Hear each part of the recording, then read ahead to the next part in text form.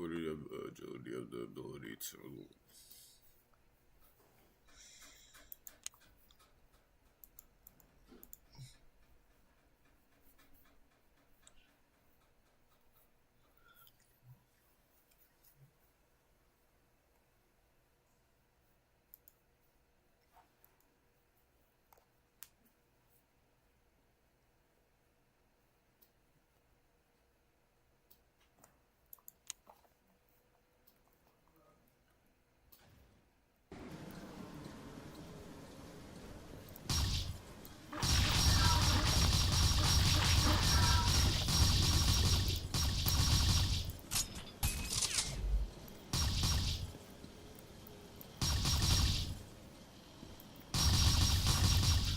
The developers really are awesome.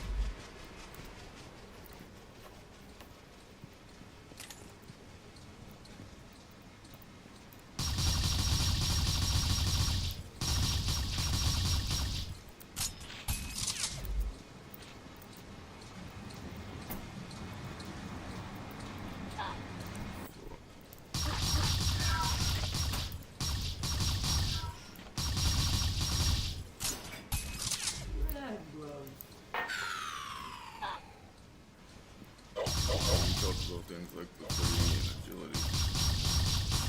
What happened?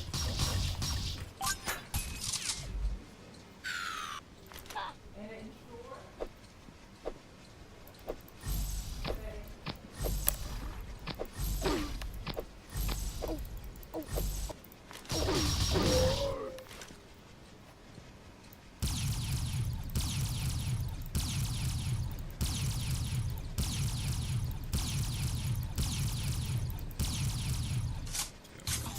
sure.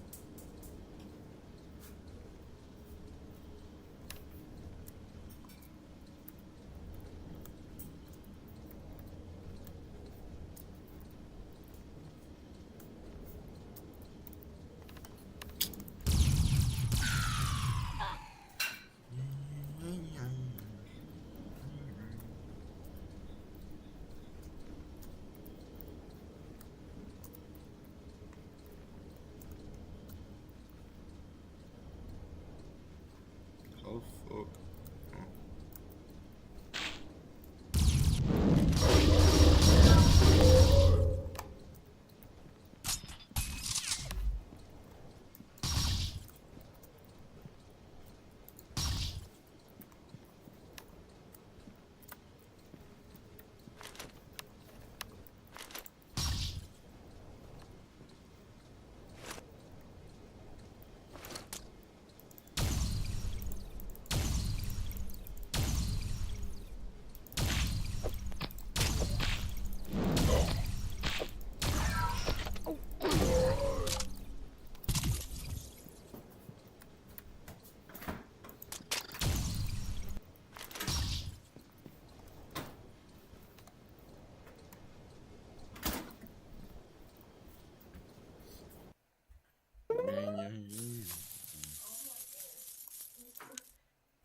You're right. What? Everything is gone. What happened to the water? How does everything run out at the same time? I don't understand this.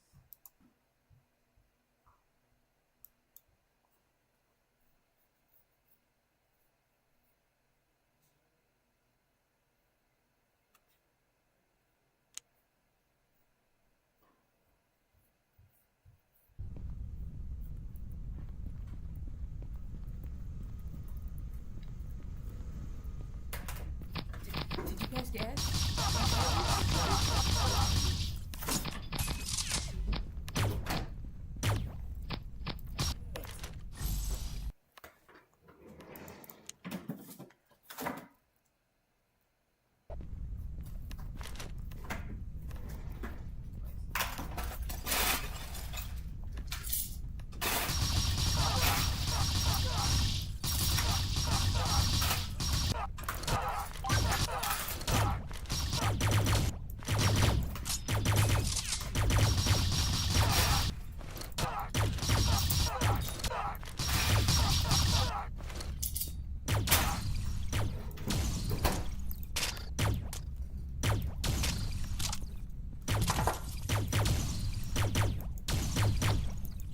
Damn, bro.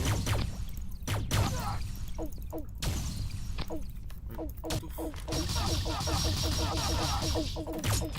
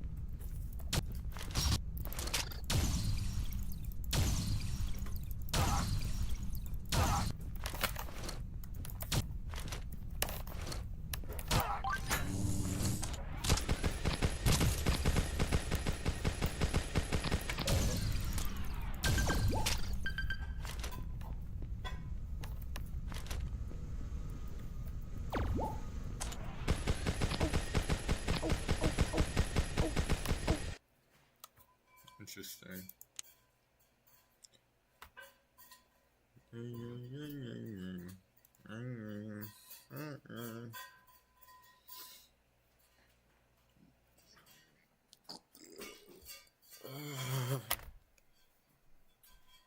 wrong with you, Ethan?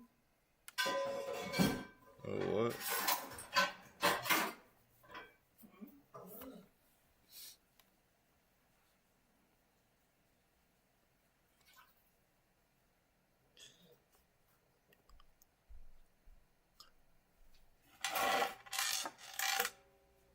Alright, just make this music real quick. What? So let me just make this music real quick. Guess that's my cue. Your cue for what?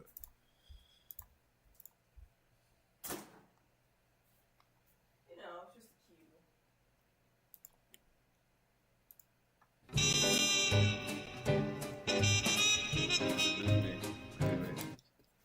Right.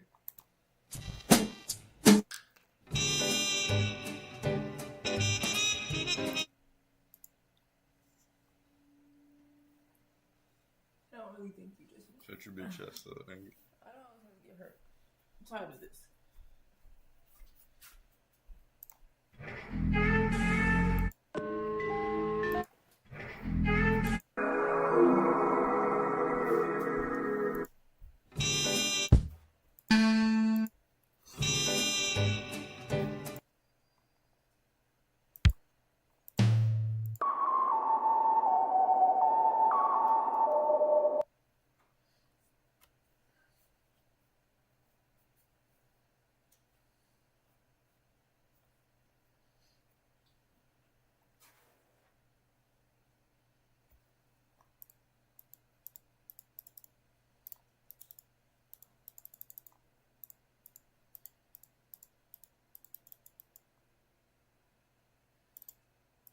What did mom call me at like?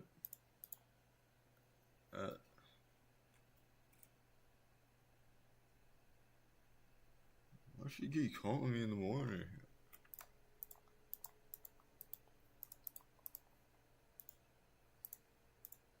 Why do you think she's calling you, Ethan? But I don't know why she keeps calling me in the morning.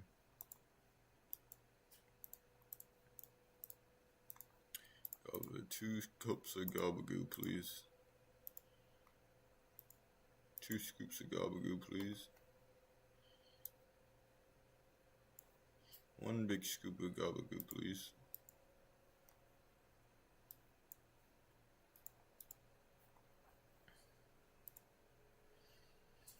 Two scoops of gabagoo, please.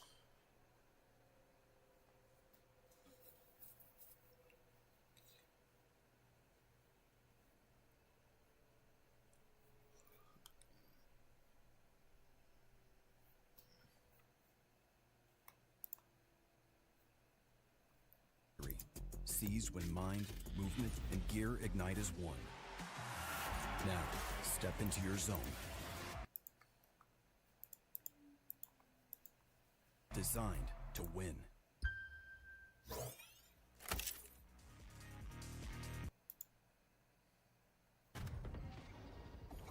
Stand through from mid here, going to leave it Alpha posted outside B. And a flip of the previous round now, 4-1 favouring A for Fnatic. Time to shine, man. The operator, right side of the map. Yeah, if he gets to an off angle maybe, but There is here another comes the hand flash in flash. this corner. We've seen it before. Oh, it didn't go Oh, far it's enough. okay. That catches, it's not deep enough, yeah. No, just But I maybe mean, just it's a- that close it's a angle. flash I for don't this. know where that would Yeah, it is. fully flash, but it's certainly not done enough to Two take him scoops of away from gabagoo, this. please. But that loses Okay, they that get through the tip of choke at 1 spear, minute. Right? It's harder now to break the deeper lines. And Boo going back in for more, and Boaster just not expecting this reposition. Great work from Miniboo, being very present. Right, well, it's going to slow down here. Hunter's Fury posted in. Again, they are grouped up here. Double tag. Can he get a kill? He Oh does. my, I thought he Burpo might get will an fall. extra there. He's so good at those. It feels like Crashes is going to get you one. And it has brought it back within maybe the realms of reality, but Nats' angle is rough to deal with. Spike getting lost here. The cross now treacherous. You're banking on Crashes to bail you up, and Alpha First bullet through the solo. wall, instinct. This is great work, and Nats the penny drops. He reads it right. Can't quite get the shot. Ashes, you got some more. This is now getting a little bit concerning. It got close. 5 to Still, 7 at the end here. Still Fnatic 7 with looking this comp better is pretty nice, numerically man. is the main thing in my mind. Liquid have to They do posted a bit of a miracle many, here. many Good, more you're not rounds. getting needed. But Liquid still looking on the money. I don't think this is over yet. We'll find out after the break. I mean, the beginning of this, the beginning of this map was insane.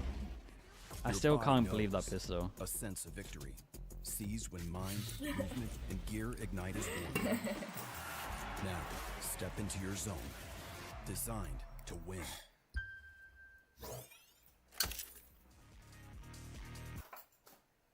The pistol is one for the You just ages. can't open It really it. I was. have no nails. Did anyone catch the timer on the pistol plant? No, but it was.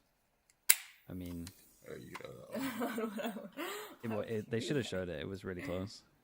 0.03. Yeah, it felt like it was something like this. Pretty just like What's up, Yumpy? How we doing? What did I have today? I had some nongshim noodles with chicken and edamame beans. Is that how you say it? That's me. It's pretty banging. Where? It was 0.02 with the plant. Popping up. I don't see it, bad. Chobra, yeah. Courtesy of Chobra. You look like a crack addict. Every time noodles. I'm on the noodle hype, man. Right there. Every time noodles. I'm on the noodle hype, man. Cocaine. Huh? Probably. What happens? I've watched too much nongshim. Otego, thanks so much for the prime. I appreciate the 15 months. Probably be do that. Why are we asking questions? Your takeaways here, because Why do you think again, GE I Solo most of the Euro comp works on concerns were split? that attacking Because side everyone with faces Fnatic. them. Is this enough to appease kind of some of that mentality, Basically. or are you still not quite there yet? I mean, you can certainly see the adjustment here from the previous performance. Huge positive, obviously, to take away. In scoreline, still very close to contested though. Which so ones? I got no excited idea, to man. see what Yeah, I they guess can you pull off could. on the attacking Don't know if that side. helps you. Miniboo, obviously now the time to shine for him, who in my eyes has again a player that we certainly had questions about considering the history and the previous performances, but I think probably on the brink of finding his feet in this roster. Yeah, and he was kind of saying in some of the interviews how working Yeah, under Boo helped, but also now he's with Nats as helps well. 'cause Level Udo is three, basically which a is duelist, crazy, that's right, actually to a consider thing. the change of IGL and actually feeling now as if he has Okay, the must win freedom pistol. to make decisions himself, get aggressive, and be a bit more assertive. And I want to see Double how sheriff. that translates into game as well. Do we see that now in effect? He Global. did fine on that first half. I don't think he's lit our world on fire. But on the attacking side, that is where your attention really will be focused towards him. Well, However, of course, speaking of aggression, Fnatic taking space, and Kayak's going deep on this, trying to catch info. Just catching a jump back, I think, from Wayne there. Yeah, but does Wayne have the confidence to take any of this back? Especially since it's meant to be a B split with him going in main. And then I imagine he's meant to flash off the This contact. is a lovely bit of utility from Kayak. Set up just to succeed. Purpo does send them back Big to at least a shutdown on little middle. bit Double of worry, pistol. but Wayne's got a lot of work to do if they want this to be competitive. Who's that? Positioning here. Get a fair shake towards Crashies at least. Let's see if he does. No, he absolutely does not. Crashies sitting deep there. Looked like the penny 2-0 on the had dropped, that pistols. consideration coming in. They didn't get a plant. They all too can't really direct and all force. too simple, But it looked like. It looked I like believe they need Fnatic were to. about to try and crunch mid ahead of Liquid, You kind of just win showing there. presence. So another round that's very, Even very though- reassuring. okay, in if I was a terms coach of a the team here, composure, right? even though I know that pretty much See a they plan have in to force place to here. win, Hey, where are you looking? Where are you looking? Look at me! I wouldn't want them to force because then they got no belief in our buy Again, no rounds. rash So decisions I actually would made just here want in them the to pistol. eco this. But I think they need to. I think it's like a must win. We did have a little It's gonna be so hard to play bit of against this. concern in the round two on that first half. Purchase Or consistently almost shit, like, mirroring that for he's a Fnatic. terrible player. Very simple. Wayne's Oh wait, Right. He's He's had a TP'd terrible into time. the. Not the way you wanted to get into that smoke. Yeah, I mean it's a little unlucky. Got himself an They mollied upgrade, just as he. But Sight's got TP'd. a lot of players on it, and there's only really a couple of classics. These shock darts are going to sting here. Get the plant though, they've done well at that. This is good so far. They are ticking the boxes of the to-do list in a round you're not expected to win. So by that standard, So no all shot. right, Keep an eye on Oh. Alpha. all right. Maybe just Oh. hold on. Oh, Camo's Bandit. still alive, and Camo's gonna That's And RT. it. We're in a 1v2. This Boaster! Apparently this Astra is v it. Astra This might is want the to push one. him. Does he have star? But Who's Nats saying on the other anything? side. The Two minds bullets. behind the team. One bullet. No way, Last bro. bullet. That's insane. All right. Last Give the bullet. man a sheriff. He's up. He's looking, already up. looking like someone That's else it. in the clutch here. What the hell? The Red Bull clutch. Come on, no man. Give him less. his round. Another sigh of relief in a round 2 here, but Boaster, yeah. I was so Really worried when nice I saw shots. 2 left as well. Nats could, I'm sorry, bro. if Nats could bait Who out the fuck is that one of fat those shit shots. next to him? Yeah, if they hear that. You shouldn't be surprised yourself when you're doing it, though. No. You know, come on. Where's the faith? Our humble king. Taj. He stayed on the sheriff. I don't blame him now. I was questioning it in the first half. Yeah, don't buy guns. Stick to the sheriff. It looks damn good. Apparently so. Just a pure one. Interesting to see the Fnatic just keep their wall the same, just every single out round on so buy, far. I'm however. pretty sure they've used the same wall. Taking a I look at don't the think they bonus. changed that Actually not once, bad, unless I missed it, considering, both have got including the 4 other buys. game. So they should know the whole time that Dig the out wall's those here, players. yeah. They're So taking away the B wall, which default's is gonna have to pretty be a solid. thing. There's the mid catch though. Nats on patrol. Managed to find Kayak, and they can now be. Yeah, eyes on Boaster. Thanks. Still can't believe it's spike. TG still thinking about the Haven rounds. Holy bro, Hey. that map was so funny, man. Liquid need effectively another kill here to figure out what the setup looks like for Fnatic. And it's nearly connecting for Vekash, but Are they walking on B2? Yeah, they looked at the this they is looked at the icy. foot demo and just But, said, dude, I let's mean, do it's it back also to them. still Crashies, Nicely gets done the from Wayne. Diligence from Wayne. awareness. Yeah, that was Yeah, great. maybe just thinking why they pushed out, why they're that confident on it, and then still double check it on the corner. But they do drop a body for it, but they are down to 3. Most is still pretty far off too. Can be of assistance, obviously, on the Astra, but it's Alpha on the site. Gonna have to do Oh, his best. nervous for Astra's him. position 30 seconds and left. impression. He's got a lot to deal with, and he's dealing with it with sheer and utter grace. His camo clutched Did he up spot? before. He's seen it. Oh, oh! What is that?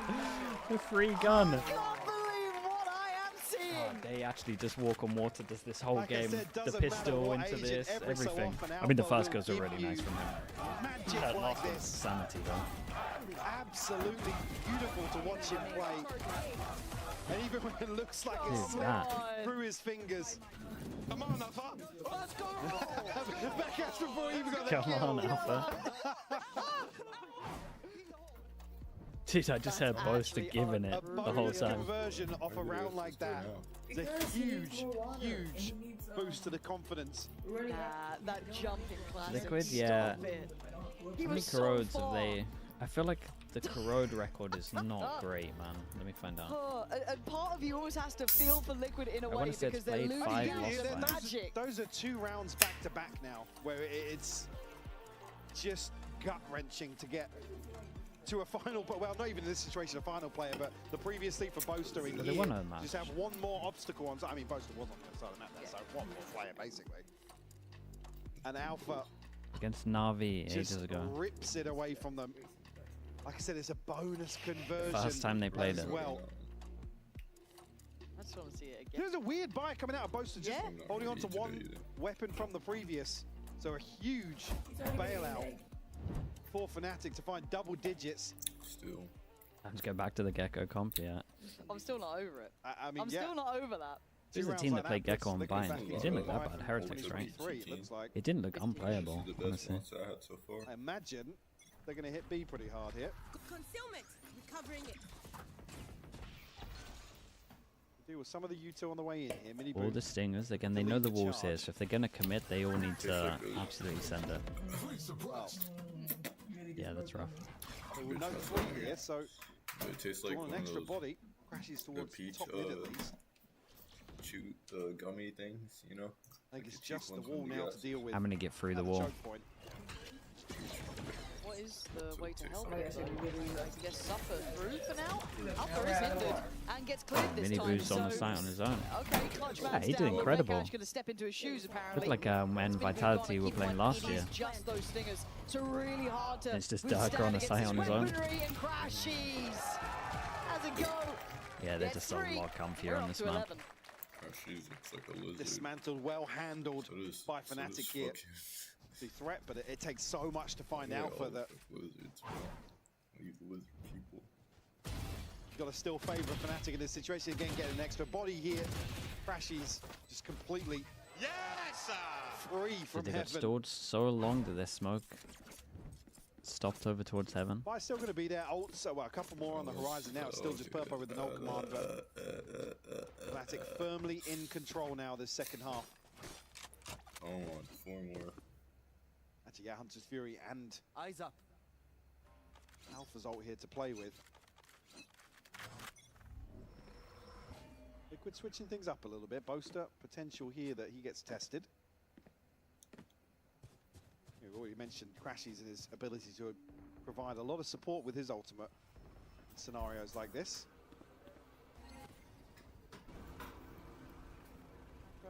Don't think we're going to see too much here, but Mini Boot steady on the steps as Kayak on the corner.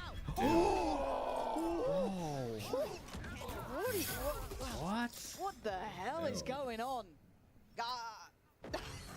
Good luck, Team Liquid. I don't know what's gotten into Fnatic, but it's just pure magic in these moments. Just things that shouldn't work do. But they've got the plant. Liquid trying to find some normality, stability. And it ain't gonna happen with Kayak still alive. It's keeping this guy's Another POV, hit, man. maybe we'll force What did I just 3 left watch? for Liquid now. And sitting very deep on this. And Paranoia still here. They've still got the fragment, but this is an awkward post plant now. I don't know how you deny it. Body block. You've got Nats as util, and that's really it. And then you've got to fight back in. Oh, they're Just so far back. face What is that check bounce off forward. of, though? I don't Let's think be you can honest. do much. Wayne's going to try. Hold on. They're giving it a go, but Fnatic! Bro, seeing the spray, Where has this team been? the spray uptake Just coming in. waiting to strike, it seems. He's certainly got themselves back on the right track this week. And certainly here to start the series, a 12-5 God, lead now. what? Liquid. No, that's so That is fast. filth. Nasty. It's too early in the day to be Again, for me, Bekaj in certain situations, shining once more for this side. Trebian. And they've obviously been practicing their French. Yes. Yeah. A notable improvement. Okay, from 7 last goes time. at it. We Correct, said correct. this That was a has defense been the comp. Duolingo It's approach, really showing it. not spawn.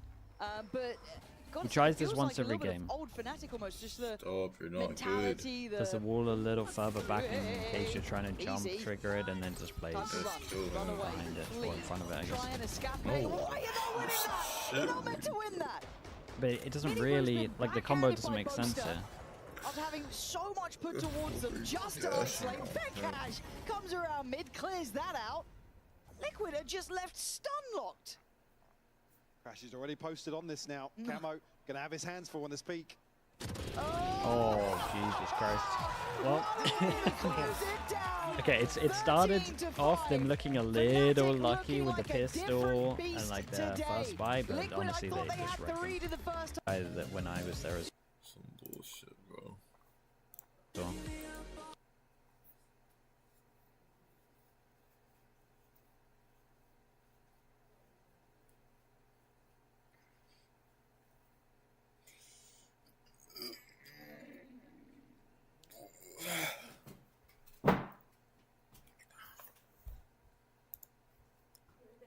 What's to bring more water? Okay. What's to drink? What's you keep track of him drinking 64 ounces of water? I need to keep track of that himself. Sometimes the cups look the same. Sometimes you can't. It's fine, but How much is 64 ounces? now how much is this? This is what? This is 17 ounces. No, I said this was what, 8-ounce glass. Just put like 4 bottles in the room next to him every day. Yeah, I told him 8 cups of this. Or just put them in like bottles and or Now he likes it in here. Though. I'm saying put the bottles in there and then just pour it in the glass. I know. I see what you're saying now.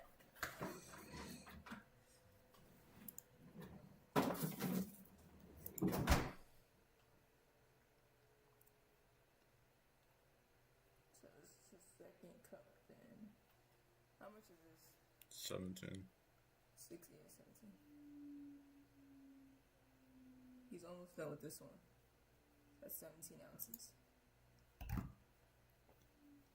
She's gonna be peeing more though. That's good. We'll clear up his pee. No, it's not fucking good because he's just gonna be pissing all over the bed. He's running this way. Piss on the bed. Gets in the chair. Now he's sitting in the chair more. No, I don't think that's gonna happen. Tell me what you think about that.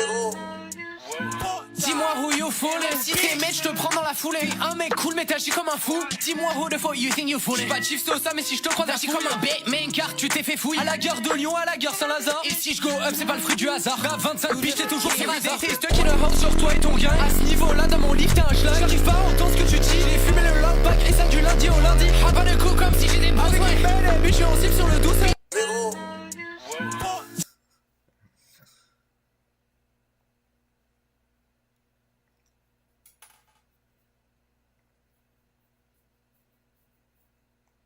Sacagawea.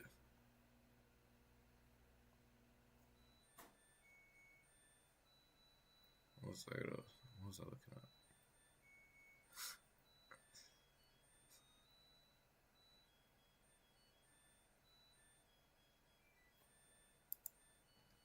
I'm gonna text the family. This is weird. The world shifts. Everyone, you become the last animal you ate. One guy swallowed a black mamba and transformed overnight into a formidable black dragon. Another ate beef noodles, turning into a mighty bull demon. As for me, I had some braised chicken rice and ended up a feeble chicken man. It wasn't long before I fell victim to that new world's merciless struggle for survival. But I got a second chance. This time I'm planning ahead. I will become the ultimate beast. An owl is definitely on the list. Why? Besides incredible night vision, its hearing is second to none. Next, the electric eel can deliver a shock over 800 volts. In my past life, one eel man was legendary, like the god of thunder descended. Next, Jake searches online for creatures with powerful traits. Ants immediately catch his eye. Tiny as they are, they can lift 400 times their own weight. If he had to choose one, it would be the bullet ant. Bullet ants are in a class of their own, ranked among the world's most venomous creatures. They have both power and speed, but their defense is a weak point. A minor injury.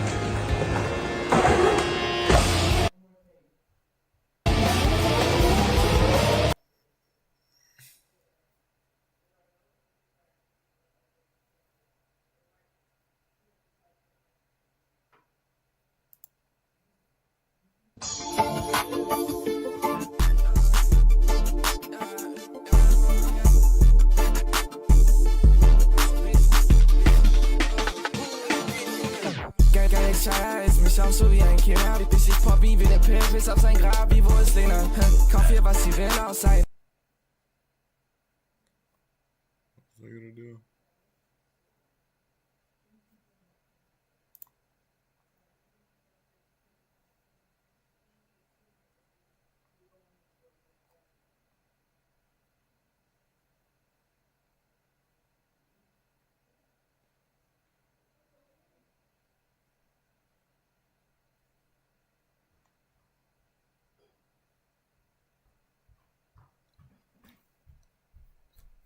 Kim Jong-ji. Kim Jong-ji.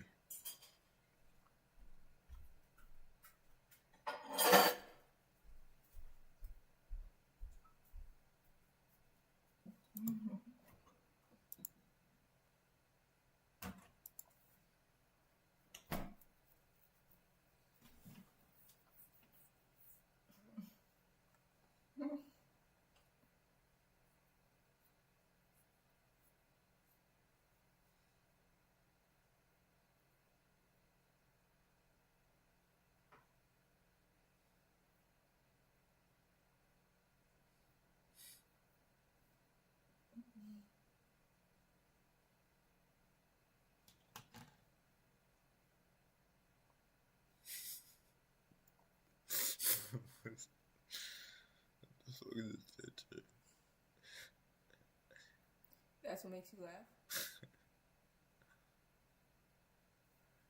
Yeah, I guess you're right. Why don't always have to be heard? I never heard. Drinker wants to. I pay good money for that. I feel like a monster. Alright, come on. We have to go to get gloves. Actually, I could just go by myself. No, wait. Then we need water. Okay, can we just take a lap around the house to see what we need? Because I don't want to leave tomorrow. Alright, do that. Go do an inventory check on everything. Yes, sir. Do it now. I am doing I'm gonna finish my Red Bull. Or my, feel like a monster.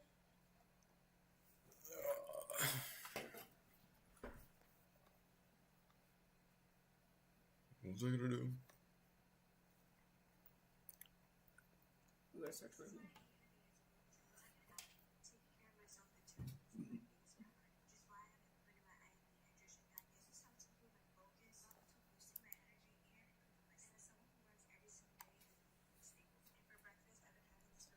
Every day. Fade and not something else. This is an open question to both. I think.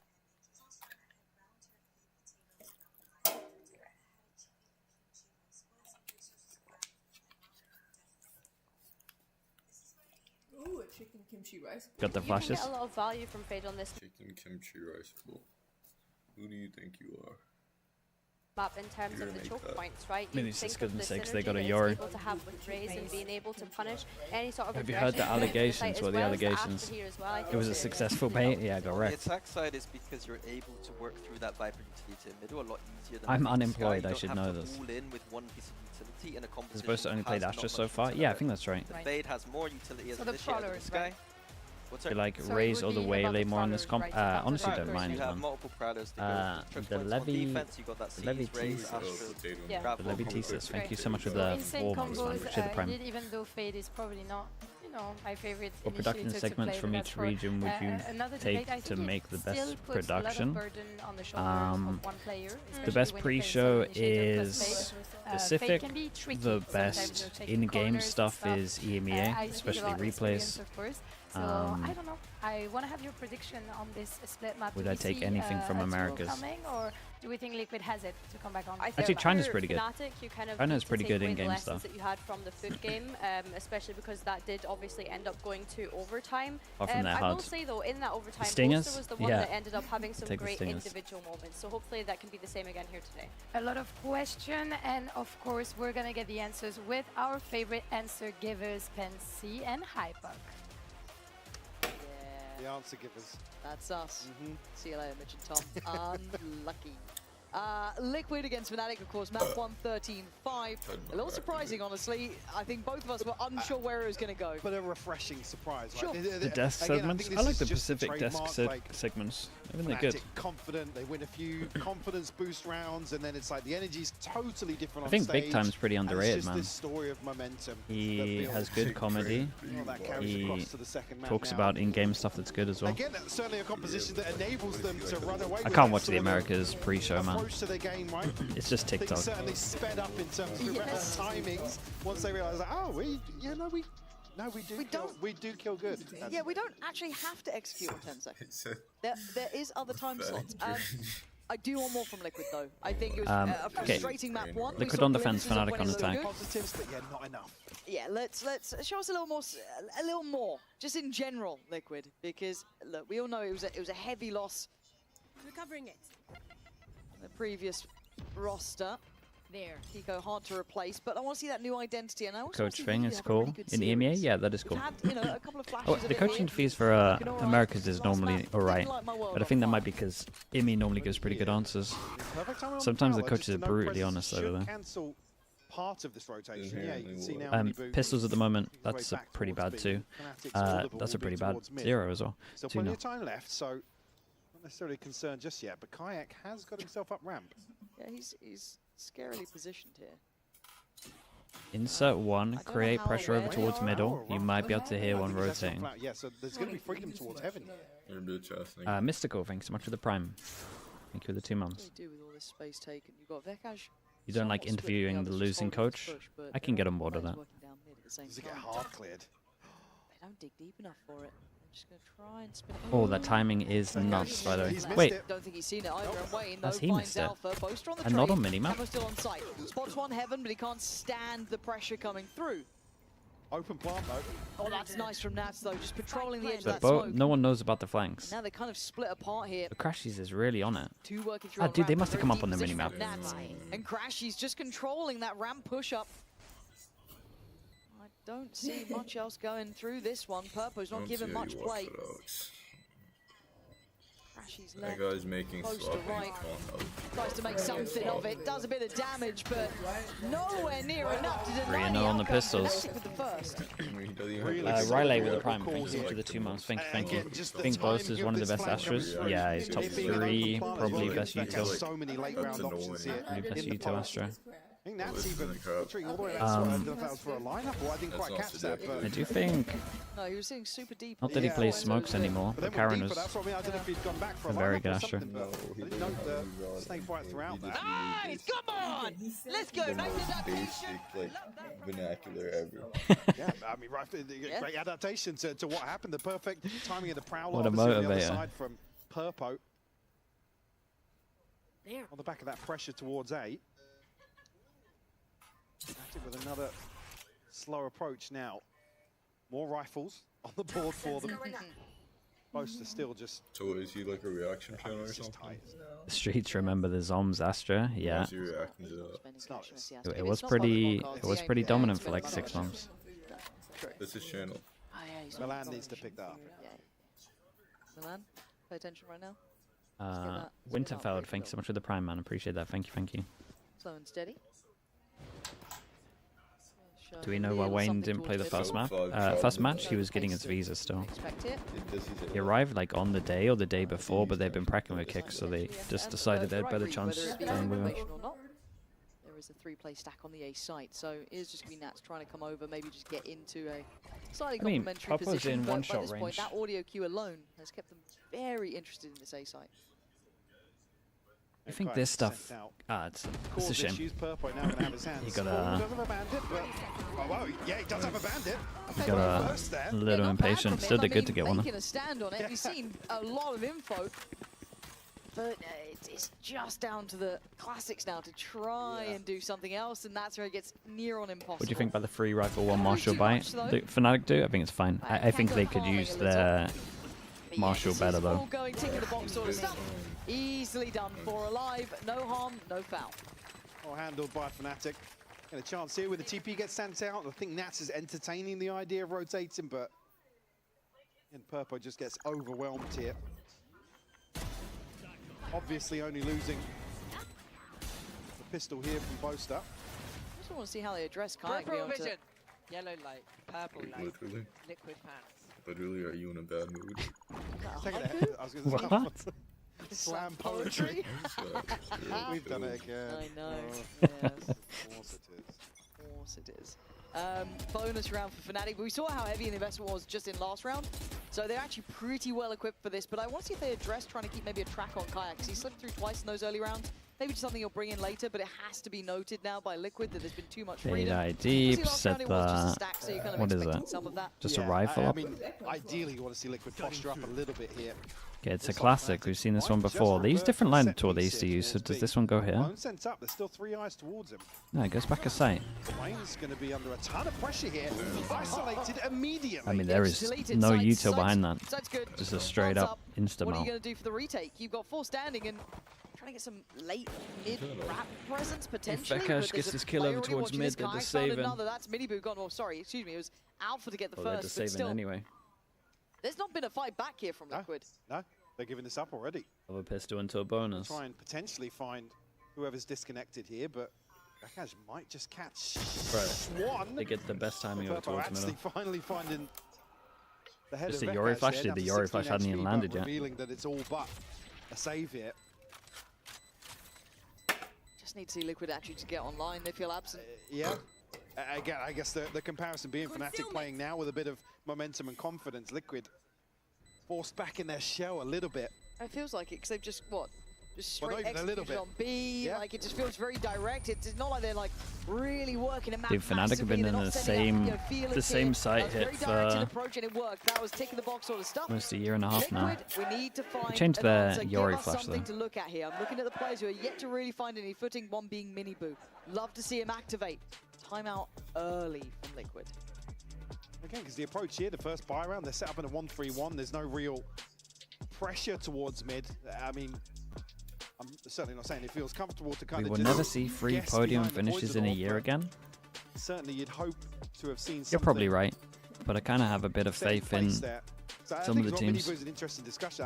I was going to come in today kind of singing his praises in terms of the performance in where 3 Liquid have podium struggled a finishes, little top bit, and I 3 think at all the still, like I said, events. finding his feet I here and think- putting some numbers I up. think Obviously, the other there's a side of couple that of teams. discussion being Wayne as NRG, well. PaperX have a good chance. Again, we certainly But had I do agree that questions if people the weren't meta aware changes of the and the performance map pool previously. changes I that think had a few it probably rounds shouldn't to happen. be quite proud of, but again, you have 2 factors here where we're talking about players really finding their place within In the this system, roster. right? Yeah, in the system, perfect. Yeah. Again, it's hard to fill the roles that they're walking into. Oh, yeah. The fact of the matter, really, in my mind, is the fact that Kiko is such a versatile player. You had answers and options for a lot of things.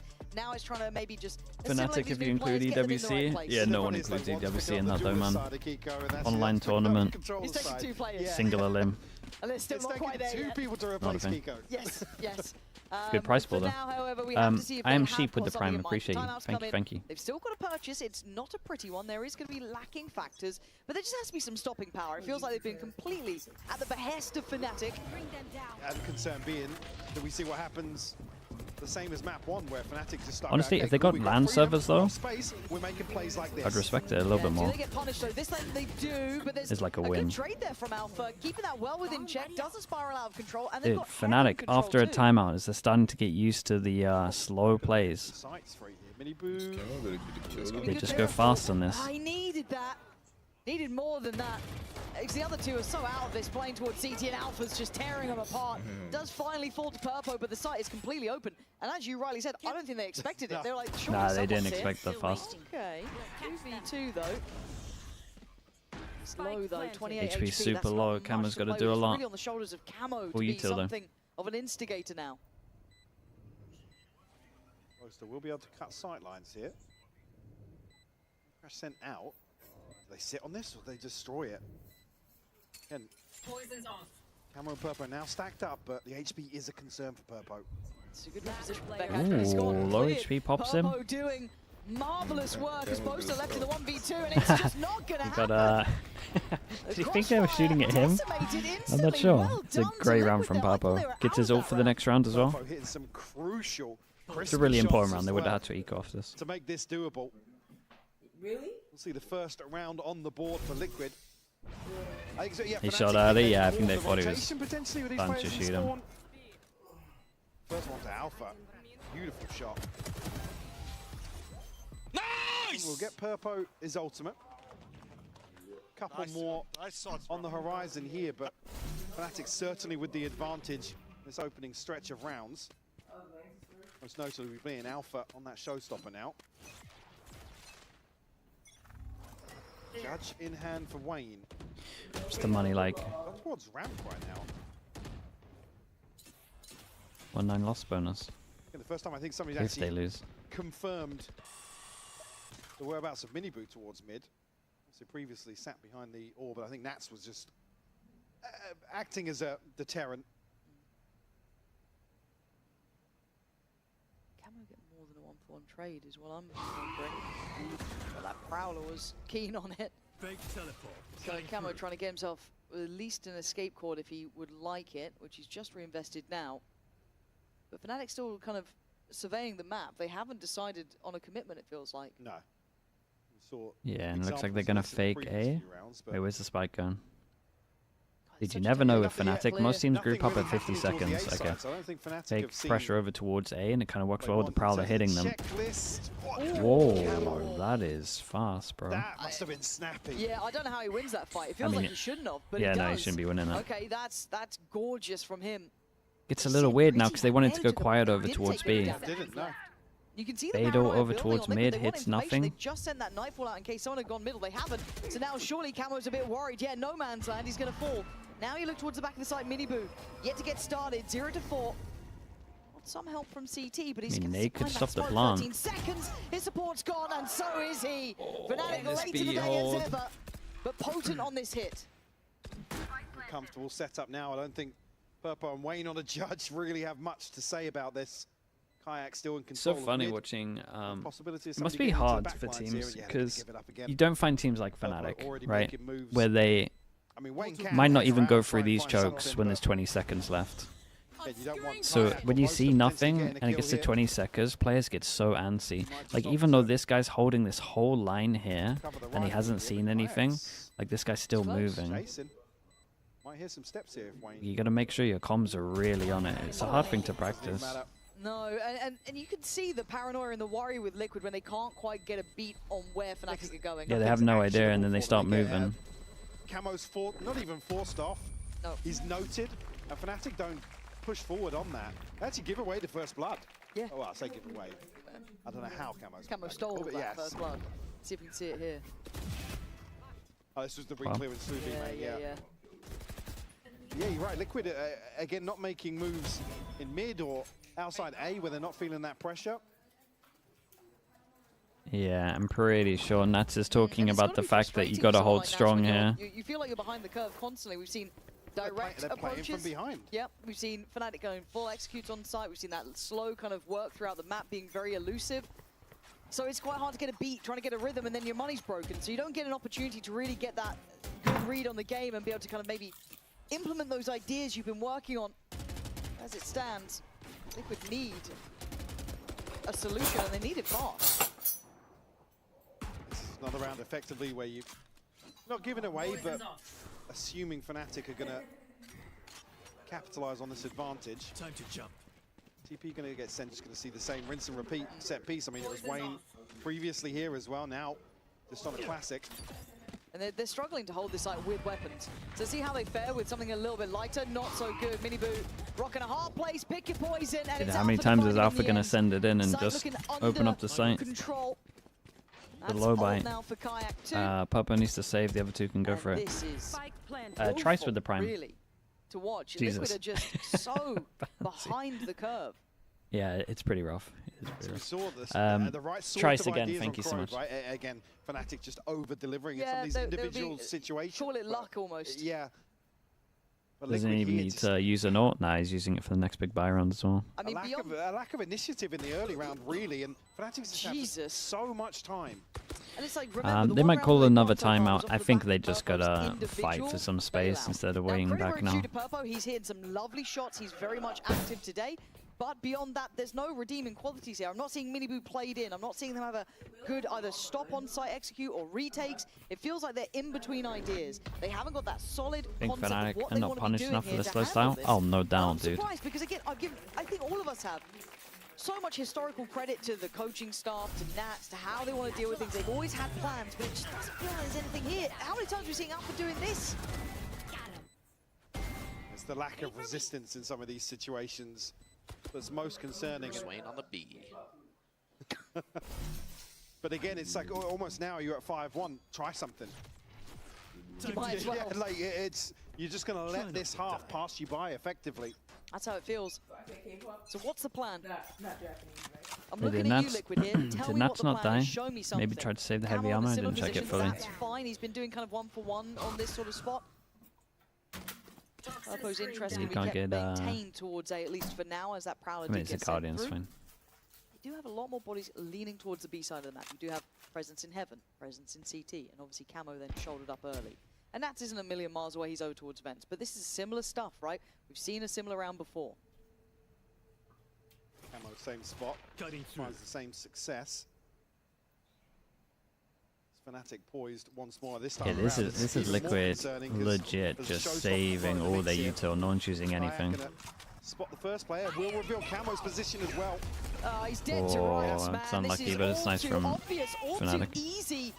And what are you meant to do Molly for over Liquid? towards Now you've got Heaven, Modern so you play, can't you've got fast the flood in. utility, but Like, you've great flooded shot. towards you. Wayne's done well to be slightly disconnected and play it back back in. That was a valiant attempt from him and Purpo. But beyond that, everyone is just down in numbers. Purpo, what Bro, a try. Alpha is just But the killing final everyone on full B stop to site. this is Fnatic having their way. And Camo's just half a second behind, cutting sightlines here. As soon as he's spotted, it feels like the round is done again. Yes. So they take casualties on the way in.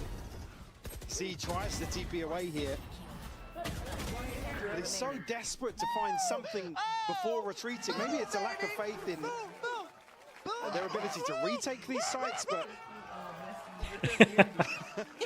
again, if that is the reason though, let's again Minibu, Sour and Seven. I'm not saying it's black and white. Send him forward. He's going to find you kills, but proactively go and try and dismantle some of these setups that Fnatic are able to just sit in comfortably. And I think comfort is the main word. It doesn't feel like we've had many disruptions. We haven't seen them trying to get, taking high risks.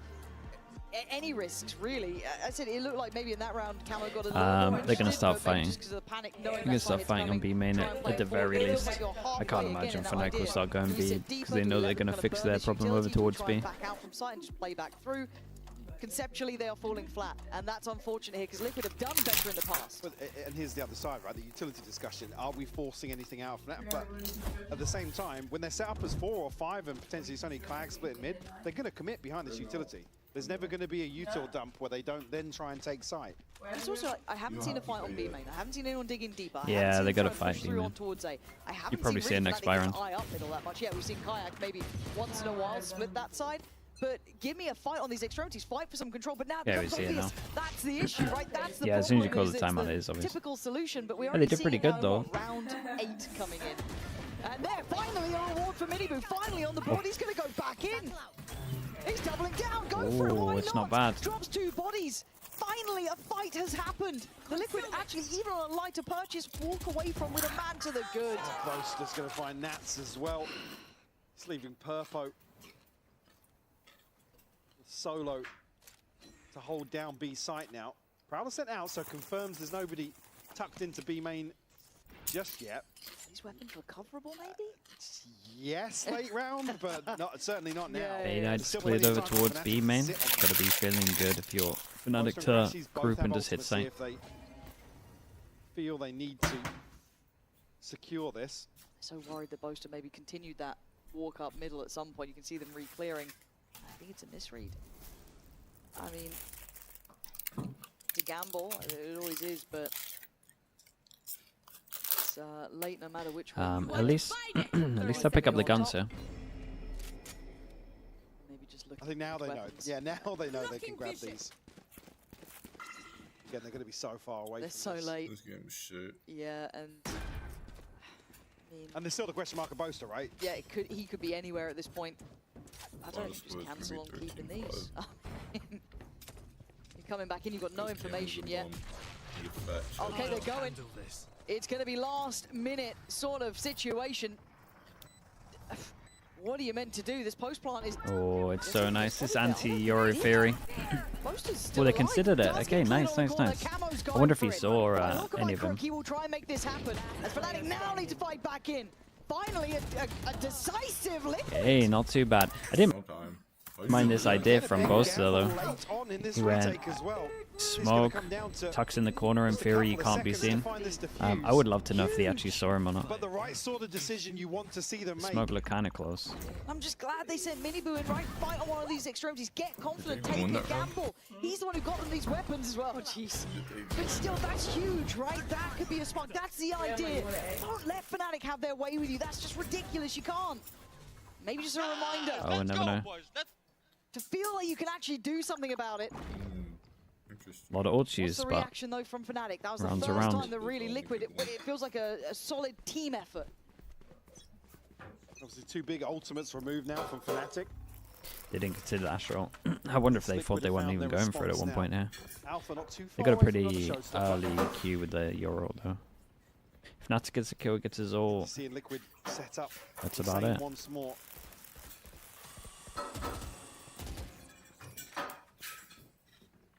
Again, nothing really pressuring any any position here for Fnatic. They can sit comfortably once more, and effectively you're going to have another 4v2 here if Fnatic decide to hit. Now, if he rotates off that Prowler, it's going to be even more concerning. But Break not at moving mid, just dodge over towards A. So they think they're a little bit towards bottom and middle. Just a straight exec, surely not. Should be ringing the alarm Fnatic bells. straight Ready, exec they're at coming your way. 55 Purpo's seconds. still gonna Damn, keep they're space mixing towards it up. Ram, but has to turn his attention. It is a main site here. It's all coming in Started through realizing main. maybe that they're saving Great some pathing util. here. Alpha probably surprised at the freedom he's been given. And now we get ready for the retake. Maybe this is Liquid's solution. If we're not going to take the fight early, we play for full retake, 5 It's a little bit weird. It's just a little bit like what I've been talking about with meta. You have to throw this stuff in. If you're going double duelist as well, you have to descend it sometimes. Still stay in that fight. Here comes the kind of pressure point from Minibu, but they're losing high numbers. Nats found isolated. Wayne and Minibu, what can you do? Nothing. It's a very nice call, man. It's a very nice call. Far too comfortable, Mike. I feel like a broken record. Yeah, it's again. It's because they're saving so much util as well, so it's just easy entries. Going to be in an awkward position in terms of the finances. There's a good timing on the Prowler, so they knew the site would be slightly weak. Risks in the early round. I mean, Nat's sitting on a pit now, but Kayak just looking clean. Come on, boys. Also, that was pacey from Fnatic too. And I do think that has always been like the thing in my mind that I maybe look forward to is if we get to see Fnatic toying with the ability to play fast and slow, right? And we kind of never got to see it at their strongest points. We saw that mostly They honestly take a bit of a hit with the guns, but obviously Viper, one of the Spectres is in it. Very hard to pin down then round by round. But beyond that, does this deny anything? Does this keep anything in check? Obviously the pit will enable a heavier lean towards mid or A. Still Purpo and Wayne tasked with holding down that site. This is a crucial kill here, Camo. A little bit of an exploration, we'll find Boaster. That's sick, though. Scam. I don't know if they've seen the Alpha was there too. That's the first time we've seen 2 players exploring this, but whichever way you cut it, that's a clean man to the good. Whatever. Position for Sodium. Camo as well, right place for this. Whatever See where makes it Fnatic sweet. decide That's to take the this only approach. thing that's in here. Just curious, really, with Alpha's position, if they're looking to pivot through mid here. Oh, they dodged the util again. Kayak still curious towards heaven. TP sent back across from Camo as well, so gonna be well equipped either side of the map here. Time starting to dwindle for 30 Fnatic. seconds left. 30 seconds, here we go again. They can see the site. Barriers just This is kind of interesting. They Prowler at the same time as the TP to see if anyone is like near the TP to work out if they can take it or not. Gonna get towards site, but he's now in a lot of trouble. 14 seconds. But we know how this goes. Apparently the coin flip always Dude, falls someone in help this favour guy of out on Fnatic. site, This is surely. 8 seconds. You really just stick heaven like And they this. haven't cleared back site. Plant now, another go at things. He needs help on this. He can't do it alone. He's got it down, but he dies for it. Trades there. Purple still on the side. Camo comes into effect. Alpha, last man alive, and he is still in heaven. One kill and They showstopper. still lose the round because Get Alpha it. kills not needed to do. Still got Boombot, still got bits to work with, but Nats is close. And that Yeah, very, very is nice. slam dunk. There Felt a we little go. weird watching Too late in the Fnatic. day, not enough They're information very to clear calm that to just let him backside, go. and That's some well cool done stuff with the Liquid Prowlers, to keep but control of that space. I mean, a miracle that Kayak even gets yeah, this. I mean they far. honestly could have just won it with an Astra suck as Put well. them in a But position to reset here in heaven. A couple of crucial kills coming through. I think it was Minibu in there. The chaos there. Oh, Camo actually finding 3, sorry. That's what I'm saying. Really the one with the final kill here and Nats to clean up. Ultimates heavily favouring Fnatic here though. Alpha, Kayak and Vekaj. So we might even see a pacier hit here. yeah, I mean ever since the timeout as well, when they're talking about over towards B, they now just start spamming A. Try and pave the way here. Last time it worked quite well. We've seen a lot of information that should allow for at least an additional body to come over and try Well, and that's a help. free site. Max cleared site this They time. got 2 ults out of him though. Is in the hands of Crashy, so you have to scale through now. It is. Purpose fade on, needs Almost to a wait for his retake team. was considered for avoiding that seize, but still they get security from the smokes. Keep an eye on bosses around the world. Larking into B right now.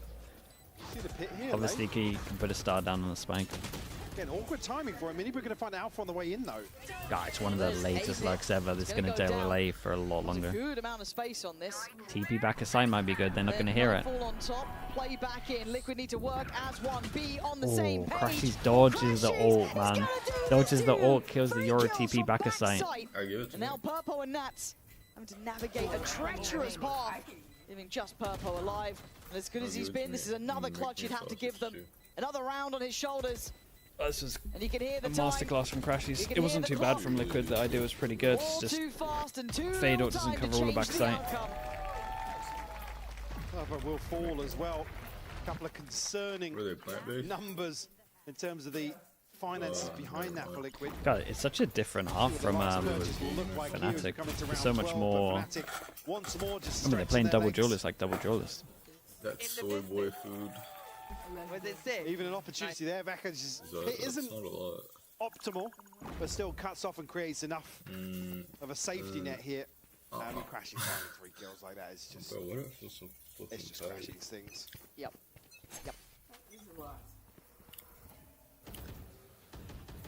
Still got his ult to work with as well.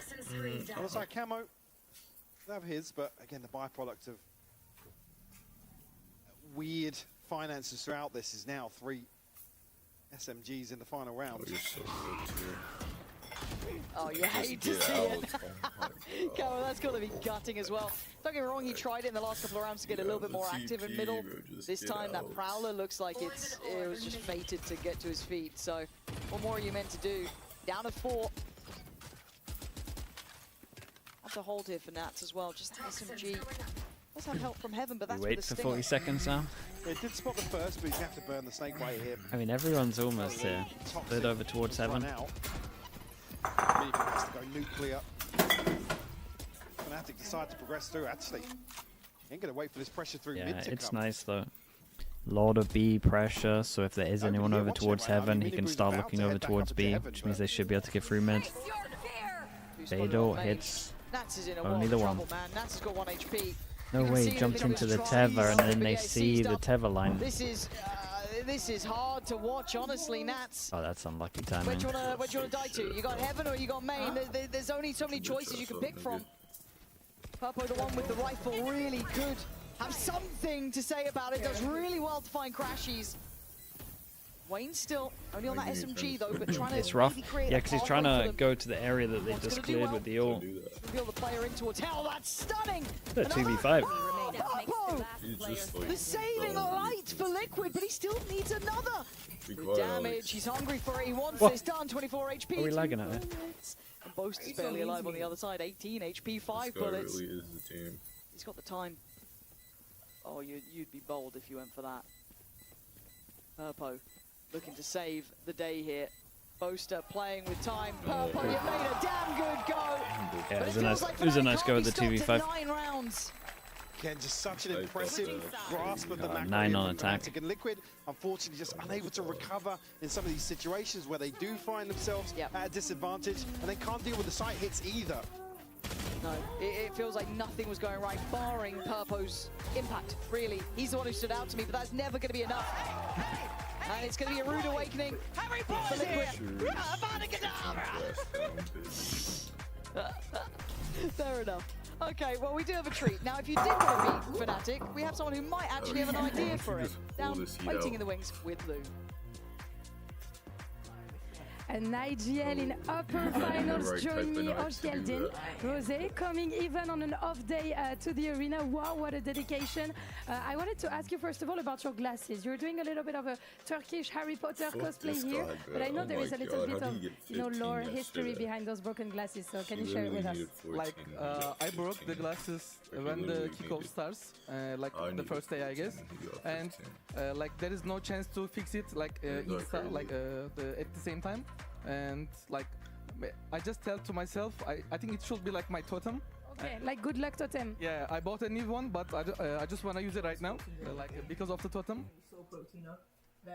Yeah, that's why I use it like this. Until the end of tournament, you keep them broken. Okay, I see that, and it worked. And you've beaten Fnatic last week in quite a fashion, but now they're looking pretty terrifying. So maybe you've woken something in them, you know, by beating them. So I want to know, why do you think they're still a good team? I think like their game style and gameplay is like with the discipline. That's why I guess. they're not playing like on the fly. That's the main thing for them, I guess. Alright, And yeah. they're just doing their like the strats and the basic that's game plan true. is like perfect right now, and that's why I guess. Right, and your ex-teammate Comeback real quick is going to be playing the next game, so I want to know if you're going to stay and if you're going to support him. No, it's I'll fine. stay. I will watch the game with my team, I guess, but I'm not sure about gonna support. I think we're gonna see who is the better today, like Giantix or Heretics. Yeah, Good chance. we're gonna. May the best win, right? Thank you so much, Teşekkür ederim. Thank you for joining me, and let's see with Spencer and Hypoke who takes the win on split. It's terrible. Oculus Reparo. Once I make my move, you're free. No, Why not? because we no, can't do that. Wow. But interesting there. Go on. I do feel like this is the byproduct of a reality check for Fnatic, right? Let's get back again. Remember who the hell we are. Was it 3-0 on Finalists here. pistols? Rough. Like, let's get ourselves back on the right page. And I think there's been so many examples here. This is not to take away from some of the. Now sit here and Well, eat hold all that of thought for a minute. Scratch out Hunted. Well, You didn't Wow. make me for Well. yourself. just didn't make it for needs yourself. a sheriff or two, and I'm pretty sure that's the one that Boaster Very nabbed at good. one point and used. Maybe that's OP. Maybe needs it back. There's something in that. A little bit of magic. So Mini Boo's Sheriff does hit good. Yeah. Okay. Yeah. I mean, they're just going to There's expect another this. Fnatic player walking middle. Nope. This. Cool, that's a going on? long jaw. Well, Most Uh, curious. 2 down, 3 It to feels go. really weird to do that with the. Crashes now. Next Becomes on the chopping insanely block. obvious, right? Mate, why are they walking Spike down, B. everywhere on the map? Right. This is What's just occurred? just to try and get in their heads, potentially lean into the score line. Just Vekaj and Boaster left. Expecting The 1 by somebody 1. Yeah, to it's have not the slipped most the net impressive towards pistol we've A. seen. Keeps getting worse and worse. Oh. What? He looked at him on Well, now the. they know. They- they are Immediately. Yeah. Okay, that's fine. All good. How much space can they 30 guard seconds here? left. Sheriff, look, I'm just saying Boaster wants that back. Player He's standing. coming for it. Look, He saw him? I mean, he should have seen him. give it. Well, 1v3. He's already clutched one up today. The Astra believe? clone. 31 HP Mini Boot. Camo more That's the like sheriff shitter. right there. Oh, Oh, no. Oh, my God. He's got the Sheriff. Get it, get the Should sheriff. have Get the forked. No, don't forget it. No! It was the Elder Wand. You could have had it. Nah, I need to get Harry Potter out of my head. This is foul. All right, 1v2. It's foul. I don't see a world where he's going to get more than this. No, not even going to get half. And Liquid. enemy Oh my remaining. God, Liquid. Welcome. Thank you, Liquid. There we go. Back in the game. Dude, I would love to see what happened over towards B. If you had that sheriff, mate, If- all I'm saying, Over towards B? He'd have Over picked it towards up. A. he picked it up. No, I'm getting the sides confused. Would be having a very different discussion right now. See, look at that thing. Reload. I mean, there is a scenario there where Alpha actually Yeah, I gets know. both of those kills.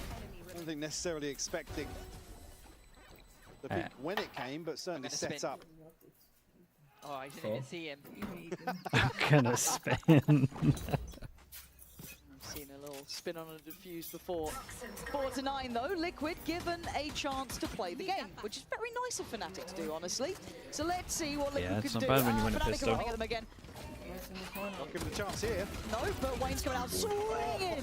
That's Gets, good for the confidence too, Astra man. You all in gotta one. Get back in this game. Do boy. Could be kicking Yeah, yourselves. snowball potential.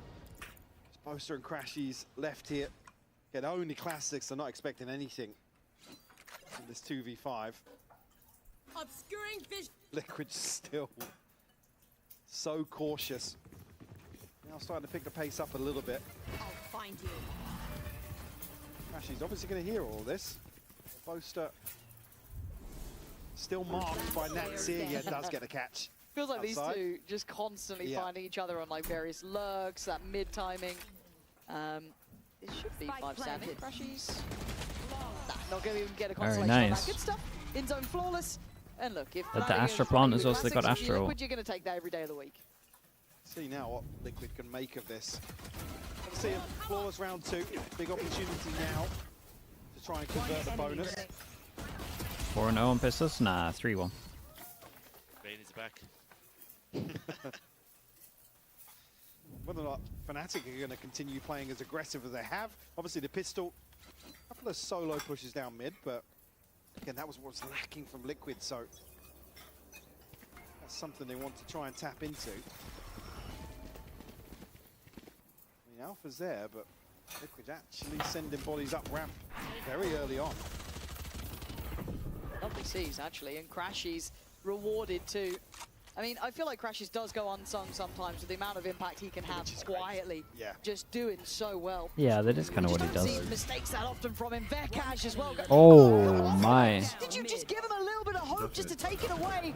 Wayne, the one who got 3 last round, needs to keep going on that sort of pathing because he got 4 more to find, and Well, Crashies shuts maybe down get the Astro this chapter. round. 10 for Fnatic.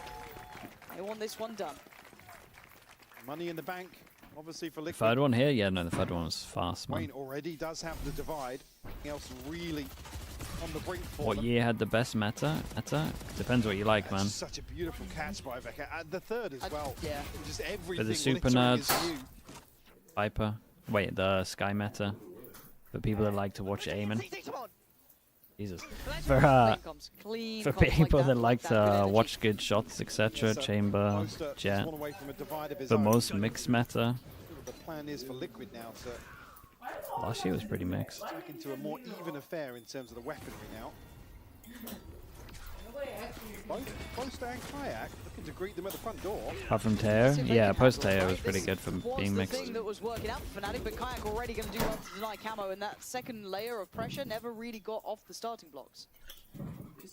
Still, the other side of the smoke. What was the worst meta? Yeah, Teo meta.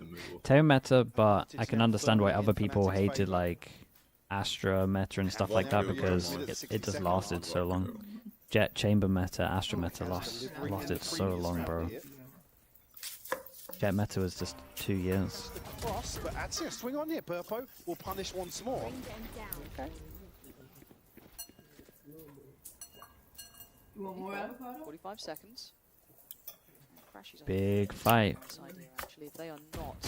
That timing is That's a little unfortunate. Second timing either side, is it so could have been different, unlucky. but that's the way the cookie crumbles, and Let Wayne will Nuts take that play. every day. Kayak is on site, and so is Let Alpha. Nuts play. Scary duo to try and get past. Great heads got up two work from deaths Nats. before they let Nuts Trying to play. create some pathway in here. Spike back in the hands of Mini Boo. I mean, they had to create pressure, Still on but site though, Boaster a little bit further away.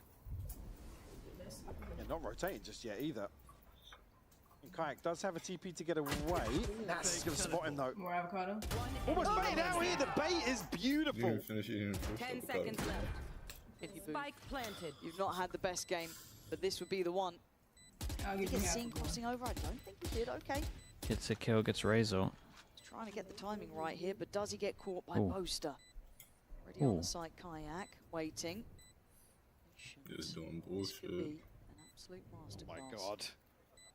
God, Oh my crowd's God. doing good at not giving this one away. He's gonna start- Is that good? You get an unfollow. You want more avocado? You want the rest of it? No. Certainly in a position to shut this down before it even gets to. Actually, let me get it. No! Let's go! And pass me the soul. We're starting to put some numbers up here. Got the actual 4 jump rounds scare. now. That's sick. for Liquid to tie things up. Well, someone said about the Bucky meta. What do you call that one? Summon FC. Happy to do more work for you. I don't pay you for nothing. Chat made me giggle on that. The Americans could never. When the audience, they're not giving away the round. 10 out of 10. EMEA, we love you for that. However, yeah, The YouTube stream is down? Wait, really? Oh, it died for a little How you bit? feel about Wait, it? I mean, they're about to walk into the blender potentially. Showstopper investing. Wait, might have been bad timing. Opportunity, but Miniboo will find it.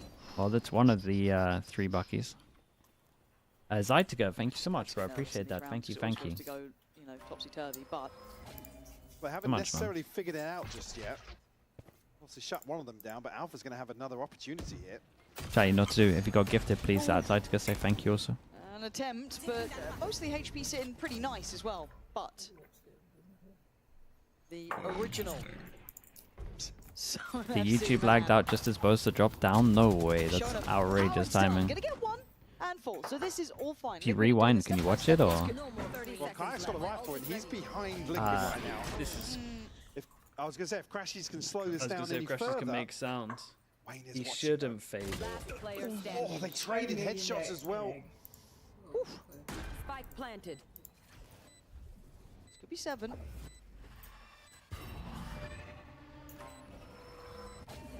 Let's try and get the timing right, but I think, yeah, the window just shutting there. Well done to Liquid, managed to navigate those rough waters. Fnatic certainly now starting to stack some of these ultimates and maybe just You can rewind and watch it. relying Okay, on then one we're all of good. these bigger rounds in terms of investment. First map TLDR. It's best if we don't talk about it, Team Bros. Still the divide for One of Wayne. those. But certainly finding their footing here in the second half. I mean, look at the clawing their way, score. clawing their way back into this. 4-1. Now only 3 left to find. 8 and 13. So they might just commit towards a sight hit now. Interesting. And Kayak's got ult. Crashes too. Go through the basil, Alex. No. Really, Vekaz making. Oh, we're going moves fast this on this direction one. as Been well. holding to Segway Soul for a couldn't little bit. push it. Watching, I think, a good Did couple late there. fade eyes really Kayak nice. Set up to isolate one. That's Minibu gone and he gets out of danger. Really good hit and run there. You can see how frantic it is on the site, but the spike is going to make the cross. That's in Purpo's hands. Plants in. Said that with a little bit of hesitation. No, That's it's just fine. like 2 on site. So divide. That's both late Segway, contact Kayak has heaven. once more, so Once they get could contact in convert this spawn, then they go advantage heaven. in the retake, but Liquid taking space away. Yeah, they are. Camo trying to get active in this post plant, which is a very dangerous game Oh, as it's Vekaz Teva. just dropped that. So now Camo really needs to get Wait, this it didn't right. hit? Double swing, he's dead. Purpo, Wayne on the site, back to the wall. Valorant now. Great shot coming in from Wayne to take away Vekaz, but can they try and come together on the site? Can they make this work? No. Crashes takes away Purpo. Closest back to vents. Oh my god, you're Body absolutely block. right. They're blocking again. Oh, they actually They're successfully so good at blocking. this stuff. Successful block. Fnatic. Ugh. Breaking Liquid's hearts. The second you think they might have a shout at it, they're in for a shot. Just gets ripped away. A Boaster plays so late on this. Wayne just teed up here to obviously succeed with an open plant, but Fnatic get basically everything right on the way in.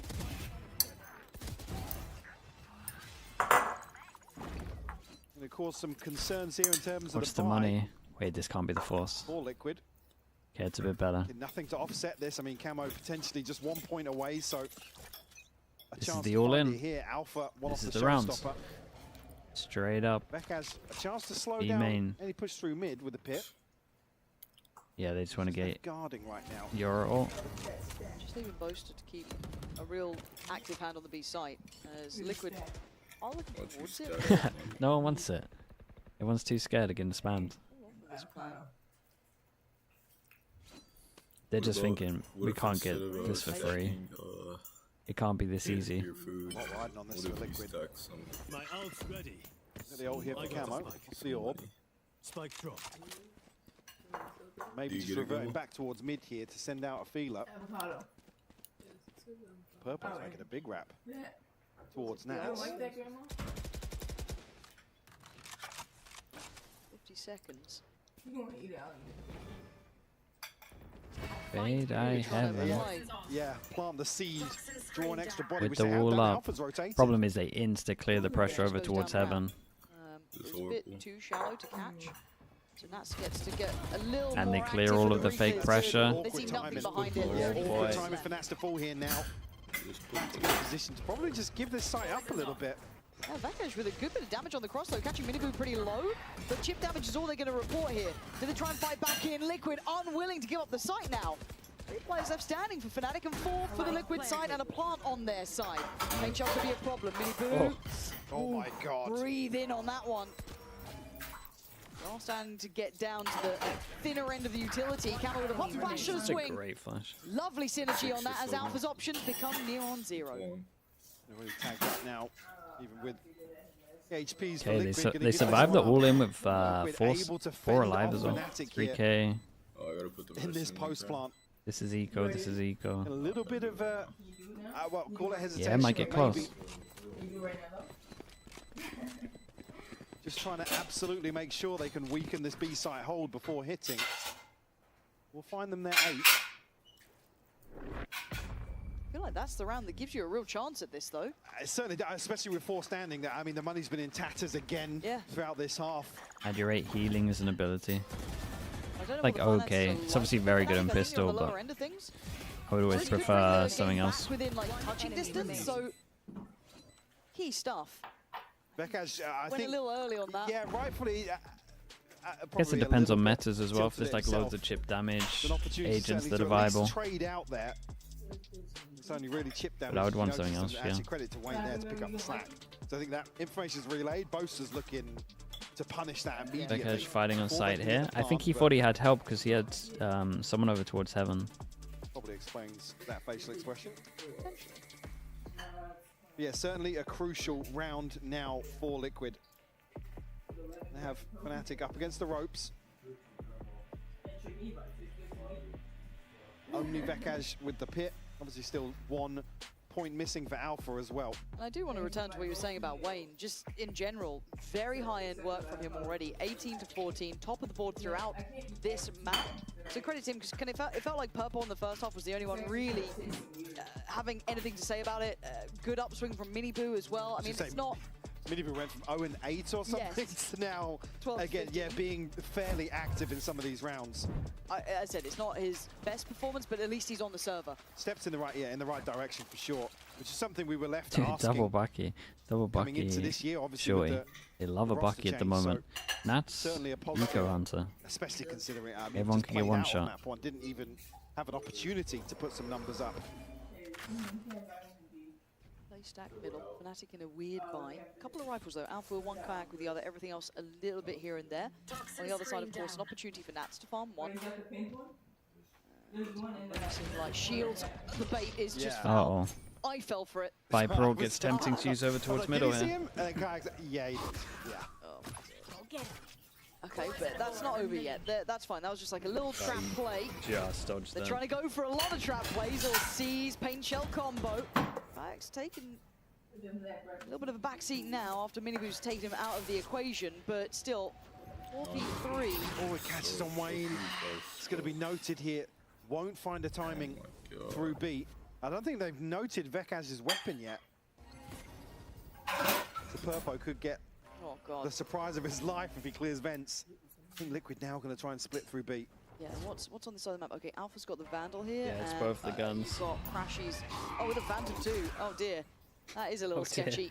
Alpha gets this Alpha's kill that's still all. unchecked on, now going to be noted, but look at the side pillar. Crashies tries to swing on it, loses. Miniboo still alive. We're going to have an enemy battle in the air.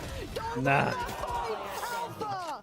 That's horrible business, and Boaster down to the 1v1. Okay, he's going to invest the ult on it. Swing and he hits My Purple. confidence from Boaster to insta-swing. Liquid right now. Right down to the wire. Fnatic almost sticking Alpha there, dude, that play was sick. It took everything from Liquid. They'll get another chance to catch their breath. Yes. Fortunately tries to make moves. It's drawn out a big ultimate though. Like I said, it's taken everything to get them to this point. Bulldog for Alpha, but the buy is here for Fnatic. Showstopper and a pit still to work with. Invested towards mid. Okay, this is the big rounds. Maybe quell All some in of the for Fnatic or last few rounds in match terms of the Liquid. importance of the round. Making inroads here. Haven't necessarily staked their claim just yet. It's quite interesting. This is probably one of the quieter games I've seen as of late from Nats. Kill-wise, right? The guy is an incredible in-game leader. He's got his hands full. Correct. Yeah. Correct. And it's such a night and day difference. You see some of the more recent series with Liquid. He's been pretty instrumental with just like the numbers on the board. Here, it feels like you can see, I mean, you can see him talking through the vast majority of the start of this round. He is very much in IGL mode for a good reason. Wayne noted on the Prowler, but not the end of the world. Still about 50 seconds. Boombot went to clear over towards A, doesn't clear heaven. Find you. Oh, this is what they tried on the pistol bonus round.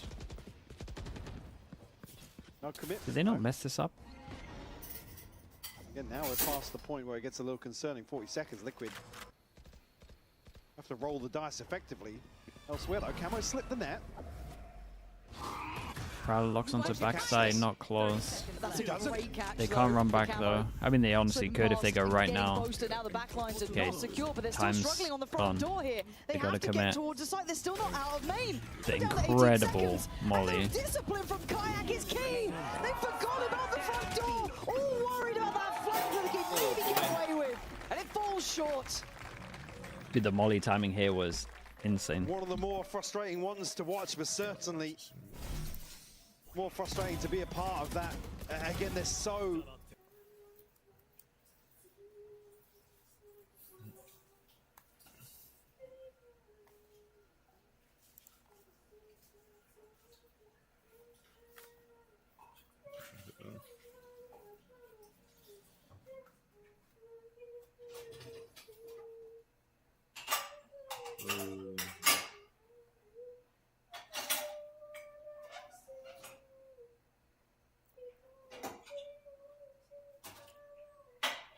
Can you be quiet?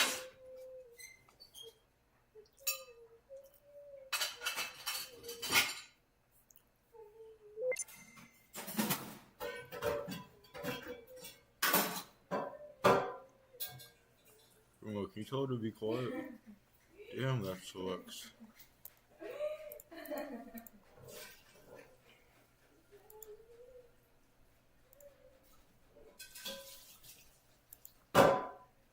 What are we gonna do? Oh.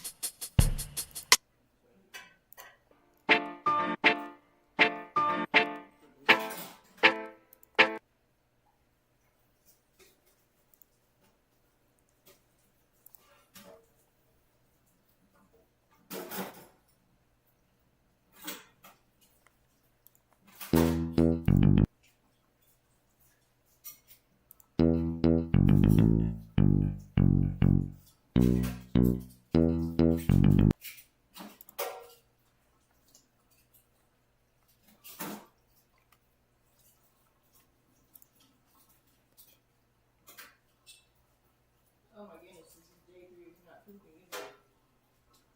How does it just happen so fast?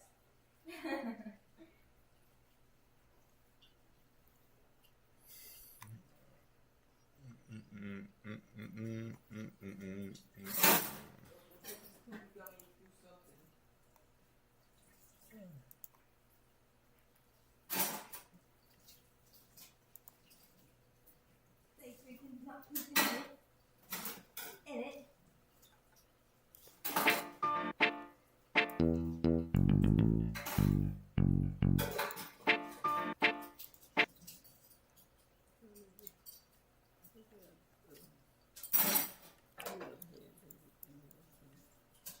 Oh god.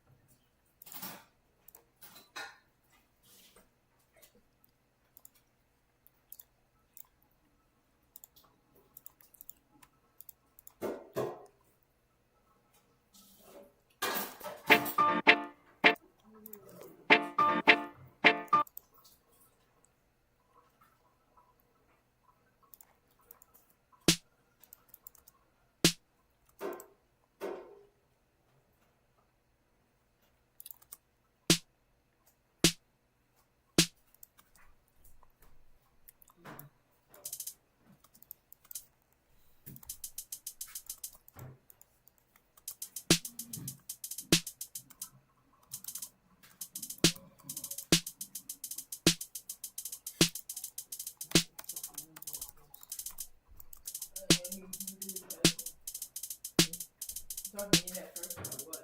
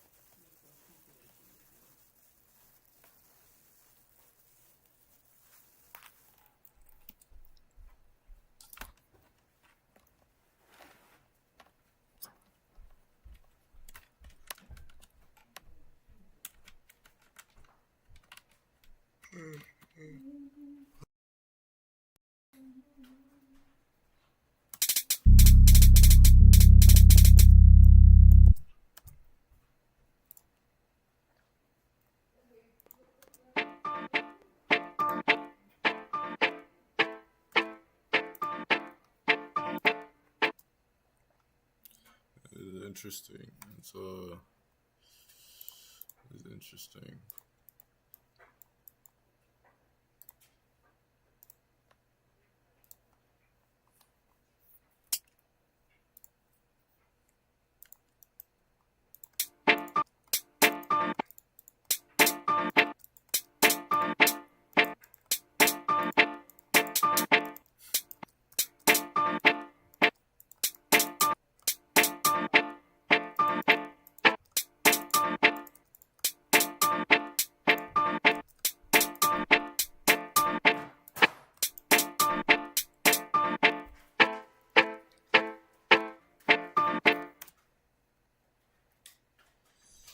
Zoom out.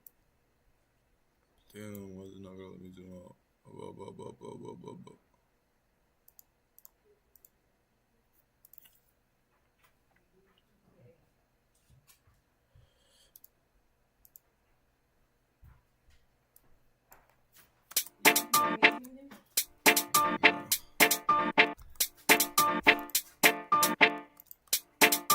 Agent Ethan.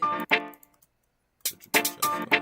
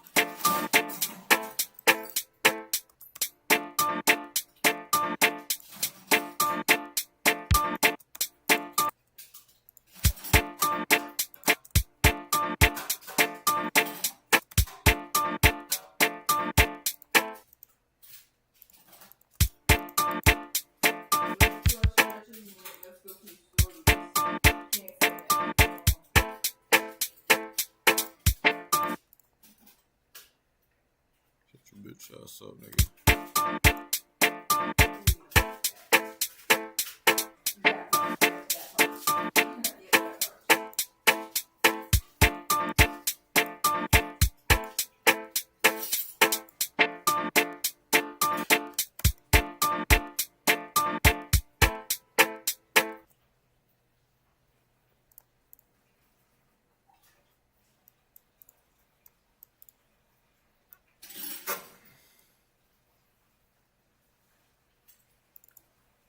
Mm, 6 bars. Yummers. Yummers.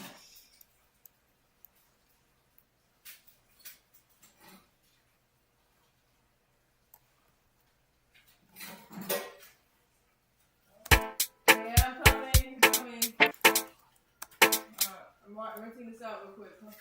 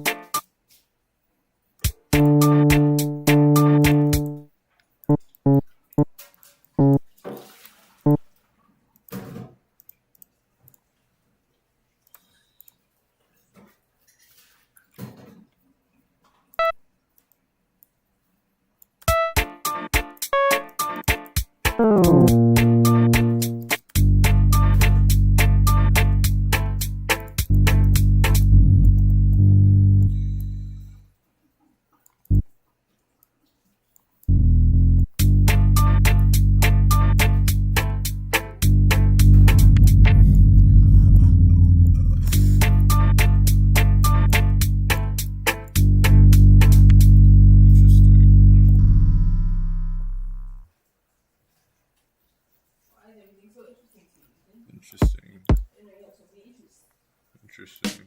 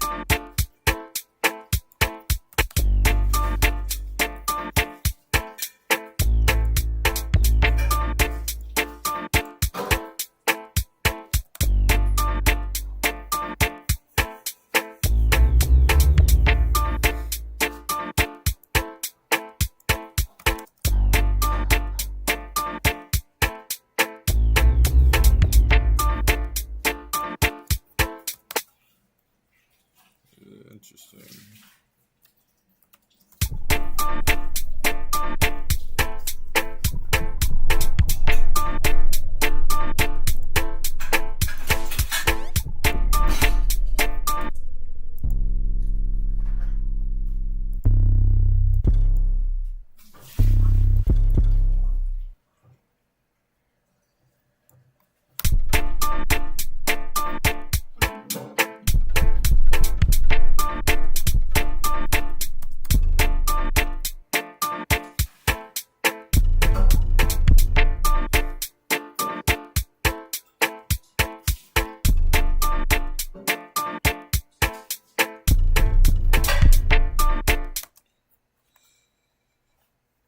You're not even ready for this one.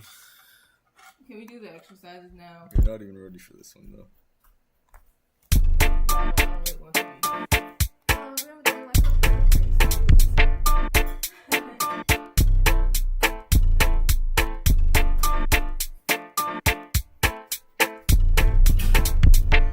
What's that one that shortens the time?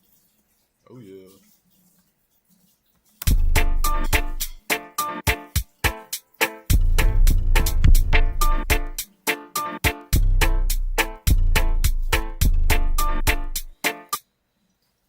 You're not even ready for this one, Alex.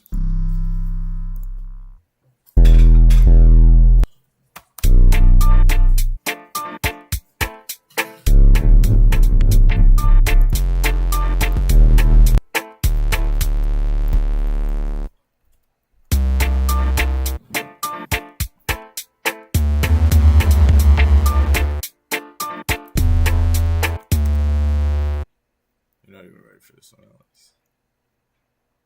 What?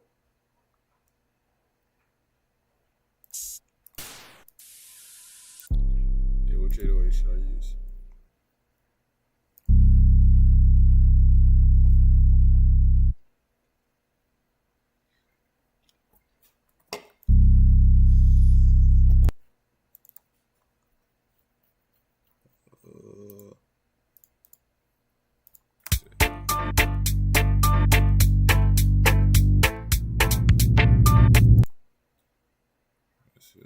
See the time. Let's see.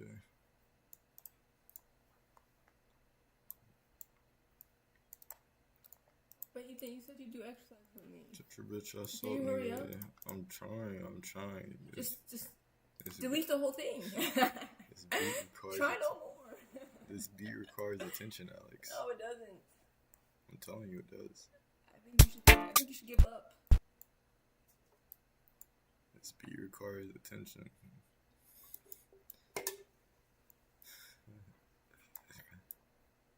Oh, there it is. Oh yeah. We're gonna have to clean this kitchen tonight. And I'm gonna mop the floors again. Okay.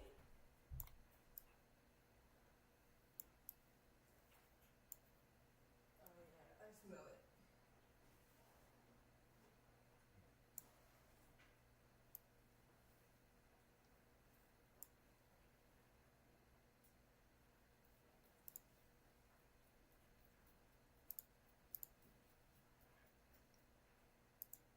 Damn it.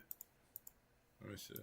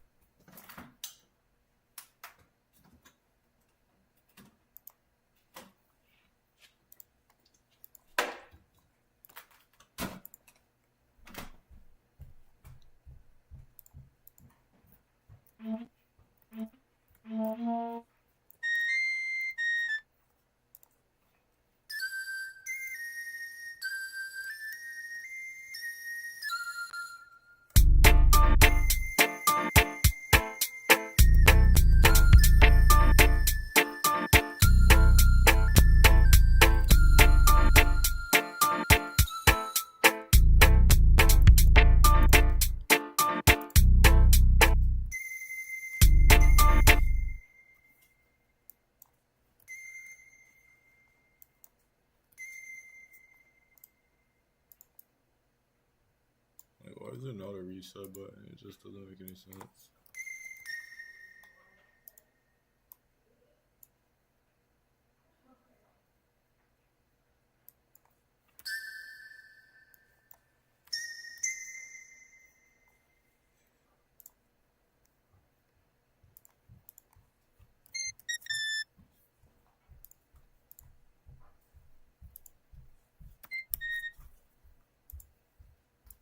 Days of loot.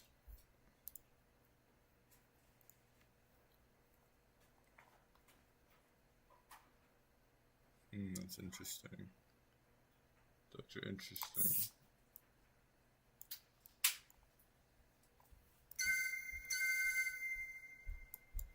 Interesting.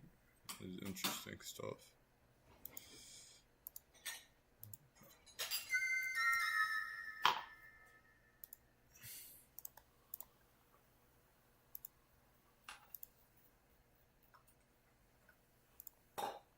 You know what I need? I need more funny sound effects. That's what I need. Shut your bitch ass up. Nobody has your fucking input.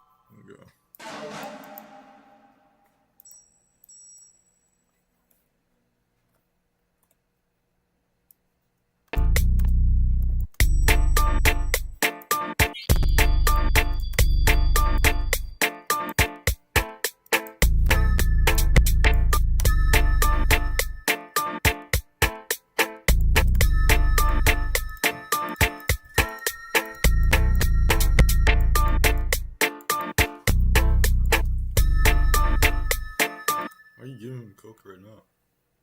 Why are you giving him coke right now? Sweet. Whatever, bro.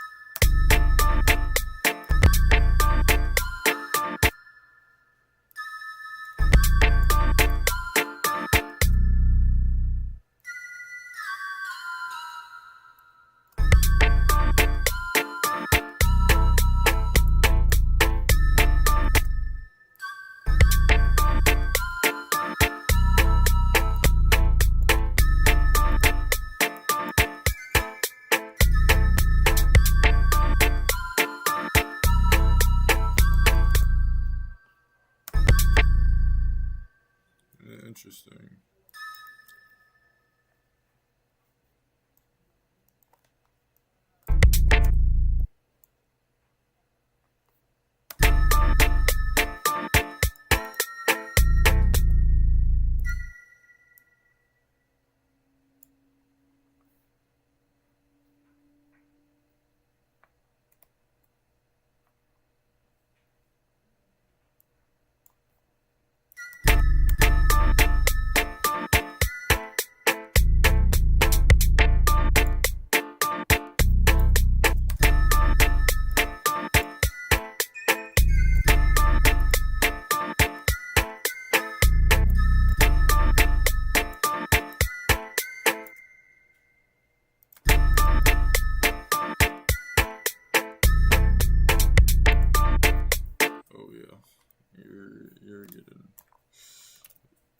You're getting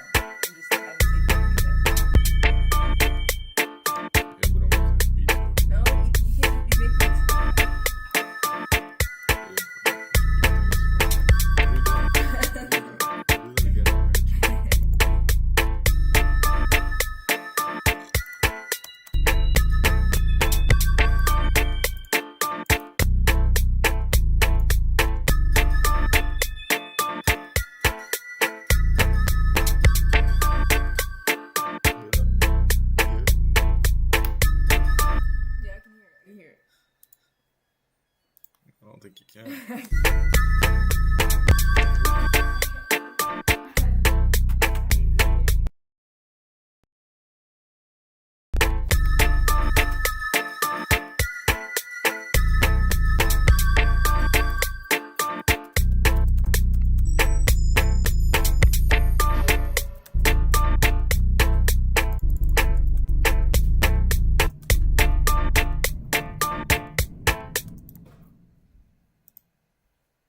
Can't even hear.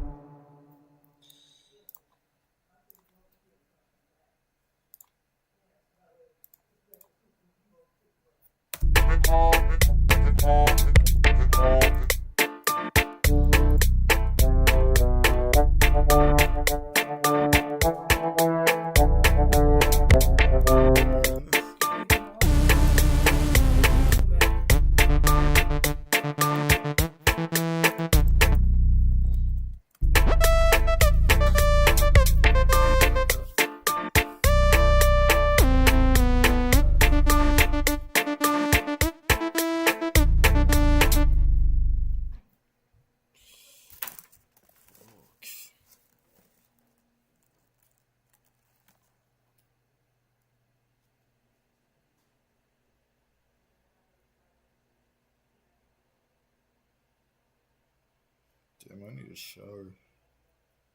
No genuinely.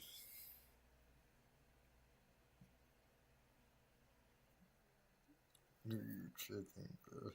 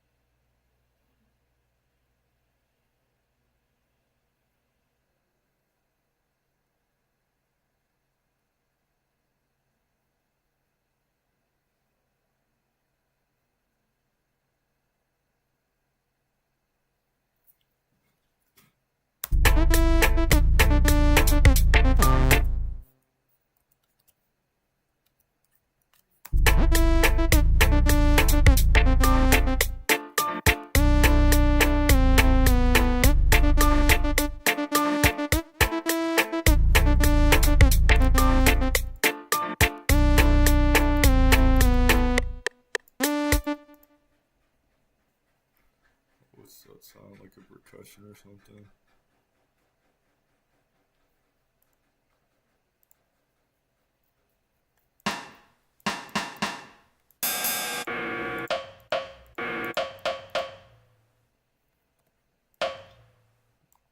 You perky worky got my assy wassy itchy witchy.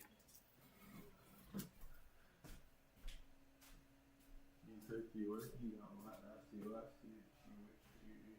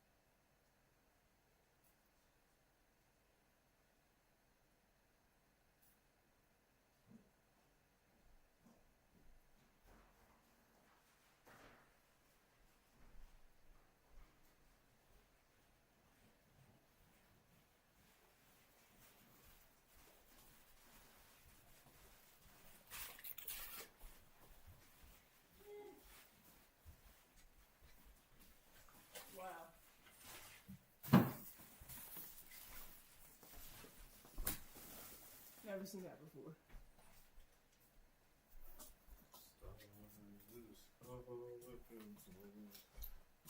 I get off and okay.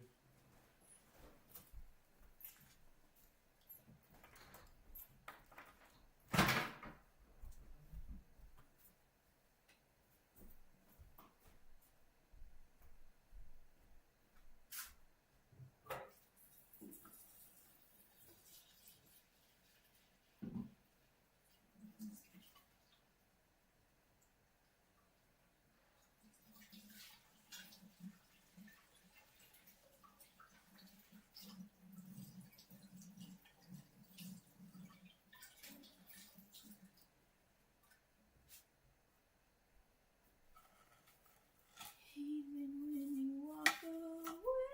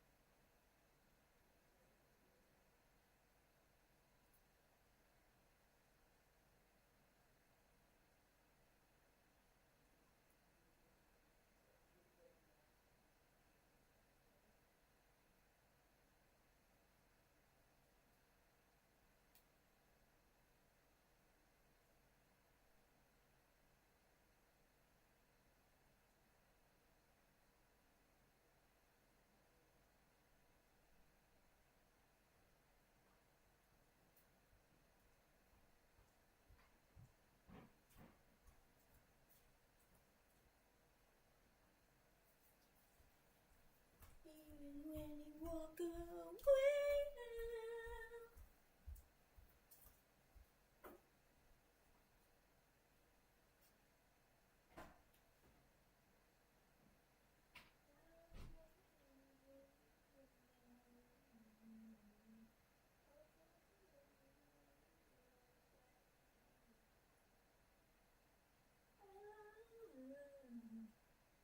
Change is happening.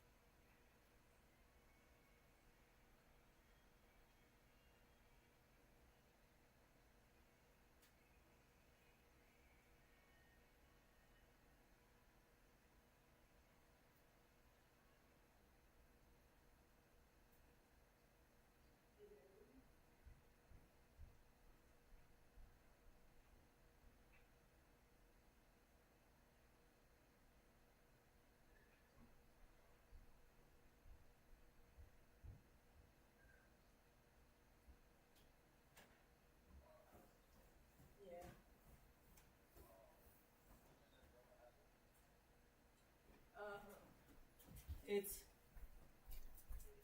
7896. What's the street?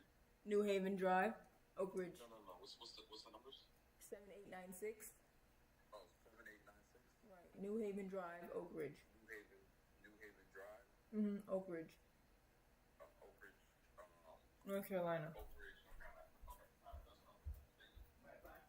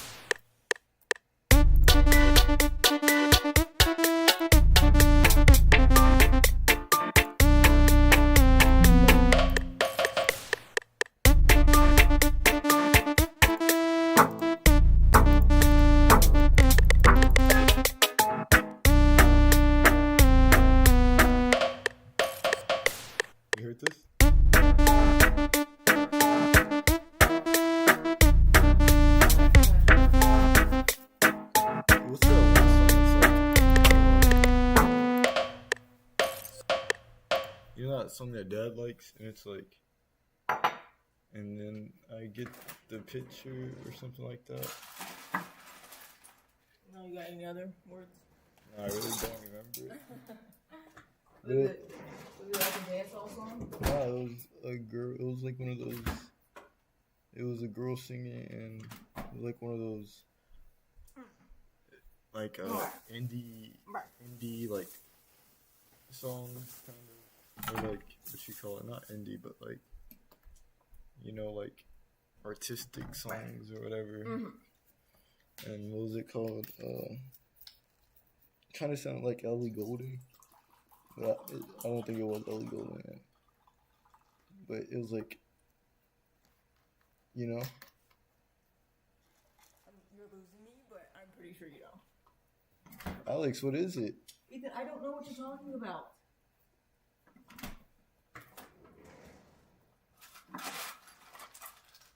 Was it kind of rocky?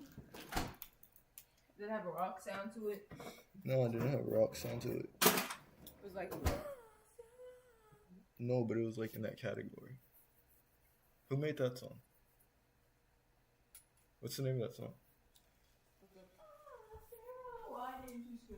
I think that same person made that song. The song I'm talking about. No.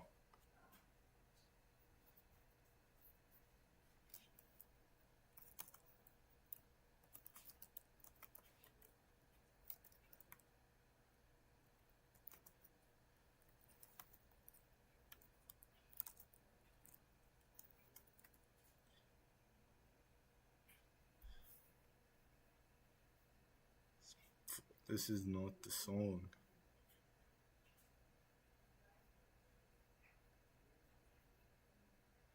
It sounds like you're going through a tough time.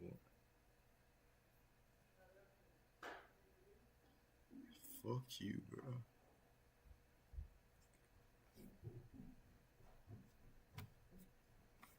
Damn it, bro. What the fuck is that song called?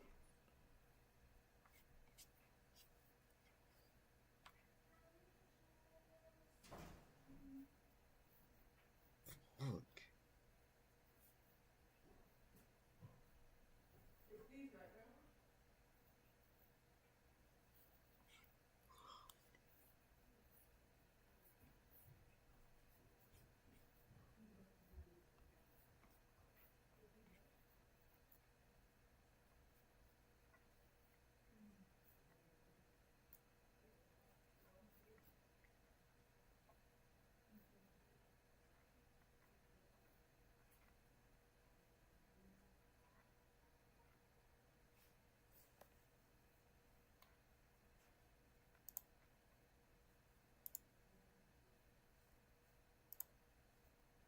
Damn, 600 mil?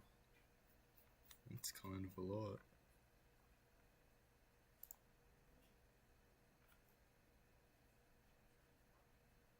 No, this is not what I want. Damn.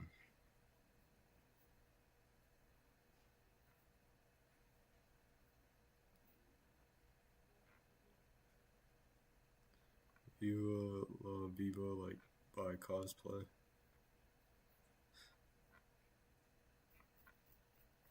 No, this is not what I want.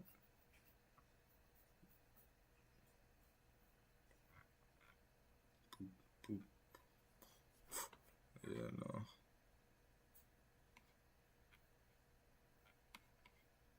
Bro, what is that hollow sound?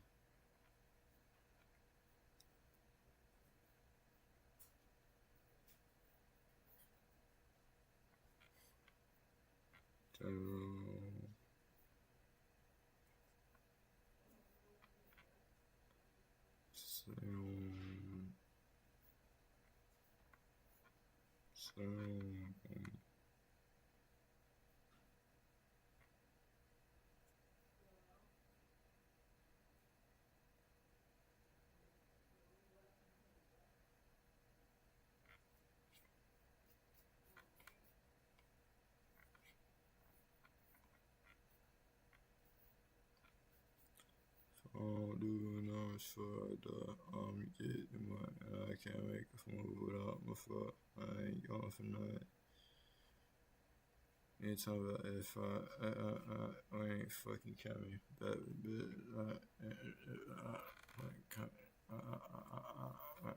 start bungee jumping.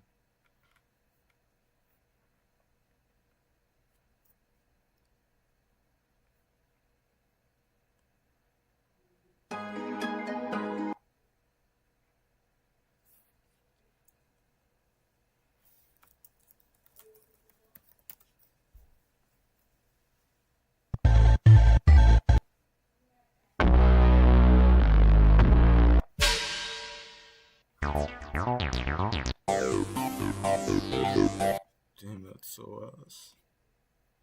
Like, ow.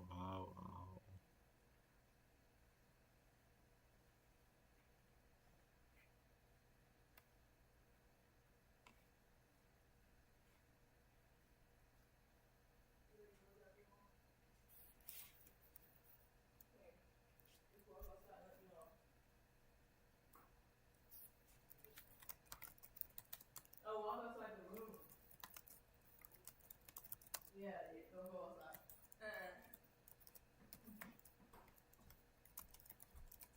Interesting.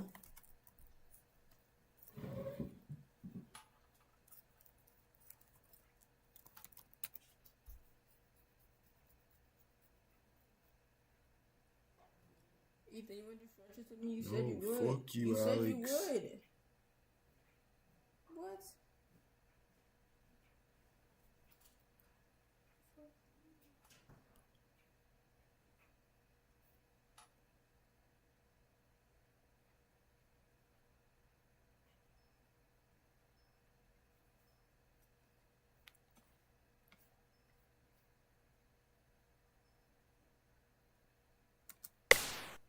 Alright, tell me what you think about this.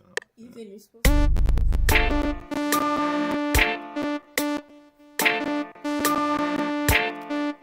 Does it sound good?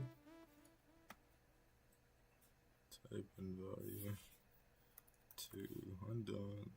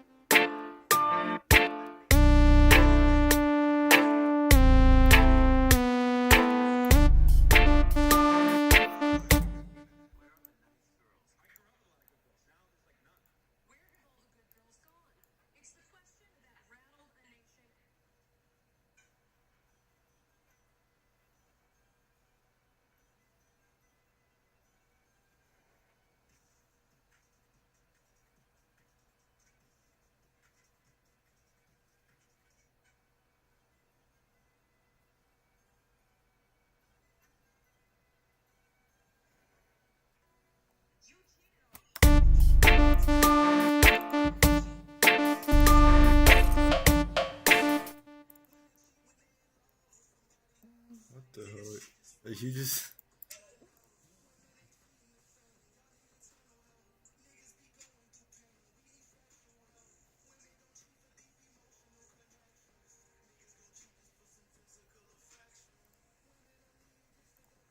Can you turn that shit off?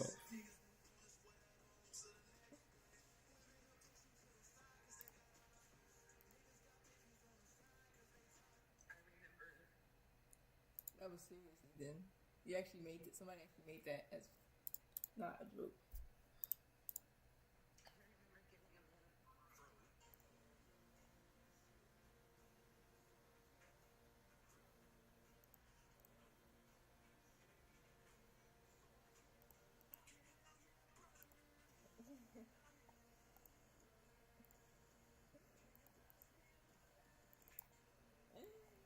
Can you turn it? Go away, Alex. I'm not trying to hear that shit. Ethan, you said you would work out with me. You said you would do stretches with me. I don't care.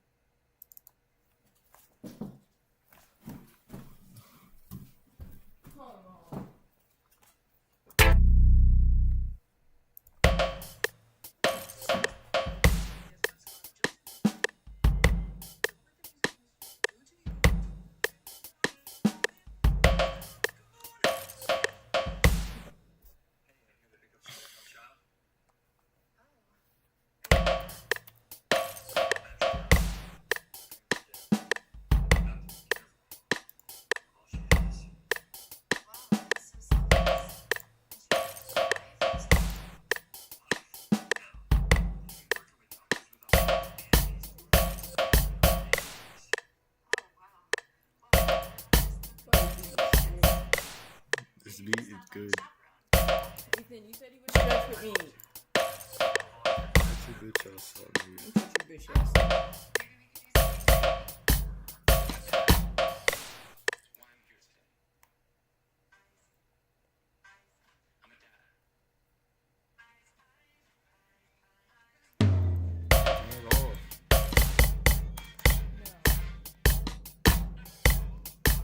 You listen to me?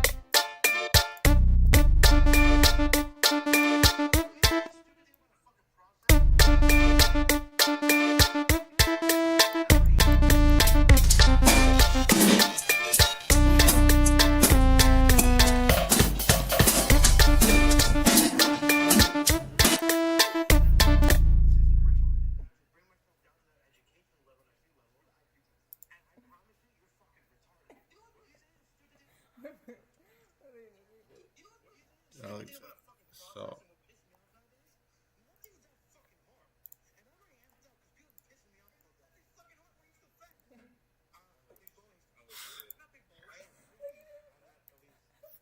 Dude. What's that?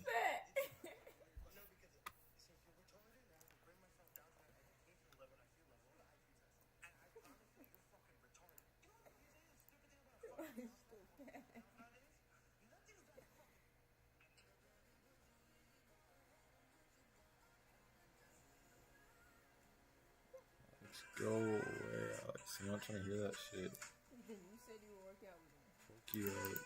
Fuck you, Ethan.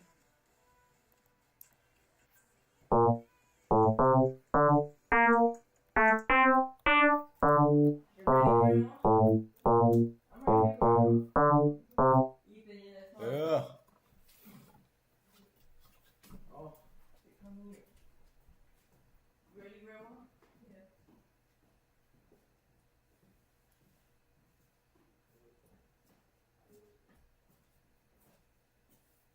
this way. Excuse me, Grandma. I burped. Yeah, I'll get you some water.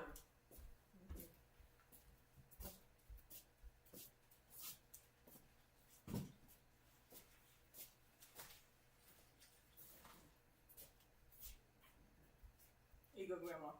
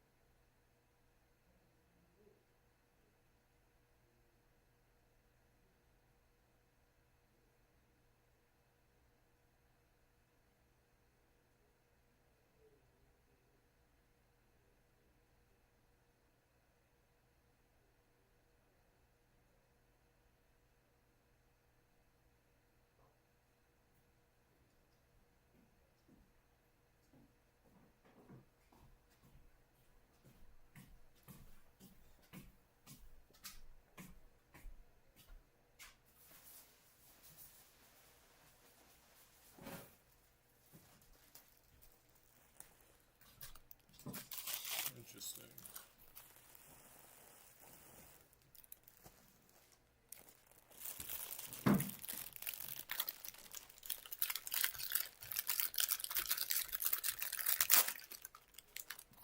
Tomato basil. Where are you going?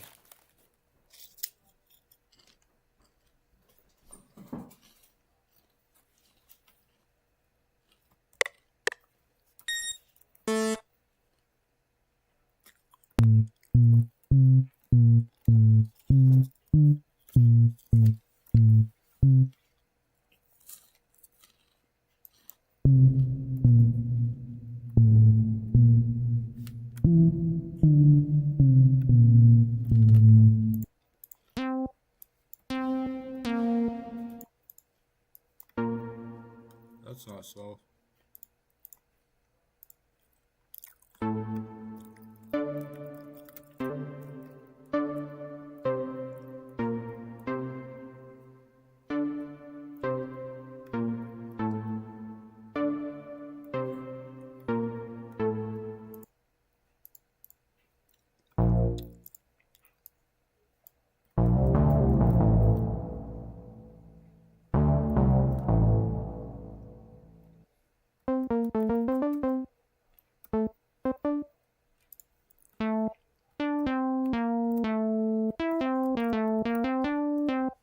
does it sound good? Alex?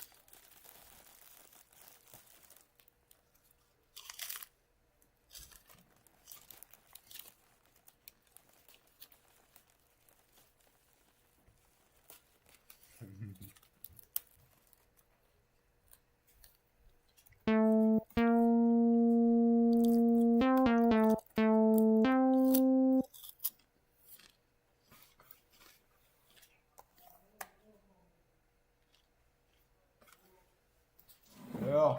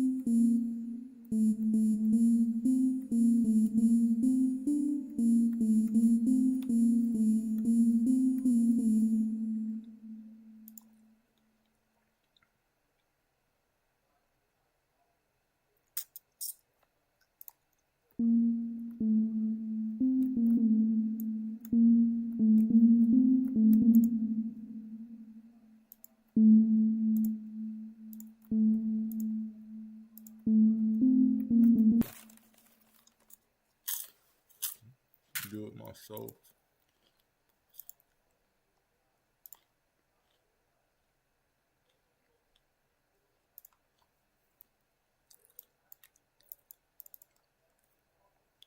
Yeah, I think that.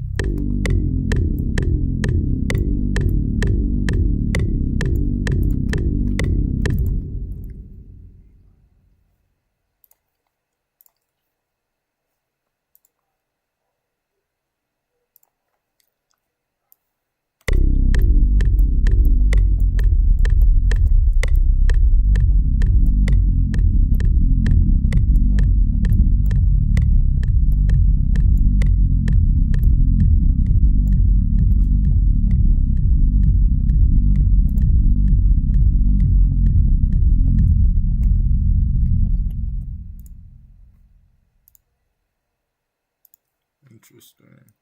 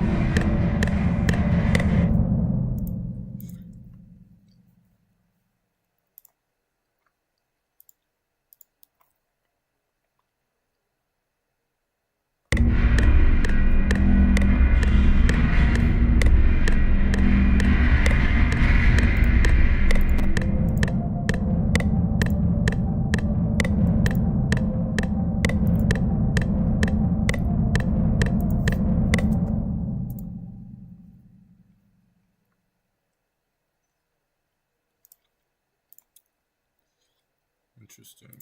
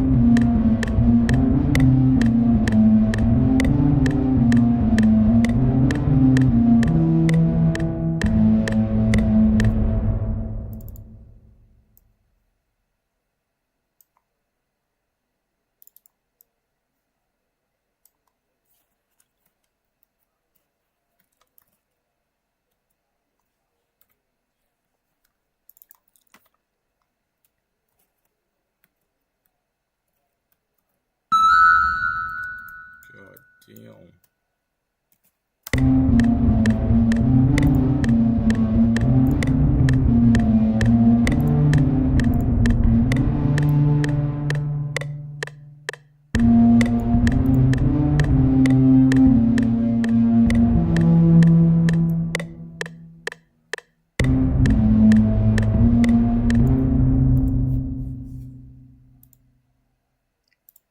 Those notes, no.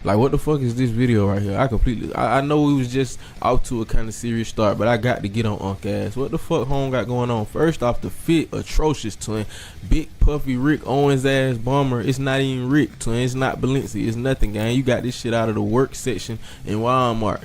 This is a fucking, this gotta be like the heavy duty Carhartt winter workwear shit. Like, fuck is this, gang? One sleeve big as hell, other sleeve cropped shit. Oversized mini trench length, hood buttoned up. You also have a dark blue plant factory worker hoodie on up under it as well, with a huge double XL white tee up under the shit, with some dark gray or black slack. I don't know what the fuck these pants are. The pants ain't that bad. That's the only good thing I see so far in the fit. Watch look half decent as well, so I'm gonna give them that. These shoes look like some old 4s or some shit, some retro 4s maybe. I can't really tell, to be real, because it look kind of small on my screen right here. But I ain't gonna get too into detail on these shoes. Or I guess he thought he was taking a picture though, so I ain't just uncomfortable to watching the first. Alright, my bad, y'all. Back to Josiah. I want to say my apologies too in the last video for not highlighting him. Like I said, I ain't know nothing about him for real. I made a video on TK. I honestly didn't even really think to review the victim footage, which I mean, I guess that was that's just on me. So yeah, I found this video of Josiah doing this a firing line at Glen Ellen Skate Park. This is from 2020. I'm finna skip the chatter, skip that, go to this game. Oh, I think I went too far. Okay, starting off with a Frank Smith. Terrible execution, very floppy. Okay, I was finna say this quality was horrendous for a second, but we getting right now. He trying to kickflip into the bank, and then we got Frank Smith. Oh my god, I ain't gonna lie, this nigga style, he one of them niggas that'll make me nervous at the skate park. He just hung up on the fucking pivot. Did you see them wobbles he got on the way up to the ramp? Watch him wobbling. He wobbled hard as hell right before he set up for the hard flip. Yeah, he one of them fast skating, loose trucks, aggressive steez ass niggas. Like, shit like that be making me nervous to skate around niggas like this, boy. He look like he finna fall. Like, see, everything he do look like he finna fall. I can't even cap. I respect it though. I know some niggas in real life that skate like this. My boy Evan is like that, except, well, he don't really look like he gonna fall, but loose ass trucks, that fast, bro's a but hard flips on, like, well, I mean, it's obviously old footage because the man has passed, but I mean, like, old. I'm assuming it's like old, already previously released footage, not no unreleased compilation. We got a tray flip on flat, a back 50 to rolling down a hill. What do you know? Alright, what we doing? Some B-roll. Ooh, kickflip nose slide. I did not expect that.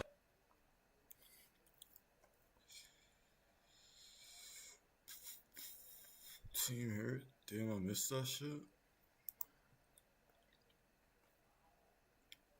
And to spot them out, but they've been flanked out completely. That singular smoke, so keeping them alive, but they've been able to deal with Rians. That gives them some space to push forward, to almost lock their opponents in towards the side. But Woot's done well, and in fact, he's done incredibly well. 2 kills, turns this back into their favor, and there is another flank coming, and a turn of the tides once again. Yeah, they might not have Westside leading the charge in the pistol this time, but plenty more to pick up that mantle. Good double stuns in. Woot should be done for, and it's Ara to take a 3K. And then a flash right after to signify the execute itself, but they're slow rounding that corner. Rian set up with Benji, able to trade out to start and isolate a couple of fights. It becomes a very close duel in the end with 8 HP on Benji, but time ticking. And Flickless knows that he was close not long ago.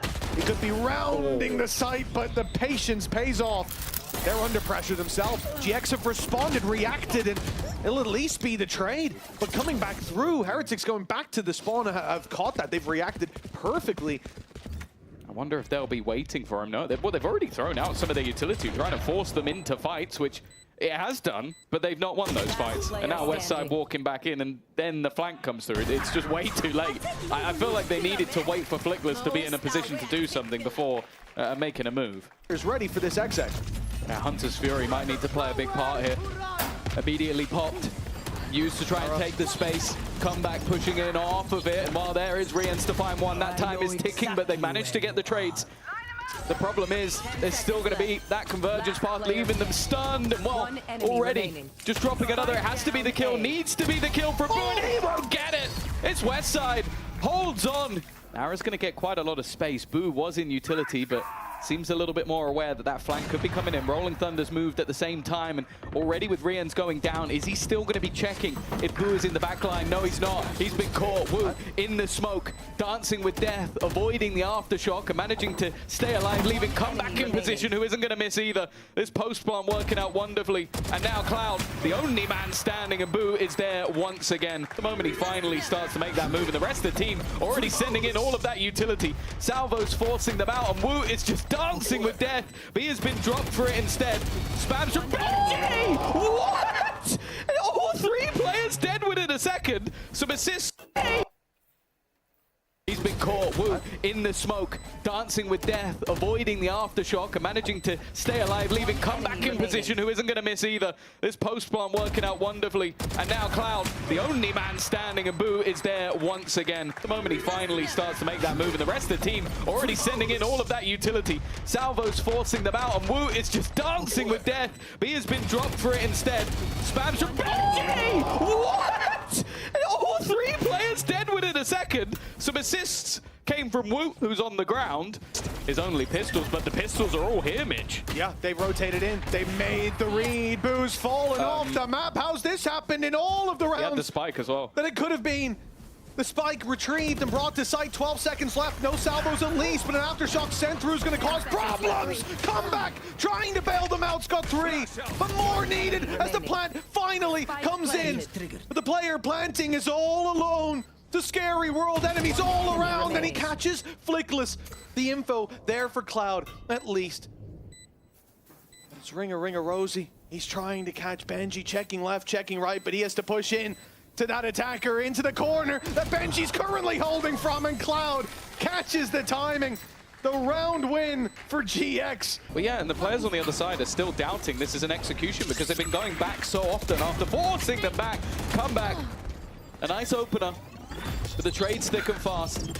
Util sent out. Cloud's got through, though. A third kill for him already. And now Boo's the last man standing. A chance at redemption. He fell. So that maybe he can fly in this round, but he needs 2 more. That's the spike. He knows where it is, thankfully. But the other 2 players have already grouped up. Already looked to swing on him, and he's looking the wrong way. It's as easy as can be for Westside.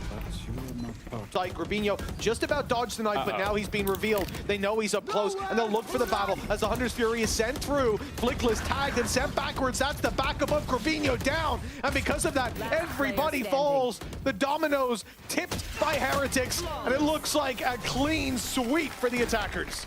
Yeah, in zone flawless. Causing issues for him.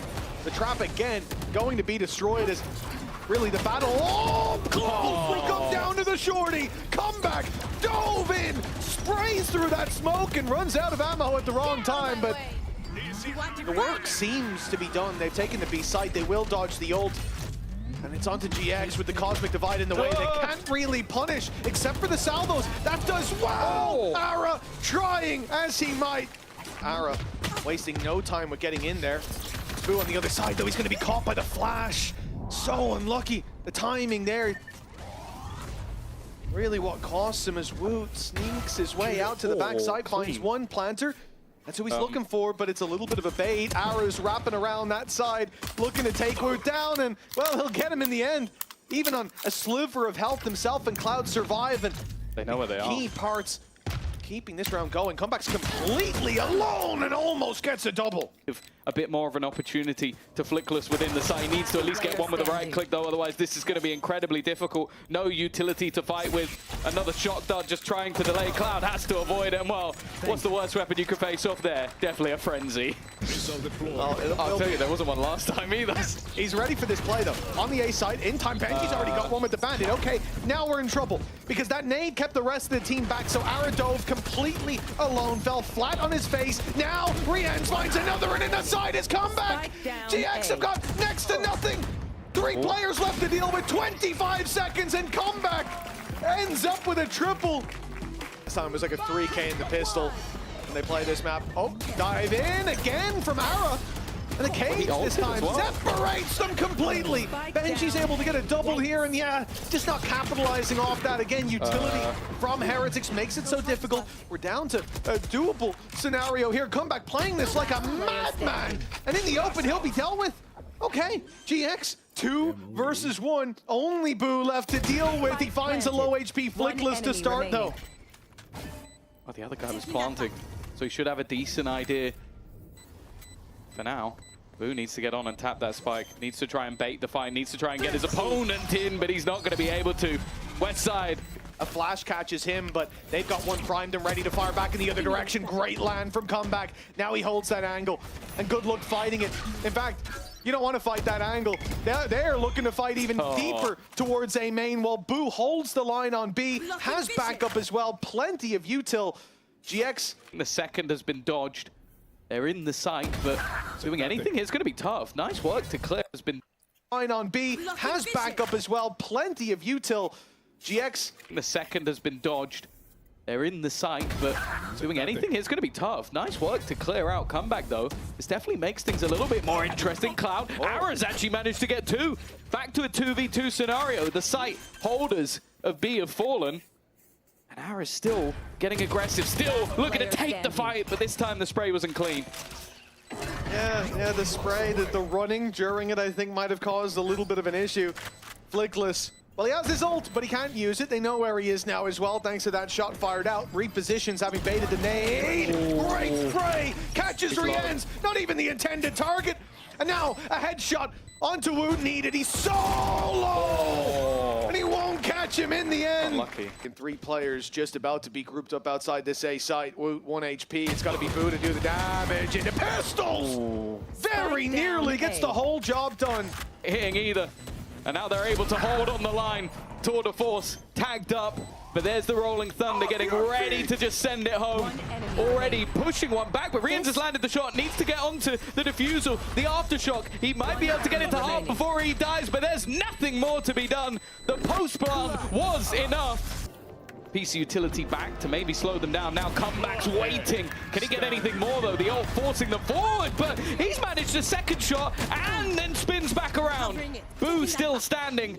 And with the 2 players on site, the set play so far hasn't worked. No, this has not gone according to plan. Now we need a hero play, some risks to be taken. The dice roll comes in from Grabinho. Nice shot to start, but too many players waiting. Flickless again, alone in the clutch. This time, no Rolling Thunder. Still has the aftershock, but 3 players to deal with, and he's completely surrounded. Okay. The first seems to come easy, but this double swing should be difficult to deal with. Flickless! Player there, Rolling Thunder, going to cause problems. Right side completely open, and the ult hits the other Benji. Stunned up, hindered, and Ara. Even the Gravwell couldn't keep him back. West side somehow got 2 on mid. Cutting the rotations off is an understatement. And 12 locked in for GX. Isolated here, Cosmic Divide still available for this squad, but a shot landed. He has time to get that up if he wants to, but Boo seems to still want to fight. He will post up on top of the box, and it's West side to rip his head clean off. Now the pressure onto Benji, who again is alone, who again is looking for this fight. But this one might actually catch them off guard. He's looking the wrong way in heavy traffic, and Benji's been flattened. Yeah, he heard someone in the cage and thought, oh, well, there's a guy there. Doesn't realize the second was at the back of the site. Comeback, looking to lead the charge. Counter utility slowing him down, but he has managed to find one. Needs a little bit more. Bladestorm already gets a second, but it's now down to the 1v1. Judge in hand. Needs to try and fight Grabinho quick, and again, Grabinho, just like a knife in the back. moving in the darkness has closed out this map. A solid response from GX after a little bit of a staggering start. But Mitch, they're the ones to take their choice. Making the wrong play. 30 leaves seconds Flickless left. They've realized. up against the numbers. He spotted 3 now, but goes down. No delay anymore. The orb falls, and so too does the C site. GX remaining players too far away to really do anything about this, you would imagine. Paranoia is put through, so is Reveal. Hold on, they're going to float in on the back of it, trying to get some picks inside the smokes, but no, Reveal's coming through, and Benji hiding in the corner. Manages to catch Grabinho off, putting this down to a 2-dimensional push, both from spawn, both spotted. And soon, both to be swung. That one done and dusted. Heretics 1-0. Yeah, that's sort of the power of just having a singular pistol. It's whether or not there's going to be anything more from this. Well, the Jingle Peak made that a bit easier for Boo. Grabinho seems like he's waiting for Ara. Never mind. No, he's not. He's just going to take the 1v1 and he's going to win it. Rest of players locked into the site, but more importantly, that is a Bulldog down and into the hands of Grabinho. Now, he doesn't necessarily want this for the next round, so he's going to try and run in and make this one even more costly. I'll tell you what, someone on Heretics will want it. Potential upgrades being brought back to them, but Rienz is gone down, and it's a 1v1 time already. Very low, but Ara catches Wood immediately. Still need to be so cautious in breaking through, and they are. Boo picks him off for free. No trade coming in, and now pop a smoke up, trying to play inside, and emerges to catch Benji! And on the backside, Flickless on a tear, leaves this down to Ara. A solid performance from this man so far, and a chance to really hammer home the lead. He's hot on his heels. Oh, pop! Good stun as well! It's an easy win for Ara! The call has been made, flash deep into the site. Counter utility already spammed out. Flickless able to hold until he can see once again, and he has seen the light of day. All 4 wiped out again for Flickless. There's that aggressive push coming in on the other side, and well, I don't know if it's the West Side utility that did anything there, but he sure can hit headshots. It's unreal. Again, 30 part of seconds the left. chamber that Are we they going talked through about. this now? The Headhunter. Yeah, they're going to walk in, contact in a Viper's pit through B! Through the smallest choke point of the game against Flickless! Goes to play, that's the surprising part. You can see you being off guard elsewhere. Come back. Here we go. You talk about it. Heretics fumbling, and it stops just as it's brought into your mind. Ara is going to make it back, but he won't be able to line up in time. Comeback 2 already in this round before falling. May just have set Heretics up for the win, at least for the plant. And time a ticking. This is where he will just get onto that diffusal, try and dodge any utility. It should be the spams that get the job done, though. And yeah, that's kind of what I expected to happen. We got to fight somewhere. But the wrong battleground was chosen. Perhaps the same here. Landed shot by Comeback. Puts Westside in the dirt, but Ara has snuck up behind. Grabinho in the corners. Well and truly noted, but the third player, they might expect the first, even the second. Well, but that's the thing. There's also a fourth. There's another player deeper down on A-Long as well. So there's no one else anywhere on the map. So if the due diligence of Heretics is done, this round is done as well. The plant was attempted, and now the steps heard because Boo was so late on the rotate. But he only gets 1. It's not enough. Someone's going to need to put in that extra shift in a 3 versus 4 TP taken to the spawn. It's going to be just 1 in the form of Flickless left to take that battle onto Benji Fishy while the rest of the squad battles for the site. Long could define it, and now the wall's closing in on Team Heretics. Players coming from all sides as Comeback trades out on Tara, but these players isolated, and Rienz looks to drop Flickless, knowing that he's coming from Long. The shot sensational, but Ara, the swap out to the Vandal. Poor performance, and since then he's been heating up better and better as the games go on. This one, night and day compared to this year's debut, and a 4 versus 3.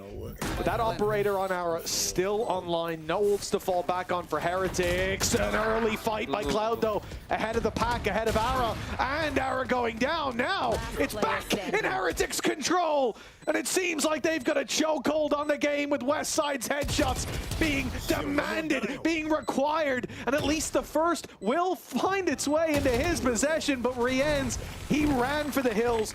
Flickless once again, but Ara's got walkabouts. He's gone pressing through mid, and the distraction is perfect. They just put out another player just to try and give him the opportunity, and when given, he takes over. 3 kills, the only rifle they had, and now only one man stands in his way.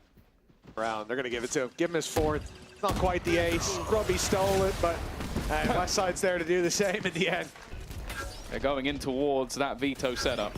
It's a great tag. They know where the danger is. Wall's going to go straight up to stop that op from having any impact. McLeod is still holding on to control for a moment as he slips away, though. Grabinho, they well and truly know about him.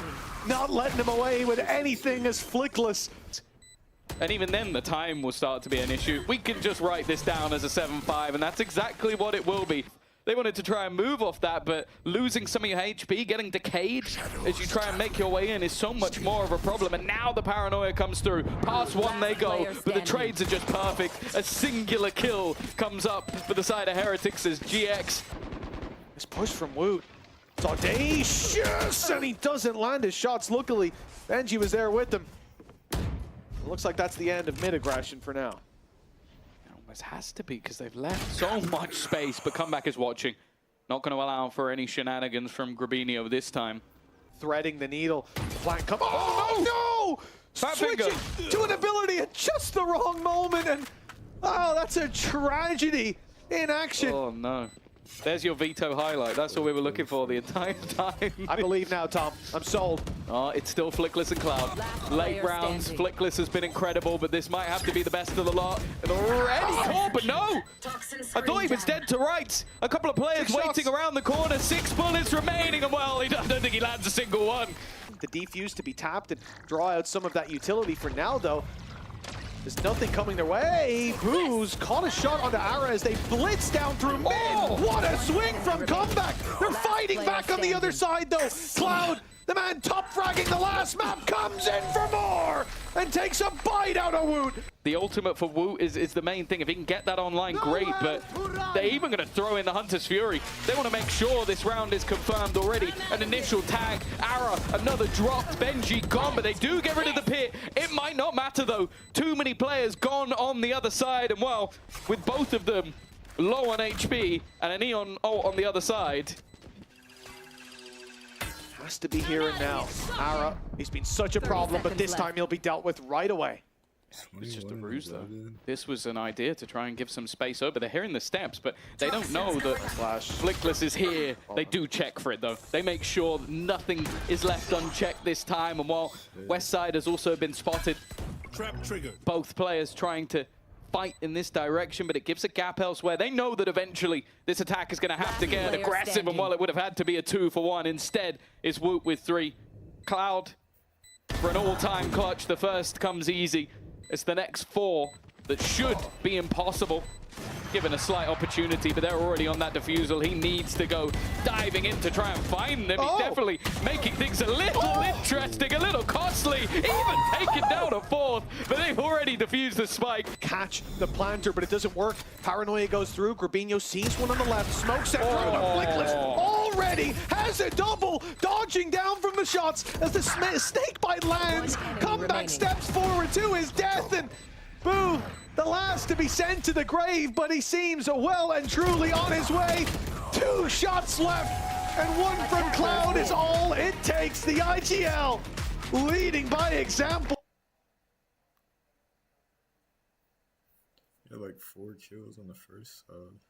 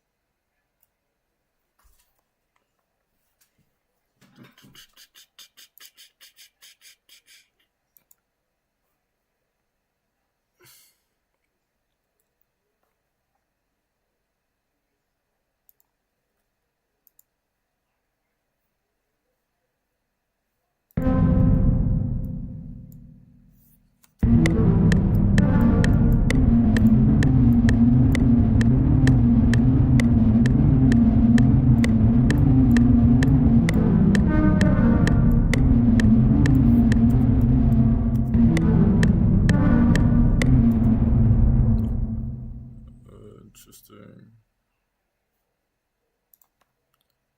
I'll save it.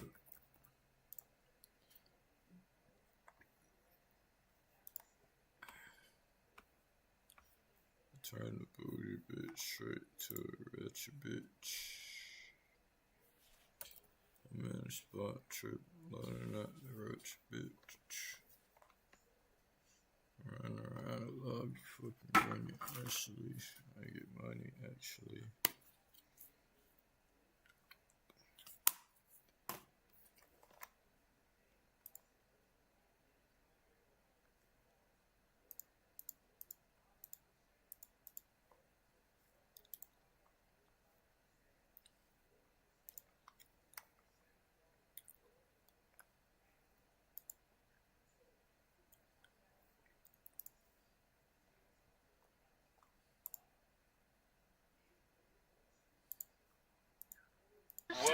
Dis-moi who you fooling. Si t'es mec, je te prends dans la foulée. Un mec cool, mais t'agis comme un fou. Dis-moi who the fuck you think you fooling. Pas de chiffre ça, mais si je te crois, t'agis comme un Batman, car tu t'es fait fouiller. À la gare de Lyon, à la gare Saint-Lazare. Et si je go up, c'est pas le fruit du hasard. Rap 25 piges, t'es toujours sur hasard. T'es stuck in a house sur toi et ton gain. À ce niveau-là, dans mon livre, t'es un schlag. J'arrive pas à entendre ce que tu dis. J'ai fumé le lockback et ça du lundi au lundi. Pas de coup comme si j'ai des besoins. Avec une belle bitch, je suis en cible sur le douce.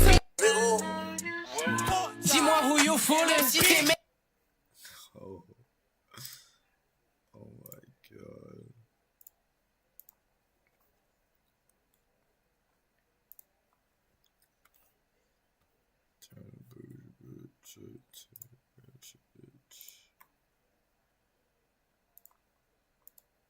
son. I'm gonna spot trip and loading up ratchet bitch.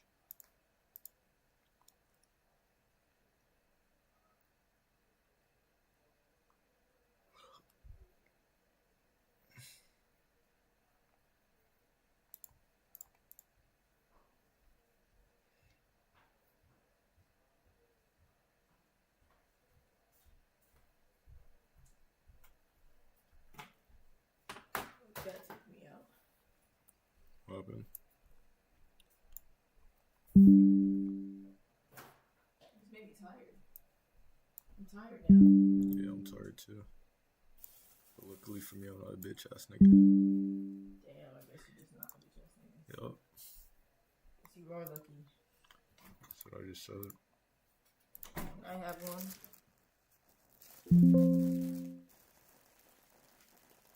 I like those. I don't remember how they taste.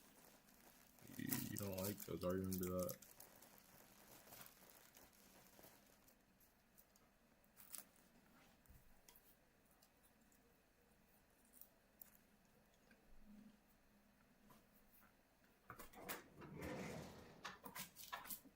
Oh, damn.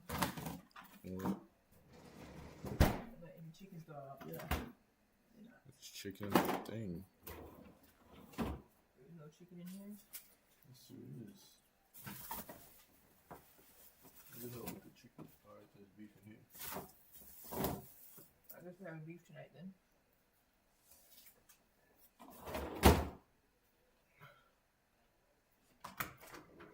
What happened to the other? Oh, You cooked it already, remember? what's your bitch ass? So you don't tell me what I did. You wanna trim my hair? Hmm? You wanna trim my hair? Okay. I'm just kidding, I'm not gonna do that. Alright, go find some scissors. And, I'll tell You you. don't want to stress me, I'm not gonna help you. Yeah, fuck you. Mm-hmm. I just gave you one of my rice cakes. Mm. I'm just playing. I don't need you to trim my hair, anyways.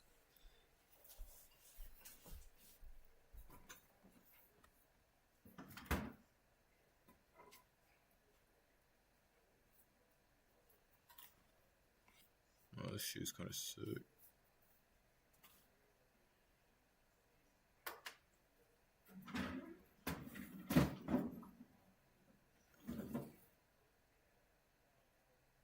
What happened to my tomatoes? I ate them. You're lying. I'm not. No, you didn't. Yes, I did. Why would you eat my tomatoes? You said you didn't like them.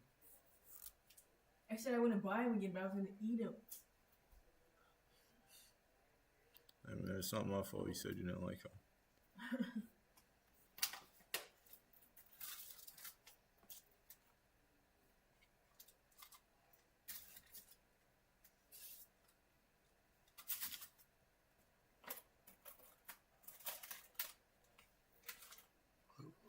Interesting horsehide.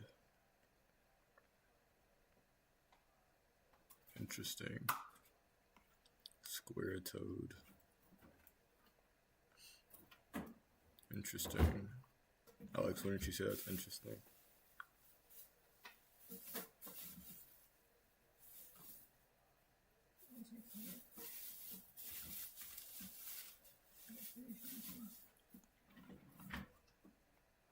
Would you agree that that is interesting?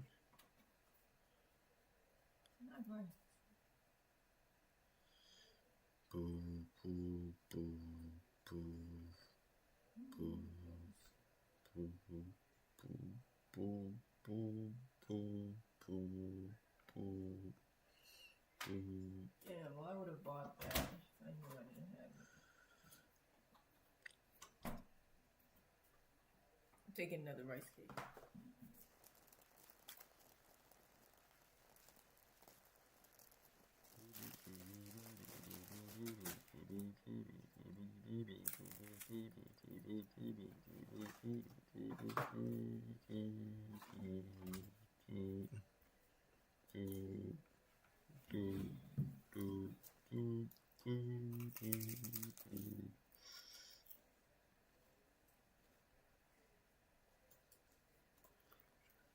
gonna lie, my head hurts.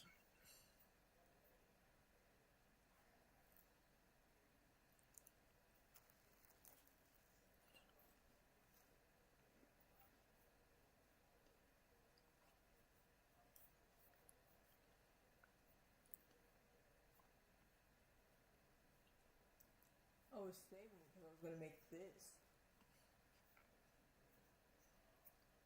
Where the fuck did it go?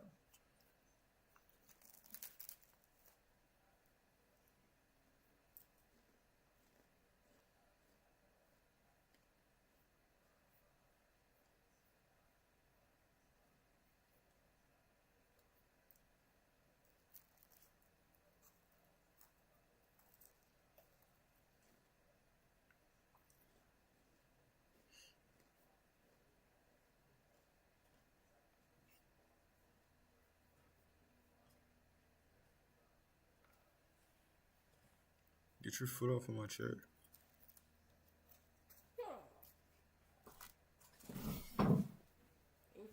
What? You took my shit. You're eating my shit right now.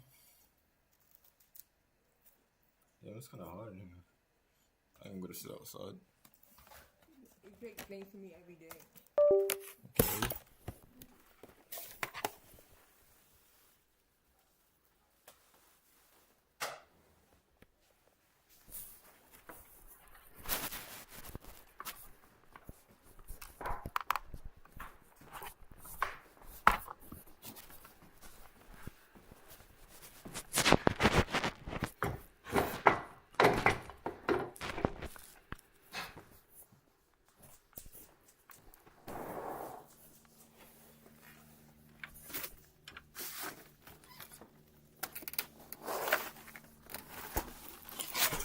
Okay.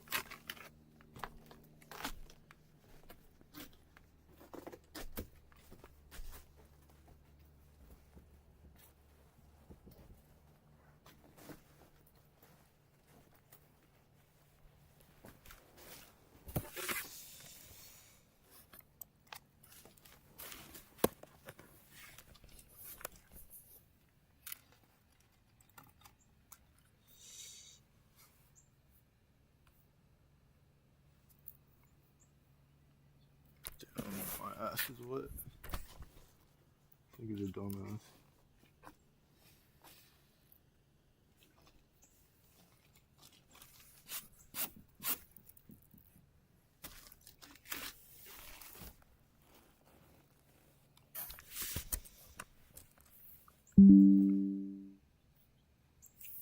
Damn, bro. I just got a fucking chair.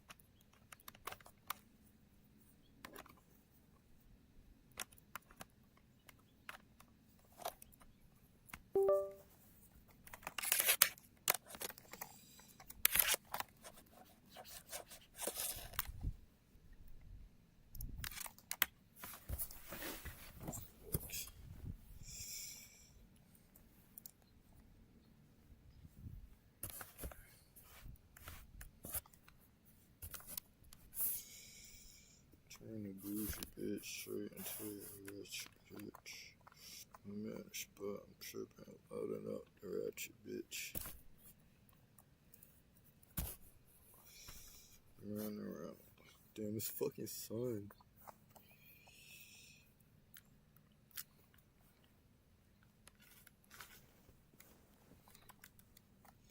I get money actually.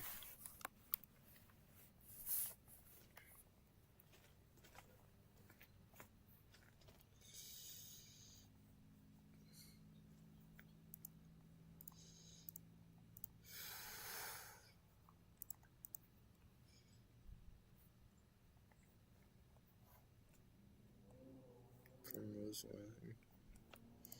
I saw holiday on Primrose Lane. Just a holiday on Primrose Lane.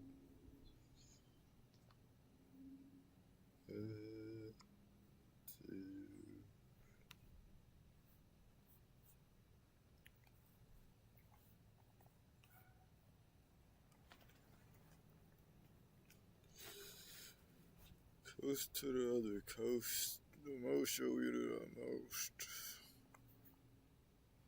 That big ass blunt, you don't do the roach. I just put it in, now she call me coach. I just got a new passport. I'm best stuff in my ear.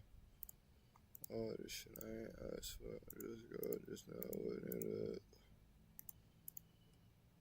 You little bitch, I'm so fine that you saw it in my big bro just came from rehab.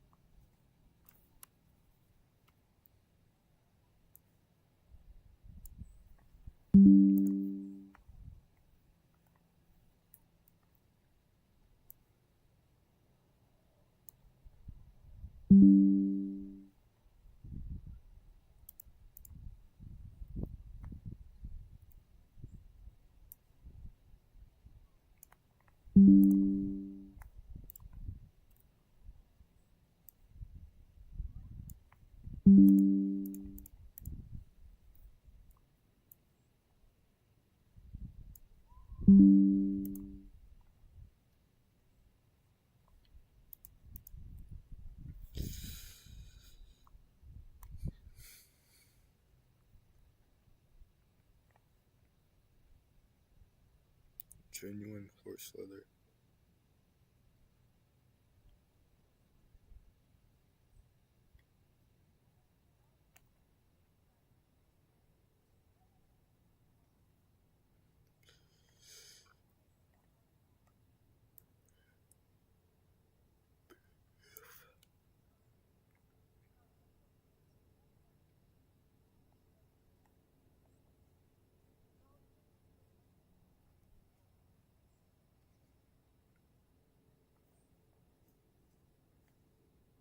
Heel height 3 centimeters.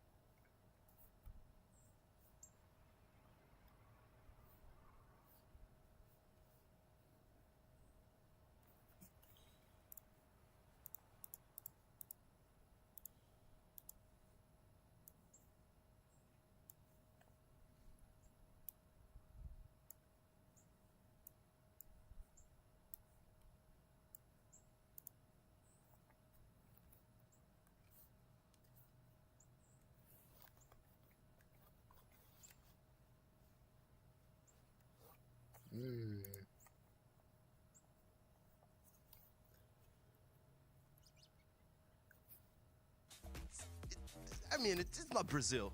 That's fair. That's fair. Well, what made the best team win today? Look at that shirt. Damn, son. Did he say maybe in Brazil? Did I hear that right? Brazil is wild. What a legend. I you know what though? Can't disagree with that. I get it. Yeah, I can't disagree with that. We claim all those teams anyway. So all wins for us. Also, I say that anyway. Yeah, no, trust. I know exactly what you're saying. I cheered for a lot of North American Counter-Strike teams. Now, of course, that we're actually just SK Gaming. Now let's do this, folks, all right? Because we're starting today with the match that everyone has been wanting to see. NRG, our defending champions, are going to be taking on the new and very much improved MIBR, which many have considered to be a certified super team. Jonah, I want to bring you in first. Get your thoughts on both of these teams and what you've seen from them and what you like, what you dislike as we get ready for this match. You know, one thing I really like from NRG is Ethan, especially. I think his IGLing is incredible, and if you know, you know. Oh, really? Well, yeah, there might be a viral clip of me recapping what Valen said once, but you know, he proved everybody wrong and won champs, and I'm excited to see him improve and, you know, just watch what he brings to the games every single day. And what about this MIBR team though? Because they seem utterly absurd too. Yeah, I mean with this MIBR squad, I can just see right off the bat it's, you know, really good friends, and you know when your teammates are your best friends, you know, it can go a long way, and I think we're going to see great things from this whole year. It's hard to predict who's going to win. I agree with you because I feel like both these rosters are kind of like stacked rosters, really good IGLing from both sides. Everyone can frag out, and everyone is really solid in their roles. So, like, I'm totally with you there on, like, the 50-50. Anyone can win it. Just down to who has a better day, really feels like. I feel like That was that typical Dan Triad look of doubt, you know? I knew it. I just feel like a match like this one, yes, everybody's talking about MIBR, but NRG, with that experience that they've had, just winning champs is going to play a massive part in it. That's why we saw multiple years in a row, including last year for you guys winning back-to-back Americas because of that experience, the synergy that you were able to build together. And that is something that for NRG we saw in the opening, and I think is going to play a part into today. Yeah, that's actually a great note that you have there. Let's actually see what's going on the NRG camp. We had the MVP, Brock, standing by with Emily earlier today. Brock, you just won champs and you're starting off strong here at kickoff. I'm curious, is your team's focus right now adding more depth and plays to your strat book, or just refining what you already have? I would say it's a little bit of both. We're trying to like fix our problem still, and also we're adding more as well because we're playing different comps, obviously. So yeah. I love to hear that. Best of luck. Thank you. The work never stops for NRG here in Dryad. It does feel like this team, despite, you know, like them, all the success that they've had, it is nice to see them continuously try and push themselves so they can get higher and higher, you know, in the standings. And they look so clean. We take a look at the map of Pearl, for example, and how clean they look. It was because of that. They already had clear how those protocols were going to look like on the attack side, how they were going to utilize those ultimates. And on top of that, you have that new addition of Kiko that just works out so well for the team, where you don't have to change too much. You're just implementing him in these double duelist compositions, sometimes in the Killjoy as well. Just doing little things here and there that work for a team that felt like, you know, it couldn't get any better. Yeah, exactly. And for Kiko, he's also, like you said, slotting in really nicely. He started off on that Killjoy on Pearl, and he was doing really good with his lurk timings. Honestly, his gameplay was really solid. And then following up with that Neon, man, his movement on Breeze was sick. Like, the double duelist setup, he was really set up really well for his team. Yeah, and going back to what you said on Pearl, their utility was on point. You know, I noticed while watching the game, they did the same strat, like a tail on B. And to me, that looks like a comfort call to when I was watching. When I played with G2, you know, we would run B execs all the time, the same util, the same thing every time. Yeah, people knew, like these teams knew it was coming, but you know, if the util's on point, then it doesn't matter, and that's basically what they're doing. And you can see even when through the chaos, Ethan was making insane you know, mid-round calls. And yeah, and you even see in 2 rounds where you mentioned the Armageddon that gets used. So one is like at the beginning of the round, that is the game plan, and the other one is they go get the orb A, then go for that rotation and go for that hit just for that comfort and when the round is Yeah, no, there's so much that this team does so well, but what's also impressive too are the individuals, right? Obviously, you have to talk about those, and you can't talk about this matchup, okay? It'd actually be a crime against humanity if we didn't mention Aspas versus Mata, okay? I'm just gonna keep $150, whatever. True. All right, we're just gonna do the Mata versus Aspas segment, okay? Because Myrna, it's just. Mata burst into the scene, a lot of hype for this guy, and he lived up to it in spades. But then on the other side, you have what many consider to be the final boss of Valorant in Aspas. This is surely going to be a clash. I feel like both these kind of players have a lot of superpowers of their own. Aspas, a lot of the time opping, holding it down for his team. He doesn't have to always play on the weak or strong side. He's constantly switching it up, taking a lot of the aggression and peaks. And then Mata, I mean, last year, he was insane. Remember we were doing that thing and we were seeing who had the most aces, and it was him, and he only just played this year. It was his rookie year, last year. Yeah, he was already at 9 aces or something like that. It was crazy. Now he has to, it's just unbelievable. I just feel like, you know, to think of a player that comes, you know, from challengers that has a lot of pressure and he's able to perform that way, it's insane. What do you think, Jonah, is like the biggest difference between the two? And I mean, because Aspas is always the go, but Mata, you know, he's like fighting for that spot as well. honestly, the difference with the two, it's hard to tell. I mean, Aspas obviously has, you know, he has that GOAT status for a long time, and we're seeing signs of that in Mata. You can tell he's coming for that throne. He's chasing it, and he's probably the only player that can compete with him in raw mechanic skill, in my opinion. And, you know, honestly, for me, the thing that does stick out the most is just the confidence. It's Mata's outright confidence, and he matches Aspas in that confidence, right? Speaking of Aspas, so let's actually hear from the man himself. Had an opportunity to catch up with Emily earlier on today. Like on his scalp and shit. Aspas, you're back playing with your 2 previous teammates, Tex and Mizzino, as well as continuing on with Verno. How does the synergy that you have with these teammates contribute to your performance on the team? It's very cool for the team performance because basically I already know that I have teammates that I can trust, like a flash is gonna arrive on the right spot and those stuff like that. No, I love to hear that. Best of luck. All right, Aspas, that beard's coming in nice, Papa. I see it. I respect it. You know, it's good. What about mine? You'll get there eventually, kid. Oh. I believe in you. Well, of course, so Aspas and Zekin are going to be getting all those headlines because, you know, it's Aspas and Zekin. We do got to talk about Verno because this guy has been making the calls, but more importantly, Jonah, he has been playing really well. You were talking about him earlier and how good he has been performing here, and it does feel like Verno certainly finding himself in this kickoff. Yeah, you know, doing my research and rewatching all their games, just little micro decision he makes. That's, you know, he's such a young player too. Yeah. And it feels like he has, you know, 5 years under his belt.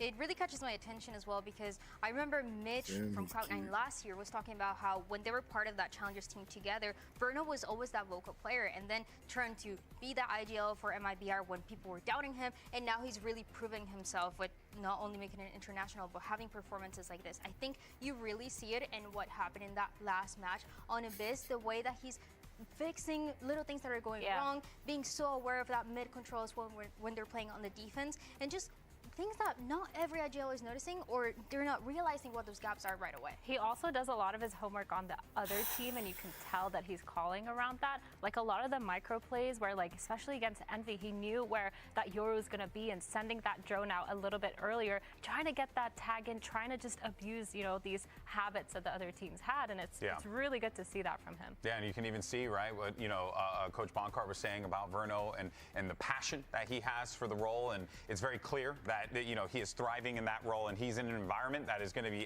not just that he can activate his, you know, his chess pieces, but he can be activated as well. It's very, very exciting here. And now, of course, skirmish side selection is back though, so let's go ahead and check out this 1v1, and you are, it's going to be Mata versus Fraud. Okay, Fraud. All right, coaches are eligible. But Fraud, a legend in CS, here today going up against a modern legend now. If you think about it, 2 Valorant champions. True. Actually, 2 world champions. That is very true. If Mata loses this, he might be the real fraud. we just hype him up and then Dude, actually got him. We reconsider. That's hilarious. Not gonna front. I was not expecting that one. That was a good one. Oh, okay, Mata. I think we're good. Yeah, I think we're good. I just need Fraud to get 1 so that this way I can feel validated as a near 40-year-old man. He needs to let go of his shift key. Give Fraud the put a scope in his head. Yeah, give him a scope. He's a Hall of Famer for a reason. Let's go, baby. He's back. That's what I'm talking about. That one was for you, Jimmy. That one's for us elders, okay? That was for us as old. No. folks. For the unks. The unks, yeah. And it might be the only one. It could be the only one. Probably is the only one. But I gotta say though, these have been fun to watch, and of course, coaches can participate in these. Okay, Fraud. Oh, that was kind of clean. Oh, he shot his body. Remember, go to Our Age Like Milk for Dryad. That's the only one. This guy. That's crazy.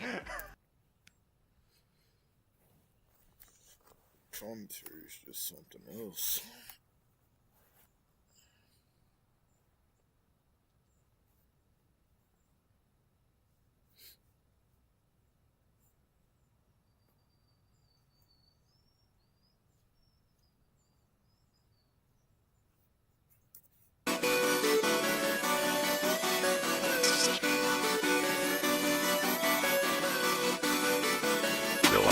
А размигает снова сделал, что хотел.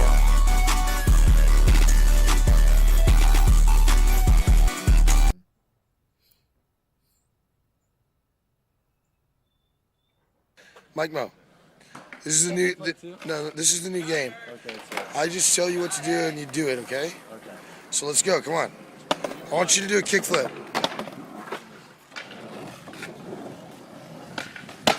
Now do a tray flip. All right. Now do a frontside flip. Now do a switch heel flip.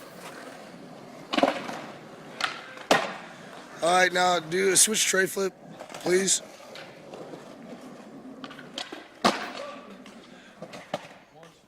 That's 1 strike, dude. You get 3 throw. Okay, come on. Do the switch tray like all buttery. Fakey tray. Okay, switch kick flip. Yeah. All right, fakey tray or fakey big flip. Do a fakey big flip. Now do a hard flip. Do a hard flip.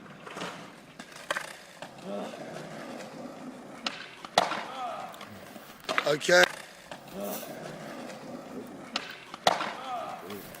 Okay. Okay, now do backside nollie heel.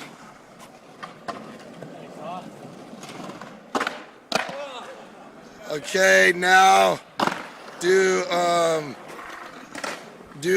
fakey flip.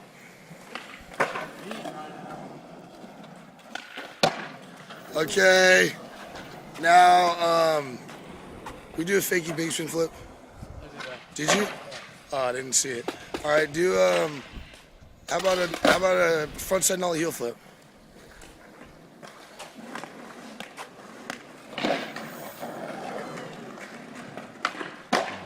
Okay, now can you give me like switch heel? All right, how about nollie tray? I want to see a nollie tray flip. Hey, Mike Mo, come over here. I think the player to watch for me is Brock, coming off his MVP performance, and he's built like a brick wall in person, and he feels like a brick wall in game. So I feel like MIBR's biggest struggle is to get through him and make sure he has a bad game, which I don't think is possible. I love that he gets doubted and he proves everybody wrong every single time. I mean, that last match, 3 clutches as well that he was getting on Pearl, it's just been so good for him. Yeah, let's take a look at the series layout here. We got a bit split, and if necessary, we're taking a trip to the sunny beaches of Breeze to decide this. What do we think, Myrna, of this?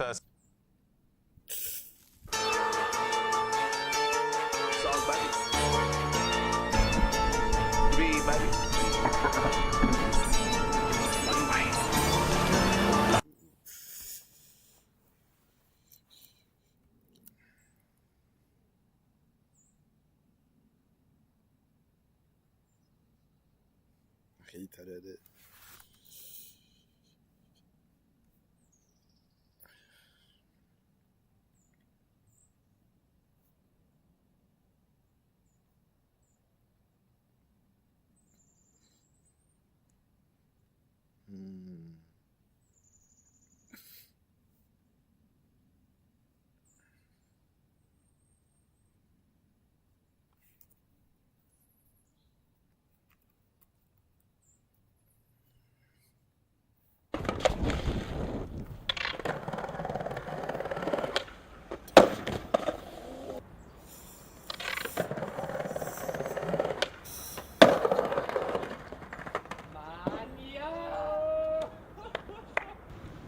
Hey, yo.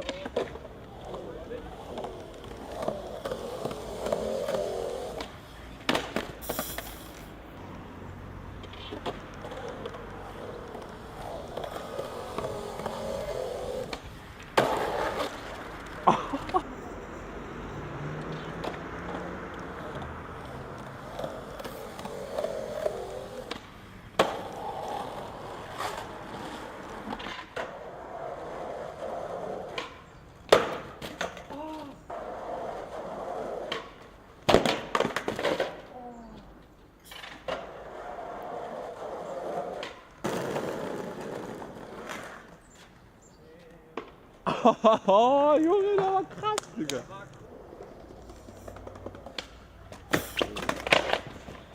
Shaky dolphin flip.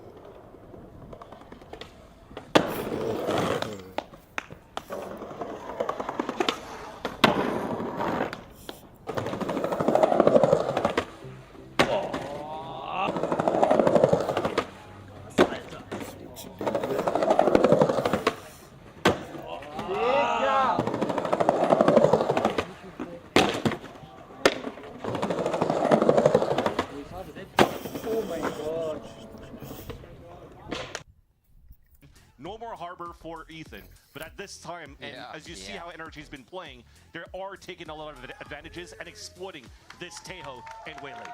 MIBR starting on defense. Energy is going to hover towards that B side first, seeing Tex usually left on an island. The team's perfectly fine doing that in the early game as you see Zekken start to trend over, but this mid control is big right now for MIBR. That's a shot from Scuba, ready for it. Slight bit of default as the rest of NRG goes back and forth to see what they can see at the sites, and now they switch the sides of the map, but the push isn't over. Verno still looking for space, looking to get this trade for his teammate as Energy sets up towards the A side, and it looks like he might just get backstabbed as well. Ooh, 2 for Scuba already, and we haven't even really started the round, Vans. Just really opens up the map. Look at Mata at the same time. While Scuba's just doing God's work at middle, they're just going back and forth grabbing the orbs. So right now, all the objectives are being taken by Energy to have a very strong start in this pistol. And you talked about Tex having to play on the island quite often. He's going to use these cyber cages as one-way smokes and try to slow things down for a bit and go for the hero play. It creates a little bit of a backside for himself, but he peeks right away, and a third for Scuba. Are we ending Breeze from the other day here with his clutch? My God, he continues. And the whole team is basically packing Sheriffs and Ghosts, so as they line up to get these final kills, Vans, it should be enough damage coming through. Call's already out there for Ethan to have Scuba continue to go for a hunt. I mean, that's 3 shots for a Sheriff. All of them hit. Silly? I mean, that's 3 bullets in a row that still connects. Already pissed around looking for the ace for Scuba. With basically 100% aim on all of them. He's just going to wait it out. Let's see, Brock's going to be the sentry for him to search. Scuba with the shot. And it's the ace for Scuba to start it off. Want to come out strong for the side of Energy. MIBR starting off the pistol round, what they do wanted to play that contact play, trying to surprise some players, but look at the positioning coming out from this player right here. Scuba, who has been unstoppable here in the VCL, going into this stage 2 of Americas, and also helping Energy hoisting that champs trophy in 2025. And already, they're already going to call it easy. Yeah. Definitely no question about the Scuba skill. Oh, that's okay. Well, did I curse that? Was that like an insta curse? That's not okay. Still, no question about the Scuba skill. We're gonna test it again here. in a possible 1v5 situation. He's got the shots. Slight ping, giving the rest of the team time to run free across the map here.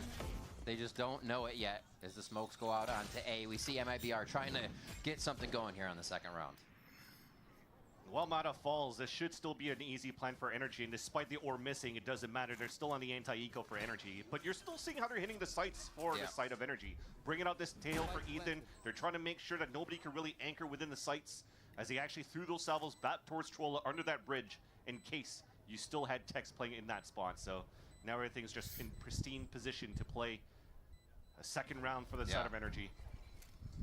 The interesting part about this too for MIBR, especially on Abyss, they could jump out of the map, go back into the next round, but very similarly to the last time when they had to play an eco against Energy, they're going for the re-hit, trying to make it expensive for Energy and his pulse plan. And on more than one front, they come in from the backside as the team tries to hit the site head on from that heaven drop, and it looks like it's going to be too much util across the spike for them to get it as they look for a bit more damage, a bit more armor, half on the spike, and the kill's going to come through for Ethan, getting that Teo ultimate online just a little bit more. Still quite a ways away, but that's two for NRG as they push into the bonus round. Damage is there, though.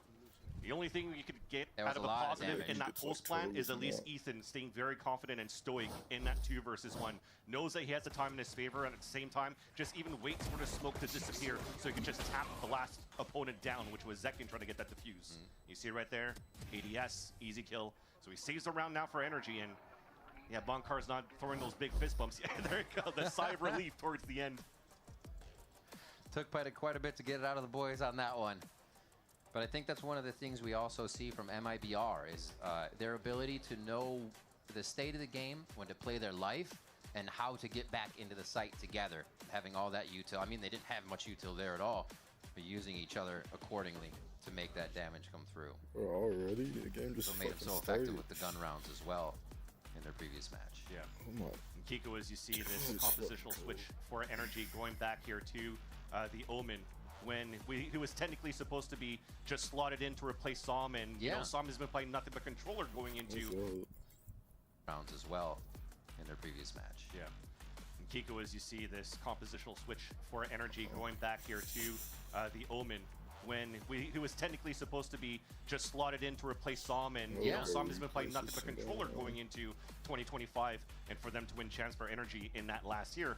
When you look at the addition of Kiko, it's actually a great addition to the whole Energy squad, because now you have 3 players that can flex around to a lot of different roles, being Ethan between Teo and Astra, for example, on Breeze. You have Kiko now that can play Duelist, Sentinel, and now back to the Omen, and of course you have the Swiss Army knife around Scuba as well. If you know Ethan's going to play the Initiator role, he can go into the Omen role. So it allows right now for Energy to have so many different approaches on different maps, whether it be double controller, double Initiator, double Duelist, they could have it. So that's going to give a lot of question marks for teams to try to prep against a champion team like Energy.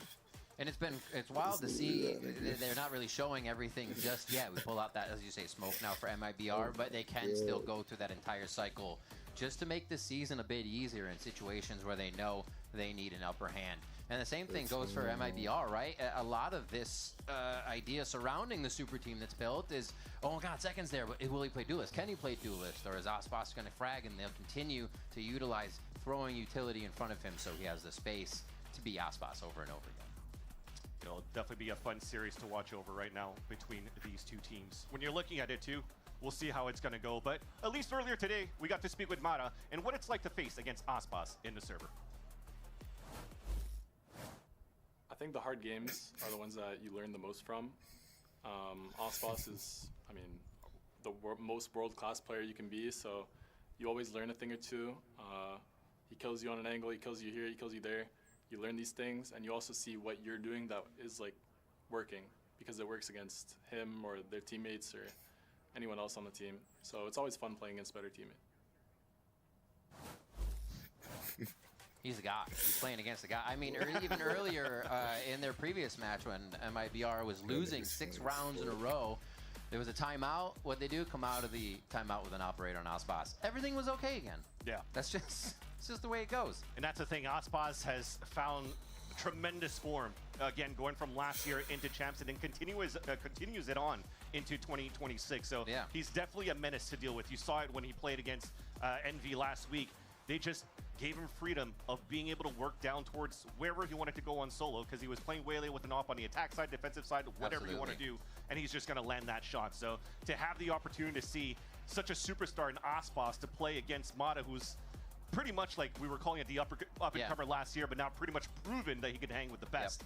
He's definitely in that conversation here for Mata to be one of the best that the game has to offer in terms of duelists. I can't wait to see, right? We're seeing these tier 2 players, now tier 1 for some time, just excel, right? And smash through any ceilings that people have for them in the beginning, and you see them approaching these veteran players very fast, and you're like, how far does that keep going? What is the next level for them? So really awesome to see players like Mata, Timotino, and all the rest across the regions really start to break out and show that it is new tricks that are available still in Valorant. Yeah.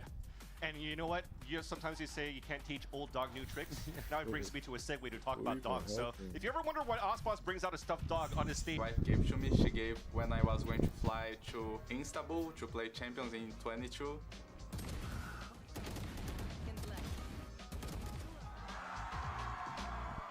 And since then, he's been going to all matches with me. He won a Champions Trophy in Turkey with me.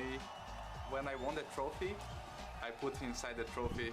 During the moment that the team was going to raise the trophy, he was there inside the trophy. It was he and Dogão. His Doguinho, but Dogão, that was the big one, he was inside the trophy as well. But Doguinho was on top. He won some Americas as well in 23. Let's give it up one more time for WoW! And 24. Doguinho says thanks for watching. It's so cool, bro. We thank Doguinho for all the moments that he carried Aspas to champions. Yeah, exactly. And being able to hoist trophies with Loud and then being able to win regional events in Americas with, you know, 2 of his former teammates being Tex and Mazzino. So that brings to the conversation now, too, of what was talked about by Emily speaking with Aspas earlier on. Now you have this super team during the offseason that was attempted to get built by the organization of MIBR with Fraud as the main coach, but also bringing in Happy as the assistant coach. 2 now CS legends from 1.6 to CSGO to now this. It's crazy to see how much effort has been put into this roster for MIBR for this year, and now to see that you have a level of comfort for Aspas to play with older teammates and Mazzino and Tex, to see him reunited again, and why maybe some people that were doubting Tex in the past, well, they got 3rd place at Champs in 2024 with that roster, with Tex in there. So if Tex is able to find that form, which he did in that matchup last week, then MIBR is definitely like a strong powerhouse that we have here in Americas. There's so many good voices on that team. Speaking of that, the other side, Energy, Ken, we keep hyping up the super team, and I feel like for the moment, that's the team that everybody's thinking about right now. How far can they go? But we do still have the champions in NRG, who've made one change and are still showing us exactly what they did at Champions. Their first game, we're able to get through that pretty much as a breeze, and now we see them still innovating and bringing out new things, starting 2 here. Have to see how it goes. I love that. And it brings a fun point as well for Energy, as you mentioned. It's not a roster that blew up following a Champs win. It's not Loud of 2022. It's not EG of 2023. And now you're looking at Energy. Well, the reason why they went for a roster change was because Sam wanted to retire. He wanted to chill, doing a marathon right now with Shanks, watching all the games in all the regions right now. So they needed to find somebody. And now it seems that from Red Bull Homegrounds into now, Kiko fits in quite well, and even, like I said, elevates Energy in terms of being able to add new to the playbook, because of how versatile Kiko is. Yeah, seeing him as the Judge Merchant slide around on Neon. Little home defense strategy from him in every site we saw on Breeze as the team was getting themselves in a position where they take the and overall, like you said, that was perfect throughout the year, even more than they already are as the champions. So you can't forget it. And now it's the brains of Verno and Ethan are also awesome to look at because of how young you have in one IGL with all of these veterans around him, and then Ethan, a 2-time champion, pretty much has the answer for everything and doesn't get the fog of war around him in any situation. It was still fairly new going into IGL even last year, right? So it's still kind of new for these two, but it's really fun to see how you know, these two guys are going to get overworked this series, because you're now looking at Abyss, where this is the first time we're going to play against Energy on this comp. Yeah. Split has never been seen before by either of their teams. And then go to Breeze, where we haven't seen MIBR yet since last year. So it'll be a fun one to witness when we have a chance. When we have the chance, we appreciate your patience right now. We are going to take a quick tech timeout. We will be right back after this. That's impressive. He's like the only one that can get away with being 5-2.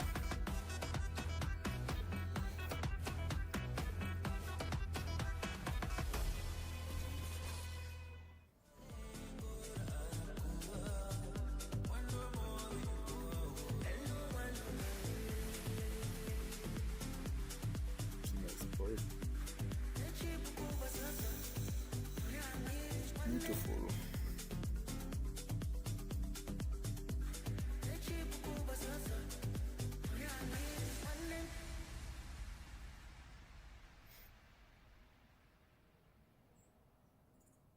Damn.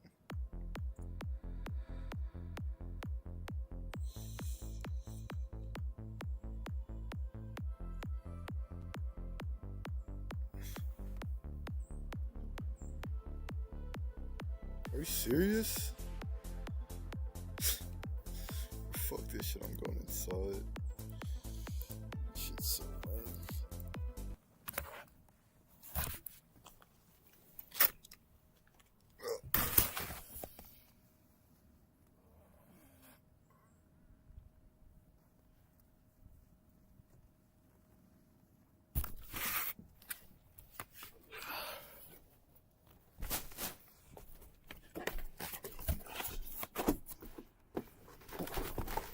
Fuck.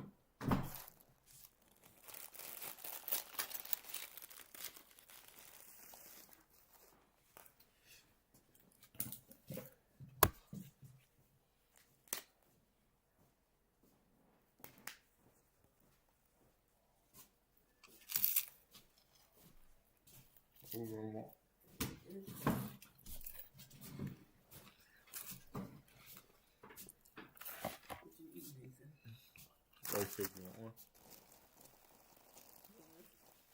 To rice cake.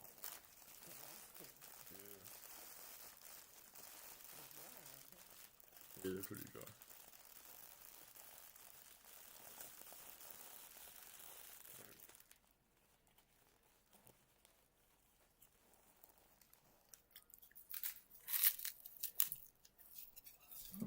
You like it? It tastes a whole better than the old one. Mm.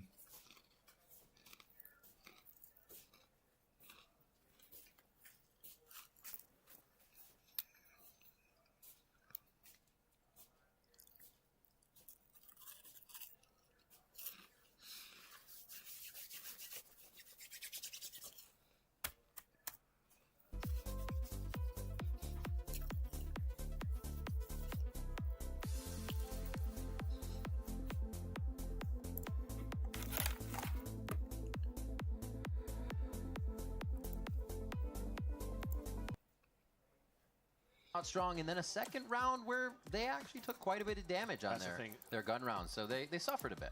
A great response from MIBR. Came down to a 1v1 towards the end when we only had pistols on the side of MIBR. Technically right now, going into that third round where it should be a bonus round for Energy, here we go. It's supposed to be not an expensive buy, but they are investing a lot into this round. So thank you for your patience as we get back here into the game. A setup now for MIBR to just try to find some active information. A knife early. Sees nobody there from the side of KO. So that's the call right now for Aspas. You see the jiggles coming through. The camera stays up right now for Tex. So they could maybe try to answer back on the B-side hit from Energy. A high trip just to make sure nothing crazy going into the site. And Tex is going to say, yes, I'm backside. Give Aspas a little bit of freedom to do what he can on the right there as Tex draws attention. Scuba's going to bite, and he takes so much damage. That's where Scuba's Viper Bite goes, so they know exactly the room they had to work with. MIBR set up on the outside. It looks like they want to make a double take for this, but Kiko says, no way. Ferno and Aspas down very quick here as, again, NRG exits the site a little bit just to get that defensive setup. Almost feels like this should be a call, but Mazzino still sticking out in the open, and finally there's that call to fall back. I gotta say though, a nice little idea to have that trip for the anti-dash, but at the same time you're playing against a Waylay, an easier recall. That would have been perfect against a Jet. Yeah. That said, you're able to see NRG on that hit on the B side stay very patient. So many players trying to anchor towards this B side, try to bubble through smokes and try to prevent players from jumping through the abyss, but they just waited for the cages to disappear around Scuba. Still using util around that troll where that blue X is at right now, and Scuba cannot anchor up on that site. Given a good chance here for Energy to convert a bonus round and start snowballing the economy on their side, especially when, again, that second round was quite expensive for them to take. A great focus from Energy, just being able to pinpoint an instant opening in the site there. You see towards the back. So he does go in, pulls back out, and oh, the Teo util goes back there. He gets pushed into the Molly once again after getting shot with the Guardians. So yeah, not a place you're gonna hide. Can't play the game. Happy with that protocol set down by the squad to get through the bonus round. I have to keep an eye on that conditioning too, because if now you're gonna have to force Tex to relocate towards New Box or something. Yeah. That's going to be watched when you're going to start scaling on the side of Energy. That said, you see the composition from Abier. Last round, it was a knife out towards that A-main side from Mazzino to spot info. This time, it's the active camera from Tex, which is why you're looking at this new meta. You're seeing a lot of teams still very comfortable playing this double initiator, but also adding that third character to get that information and be able to get out. So that's Tex with the camera. Or on Energy side, it should just be the Waylay dashing in, finding info, recalling. And that gives a chance right now for both teams to react a little bit more around that map. It also causes for a lot of defaulting though around the map, which is you're seeing Energy cutting noise and forcing MIBR's next round to get info. It looks to be a drone by Verno on the front side of A, but decides otherwise and finally pulls it out, and he's gonna get right onto the money. Scary spot to be is a solo Sova. He just had that smoke to get away from that they've given him, but oh no, Waylay to top box, not to heaven. Safe for the time being as MIBR sets up for the retake, and Energy again, pretty much a flawless entry into the site to get themselves set up. Saved 2 weapons into it. The last round was Aspas and Mazzino. Now wouldn't be surprised if they go for it again. They did it with pistols in that second round. Now they want to continue to try to make it expensive. That Knife now realizes that Energy playing off the site. Lineups, no salvos though really available, so they're just going to try to play the spray, actually, if you look at the remaining utility available for the side of Energy on the attack. Just trying to get somebody up close. Almada over the smoke already whittles down the numbers of MIBR here. He's just finding a few more, looking for those alt points, but Mazzino answers back. Now to the 3v3, Spike's going down, so they're going to have to get it to half soon here as Energy lights up the kill feed. That's going to be all they need to take down MIBR and get themselves out alive. 4-0 now. That's twice now that Energy. I mean, it's cutting it close, but at the same time, they're doing a great job playing off the sites and off each other to make sure that the smokes that are being thrown by MIBR to attempt to defuse really have a chance. Bubble dissipates, easy kill towards the end, but I like the positioning. It almost feels calculated on the walls that they're setting up right now on their attack side, where Kiko could play it as a one-way smoke on the top of the box. No trust, bro. No trust. Good job. Good comms. Good job. All right, into round 5. Just going straight over the top. It's quick. Very quick. Push towards mid. They're going to see if they can get a ping off of this right away, maybe, and work it. Oh my gosh. And they ult immediately, taking all of Vent and that upper heaven area for themselves. Energy just putting their foot down once again in the site, making MIBR question how to get back in. What a nice little look. It's going to make it so hard for MIBR to remove it back into the site, especially with that pit on the top of heaven. We'll talk about it in a second right now, though, because MIBR are trying to find some value around Aspas' op. So many little setups that they have, different looks each round. It's like when MIBR does get guns, they're not seeing the same thing. They can't even find something that they saw the previous round. Looks like a save here for Osboss and the Operator, since it is a key factor for them to get back in the game. It's the biggest win con for MIBR against Envy. Yep. The potential will continue to do so throughout the season for this Brazilian organization. But again, when we were just talking about this double initiator on the side of any teams right now that could slow the tempo and play a lot of default, you see how Energy could also up that tempo by using the Teo Salvos to immediately break the doors and fast as they move forward to take some immediate control towards A Heaven side, and you're not allowing any team to play a retake if a pit comes out that deep.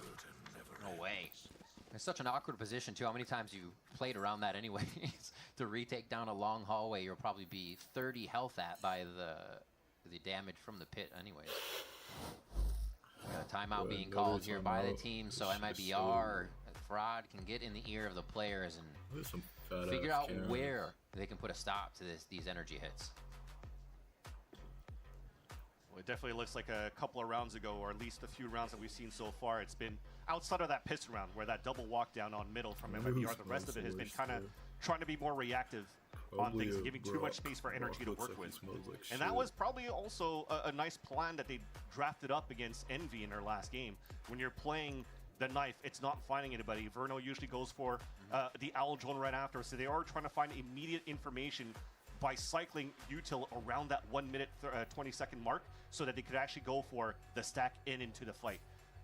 Oh, shit. And now maybe you're asking here for, I mean, you're seeing on the side of Fraud here by MIBR, he's not saying too much, and during these timeouts, it's also been Verno being fairly vocal in these timeouts against Envy, and they were able to convert a few of those as well.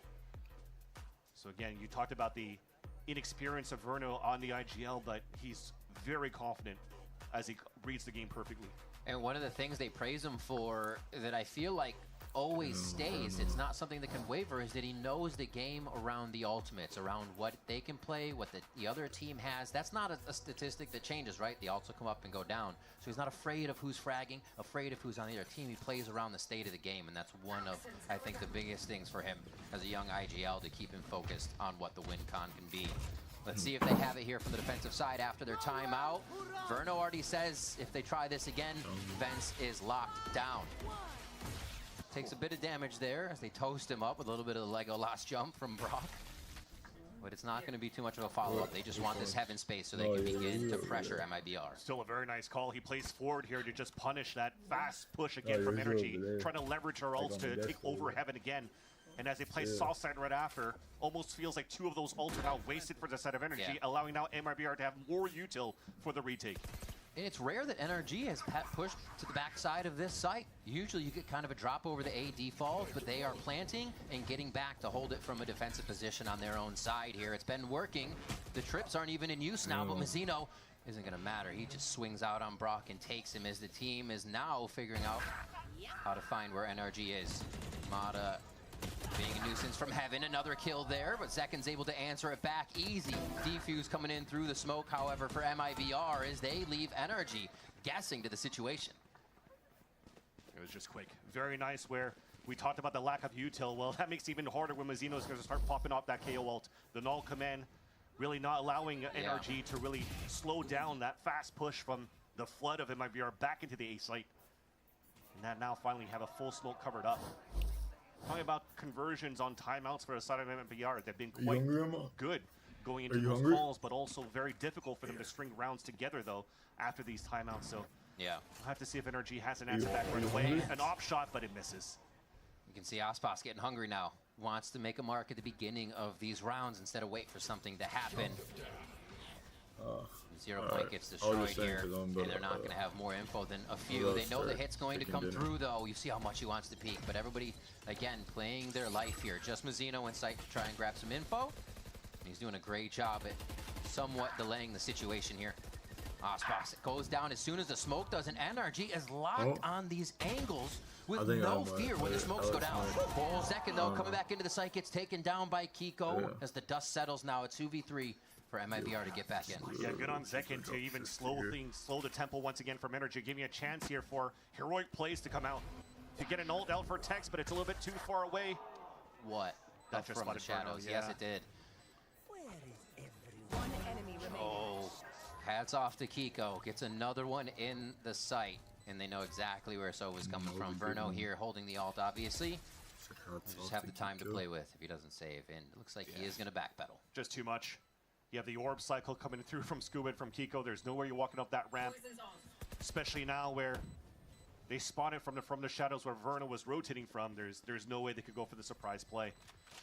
You have to respect Mazzino's though. Mazzino's attempt to stay alive towards that new box has been very good in his starter game last week, and at the same time just putting up high numbers as his KO. And now he's just trying to stay alive to give a chance for his teammates to rotate on time, for Aspas to find a timing and swing out, but they both got punished in the end. Too many numbers on the side of energy as they overtake that B site. It's where they get into sight, they stand there, wait for the smokes, kind of like they do over at A. They don't enter the back just yet until they absolutely clear it. I mean, that's good protocol, but man, they are sticking to it right now. We'll see what happens as we get into the next round 8 here as they focus towards the A side. MIBR stops the bleeding for 1 round, but gets reset.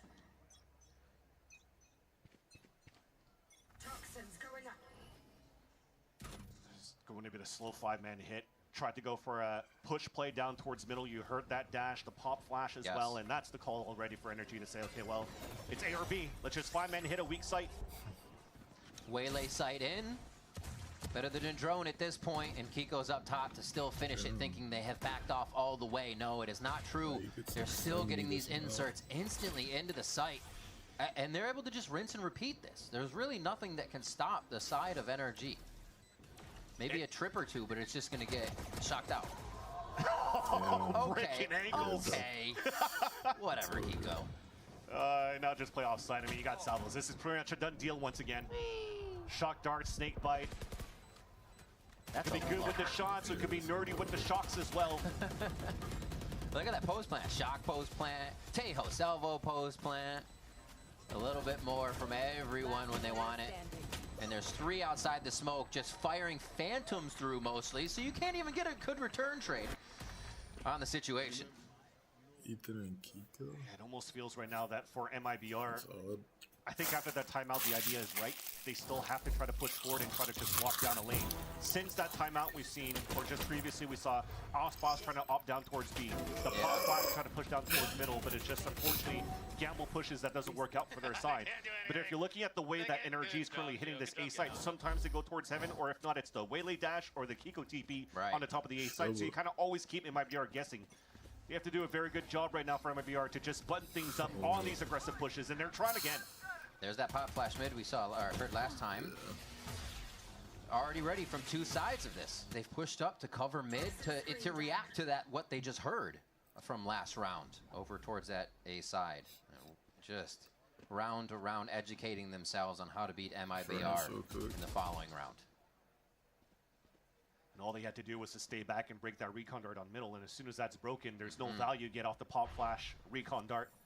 So Energy 1 step ahead of understanding how MIBR could maximize his composition to surprise their opponents if they don't have enough money for that op, and they're doing a great job just really nullifying any type of aggressive attempts from MIBR to get early info. And seeing this switch for Kiko too over to the Omen for this from the Neon gameplay, we knew we could, but man, 10 and 2 over there, being the second follow-up in these plays as the secondary controller or mid controller. They're both kind of doing the same amount of controlling, but it's just so on point right now. And they go make that play inside the site again. It's absolutely disgusting.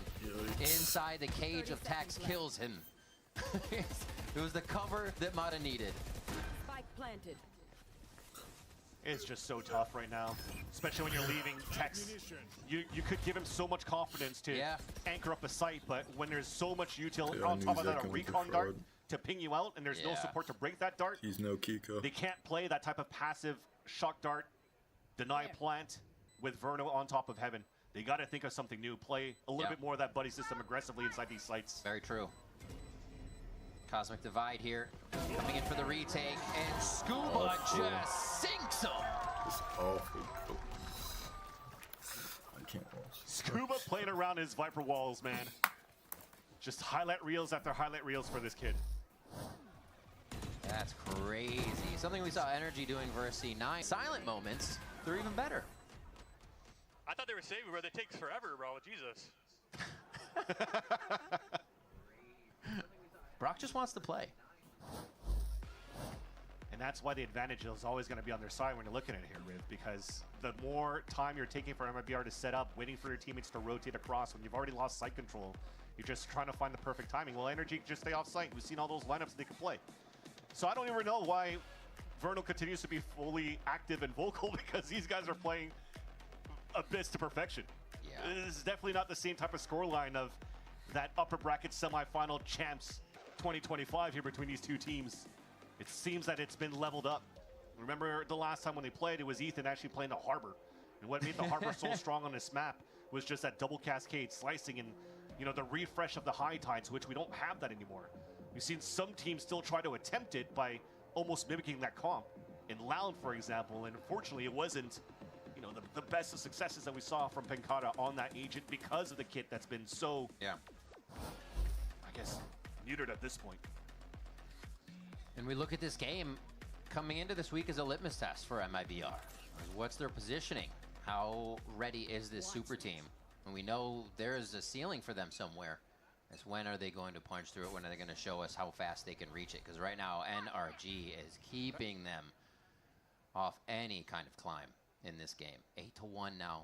And they're going to just go ahead and set up a default to see if MIBR really likes to take these rounds long. You just saw a fourth piece of the of how they could get active information. Kiko going for a jump peek TP back in KCC's like a push coming out on the eco for MIBR after this timeout.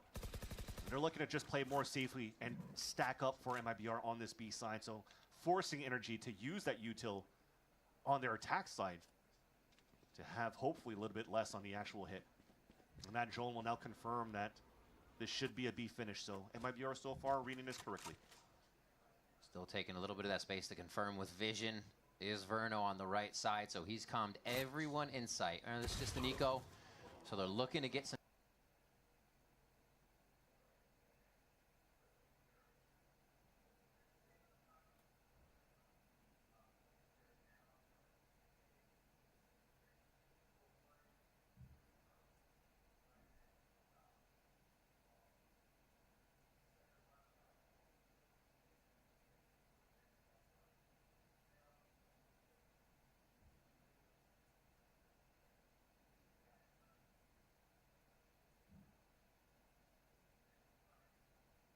You're right, the ult has allowed MIBR to kind of squeeze NRG into a position of anxiety here, and they're wondering which way's the right one to look. That's cleaned up a little bit by Ethan to start him off, triggering Ospas to go, but Mata already had the situation locked down. It took him a moment, but Energy still power through. Almost in lineup, it was a clean shot on Kiko when they went for that double swing on that side. The amount of shots that are popping through, trying to bait them out so that Ospas can get value off those blade storms. Nice little transfer in the end for Mata. They continue their run. I mean, that timeout, even if it looks disappointing for Fraud, there's still, again, in these eco rounds, good damage being done for the side of MIBR, but this is where it gets important. The money's back, which allows Ospas to invest into another op. He's done these plays before, and it's red already. Last time Ospas tried that, he was able to walk out of it. So he probably felt real comfortable trying again. And usually they use a KO knife to make sure that they could nullify some utility to not allow Ospas to be cleared out from a drone or anything like that, but it's just Mata walking up to get the pick. So that just comes down to the preparation for somebody like Bonkar when it comes down to these games, and why Energy had such a surge of results that put them into the finals of the Americas of Stage 2, that made them win champs. This guy works around the clock and figures out here how their opponents play and just punishes them every time. It really is a core point. You have a team that wants to buy an op so much. You have a team this smart, you can read that economy like a book. And coming out of that low buy round, of course they wanted one. You're right. The homework was done for that, for sure. Back into the B site once again. That back left connection, always a big one for the team to take, so they know they have site coverage. And this is where MIBR could somewhat excel. It's what we saw them coming back in their previous match on, is when they could get to the site and flood in. But already they could get picked off in mid here. You see a little bit of desperate moments too, like just a pop flash. Oh, the lurk again from Scuba. At least only gets one, but you're seeing on the other extremity of the map here, on the defensive side, everybody's just trying to go for hero plays. Just trying to hopefully make something stick.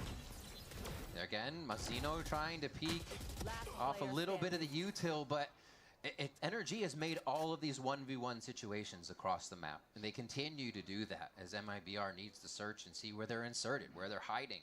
Because with the speed NRG's taking sites, you know they don't need everybody in there, and they probably didn't use everyone. Who's lurking is the question. It's funny because we had the conversation before going to this game. Is there really a team that could start off here as a build-up and become a super team? Yeah.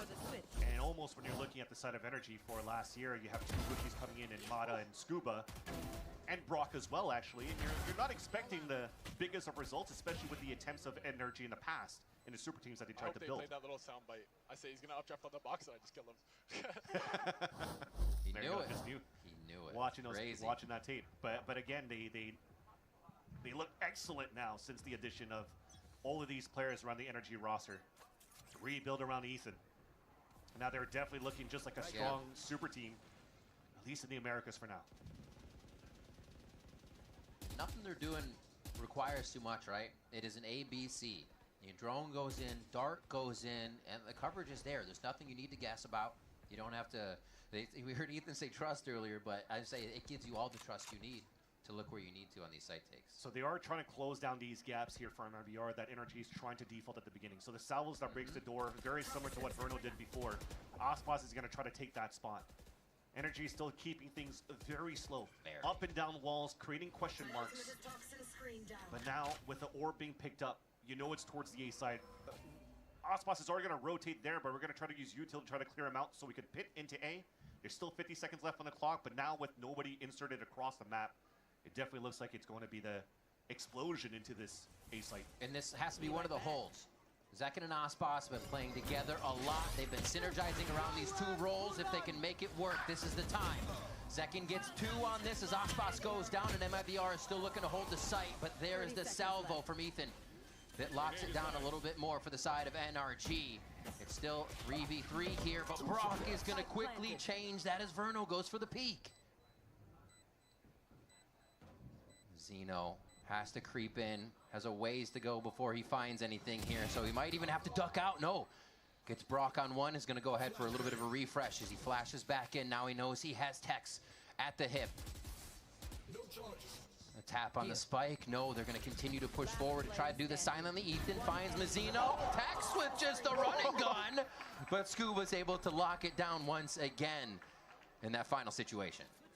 And it almost looked like it was going to finally work for MIBR, adding another body in there, making sure that you're breaking out that util, and they almost had a pretty strong hold for the side of MIBR, coming close to the wire again in the final moments of the round.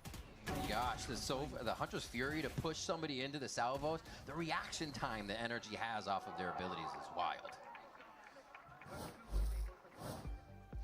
11-1 here for NRG. MIBR has a big hill to climb when we come back.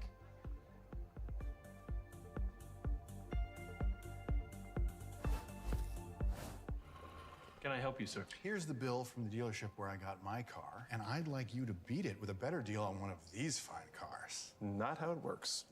Guess you're not as cool as Verizon. Bring in your AT&T or T-Mobile bill for a better deal today.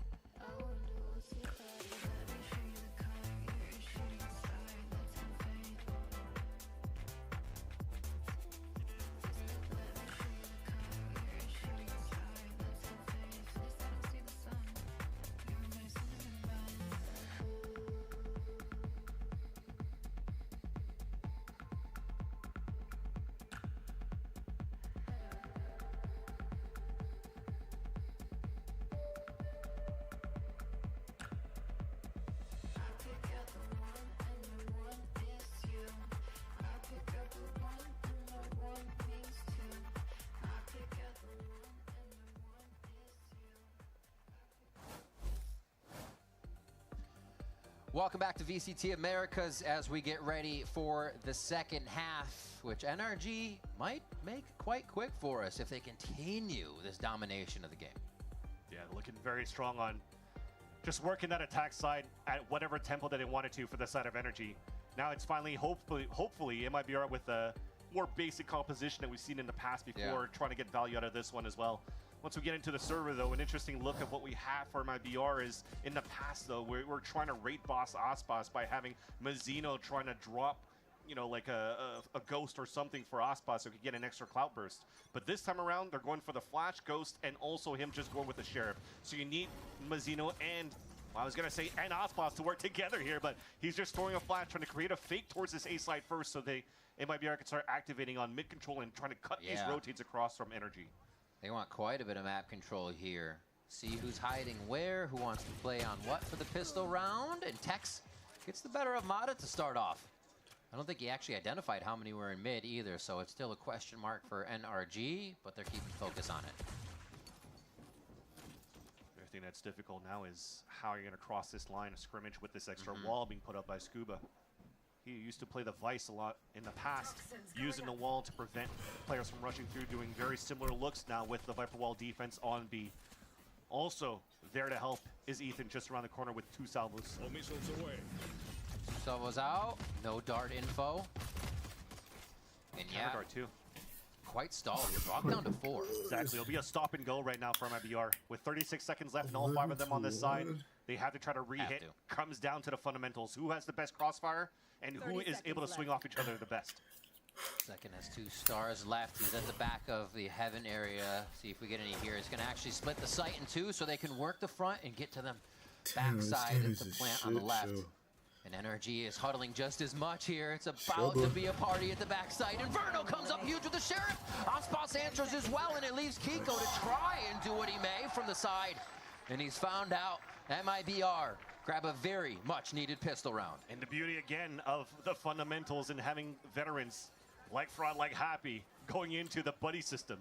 And as he creep up for both Verno and Aspas, they went high-low with the Sheriffs too to make sure that they could try to go for trades. And it's Verno just capitalizing on 2 that have pretty good spacing for the side of Scuba and Ethan. Oh, flawless. You heard this guy's flawless. I heard it now. I heard it now. Holding with the Marshall on this one. So we're being real quick with those shots if Aspas needs to. Backed up by Mazino. And they're actually just calling this push right now. The forward smoke from NRG. And they're going to try to come out into the blender of MIBR. Yeah, a lot harder to try to pop out of a smoke when you have flashes to work with. So you're trying to leverage salvos to break crosshair placements. But MIBR were doing a great job just playing out towards that spawn. They were just ready for that push. Too good. Nice control. I'm glad you guys are having fun. Oh, that was another flawless. Yeah, I thought it was going to be the second hot I thought Tex was going for it too, so we had to. All right, 11-3. This is a huge round for MIBR.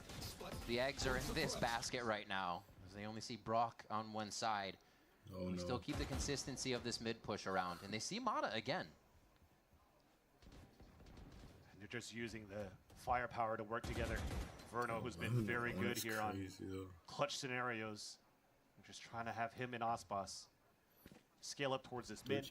They're keeping Energy quite cautious of trying to fight back at this spot, so they're turtling up. So this is a lot of space right now that MIBR could start taking towards the mid round.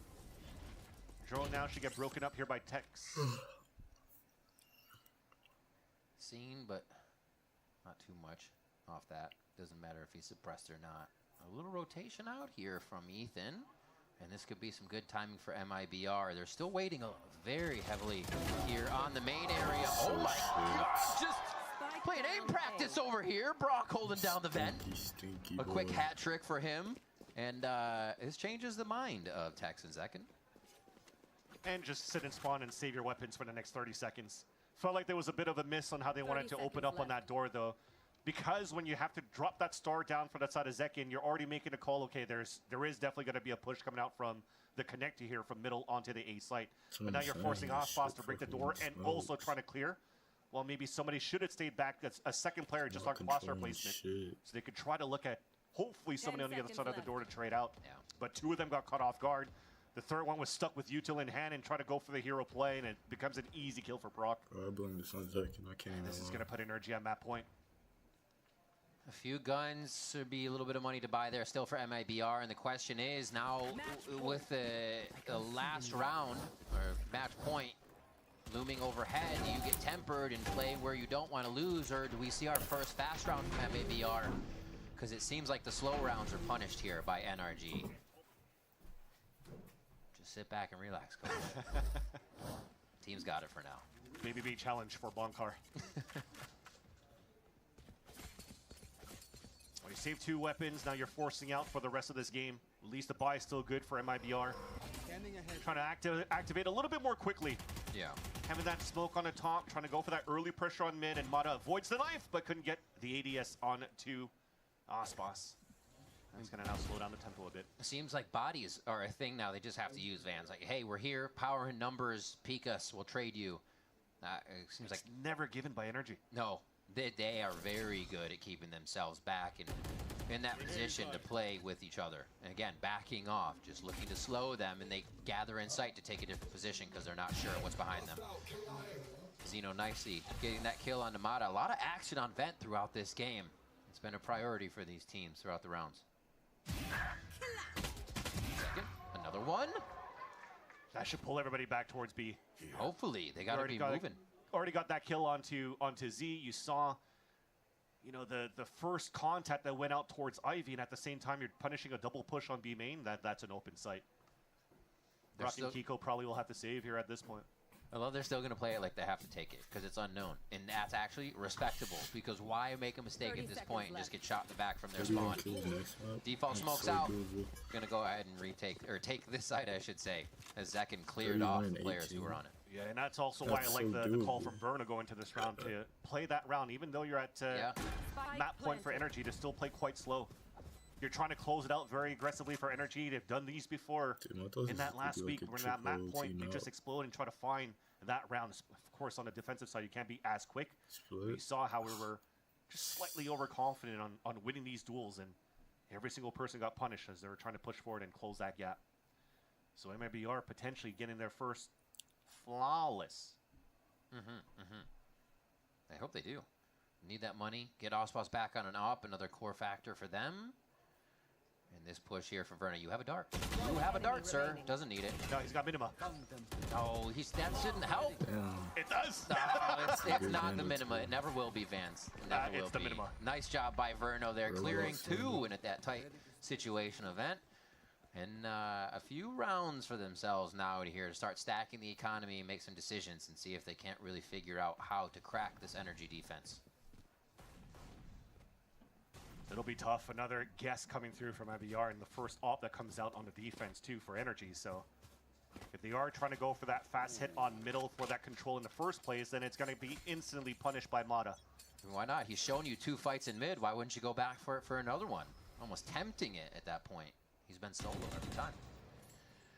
There's a quick shot. Yeah, Kiko was just trying to find the timing. Smoke comes up, count to 3 seconds, try to get the spray. Yeah. Beautiful Hunter's Fury, though. Hit him in the knee. TP out. Kiko safe for now. Very nice sight take. Aspas gonna hide on that right side. Brock able to find one through the smoke, starting before it even begins here on the retake. Oh my gosh, Vance, it is just not stopping. From the vents here, Verno, maybe another one, or Brock rather, maybe another one? Yep. Oh, the shock dart onto Tex. They're gonna start trading util back and forth here. And we still just have a waiting Mata to help get back into sight. They finally have enough here to do it. Great hold so far by MIBR. They need to string this round together as well. And they're going to do that. No problem on it. Well, shot by Mata, though. Do they want to drop the up? How bad do they want to drop it is the question. They don't have money to work with. I think right now for Mata, he should try to go for a pick, make it expensive if he can, but just getting punished in the end. And as we talked about, MIBR loving to use Aspas on the op on the attack side previously, they decide not to pick it up for this round. So Aspas is going to go Vandal side against NRG on the attack. That said, you have to commend Tex right here in these plays. Pushing forward and getting those 2 kills doesn't really allow. I think that second salvo is probably still available for Ethan, which is another great point to the composition that they're running here for the Yeah. side of Energy. They can really flood with a lot of util back at the site. And Tex was able to open that up. I mean, I'm sure Ospas is talking a lot, but this is the most clips we've had of him in a game. Like, actually being vocal for the squad. Like, he's always saying things, but we usually don't get the reacts from him. So it's cool to see that he's vibing out there as well, even in his focus mode. Voice lines for KD. He's eating butt right now. Monkar chatting it up again. And most of the NRG guys listening here to figure out what they can do to stop MIBR's pushes here. They've actually played the rounds a little bit late, as we've been seeing. The one where Zekken was able to take out the push from B, and then the previous one we just saw a little bit quicker with the early darts and util use from both teams right out of the gate. So a nice variation of that, but MIBR do like the low round, slow rounds. Actually. We'll move soon into territories where you're going to be able to start cycling ults on the side of Energy for the next, in 2 rounds rather.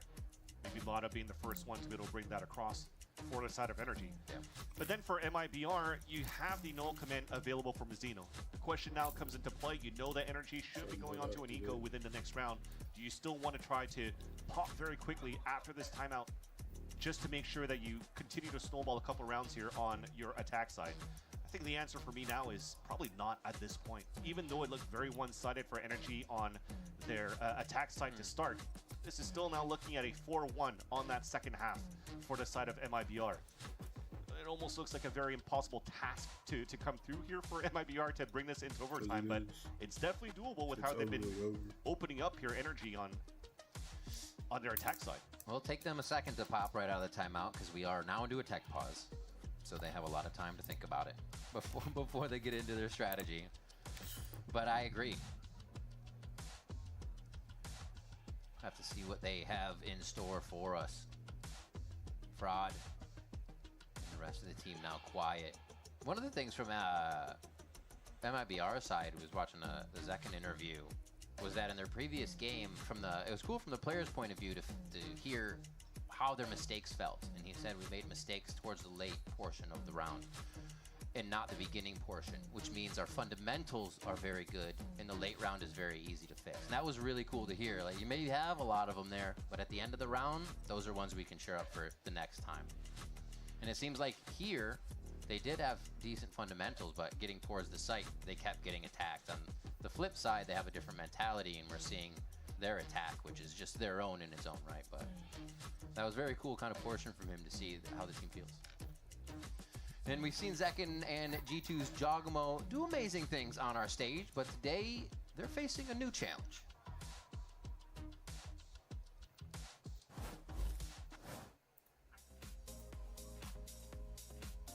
Hello everyone, my name is Zekken. Riot Games has supplied me with a knife, and I'm going to use it to play Split Decision, in which I have to cut this can in half and try and make them weigh an equal amount. I have a hot dog with me because guess what?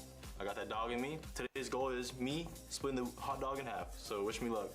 So, off the bat, I'm thinking about slicing it right down the middle, in between these flowers. I feel like it would be nice and even. We'll roll the weenie around, make sure it's the correct measurement. Okay, the dog's looking good. But I have to take into account these sprinkles, you know? Every one of them weighs like half a gram or something, so... Who comes up with these awful It's very important that I count all of them individually. Alright, I'm cutting the hot dog right now. I just hope I make a clean cut, dude. No. I'm feeling good about this. These look even. Actually, my right one might be a little bit bigger. I might be cooked. Let's go. One. What does it say? Okay.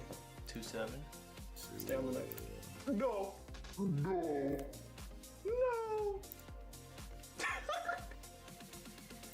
What does it say? I didn't get it, man. Oh my god, this glizzy's bigger than this one. It's a beautiful piece right there. It also has the table all over it. What am I supposed to do? I'm gonna compare it. Yo, I just... Alright, the tip is bigger on this dog. My final weights were 267.6 grams for this slice on the left, and then 260.5 grams for this slice on the right. Final readings that I have for these dogs, I have, I think, 2.9 and 2.7, so the tip was a little bigger on this dog. I think I did a wonderful job, and I think these are wonderful cakes. This dog wins, unfortunately, and I did not win the split decision, so sorry about that. But I think I did a pretty good job. And I'm very thankful to Riot Games for letting me cut cakes in half and weigh them. Thank you guys for watching. What the fuck is that nigga? A Filipino or something.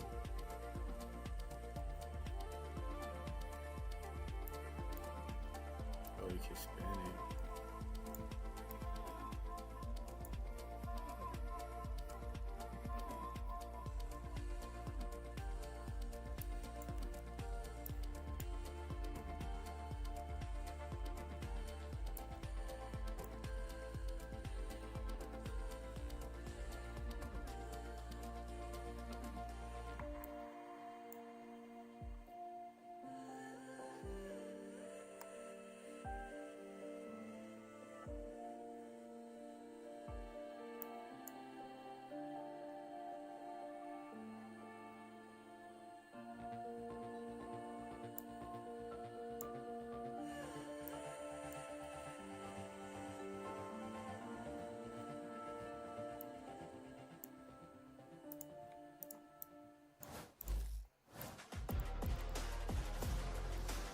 Now trying to look for something. Scuba untouched and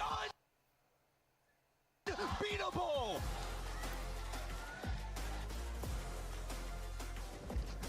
Agora contra 4 jogadores, vai ser pressionado. Pode vir, para Verno!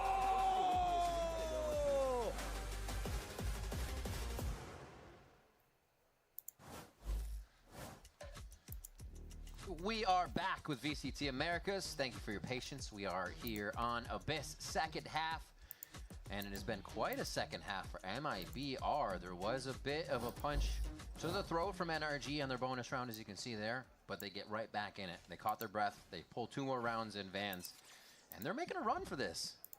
That's why the timeout's super important as well for NRG's side. It's for MIBR to make any mistake and they lose that map, so NRG have to button things up a little bit on that side. Verno already going for some information early with that knife too. Realizing now that NRG's playing off site. Aspas get into a plant. Who can follow? Everybody's in. They're realizing that they can kind of bully around NRG here on the lower by round, and that's exactly what they should be doing, taking that confidence right to the front door. Aspas is going to stay up there. He's like, yeah, I'm going to play the risky position for a moment. NRG are definitely looking to flood back as well. Drone's looking for info. Shock dart. There's some damage. That's good in the end. Yeah. The round's going to come in for MIBR, but I feel that there's still a small misstep on MIBR's anti-eco here. To still give that plant for Mazzino and not to give it for anybody else. Tex is now 2 away from his ult. If he actually got that plant down, they could go for orb control in the next. Aspas is also 2 away on his own. That would have given him a chance here to, again, snowball some ultimates. Give him a chance to hopefully string a couple of these rounds, but it's a little bit of a mishap. That's a new song, apparently. Tex making it up out there. Over towards the left, so it looks like they might just rip this null command at the end of whatever strategy round 19 has for us. Early smoke mid from NRG to start them off there and just slow down any push. Oh, that's huge. Ooh. Yeah, Mana could stay on this line. The salvo actually pushed Verno away from the drone, so Mana could still continue here. Especially with the knife being shot out, this has to be a little bit of a signal, at least for the side of MIBR, that they should not continue to commit. If you're playing out in the open like that and immediately breaking util, it's so you much have commitment to know to it. Yeah. that there's going to be an op, or at least Mata in somebody in aggressive position. It's a great call. You got to be heady on the state of the game. It's one of the things we see both of these teams being very aware of what possible situations could be at hand. And here, Brock looking for another 1, 2, 3 maybe if they come through. This is also preparation coming in from NRG. This camera that's being thrown by Tex, when you're throwing these smokes on the top of that mid side, he uses the camera to ping the door and he breaks it as a wallbang and lurks up. and as it gets broken up, they could try to go for the late hit, the 4-1 at that spot. So that's why Energy, they already have 2 players on top of that side.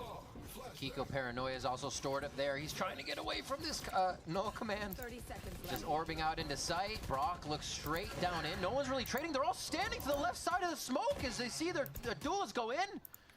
And this could be it now for NRG.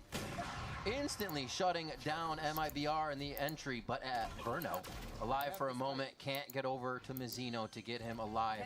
And now Tex, the last one alive as the kills come through. TP to the other side. Tex is trying to find the kills. He heard the TP, so he's trying to swing it back and forth, and he keeps it alive for now. There is no time on the clock as it's been delayed, and NRG get a 13-6 Abyss. A strong start for the side of Energy and a dominating map in the end. I'm actually glad we had a little bit of a tech pause that allows for us to stretch that game a little bit because it was very dominant for the side of Energy in the first place. One thing I think I have to commend Energy on is, you know, we've been harping on that team having a very, very slow starts at the beginning of the year of 2025. But now since the kickoff in here in 2026, man, they are looking to string a lot of these rounds on their side at the beginning.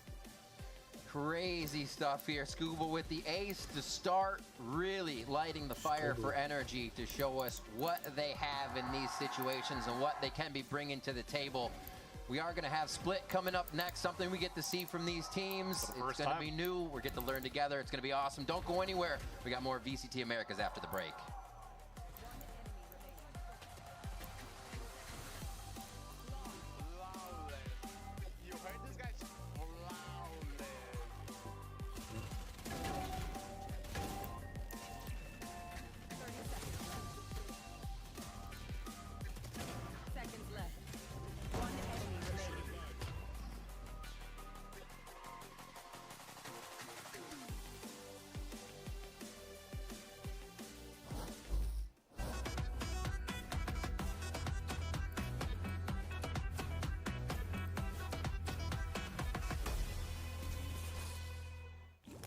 Holy smokes! You don't look so good, boss.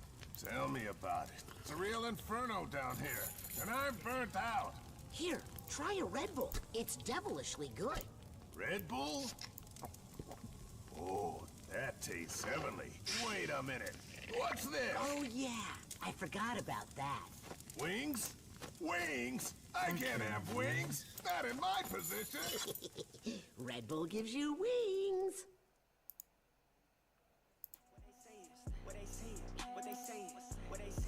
I hate this fucking music. It's so bad. Kill whoever made this. Kill them.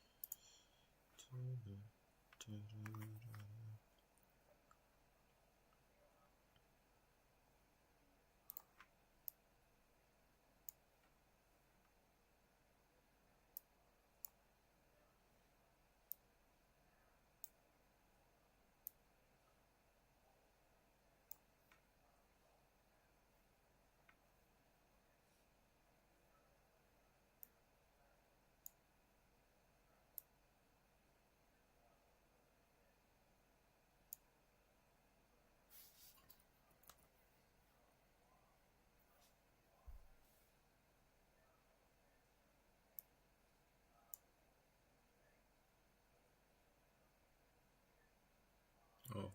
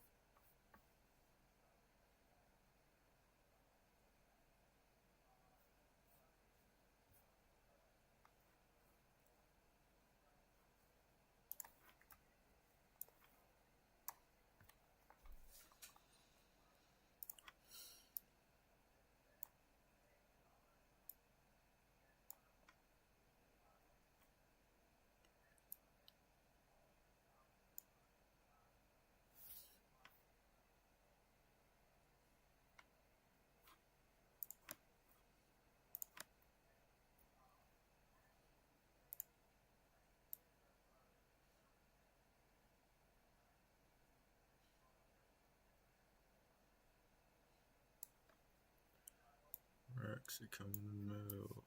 Bags. They're going for sale. This shit I sell.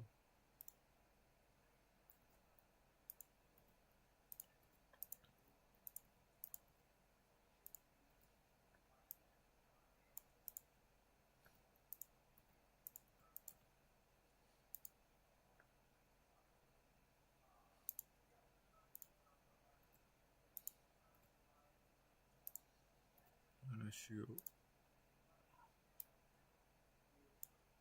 tell me, bro, he wouldn't let me have them.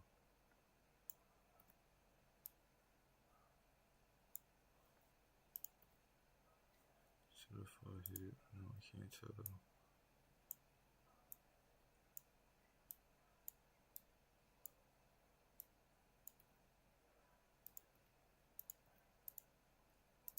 Something so crazy, she nasty as hell.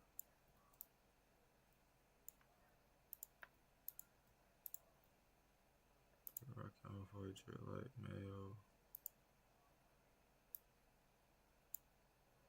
Boy so real deal, yeah yo. I just bought a zip, it came in the mail.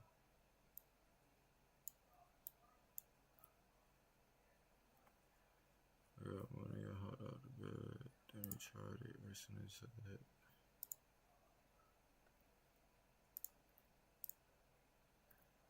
Like, what even is this?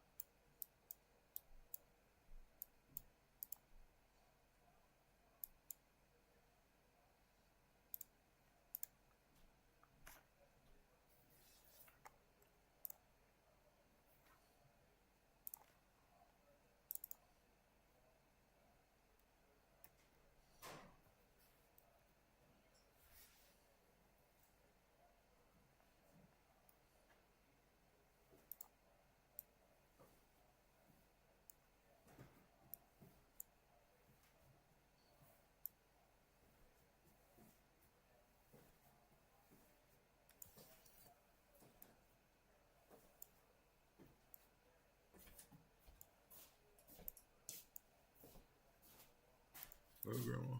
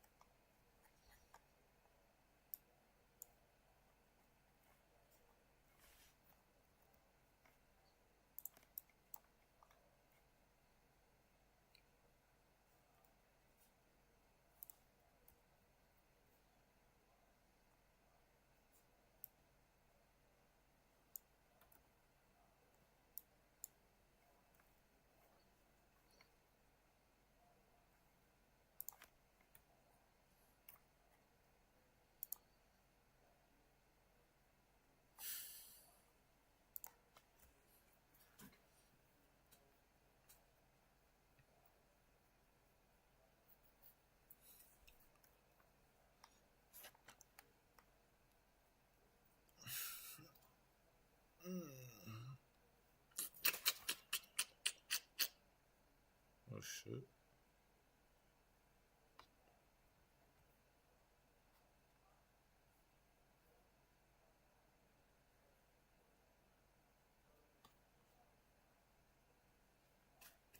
At that point to just maximize these orbs.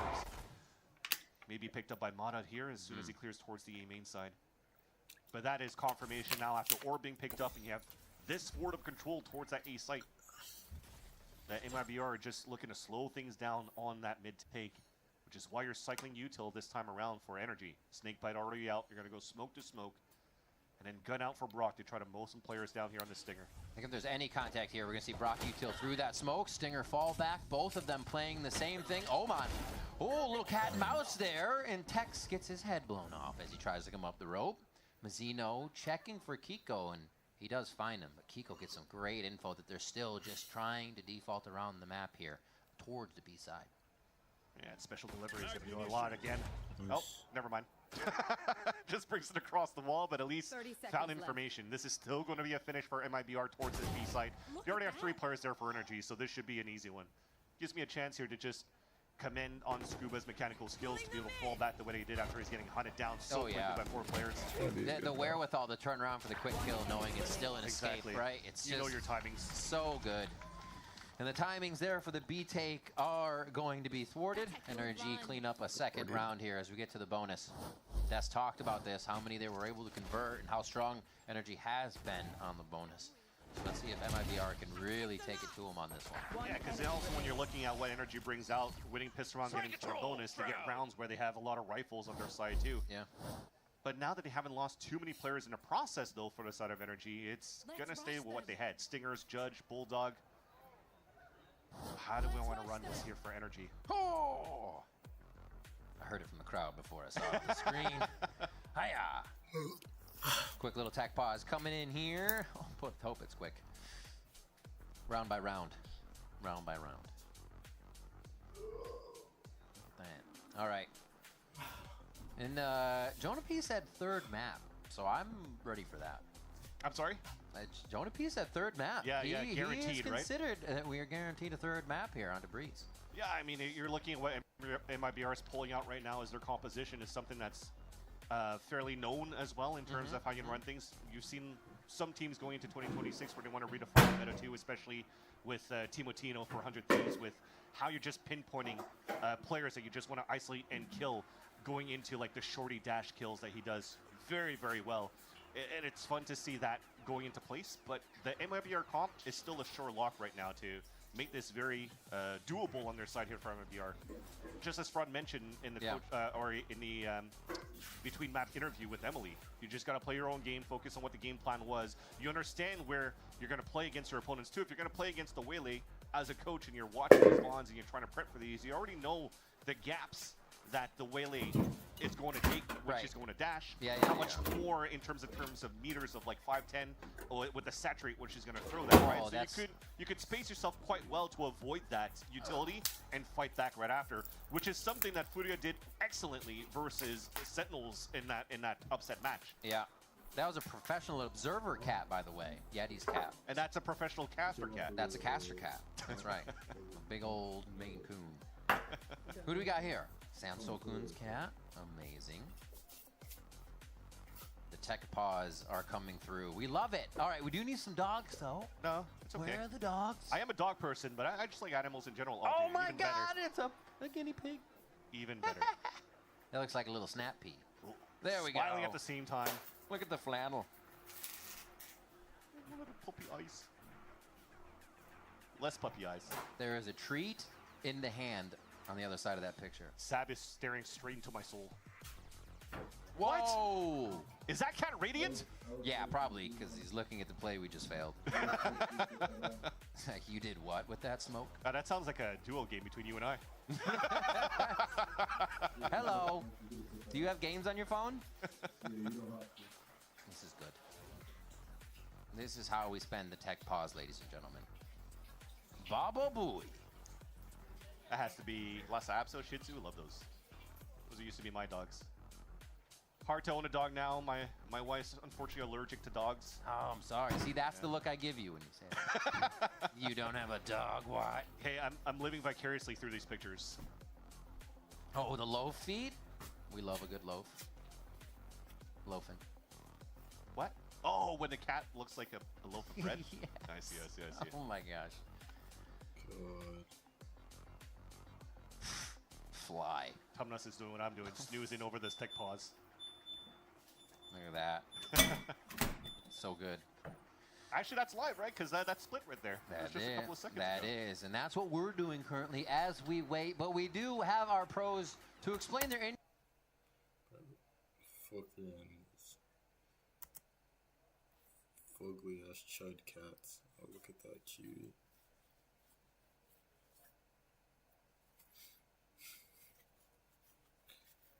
Little boo-boo, man. A boo-boo.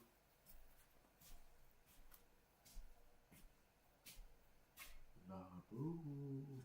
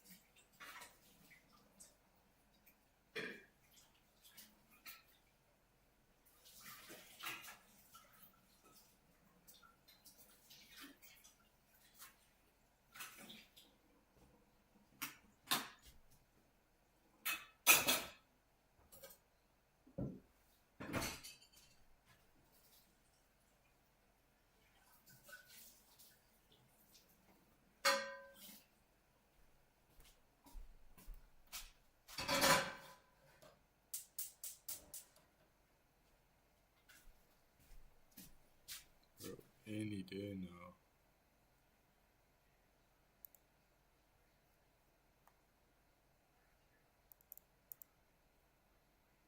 This shit is just ridiculous, bro. Ridiculous.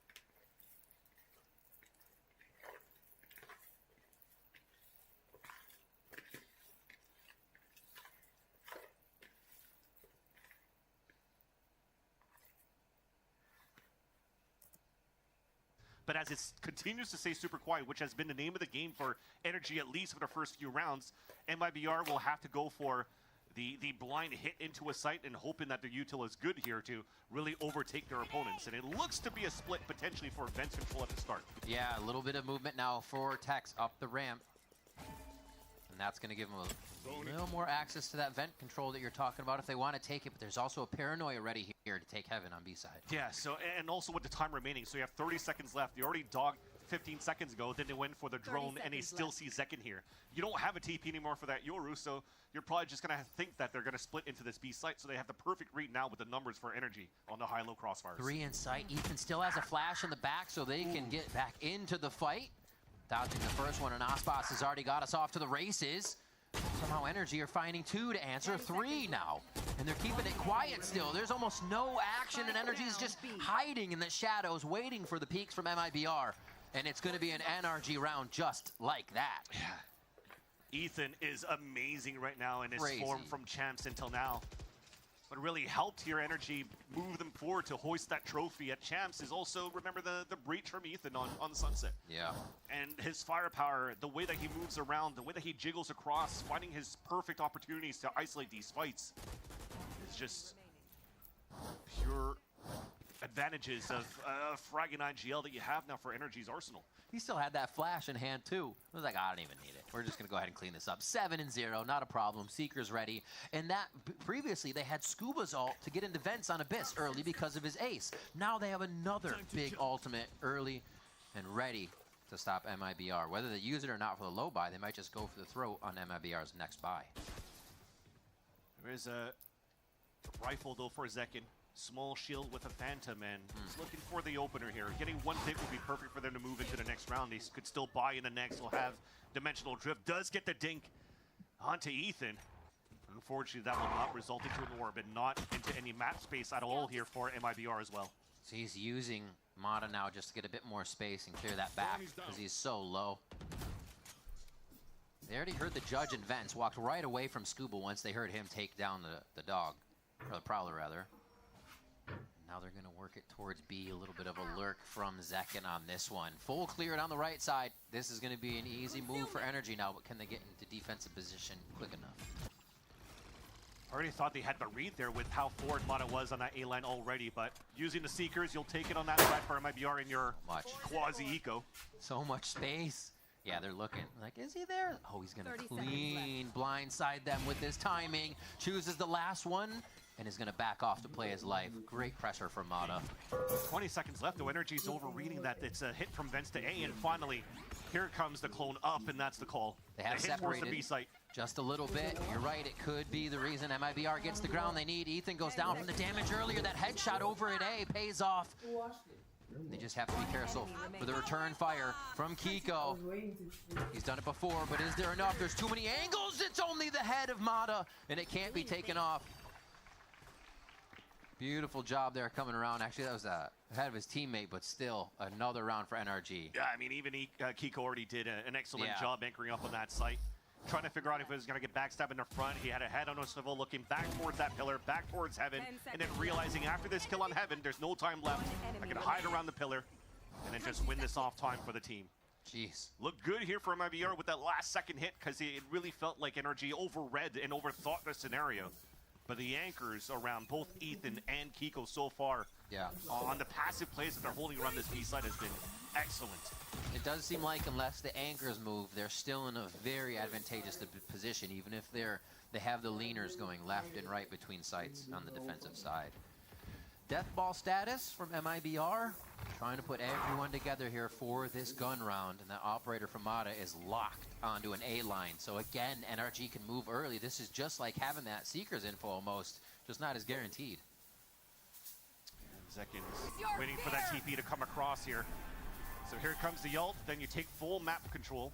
Nightfall, Molly's over top, so they're committing their lineups. They're committing everything here. Zekin's already made it back site. Mazzino's able to clean up too and bring hell straight to the doorstep of NRG. And Scuba's only able to get a sniff at 1 kill here. Still 4 members in sight for MIBR. Yeah, somehow the Nightfall got a lot of value here. Lots of tethers that you saw around that site. And that just allowed MIBR to very quickly tempo into the site.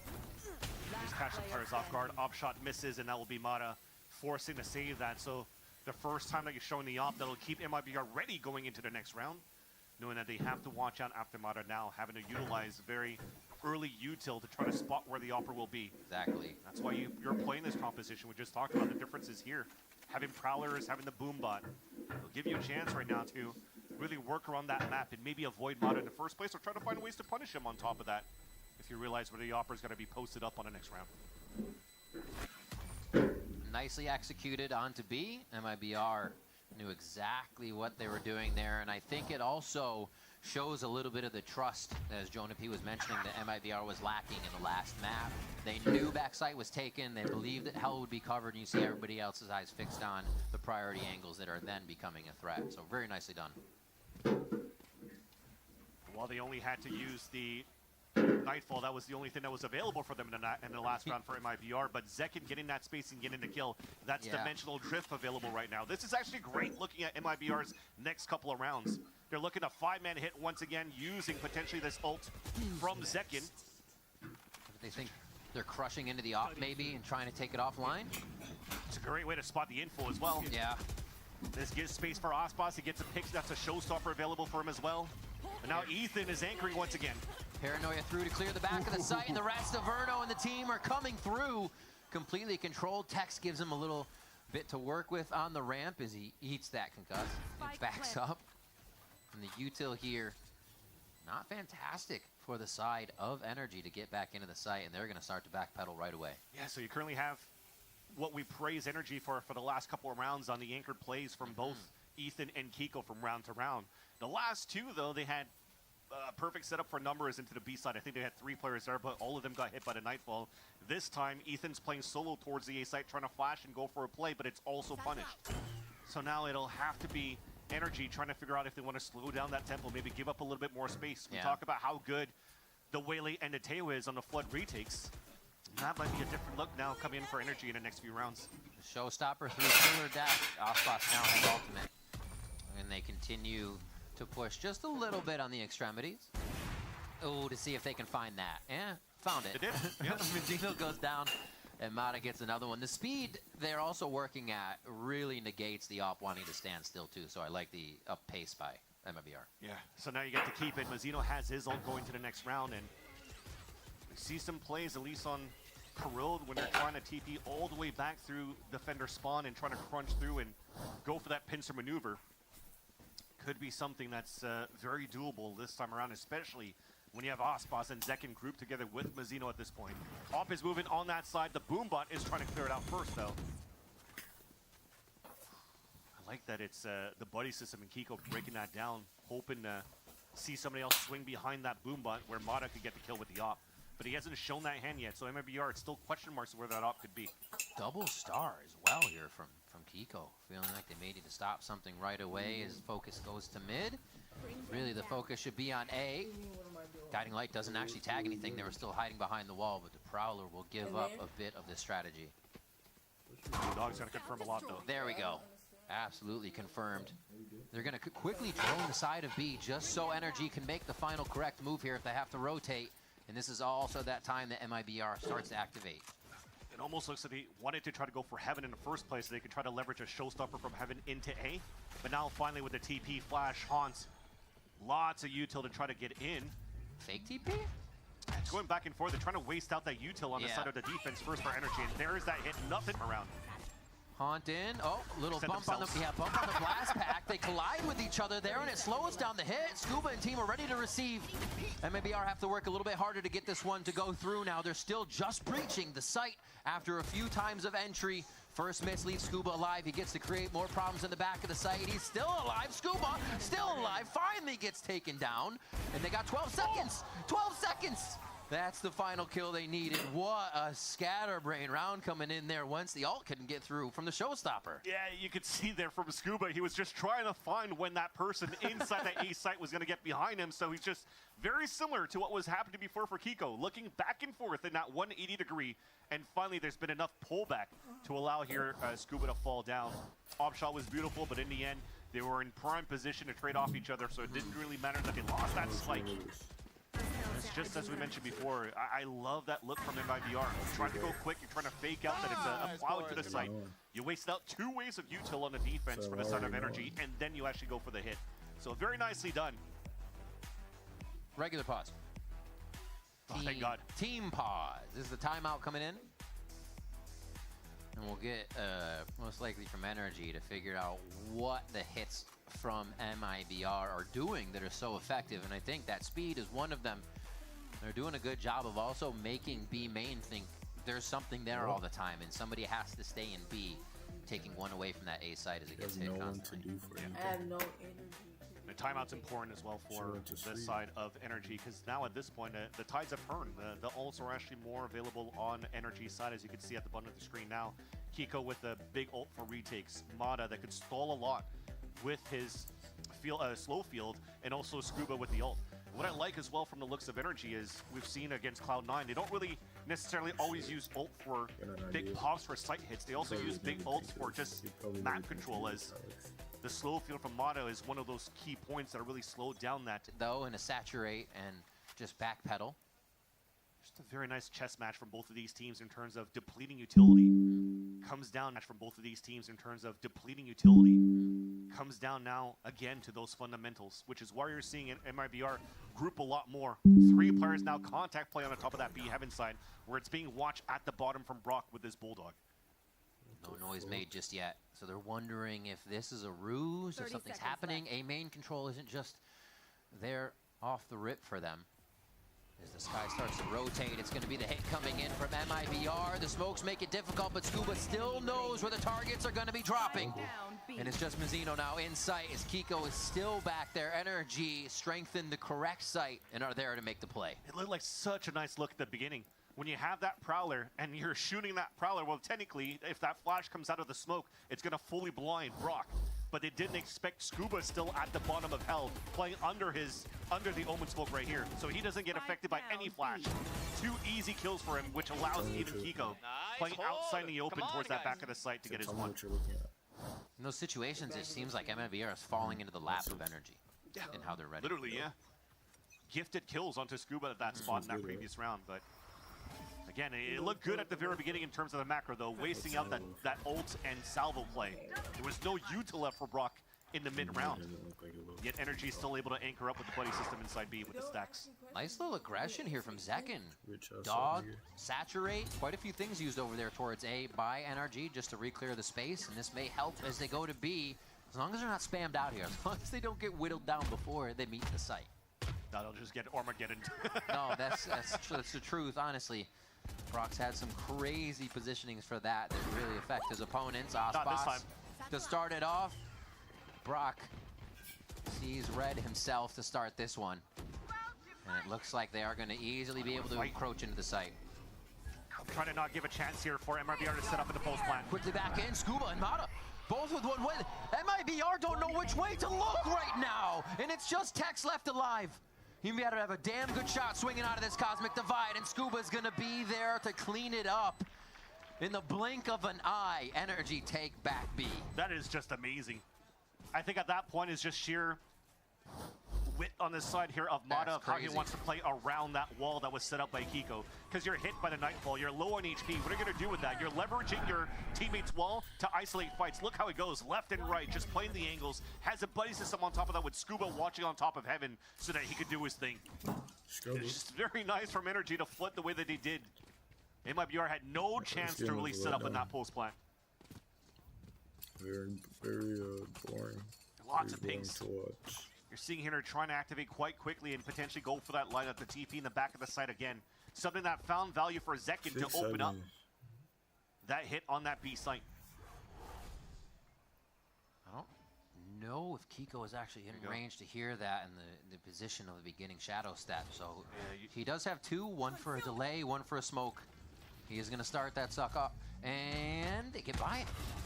Quickly gate crashed by, and Brock was not expecting the entry into the site, so it's the little things MIBR is starting to win over now that turns NRG for a loop. Spike planted. It's a huge opener. Armageddon also once again taken out of the picture within the round. So, just that jump in. So aggressive. Mata going in by himself. They're so confident in these fights. The swing there would have to have been incredible from his teammate to even help. Zekin's able to punish now, and that's going to be enough for them. Mizzino with that stinger has been going crazy over the past few series, so it's going to be deadly in his hands as he upgrades. But MIBR do get through the round, not too scrappy on kills, but they do lose a few. Yeah, still 2 out of 2 out of Zekin to get value on his TP into the site, and you got to thank the support utility out from Burno. When you're clearing with the dog in the close left and also checking towards that pillar, you know it's clear. You can TP out in the open, get that pick. So Salvos actually didn't even cancel out the TP. It was just to counter that flood out from that B side main take from MIBR. Yeah. And then Zekin just finds even 3 kills on top of that. Maybe MIBR now. Well, actually, let's hold that thought. There's a little bit more aggression coming out here in terms of util. Zekin finding a lot of info in his dimensional drift. Here. Trying to stop Brock right away. They've stalled out MIBR a little bit, but they know they can run through it! Oh, Kiko focusing a bit on those smokes, gets taken down as he gets chased down by the dimensional drift here. Mata quickly acting to take down the lurk. Can they focus towards mid? Or towards site now is the question. It looks like they're actually going to meet up all the way on the outside for a late flank. Nope. That's a turn by Ethan. They say no. It's hard. A 3 versus 4. You're looking out at what's left here on the side of MIBR. I mean, they still have flashes. They still have the haunt.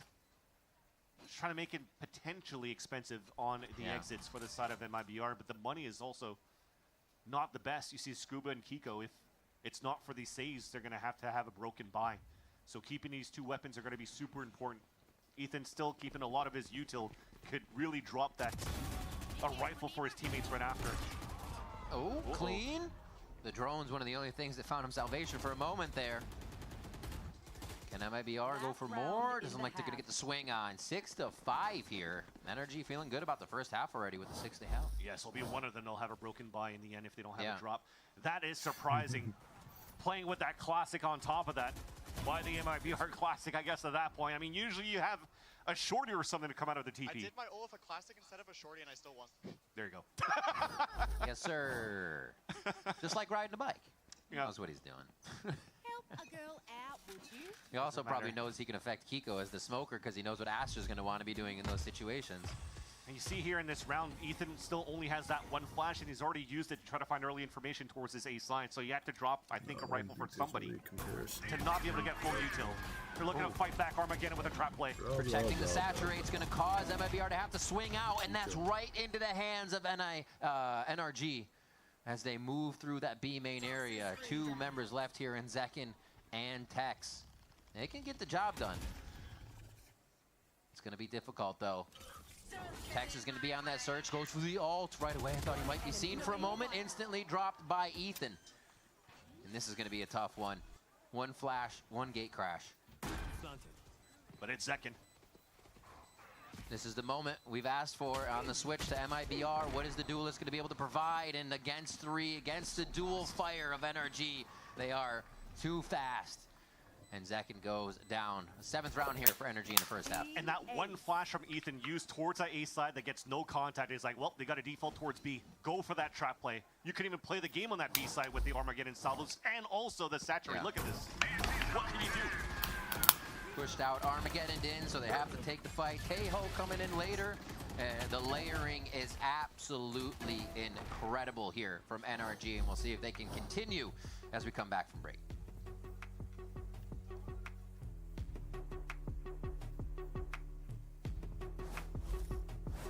We've got 2 esports endemic brands coming together to create a series of products for esports for the biggest stages. 퍼포먼스랑 컴페티션이 주요 키워드다 보니까 레이싱이라는 테마를 잡고 거기서 이제 영감받은 그래픽 요소들이나 다이나믹하고 날렵한 그런 실루엣 같은 것들을 저희 FS1 마우스에 적용을 해봤고요.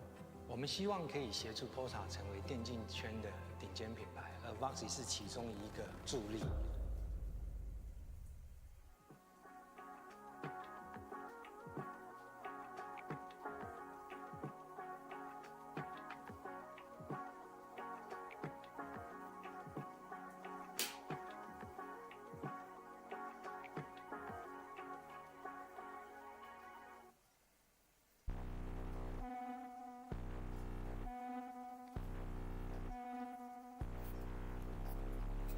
Slide through, making moves, tell them fact check, go and get the truth. Who you know like us, go and get it jumping, gotta be the shoes. I was down bad, tripping, still kept the vision, had to see it through. Got them all tuned in like we in the hills, whole lot of views. Know they watching, what they saying, what they saying, what they saying, what they saying, what they saying, what they saying, what they saying. Know they watching, what they saying, what they saying, what they saying, what they saying, what they saying, what they saying. Know they watching. Whole lot of views for real, just like a real for real. Gotta re-up the deal, we got the mass appeal. Whole lot of facts on facts on facts on facts on facts for real.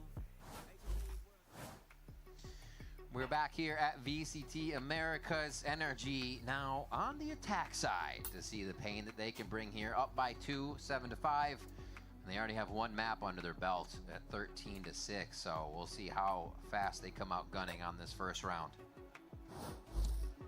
It's interesting when you're looking at the scoreboard as well. You're almost thinking sometimes the Yoru as your secondary duelist is going to be the sacrificial lamb right now, but it has really been Aspas at that point to allow MIBR to fast tempo and allowing Zekin to open up here on this side. But on defense, as you mentioned, not the best of looks. But this is a brand new year. We haven't seen these comps before from both of these teams. Their approach might be different this time around as well for MIBR on defense, where they could try to fight back. Looks like they're fine with the retake here to start 2 from the defensive side. Just giving that space in, but they control A. And Ethan is actually quite hurt to start things off here. It's quite unfortunate. It's always him that gets heavily damaged when he's the one healing his teammates. Guardian to the face or something else. The man's the medic. He's still running around getting shot, unfortunately. Here's the take. They just jump into the site. Not too much util to alert that it's going to happen. And it takes him off guard for a moment. Tech's able to hold down ramps. Does he know there's another one? And it's going to be Brock with that right click. They're still trying to find Scuba. Brock is left. And MIBR buckled down here for this pistol round to make sure they can walk away with it. Oh, no. Wrong person. It's just around him. He's drawn a beautiful picture of Mazzino there. Oh, my gosh. He gets away with a sliver of health. Brock finds the kill, but it doesn't matter. Oh, my. Woo. The spin moves. Down to the wire again with what we saw in terms of scenarios on Abyss. But I gotta say, the look from MIBR was kind of nice. They just flooded right into the elbow. You saw how passively Aspas played, so he could throw pain shells on that right side when the players are being pressured. And then if they're trying to escape towards the A main, then you have Tex just waiting that up. So it's a nice little trap play that's not as aggressive from your star duelist in Aspas, but man, his utility is definitely helping out the team and keeping MIBR in this game. A Stinger buy with 2 Spectres. Looking to slow things down. 1 ways to being thrown by the side of Mazzino to spot feet.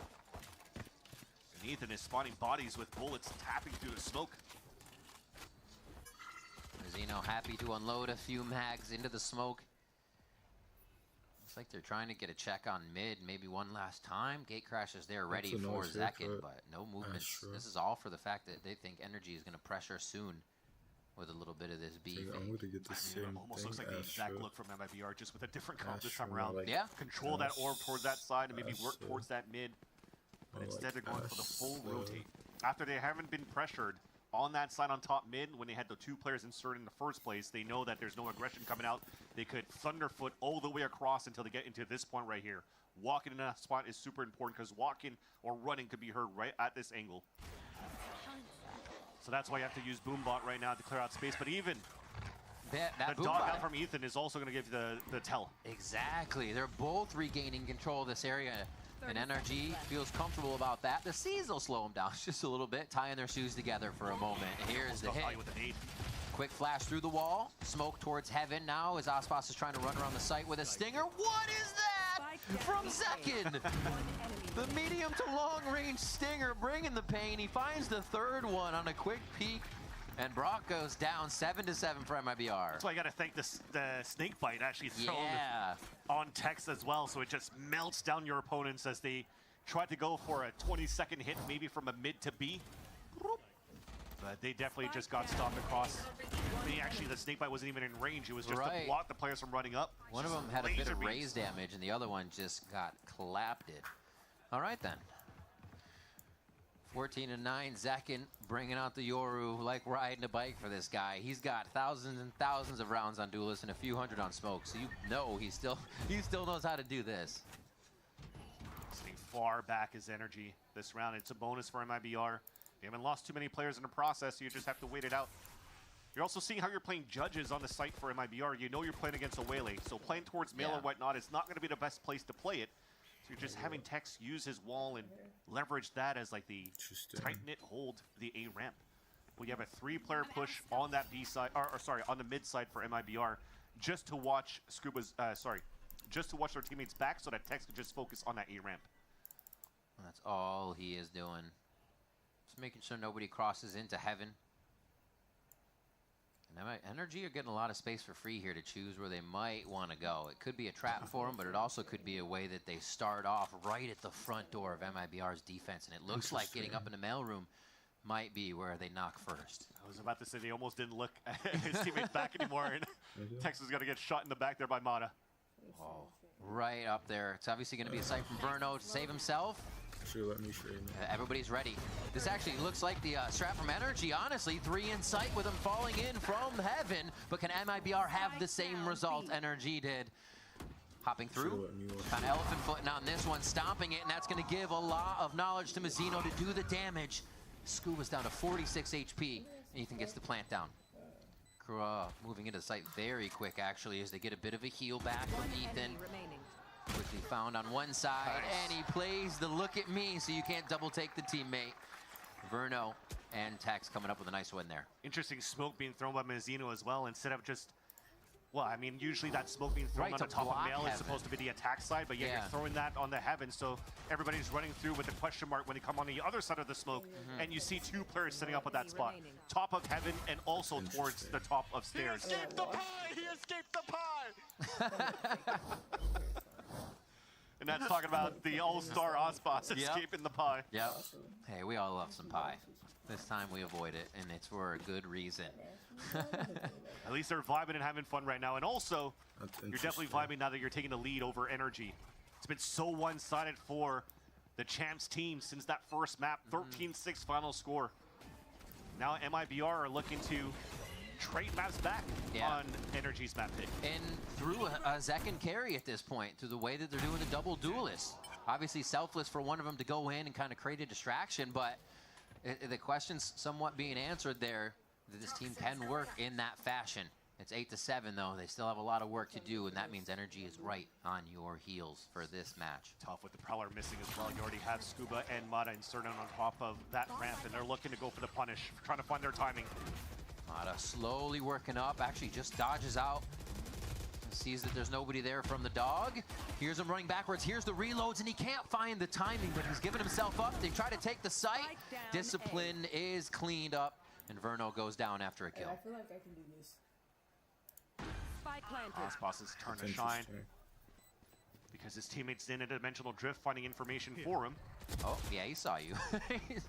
Mazzino trying to play a little funky on the ropes here. Second comes out of the dimensional drift. Ospas is already working the site.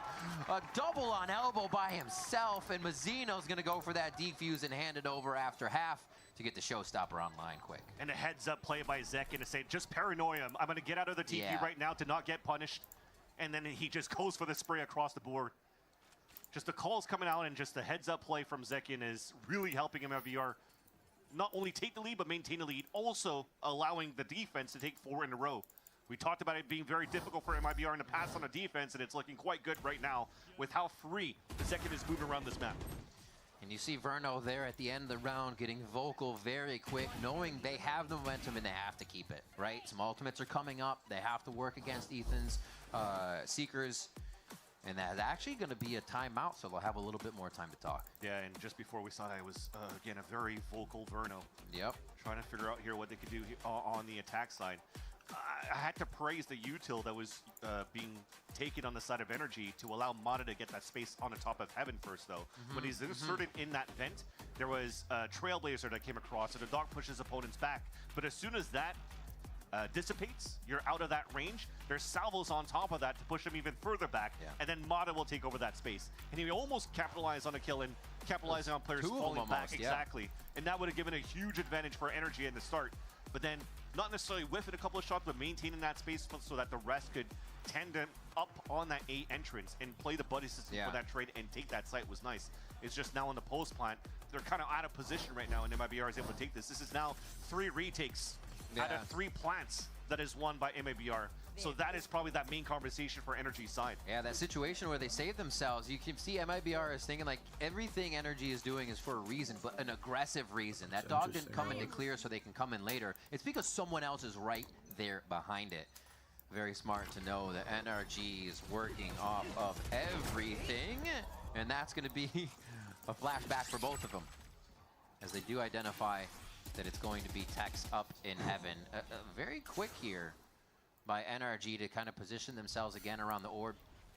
Haven't grabbed it, and it looks like they disappeared just from the vision of Mazzino. At this point, I feel like Ethan should play Teo so that he can get healed by Brock if Brock plays this guy, because he's the one always in contact and being low HP on the actual site hits in the end. Hey, a good leader gives himself up, right? True. Lets everybody else flourish. And not too much of that happening for Energy this round. Nice job by MIBR. They still read that it's going to be B main. The noise cut didn't confuse anyone, and they quickly take down this low buy from Energy. It's MIBR that's flourishing so far. Very nice anti-eco against Energy. That was probably a paranoia going into the TP from Mazzino to get these frags. There you go, 2 of them fully blinded. Yeah, you see it. Just a right-click classic dash on the side of Mata in the first place, just to try to get Zekin out of that line to allow Energy to fast tempo if they can. But it's just so hard for them to bottleneck through that B site when Mazzino continues to throw these one-ways and being a nuisance right now to the B site. He is. We saw him getting 4Ks on Abyss in their previous series. Mazzino, definitely one that can hold his ground, has a very good understanding of the state of the game and what needs to be done. Dang, Mata's so quick with it. 17 and 9 right now, pushing up, looking for kills himself, right? Nobody's really that close to him. I like this, though. They have to give up mid and now pressuring towards that A main side. At least for the defense, but then for Energy, they go for the Seekers. They see where the util is at, they see where their opponents are at, and they're trying to go for the push. Ospots gets pushed a little too quick there. First shots are gonna have to just be a distraction for Insight, and they are still crosshairs broken enough for Ethan and Kiko to come in and finish the job. Yeah, that was just a hero play attempted by Zekin.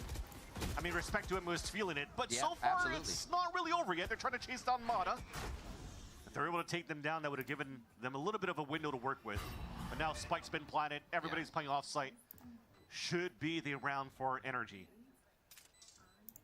I like that. Much more kind of round of distraction from Energy. Touch and go, find a fight. Make sure you're fighting on another front at the same time. It seems like they were giving MIBR a lot to look at for that one. And it's going to be a B ending round win here for Energy with 4 alive. And again, I wanted to talk about the respect to Zekin, what they tried to do, because there was big ults right now utilized by Energy to take over this B site, combining both the Seekers and the Armageddon, which, by the way, still combined to 3 pips on the side of Ethan and Brock at the end of that round. So great value taken out of those 2 initiators for the side of Energy. But he's trying to walk outside of that smoke, trying to get an outlaw pick into the top of heaven, and he has to flick up there and try to get that kill. Didn't happen. Now it's an off, though. Not on Zekin, it's on Aspas. Watching it from a passive angle on the top of the A site, sorry. Flash over top, that's going to be a quick blind. Nightfall goes out. They can trail a few. Yeah, ping 3. It looks like they're not going to be able to get too much out of it other than that knowledge, which is still in itself very big. Those smokes may be reused or just missed from the site. Energy is still going to leave them there to maybe fake something as they push over towards B to make some noise. A is still the hit, and they've gotten MIBR to move around quite a bit, but Aspas will second guess and keep them in a 2-1-2. Just like how Ethan was running back and healing at the same time, but it's regen shields and damage they've taken by a Nightfall, so it's not really needed at that point. And it's hard right now, Ethan. You're talking about selling a fake. Maybe it's a dog into the pit, but it's only him solo, so it's not really worth it at that point. Yeah, it looks like everything's going to be used at site here. Aspas will be ready for it. Has the operator to look down that line. That, I don't know. That might be a false call by MIBR. The TP doesn't see anybody on the top of that ramp. Verno in a scary spot. Saturate comes through. Oh, he is trying to get out of there. Back to normal. Just everybody trying to be flash safe right now as Energy heads into the site, and Mata cleans up Aspas behind the map. Ulti goes down, and now Zekin trying to get in. A beautiful paranoia, but can they work off it? They don't know if it's hit anybody until they get themselves in. Oh my gosh, the push from Brock. Right in the face of MIBR. And the action doesn't end. Zekin's able to refresh just a little bit in the situation. And they're going to have to try once more if they can get in together. Oh my gosh. They are throwing everything in the kitchen sink at MIBR right now. Tex is able to drop the wall, drop the ult rather. It's not planted for them. It's not. They got to get this down. Oh, I thought maybe just on the outside of that. But it's not going to be. Moving in, an easy kill from the ramp as they both swing together. Mata and Kiko are going to be able to finish it off and bring the game within 1. Had to be Zekin on the outside and force the fight. If not, it's an easy kill and for Tex to fall down. And Tex, he actually got slowed down by that slow field from Mata and still gets that kill because they admit it from watching that spot. There, I think, is a miscomm because that wall was actually a defender wall that Mata hit through. I saw that ping coming out from Aspas, and the wall never came down. He was looking for that pick. Such a baiter. He's such a baiter. He's such a baiter. Nice guys, nice. And that's Zekin when, again, he was at the top while his teammate was trying to defuse. So the vibes are back now for Energy. They say, look, we still have the game in our hand. And the operator now on Zekin. It switches hands. Aspas had that top site last time. Showstopper for him, so he will be whipping out the ultimate when possible. And Energy says, okay, can we activate the ult early? Keep Spike down and a little give and go at the front of B.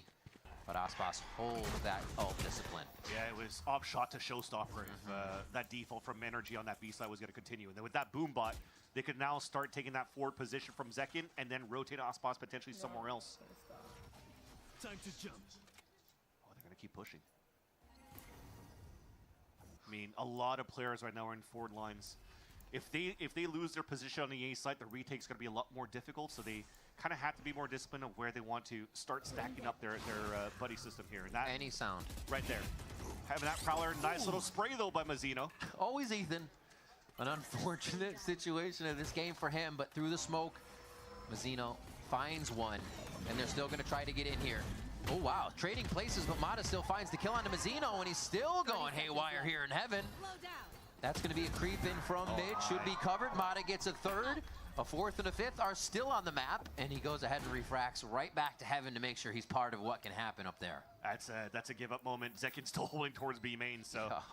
Aspas trying to keep the economy low if he can, but riches are aplenty for the side of Energy in this round. Aspas gets one. Zekin could get another pip towards an ult here if somebody goes searching, but they're so far away. It's just about Aspas leaving this. Energy just wants to guarantee the round, an opportunity for them to tie things up on a 10-10, and even then just winning that round might potentially make it a difficult buy for MIBR in the next. Vern only has 100 credits going into the next round. So again, very important for them to keep Showstopper and Op. Wouldn't be surprised if you want to get the Phantom to Verno in the next round and try to go for a Showstopper play, because that was attempted by the positioning from both Zekin and Ospas at the beginning of this round. I mean, this win, 3 alive, it's almost like Energy will have the money they need here to see out the game, as long as it doesn't go back and forth too much, even with buys. Depth, jeez. Just so aware of the situations, knowing that they've constantly been playing up there, too. I just do everything that you're supposed to do. That's what I'm saying. Guy was going haywire up there.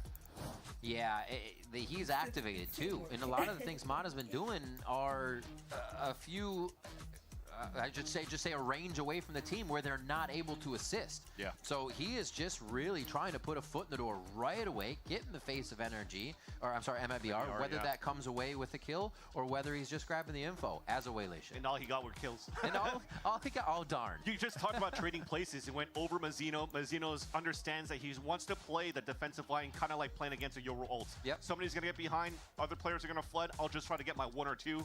Nobody went through behind that dash from Mata. So Mata just turns around and kills him. Yeah, it's just a space he's opening. And yeah, Util's providing that for him. You're going to need it from the team. I mean, Ethan actually couldn't give it to him that time because Ethan went down immediately. But still, Mata says, all right, a little more in my hands. I like the pressure. He goes crazy. You saw that buy that we currently have with Verno. The low credits moving into this round will go for a Stinger buy. And Ospas will keep the Phantom on his end, which is fine. Verno's goal right now is to control the information for the team, being that main person. It's not for Clone and Boombot. Those prowlers on that A side are super important to find that info for the team. And they've been, okay.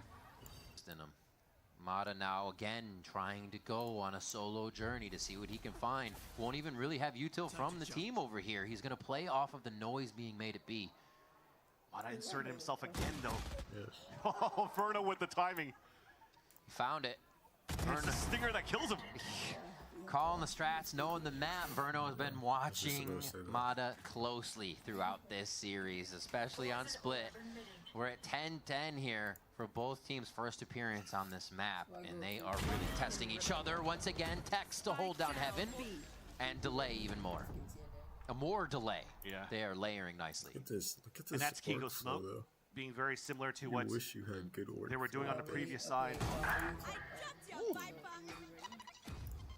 Just trying to scale up and try to get control of that B Heaven. Yeah, it's a nice shot, but at the same time, is up against the world. 1 versus 5. Spike being down with 30 seconds left. Oh, yeah, I got it. Hunt for these kills. They're still comfortable to buy in the next round here for Energy. 18 seconds left. He's shooting to try to bait out some aggressive peaks on the side of MIBR. They're too clean with it, though. They just check the minimap to see if it's an actual vision caught by their teammate. No crossfire had, no contact play needed. Ooh.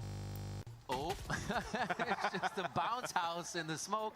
Kiko cannot get the plant down, and MIBR are within 2. Yeah, to finish the map, 1 ahead of the form round to win, right in the ankle. I don't want to give you a real answer. But it's still the value that they're taking. I think it's also the conversation that came through towards the MIBR camp. Good call on the jump across. Good call on the jump across, Ian. So expected a push from somebody to jump into Ramen, and that's Tex here having a sixth sense in terms of what he hears at the beginning of these rounds. Misses crazy. the orb, unfortunately, though.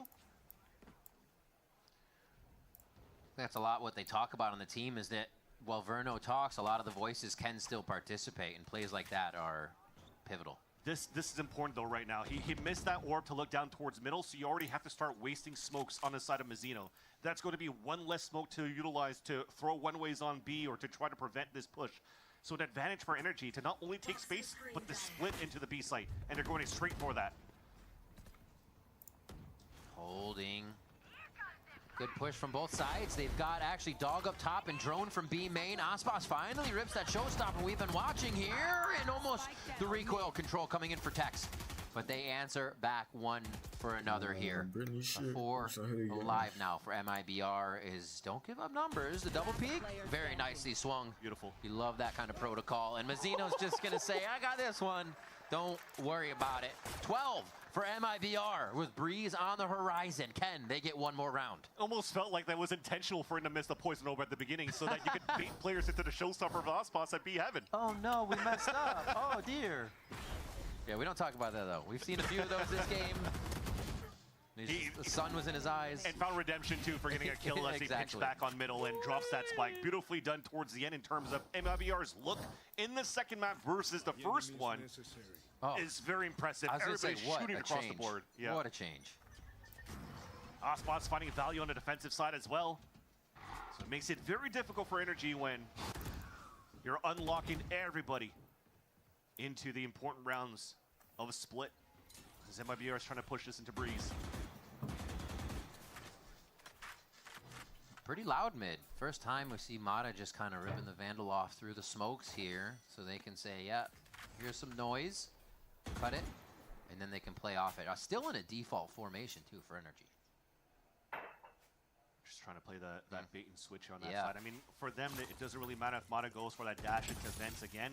They just want to control the mail and leverage Verno to watch into the ramp, which is why you're seeing them playing pretty passively on top of the Heaven side this time around for MIBR.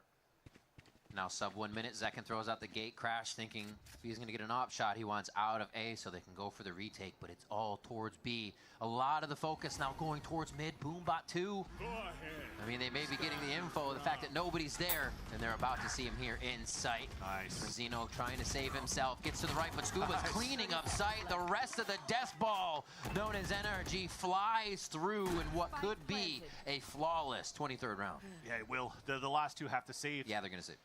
The crazy, we'll have to look back at the replay. I want to know how Scuba did that. Did he just spray through the B Heaven smoke and drops 2 players there? Because I was going to say that everything was perfect by Mazzino. He plays towards that pillar side, gets slowed down by the saturate, but what he does is he flashes towards that B main before TPing out on the other end. So nobody could capitalize on that, on a dash, from the side of the Waylay of Mata. Yet Scuba just sprays on the top of Heaven and gets 2 picks. Now we get the full smoke, but yeah, we've been seeing that Heaven smoke that allows them to strafe out, kind of denying the fact that you can run out Heaven side and drop at the same time, maybe creating too many options. Wow.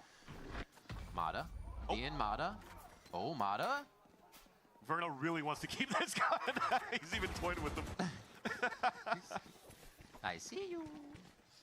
All right, they pull it back into their favor, stave off defeat here, and possibly can take this map in 2, but there's still more work to do here for Energy. Oh, the creep out. Just the orb of the smoke did not play in MIBR's favor there.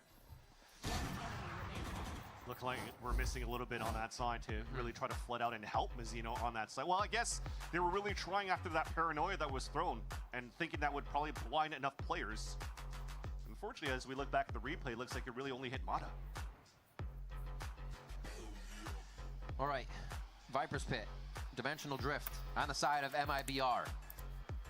That's actually got Seekers for Ethan, which you know the mastermind is going to try to use that in a way to find out how to get macro down and move Energy or MIBR all over the map.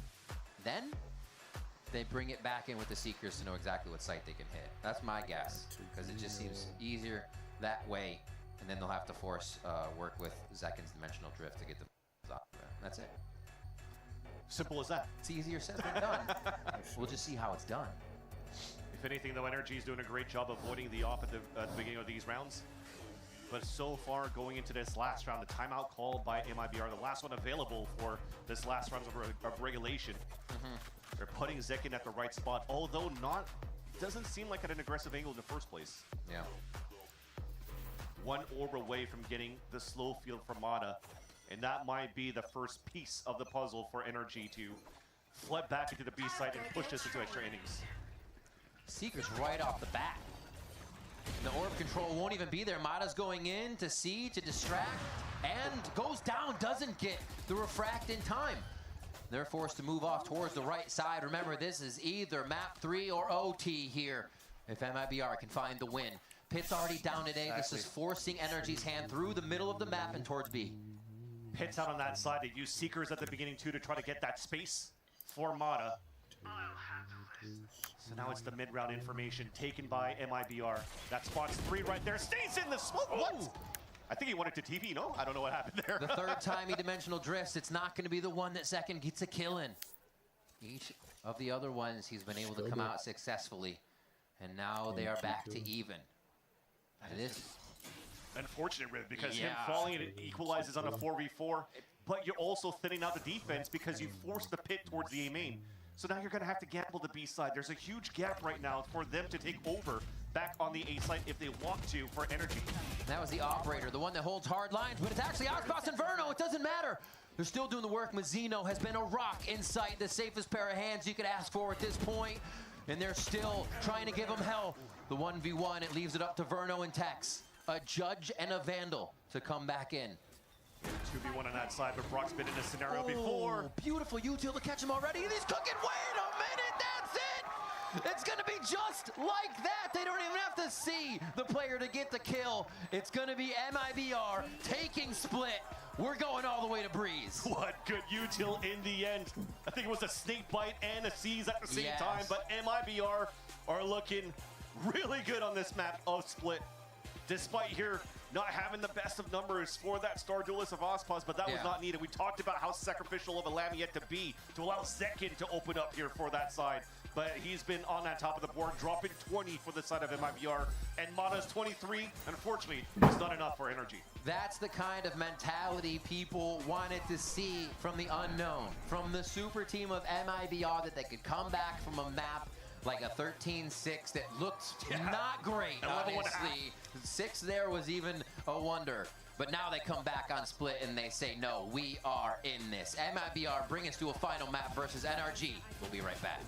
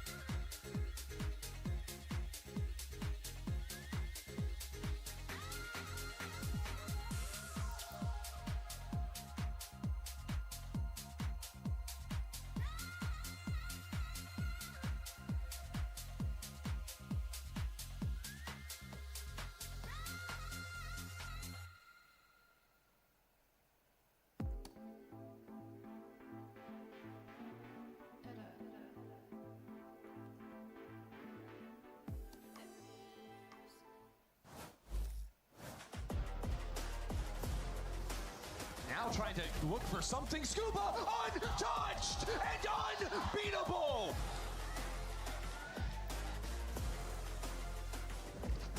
Agora contra 4 jogadores, vai ser pressionado. Pode vir, pode vir.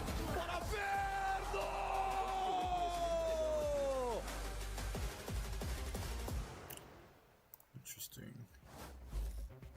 Welcome back, everyone, as NRG and MIBR get ready for Map 3. We are going to look to break it all down. And what a Map 2 we just witnessed on Split. GB here alongside Jonah P, as well as Athena and Dandryad, as we look to break everything down. Let's talk, though, about the end of that game. Because, my oh my, what a wild closeout, but also it just felt like it was a lot of conflicting ideas, Jonah, working together, and didn't work out for NRG. Yeah, watching that live coming out of attack pause from Bonkar, I was a little confused. Yeah. You know, the insta Skyle into Mata just going in. Yeah. You know, I was a little confused. I felt like he kind of just got sent to his death there, and then, you know, it looked kind of embarrassing for him. But then, you know, Zekken bailed him out, your ulti, and getting out to 3 people. So now all the focus on Zekken. Yeah. So it's just like a very confusing round, and then, you know, they close it out with perfect util at least on Brock. Yeah. So. We take those, right? We take the perfect util to close it out. But hey, looking at the way that it all crumbled down, though, of course, for NRG, they're going to need to reflect and look forward to that Map 3. Let's actually talk about what we just saw, though, in Dryad. I mean, this was definitely a different tone from MIBR than what we saw in that first map. On Abyss, a little bit of a slower start. Team not quite sure what they wanted to do. We heard the coach mention that as well. This time around, not the case. It looked very different for NRG. We've seen the other maps so far for them where they have full control of how they want to play it. This time around, they looked very uncomfortable. They were trying to get space. They couldn't get that space. It was constantly being denied towards mid as well. And then you have a Mazzino that continues to remind me of that early Mazzino version that we saw in Crew, in Lev, now in MIBR. How good he is at bringing that confidence to the team when Aspas is struggling a little bit, when the team is still going back and forth. You still have a Mazzino that's standing strong, clutching those rounds, and also opening them when it's necessary. Yeah, I feel like his defense half was kind of incredible. He kind of proved that rock status, like TPing behind them when they were coming into sight, using his blind really well to kind of deny a lot of that space. But yeah, I totally agree with you. NRG, they got a lot of map control on their defense, didn't know what to do with it, and then they switched over, and MIBR just looked super confident. Actually, Jonah, you were talking about how confident they looked too. Yeah, I mean, I predicted this would go to 3 maps because I just know after a first I didn't believe you. I actually didn't believe you. I knew after a first map how MIBR was playing, very passive, hesitating. I know going into like that 10-minute break, they're going to talk about we need to be more confident, we need to trust ourselves more, and you saw everybody taking more individual fights. They're holding down, you know, their area. Yeah. Verno on a site in a corner, he's getting his 2. Yeah. And they just look much better. Yeah, and you were even seeing that as well. I mean, Zekken always a highlight for this team, but, you know, we were getting a little bit of that from him as well. I mean, even at the end there, just regardless, it's like Zekken, he just pulls off some crazy crap all the time, pops up in your face, TPs out of nowhere. This guy's just absolutely absurd. This is what the people wanted to see. This is the double duelist, Aspas second in the same team, playing, running it down together. Exactly. This is what we all wanted to see, and Zekken was able to have just an amazing performance on this Yoru. Ends up getting 8 opening kills. That was a massive reason why they were able to keep that lead even towards the end to close it out as well. It's just the Zekken that we know and love. Dude, I really like too that we finally have a team that buys Outlaws against NRG because of that light armor. And Zekken, he's doing that, taking a lot of that map control towards that B main, even on A main, even on mid. He was just doing such a good job kind of rotating himself, and he was always ready with that Yoru util to have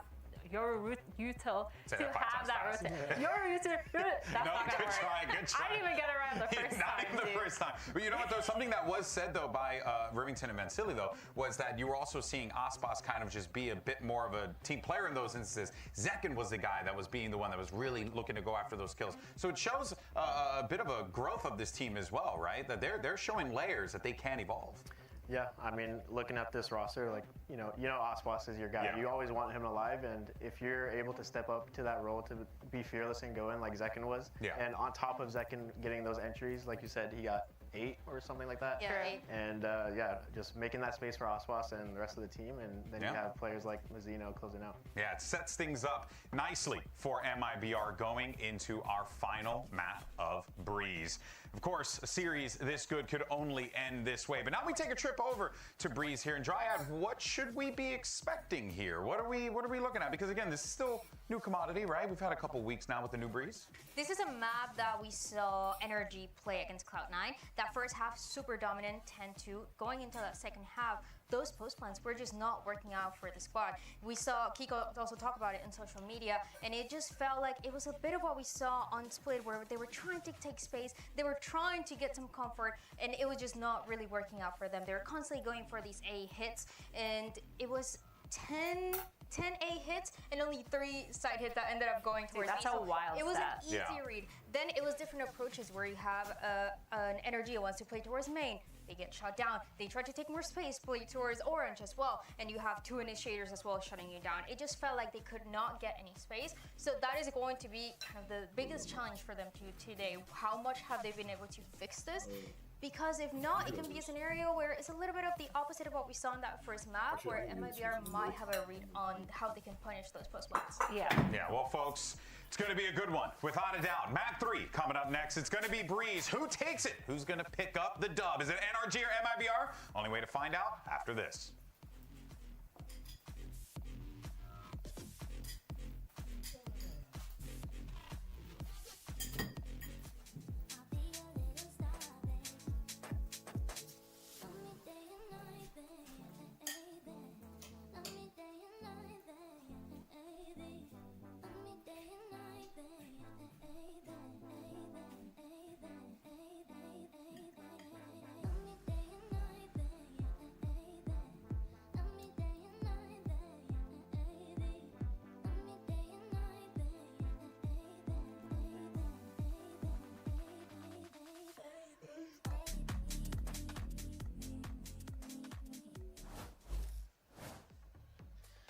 We are back, and Breeze is on the docket between MIBR and NRG. We have reached map 3, and the compositions are on your screen right now, Vans, for what we are going to see.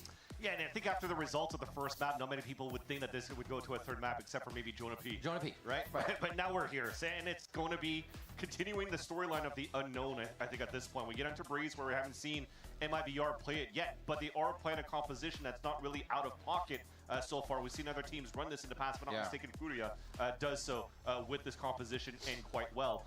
But this is where we see another switch. We get to see Kiko back onto the Neon. So scary. The other mention of the unknown was that if you're trying to study the tape of Energy, versus Cloud9, it was nothing but Energy hitting A, hitting A, hitting A. Yeah. But the reason of that conversation is it was mentioned by Mata and by Bonkar in the post-match interviews, where they weren't used to playing against a breach. So you're trying to learn and practice as you go. They're already confident they're going to beat C9 in the first place. So they just went into, let's try to figure out where's the best places to plant, where we can flip the map. We have some different ideas of how they want to play their attack side as well. But thankfully, they play on defense first. They look quite strong. They did. The pistol round decision to push into spawn with everybody got a little funky, but they played the rest of the map. Yeah. Honestly. And now we have to see how MIBR is going to react to their attack side, or I should say push onto their attack side, and how NRG reacts. Ospas back on Jet, not on the race. You know the comfortability is going to click there, and with second on Yoru. So we finally get to see these two dance together, and what we'll get out of that duelist composition. And then their best agents so far in the past couple of years, right? So and they're best. This will be fun. And Mata's got his work cut out, or Kiko and Mata have their work cut out for him, I'd say. But to the same vein there, they worked so well. Last time we saw them on this map, so. And thankfully, Kiko looked comfortable as well on that map against Cloud9. He was just sliding all over the place, judging here and there. Finger blasters in the front of that site, just flooding into the retakes for the side of Energy. So again, the defensive side for this team of Energy was quite good.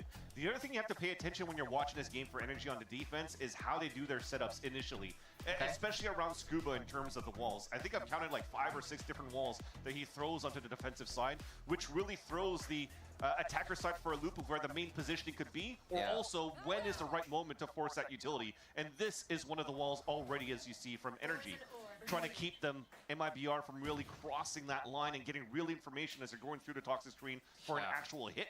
So MIBR, realizing that wall, they want to play a little bit more slowly at the start. And where does Energy play? Either in front of that wall or right next to it to make the plays. A third one to come out mid, as well as Ethan was there to protect and cover. Gate crashed back all the way over towards Mazzino, so this may be a touch and go.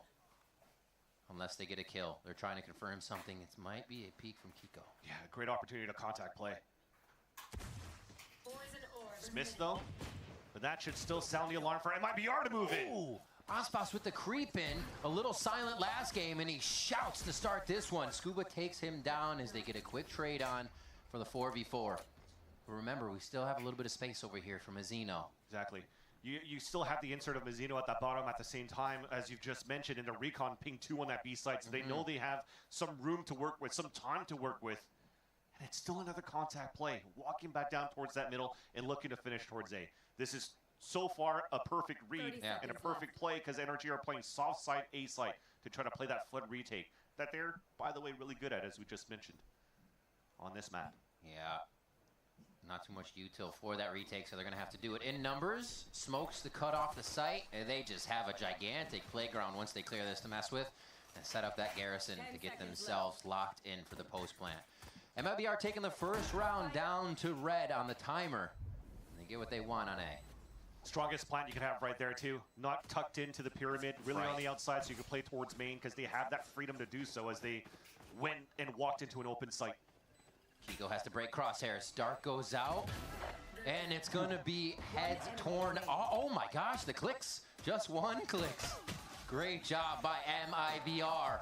Very sturdy in that defense and all throughout pistol round here on Breeze. Yeah, just very good as well for MIBR in the post plant to not stay tucked in on the inside. They weren't really playing off-site for, the grab wall towards the end. They've already gained so much space in the beginning, and the way that they re-cleared from elbow back towards middle, and they've already identified 2 players on that B side.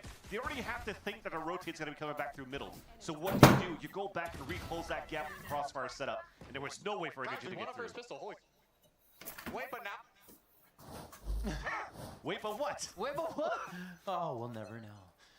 All right. But it was a clean pistol for MIBR, for sure. A Nico for Energy, and really we're just playing full classics, trying to keep economy on our end flowing to potentially maybe get an op up as soon as possible onto Lada. Yeah, NRG in very one-for-one trade areas right now with a long-range backup. Doesn't look like anybody's going to bite just yet. Slow movement up. MIBR went full contact into that last round. It looks like they'll do a bit of the same, just getting some cover in mid for themselves. Jump spot. I mean, Ospot season is just waiting for the reflood from elsewhere. Oh, could have got little no-scoper. And they're pushing and saying, wait, come back and play. Energy runs down mid, and they're actually able to gun one down. Is that, can you protect this is the question. Almost. Scuba's going to be able to grab a weapon as the shock dart lands at the feet of Verno. It's just a 2v3. Well, they were coming to play. Scuba picking up that Marshall and getting another. It's a 2v2. Mazzino might be walking into Brock. Ooh, he draws Brock with the Bulldog. It's okay. Zekin has a Vandal, right? It's all good. It's second, right? Exactly. Exactly. No headshot. Okay, there's a headshot. He got tagged. That's quite a bit of damage. He's doing a good job just staying tucked in, so playing the clock to his side. They're guaranteeing the round. There it is. Zekin's good for it. Even hit a little sigh of relief there, knowing that the pressure is bearing down on him, and this is a very important round. Exactly. It should have come down to that. It should not have come down to that. And I like how we approach things. You were talking about the door here on that side of middle before we got into the cast. The amount of paranoia could set in when somebody's playing that door. And it was actually Ospas with that Marshall, so when you hear that noise and it never closes back, you're afraid somebody's really watching with that scope, so nobody's really peeking out. Yeah. So Energy's just looking for the contact play to flash to the window and crunch through. And it worked. They did some great damage as MIBR tried to rotate across towards that A site. They took full control of that middle and almost made it very winnable on their side. Yeah, the through the window play is clean, especially when you can catch a team off guard with that. Viper wall towards right side again, actually a little bit farther in this time as it looks like they want to stay for this fight. Zeno clears Motto with the wall bang there as Scuba wants to stand true in sight. Oh, that's tough. He gets very good help. What assistance coming in from Kaiko there to help on the detection. And they're still trying to make this fight just on the corner. Zekin gets another 2. And now they're trying to fight Brock off the corner. And he is not going to give him more than just a shoulder each time. So Tex takes the whole pie for himself. And now it's just Ethan moving in onto doable for Ethan here. Has a few stars to work with to create the site that he wants to see. That's a full smoke coming through. You're forcing double bubbles, and he's trying to re-clear back towards B main potentially. But it feels like he misses that timing with that smoke disappearing on that left side. So now the question marks are up. Where did MIBR go? So she's going to have to wait to hear for that plant. He has a bit of a battle star he can use in Dismiss to get himself in if it's necessary, but he's just going for the shots, and so is Verno. His first kill is a big one, and it's going to capitalize on the round for MIBR. Stay stoic in the 1v1 after winning it against Zekin, who's been hot since that second map was split. And that said, it also comes down to that final moment again for somebody on the side of MIBR to try to clutch it and keep the dream alive. Because how does Zekin stay alive there, by the way? He got stunned, falls back from the wall, and still gets 2 kills on top of it and back to castle. Vant, it's been a painful few rounds. Yeah, especially, for Energy's camp for sure. They're on Classics again. Even with the deaths, MIBR still buying pretty true here, and Aspas goes for the value purchase of an Outlaw.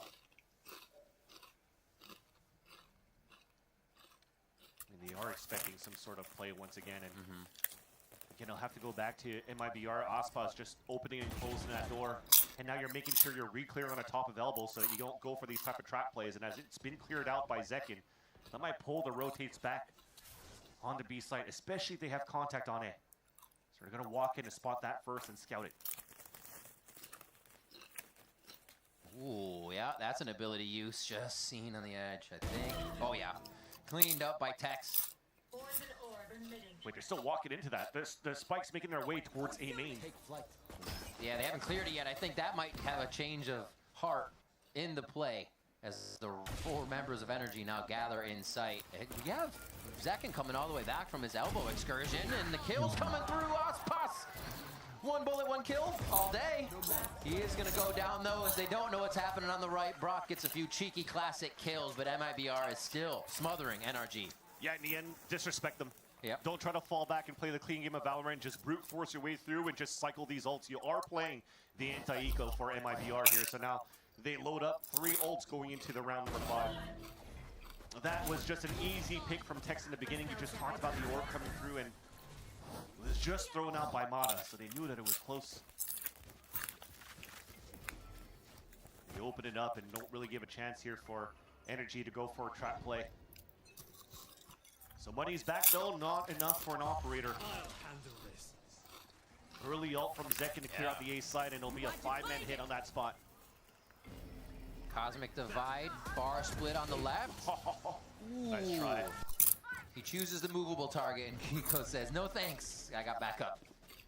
Another one comes out, so we're crossing the galaxies here. Oh, Mata, knowing they made the door play earlier, thinks that it might happen again, and beautifully calls that one. Now it's Zekin MIBR and squad with 3 left alive here.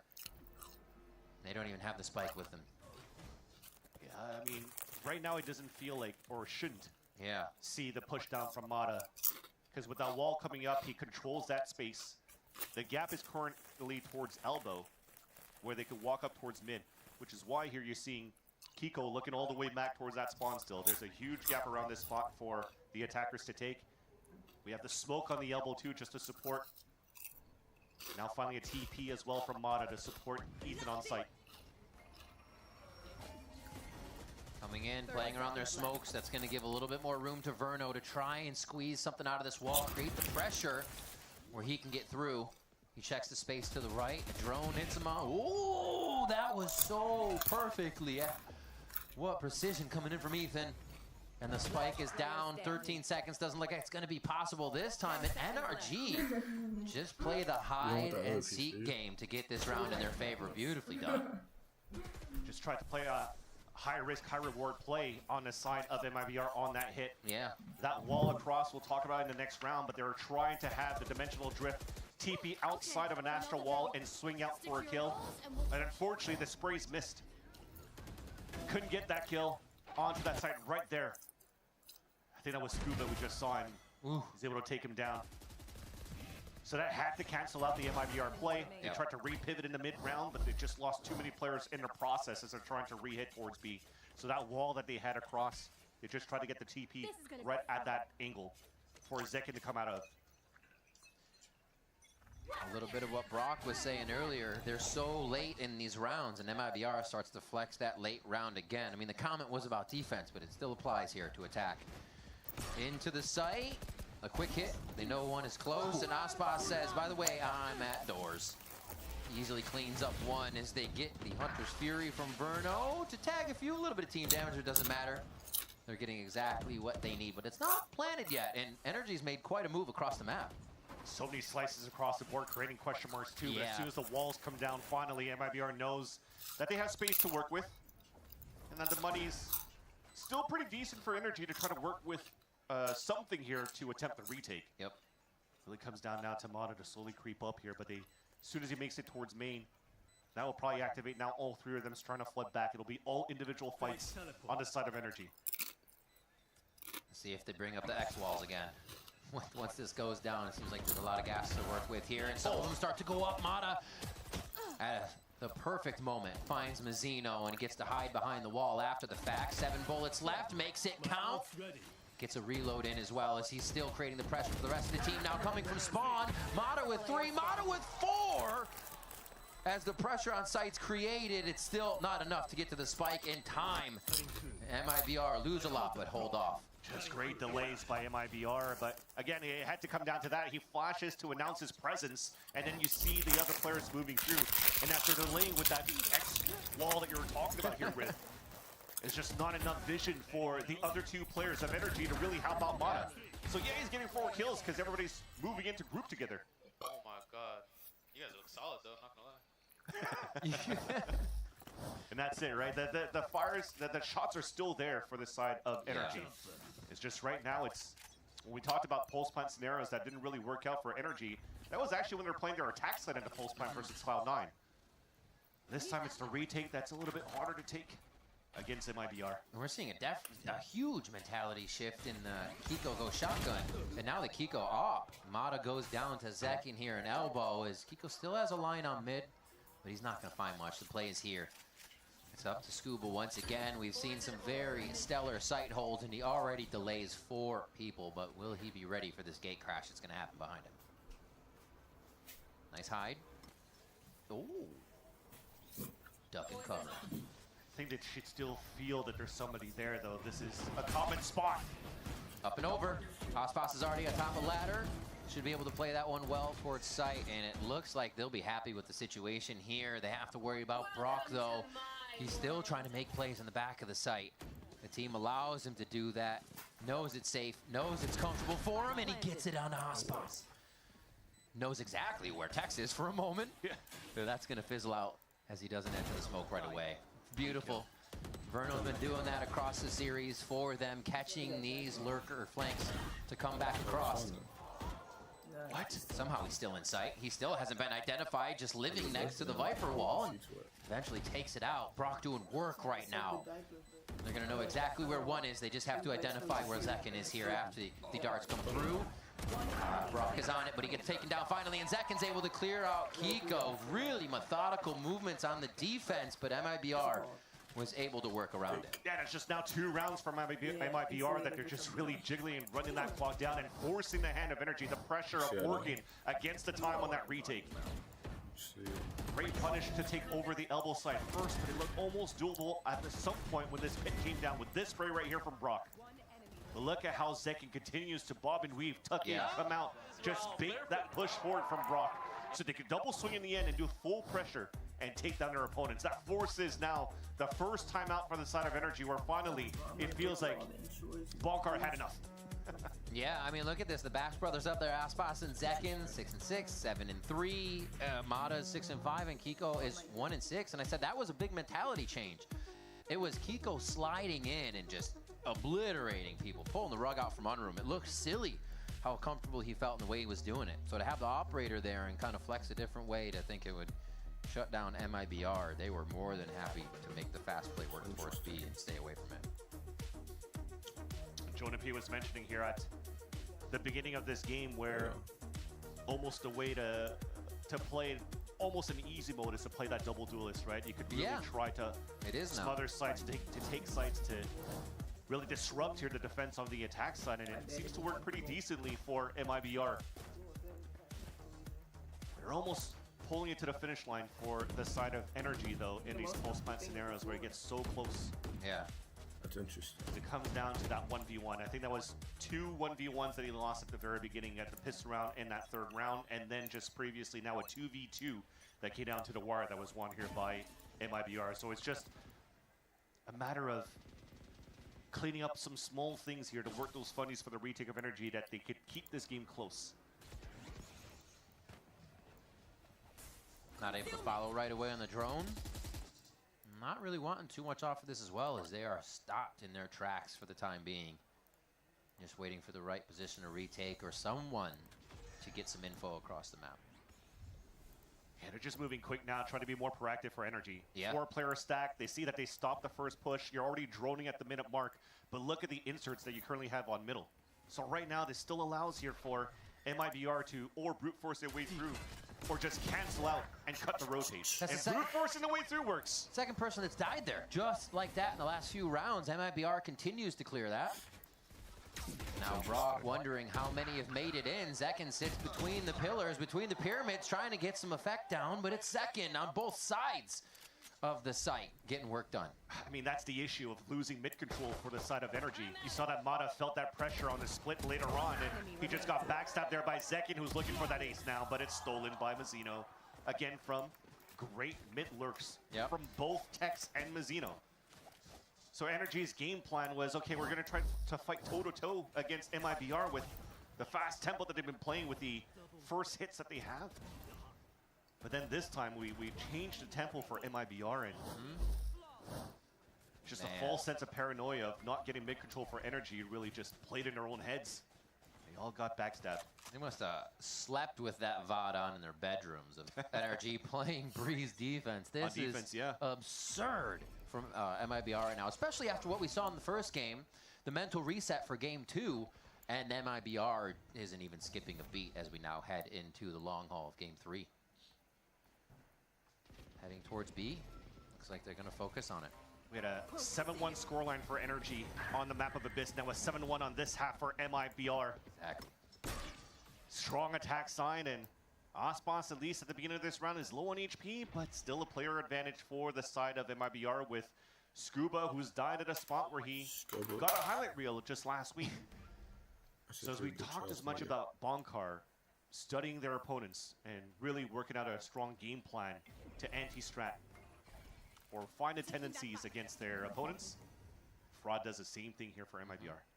This is a 7-1 round where Verno or Aspas decide, hey, it's also an outlaw round again in the econ. So they're just in numerous ways stacking their advantages, keeping money in their hands. And this one as well, a split, they would lose a lot per round. Everybody going down here, they're getting a lot more people through to that next round. And it brings back to that win con that we mentioned for MIBR versus Envy. It's Aspas on the snipes on the attack side. And it took 3 maps for them to finally pull that through because it was part of their game plan and it works. Until potentially now. Kiko gets on point though. Yeah, he found his aim here. Now is the slide coming through, but Mazzino is very accurate with it. They've lost quite a bit though, and a great delay here by Brock. Both are just a shot away from going down.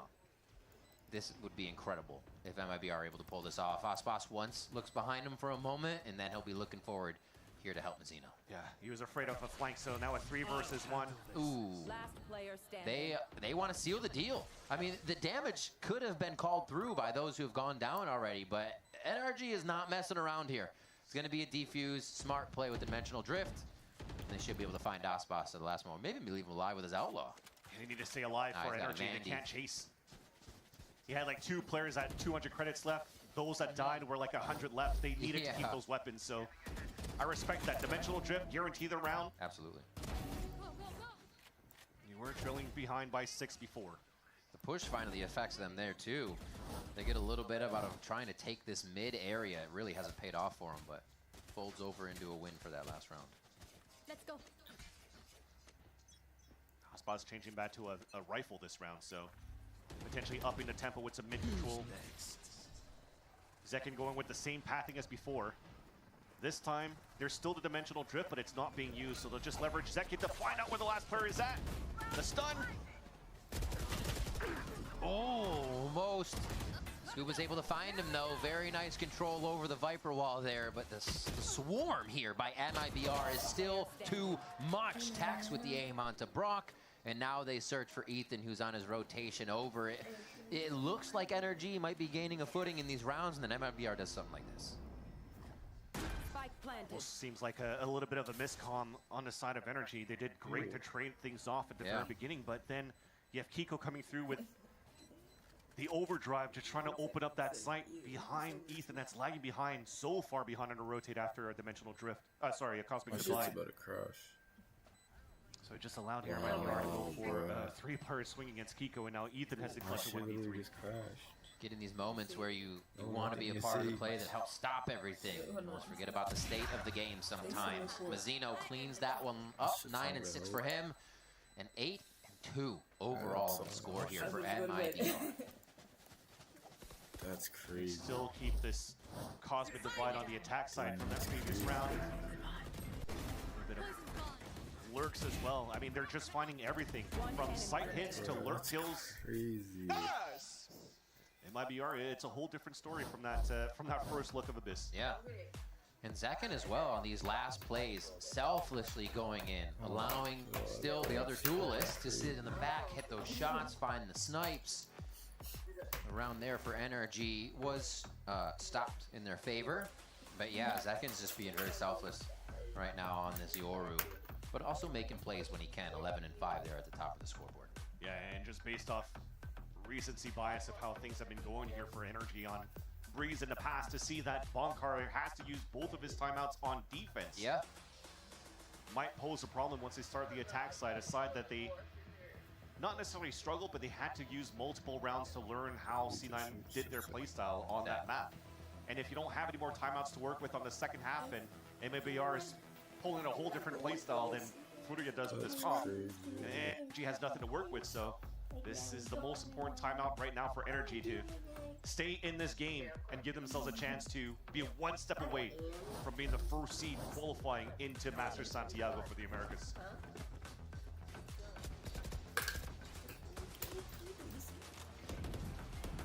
All right, round 11, 8-2. Your super team is coming to life here for a moment in map 3.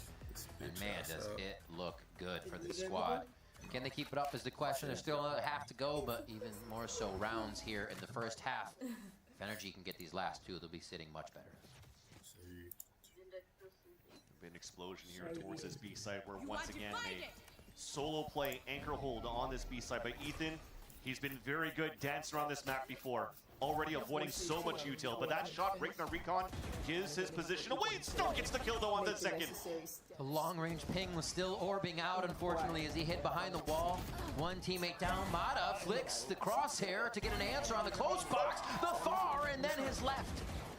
And that's Brock and the rest of the squad coming in so fast on the reaction there. They do indeed grab themselves around after the timeout. So you need a 4K from Mata and a 3K from Mata to, I mean, you're not wrong. to allow Energy to stay somewhat in this game. Right now, but at this point, in that back of the site, I usually call Castle for me. You're gonna have to start calling this spot Ethan. He's just deadly at that in that area. But at least they find that footing after the timeout, convert it here after the round 10 timeout. The economy still pretty good for MIBR. Hunter's Fury available as well. They're looking to fake a conditioning for mid control. Clone to dash. Oh my, Mata! That's insane. He almost had all 3. What a showing of skill from him currently to keep NRG in these rounds. You said it was a 3 or a 4, right? That was a 2. So they might struggle a bit here. But actually, thankfully it's last round. Yeah. We'll see. Still got to find Aspas, Verno, and Mazzino. Verno does the finding first. Brock goes down, so Ethan's going to be forced to peek here off contact, and it's Verno again. So clean in these outright engages that he's finding. And the drone actually saw Kiko towards that back of the spawn, and Scuba thought that he had a timing off that flank, but it looks like MIBR flipped that map, flipped the site, contained themselves within the back of Ethan. Ethan spot. Hearing a little bit of reload, but that could be anything. It could be 2, 3 people stacked on each other, so you got to be very careful. As Kiko, Scuba makes a little bit of noise, so Kiko can maybe have a free look if a head was turned. Oh my gosh. Cooking him up, saying there's almost not enough time for you to do anything, so we'll cut off the entryway. And Kiko here has to get it to half almost in this instant, because it's going to be 2 people playing cat and mouse with him right now. A great first half here by MIBR. And Aspas will find the 3K to make sure the 9-3 does go in their favor. Strong finish for MIBR within the half. A timeout where you thought that Energy maybe could have strung 2 rounds in a row to close that gap. But MIBR continues to be amazing in these post-plant scenarios in terms of delays. Forcing that clock against Energy. Sticks to that little Viper there, bro. Oof.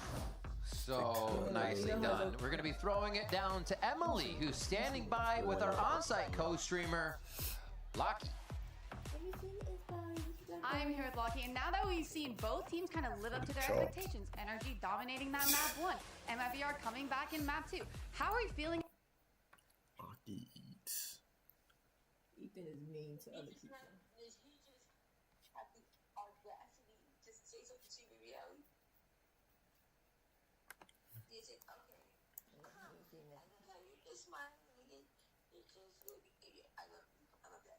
You're still joining.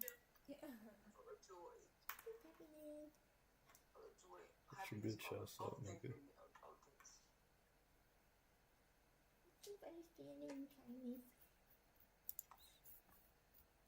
You see my screen? So this is what I'm going for, preferably something like this. I like it on the straighter side rather than the wavy side. Or a little mix of cubes. Let me just take you through. This is what I'm really going for. That's really fucking ugly. So, you know, I only braid the hair like a quarter or less than a quarter on the way down. And I straighten everything else. And then depending on how this strand goes, how this is when it... Did you hear me? I heard you, but really mean. And depending on how this turns out... You don't need to respond to anything he says. He's just always here. Wait, but aren't you like 84?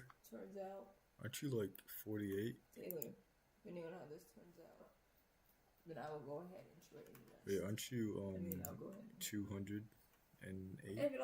If it doesn't turn out like how I want it to, wait, I'm in North Carolina, so. Hello? You got time to mess around. Yeah, time to experiment.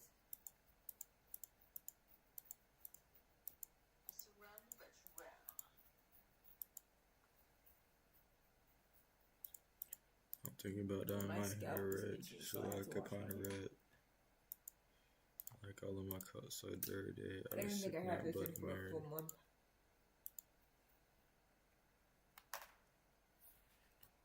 I didn't have it for a full month. It just got puffy real quick. Put that shit in the bath, little bro.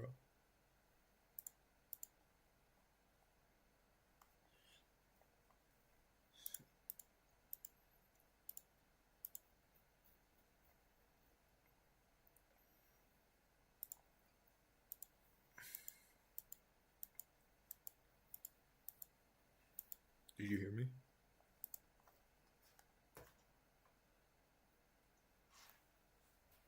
Help, he's being mean to me.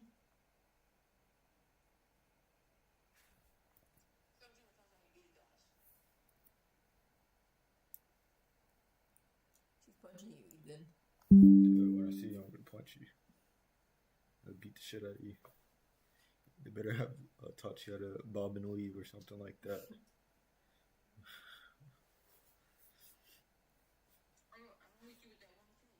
Yep.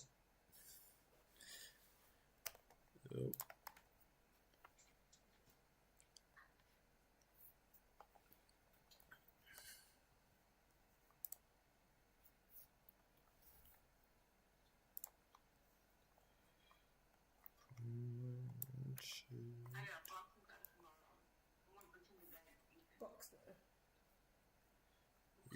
You said what, Taylor? What'd you just say, Taylor? What'd you?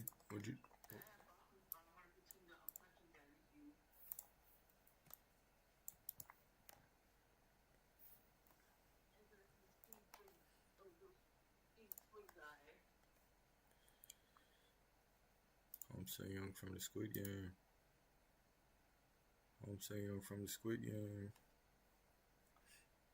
I'm Young from the Squid Game.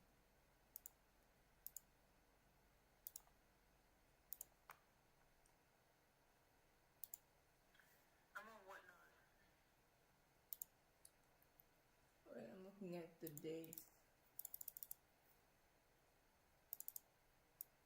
I just wanna tell you,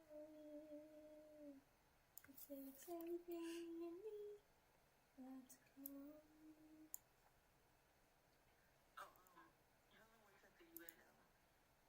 Oh, nice. Like what? That's about monitoring whether peace efforts across the world are working or something. I was like, I'm so happy for you because America's telling us that's not supposed to be already. It sounds like something she would do from what I know of her.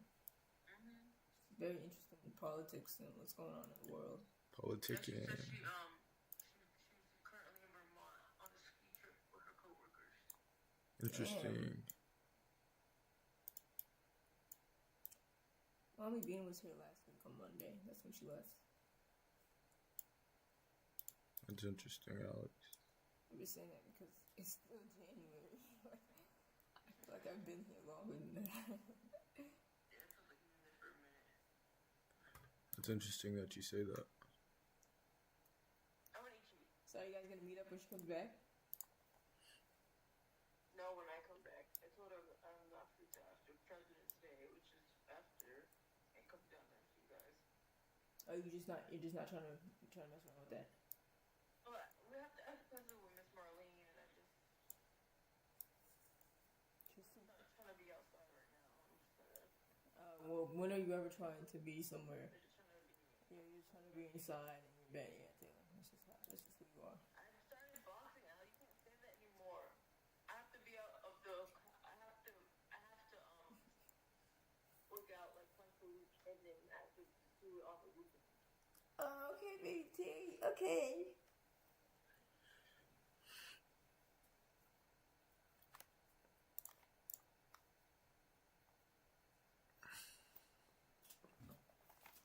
I got in the mode. I got a new water bottle.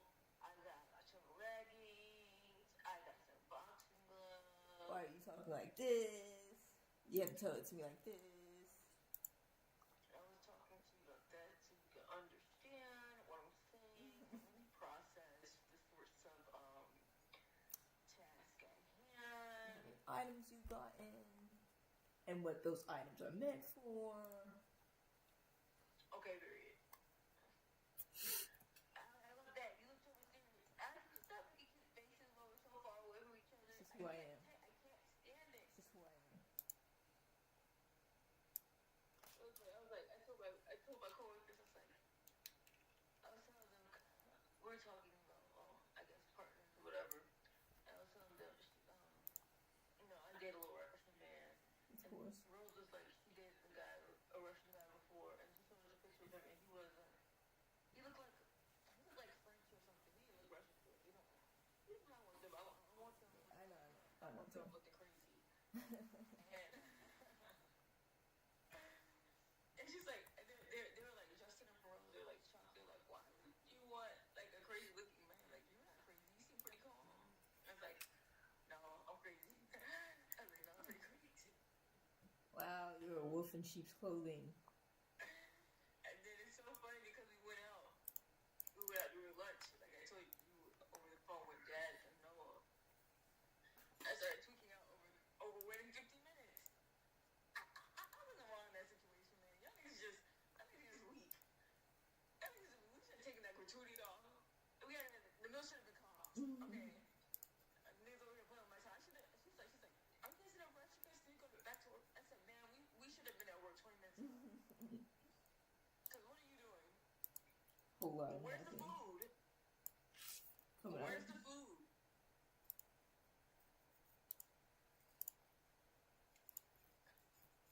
Anyways, Just out here talking. they got me feeling like I'm just sort of caring. What do you think, Ali? Am I caring? I don't think you're hearing Taylor. I think you're a bitch ass nigga. Don't listen to me. He likes to like press the mute button or something over there. Like, why does he keep talking?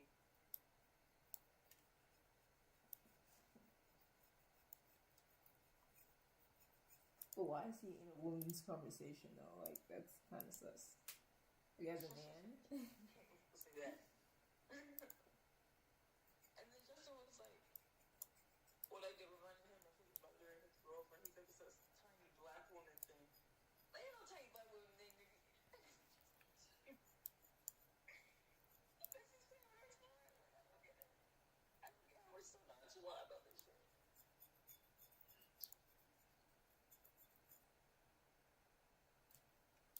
But not you though. You're not nonchalant at all. I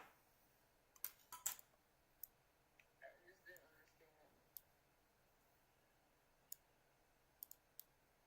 Alright, well I gotta go now. You know what I mean? Very busy and very into me. Very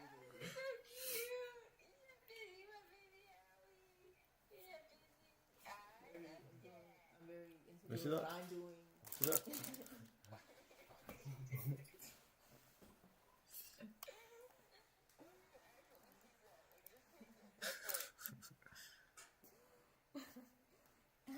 Switch wars.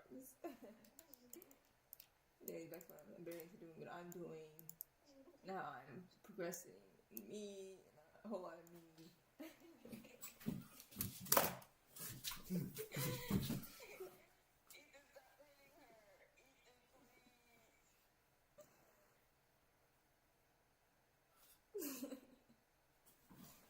I'm very interested in helping Ethan with whatever. I'm just trying to be unique. Ethan, no, I don't want to. Ethan, please. Taylor, he just wiped his finger on me. I saw that. Ethan, put the phone down. Put the frozen. Just talk. Put the frozen. Look at back. Grandma. She's coming out. Grandma, Ethan put his boogers on me. Huh? Ethan put his boogers on me. You heard it right, Grandma. Wait, Grandma, what are you gonna do about it though? What are you gonna do about that? Oh, what? About Ethan putting his boogers on Alex. Oh. Why did she do that? Grandma, what are you gonna do? Why did she do that? Give her a pop? Hey, give her a pop. What are you gonna give Ethan a pop. This is incoherent. Oh, give Ethan a pop. No. Thank you,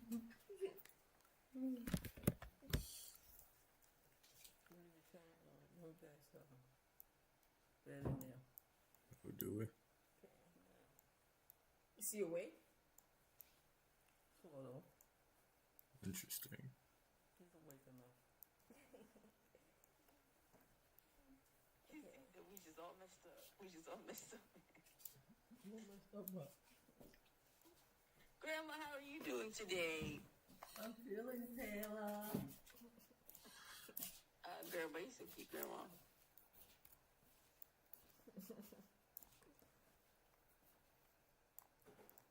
Oh, you heard Grandma Ethan, you gotta go in there and change the sheets.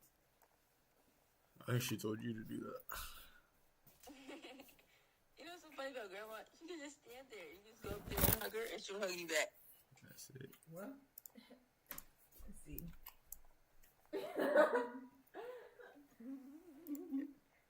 She did exactly that, Taylor.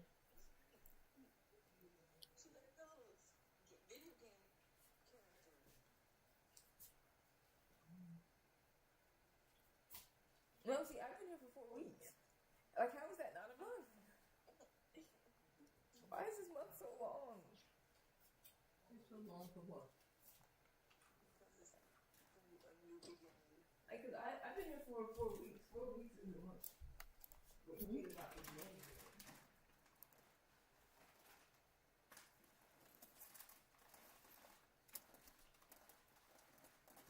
It's just now that Energy is figuring it out. They're able to scrape the rounds back in their favor. The attack side is much more brutal.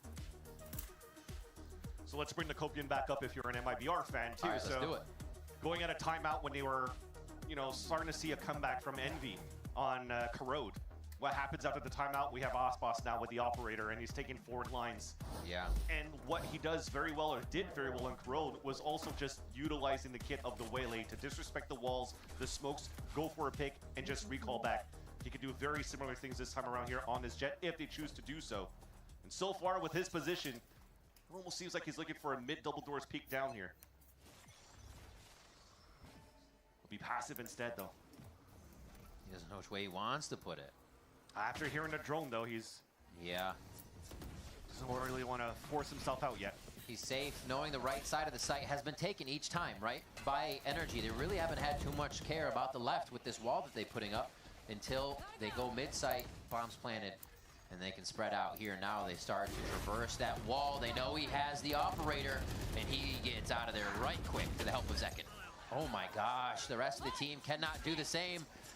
Ospas goes down in the repeat. Tex falls. And Mazzino has to push up, but he knows that Energy has gained so much ground now. They're basically in his face at yellow. Oh, Brock gets the turn onto Zekin. They try to do the Cosmic Divide again, but it doesn't work.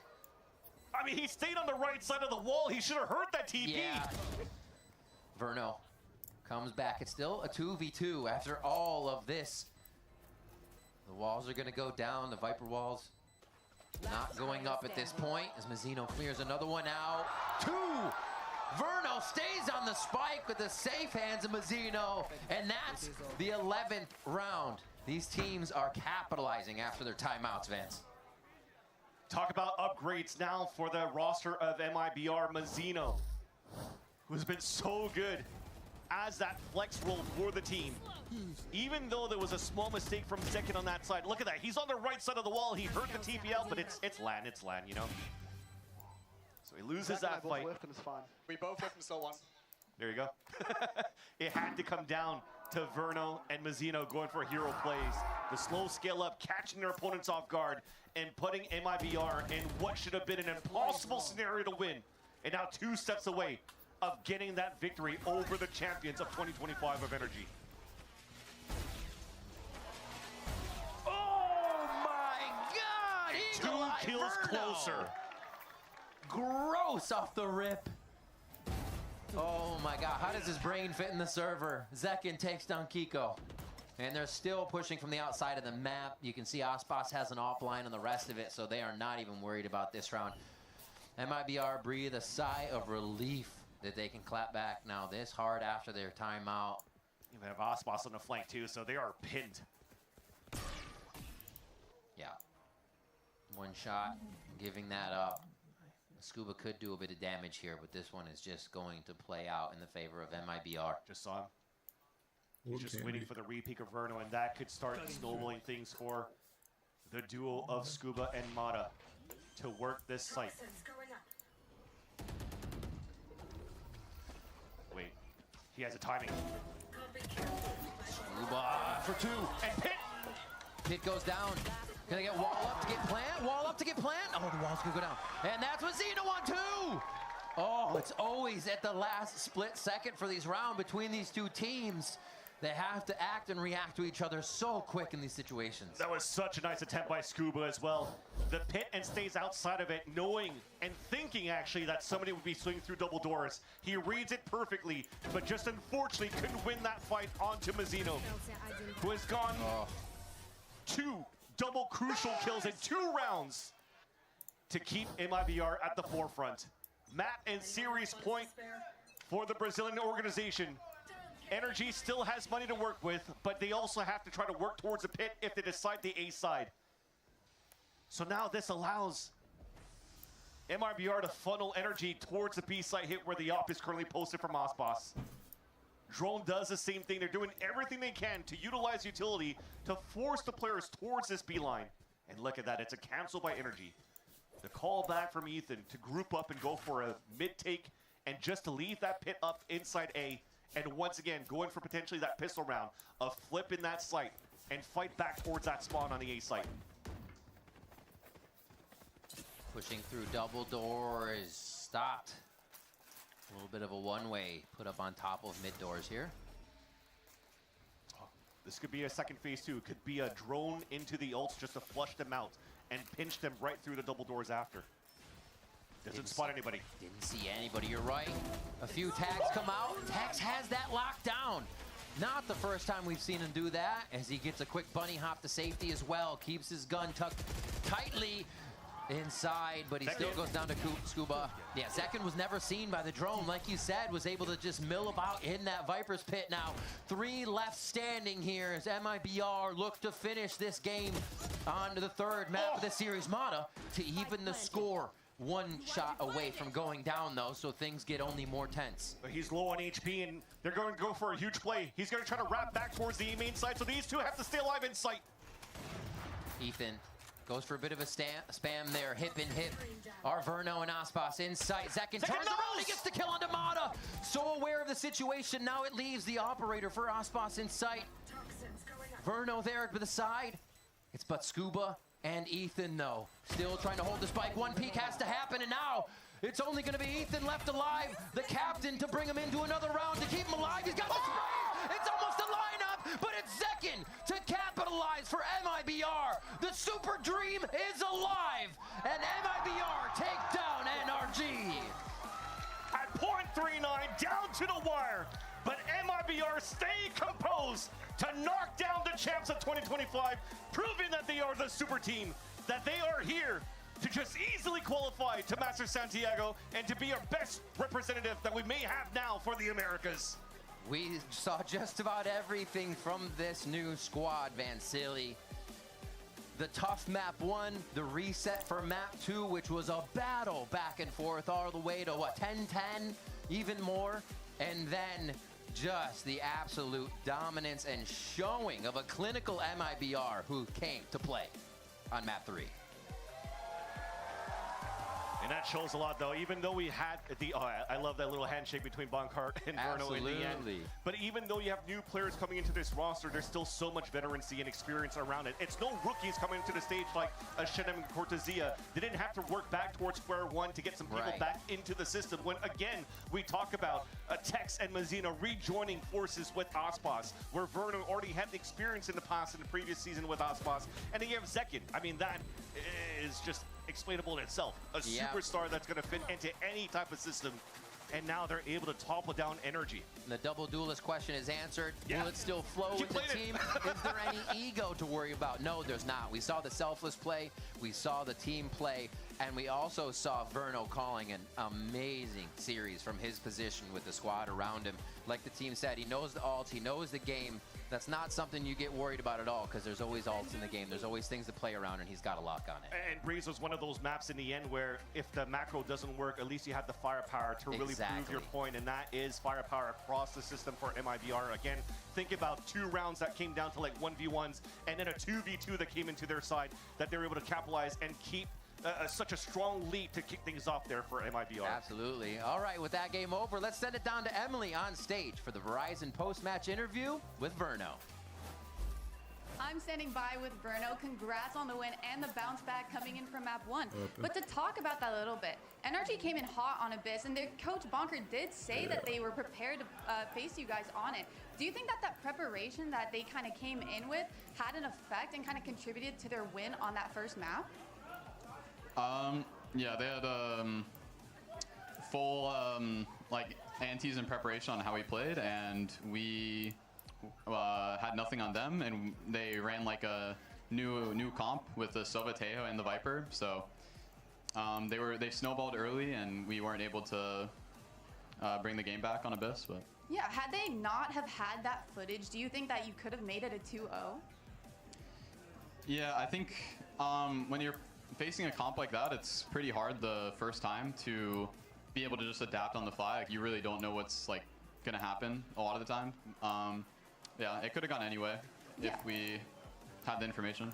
Yeah, that makes sense. And there's been super high expectations for this roster literally since the announcement. Do you feel like now that you've taken down the reigning champs that you've kind of met those expectations or even like exceeding them now?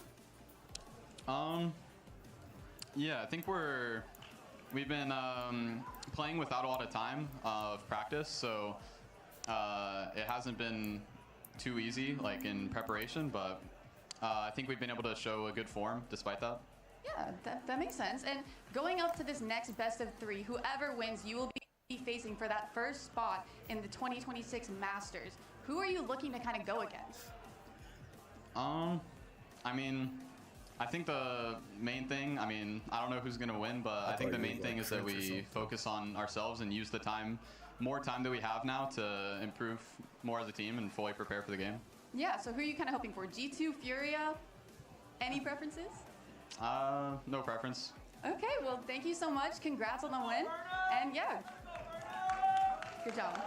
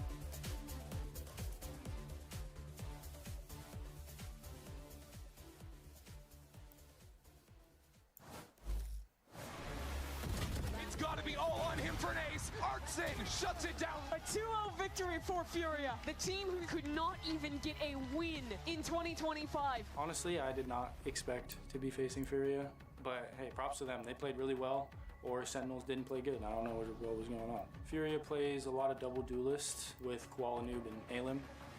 Spike down. Koala, so good up the rope. Koala Noob's gonna go crazy. I will dash in for him. I'll maybe get the entry or two. G2 is the same, they have the same structure of everything, but now they have the big boy Andre. He's a pillar. He will not let go of that angle, whatever. You try to get him off and he's just right there, he never moves. Sometimes he moves, like you get like, oh, Andre could be there. It's a little scary. They're gonna have fast pace, they're gonna try and catch us off guard. They're looking really good, honestly, but I think the audience will expect a 2-0 against Furia, just because it's G2 versus Furia, like, it's gotta go that way.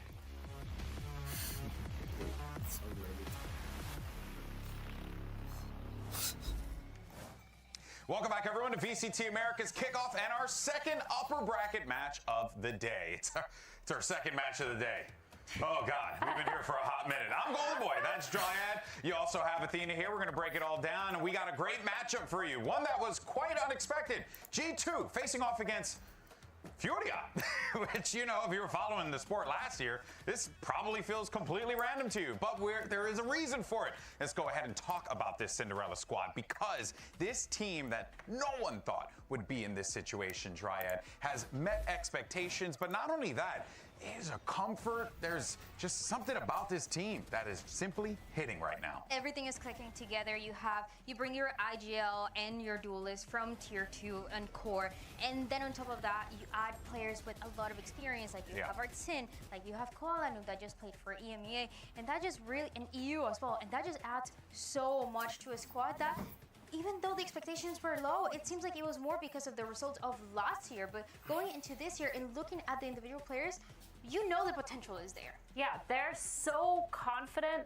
Their fragging power is there. The way they peak together, their teamwork, their synergy. It just feels like everything is going right for them, especially with that double duelist combo, Alim and Koala. They're both just playing really well together. I think versus Sen, that was probably the most confidence boosting game that we've seen from them. Just peaking, winning their ones every single time. It was really fun to watch. Yeah, and one thing definitely that throws me off is that, you know, there are a lot of Brazilian Valorant fans that would love to see full Brazilian squad, especially when it comes to a prolific Brazilian org like Furia.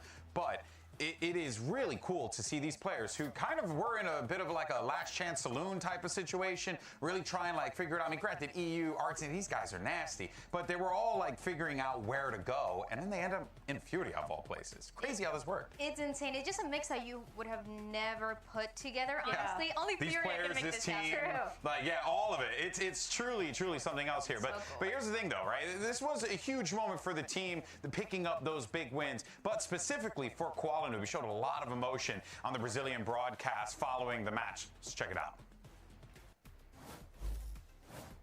You know, I was always like, even in tier 2 on M80, when we were destroying, you know, I've always been a player who's been like super underrated.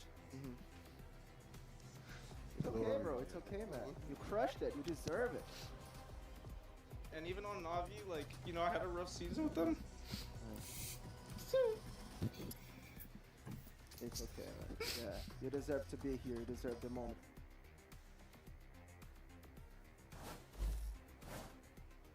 It is such an emotional moment, and to understand how much these wins mean for Koala Noob, we have to take a look back at his road in VCT.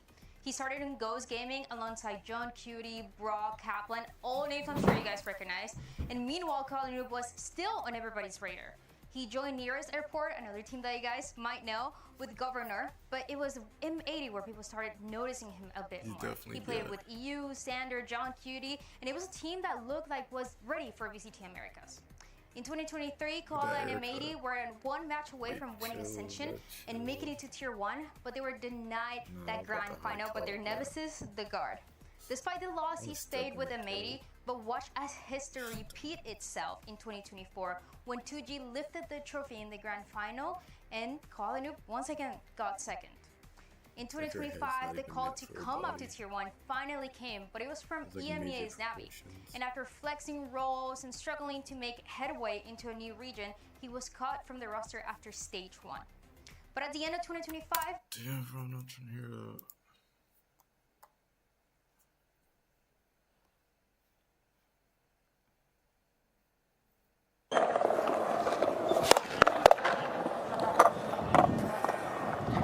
That was perfect.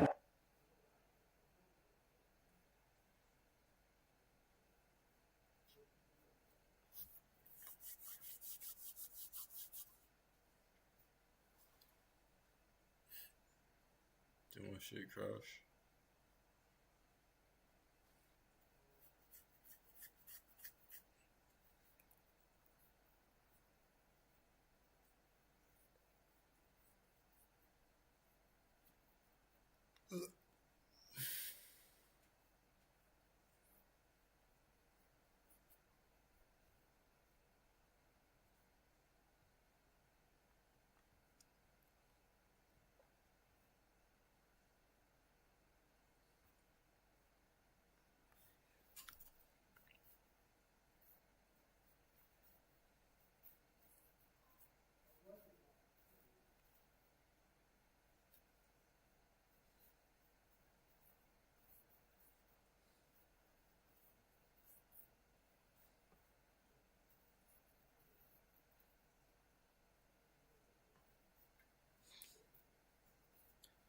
That drip is something crazy.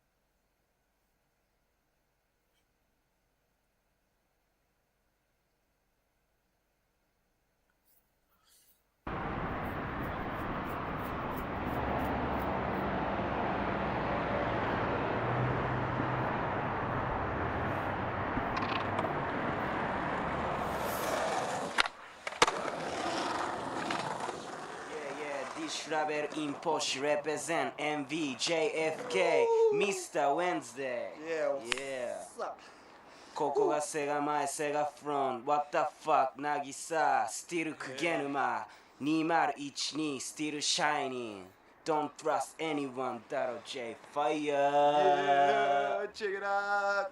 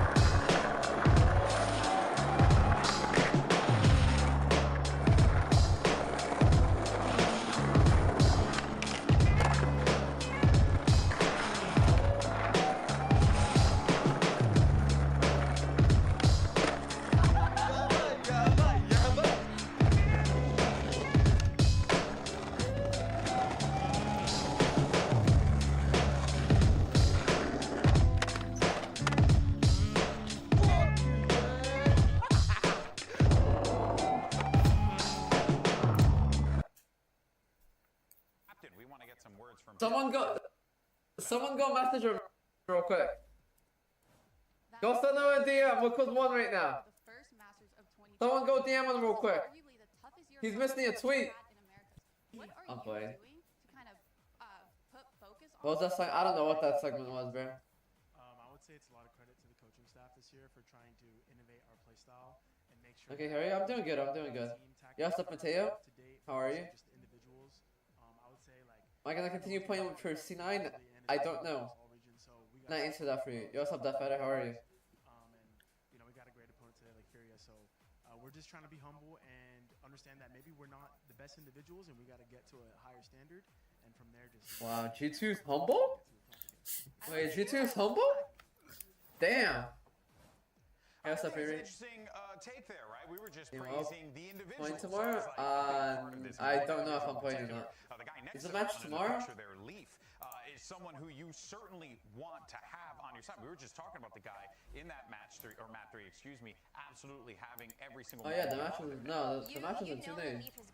Is always going to show off, but the way that he did on that map of Split to close it out was so impressive. We've seen him pop off on the Duelist, on that Sentinel, and now on the Breach as well on Split that they were also playing. It's a pro jump. That just adds an extra. How do you feel about that MIBR win? I mean, you're always supporting your team. You're always kind of following up what. I kind of expected that. He was closing out those rounds. But after map 1, I was like, wait, they might lose this.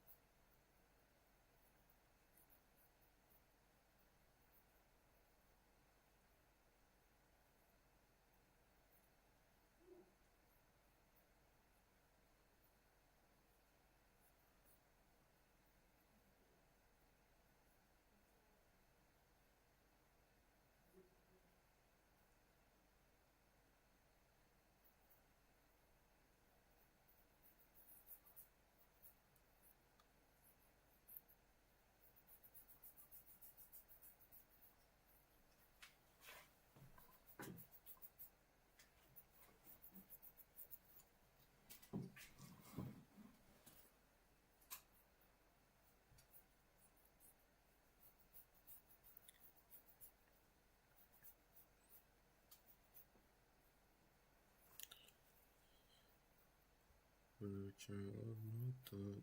I can't get no love from me.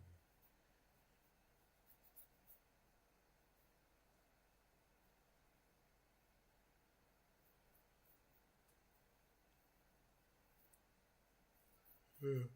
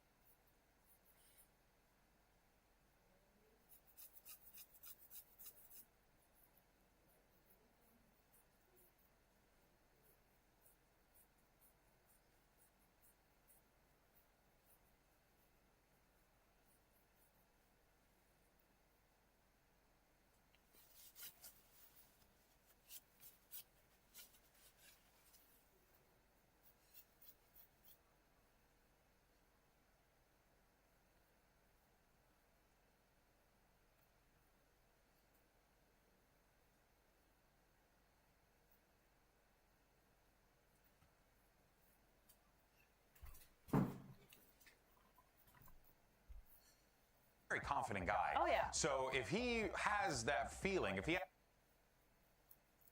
has that read, 9 times out of 10 he's going to take it. He's not going to be afraid of someone. He was so confident that he was getting those openings and standing up when the run just started. He just got 1 kill. I mean, To be it fair, doesn't though, get any listen, more when I competed so in COD back in the day, I got 1 pick in S&D, and I got up and I started yelling at people. So you just got to do what you got to do. Jokes on you guys, I would get 0 kills, but just because we won the round, I would stand Still up and talk yell. crap. There you go, sister. That's what's up.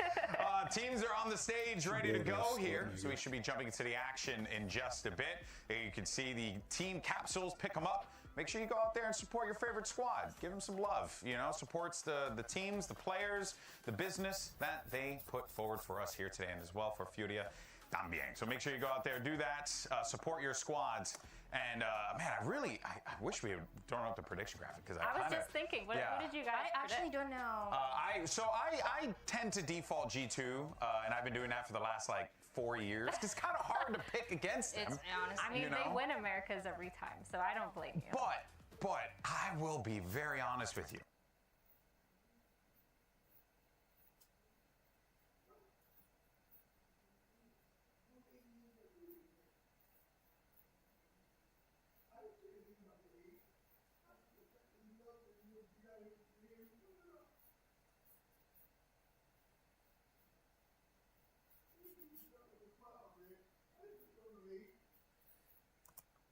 This was the first time that I got my Google Doc link and I'm picking my predictions and I'm like, oh, you hesitated. maybe I'll go for Furia because of what we saw in that Sentinels game.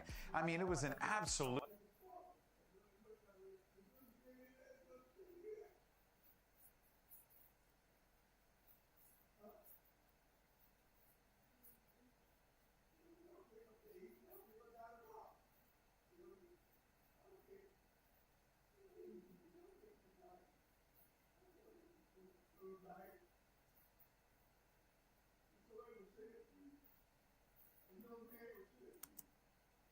domination. Of course, here's the series layout. You got Abyss Bind, and if necessary, we'll be going over to Split. What do we make of this one, girls? That map of Abyss is interesting. We saw it in that opening match of Furia when they played against Crew. Yeah. But this was just kind of the test. People were still not really taking Furia seriously. Obviously not taking Crew seriously because they were playing with this Academy team.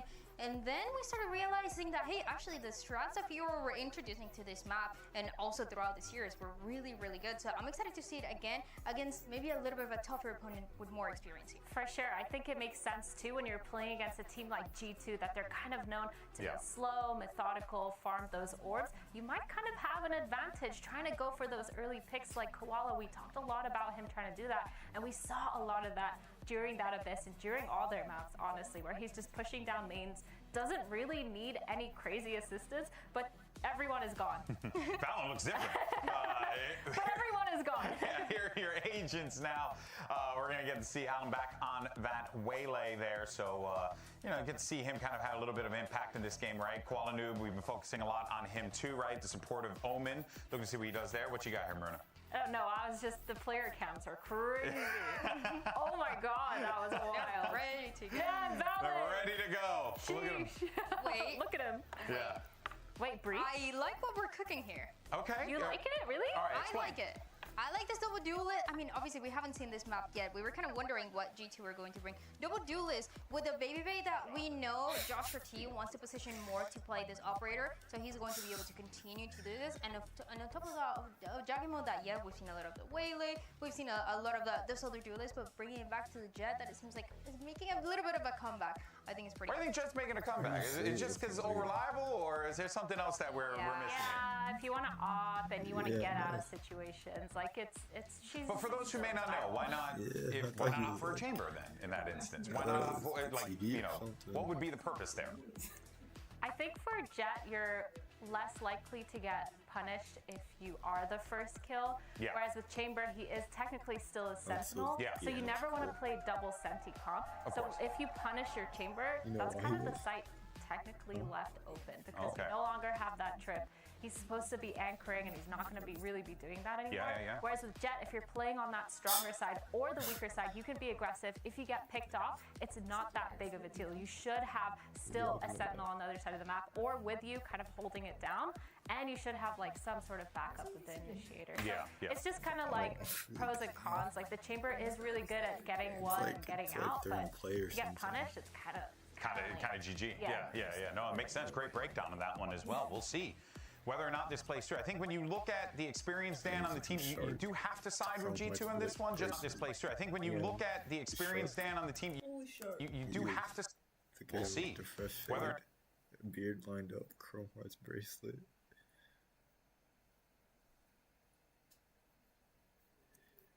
Not this plays through. I think when you look at the experience, Dan, on the team, you do have to side with G2 in this one just because of the experience that's there. But man, there really is something about this Furia team that if G2's not careful, could very well catch them off guard. Absolutely, and that was what was happening when they were going against each other all the time. You had this Koala Noob that was always confident. Once they get some economy going, you know he's going to be having that operator, whether it's the attack or defense side, or even when he's playing that Omen in a map like this one. It just feels like it's a guy that you can rely on, while on top of that you have an Alim that works together. And I also think, too, you have a guy who has a point to prove as well out there, right? Yeah. You heard him in that interview with Emily. He wants to go out there and show them why he's been dominating them for so many years. Yeah. That was what he said. I actually love that. I think that kind of plays into having a little bit more anger emotion, which is really fun when you're playing because you could totally channel that into the way that you're playing, focusing, tunnel visioning, but in a good way, nothing too crazy. But yeah, I'm really keeping my eyes out for this Alim Koala Noob duo. We even heard in that tape earlier where Alim was like, yeah, I just run in, kind of run around, sometimes get a few entries, sometimes not, just set up Koala Noob. Like, you love to hear that. Every single kind of team has to have that kind of selfless duelist player that I really love if they are running the double duelist.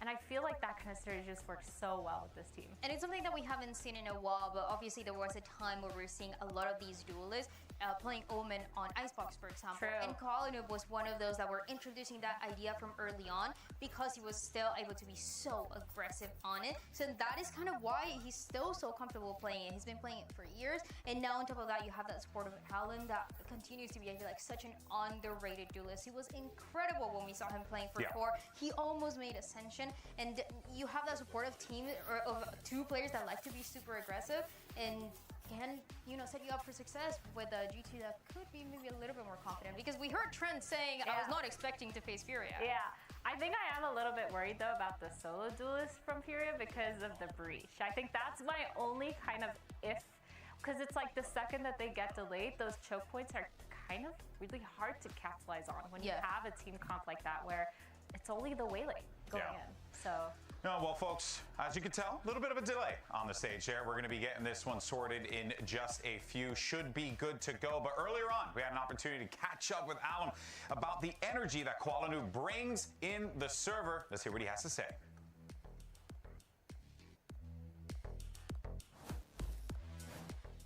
Koala, we haven't had bad morale, bad vibes yet. I don't think ever. So it's not an issue where you need to have one like hype person to keep you hype. Like let's say Zelsis, perhaps he's like always hype, gets the team hype. Like Koala is kind of our Zelsis, but he only gets ours more hype when we're already hype, and it just helps the team. I have him turned down to like twice as everybody else, because he's a naturally very loud person, so you have to have him a little bit lower, but like kind of evens out. Well, as a naturally loud person myself, I can relate to that. You? Not at all. Never. No, my wife actively tells me time and time again, just bring the volume down. I can't control it, man. You know, I've been doing this for 15 years. Now, of course, so we'll be getting this one going in a minute here. And what did you guys pick prediction-wise? I said what I picked. What did you? Honestly, I can't remember. Come on, Dan. I can't remember. Can we flash the graphic? I feel like if I want safe, I definitely want G2, but I was thinking I wanted to take a risk. The question is, did I take the risk? The question is... I don't know. The question is, what was I going through that day? Exactly. No, you get it. Exactly. Yeah, what were my emotions in that moment? It all matters. What was my mental state, you know, then and there? Actually, I did find out we do have the predictions, so we are gonna flag these in a moment sure here. I picked G2. Yeah, I wouldn't be shocked if it's G2. Okay, all right. Furia. Okay, and Emily went Furia, and it turns out, okay, Jonah went for Jonah's MIBR. literally, he's the only one. Wait, no, someone else did MIBR. Yeah, Riv got MIBR as well. Damn, they knew. Okay, so Furia. Yeah, I mean, makes sense though. You're feeling it. You're in the. Again, I was like, am I taking a risk or not? And it turns out I was willing to take a risk there. I just feel like this Furia squad has been so underrated, and I feel like it was a bit of a joke as well because of how much they struggled in the past. But again, you cannot underestimate how good these players individually are. EU has always been one of the best initiators that we've had in Americas, even if 100 Thieves was not finding success. Koala Noob, again, with the operator, how good he's been. These two players that we just talked about, Alim and Nerve, in Tier 2, I feel like they just had more potential, but a lot of the teams were really stacked. And I mean, you have so many layers of things that you can talk about for Furia with the experience that they've had that I just feel like, you know, they can definitely do it. And the community, well, they disagree with you, Jan. Dan. Yeah. They said, not Jan, Dan. They disagree. They said, they said 62%, I believe, we're on the G2 train. That kind of makes sense. But I will say though, it is crazy that, you know, if this was like last year or the year before and we ran that poll, it would have been like 85, 15, like maybe some of the Brazilian fans come up for their compadres, but like, no, this is actually a much different situation here. That being said though, I do feel like there is a conversation to be had about just the fact that you're going into this with a Koala Noob who knows these players, right, has faced off against them. You have a G2 with a ton of VOD, ton of tape on them. There is this possibility where Furia comes into this game with so much prep work that perhaps G2 just simply is not prepared for. True.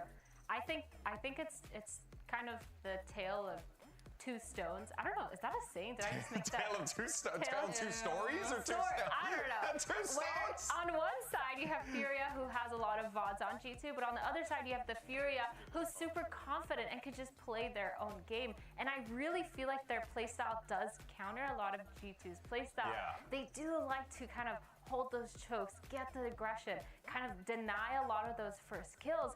And I feel like for G2, second that they don't get those first kills, they do struggle a little bit. Obviously, Valen, he's really smart in that mid round. He knows how to move the pieces around, but sometimes they do slow down just a little bit too much. And for me, the only downside to this G2 team that I'm seeing right now that I'm really begging for is that they set up Jogamo for so much more success. I kind of feel like he's on these reins where he's just not zooming in as much as he used to, not taking a lot of these And when he gets plays. a chance, yeah, it's so hard to stop him, you know? Like, remember when Neon came out and he was just insane, literally the first person to master her mechanics. Waylay and was too. Insane. Yeah. Waylay too. I would love to see him on Waylay, just full sending it, abusing those mechanics, kind of confusing the hell out of the other team. Unleash the dog. That's what we're saying that's here. what Unleash the dog. All right, folks. As you can tell, we still have this delay on stage. We're hoping to get this thing sorted in just a few. But for now, though, we're going to take a break. And when we return, hopefully, we'll be back into the action. We'll see you then, folks.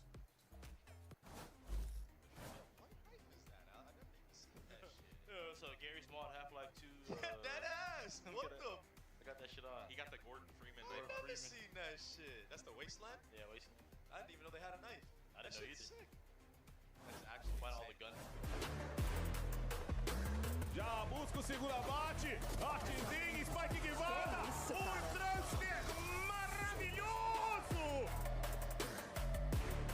This pit is another thing to play around. Pulls back in the side, Leaper's got it. All in his control as that pit falls as well. The opportunity! Oh! Of a lifetime!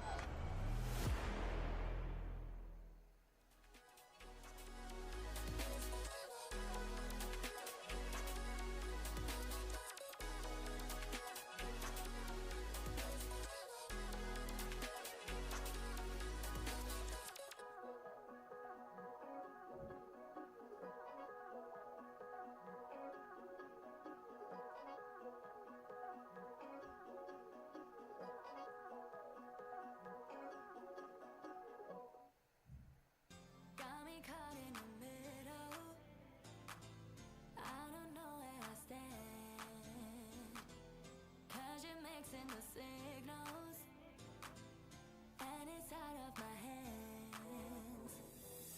We fight, then you put my head in your chest. I cry, the next thing we're getting undressed. Last night's the last time you're getting my bed. Where do we go? Is it over?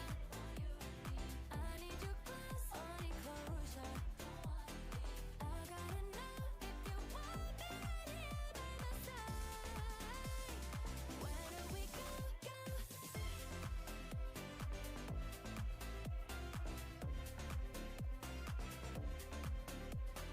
Where do we go if you want me right here by my side? Where do we go?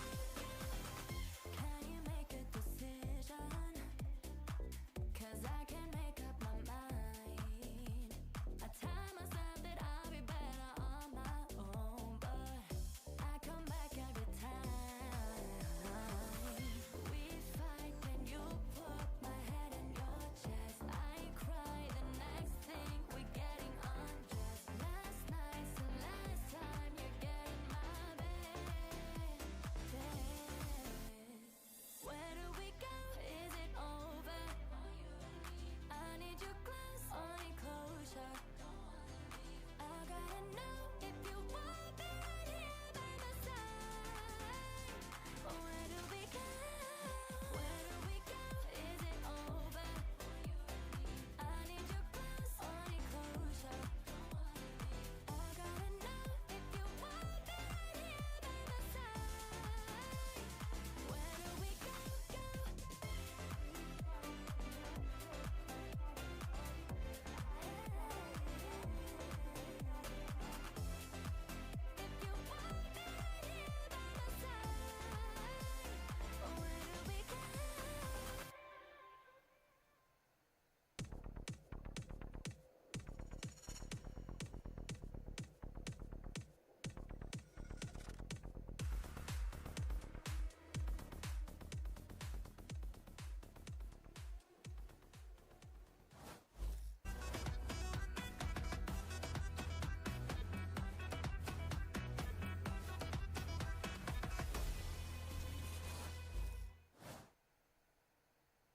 Baby Bay definitely just brings in so much energy.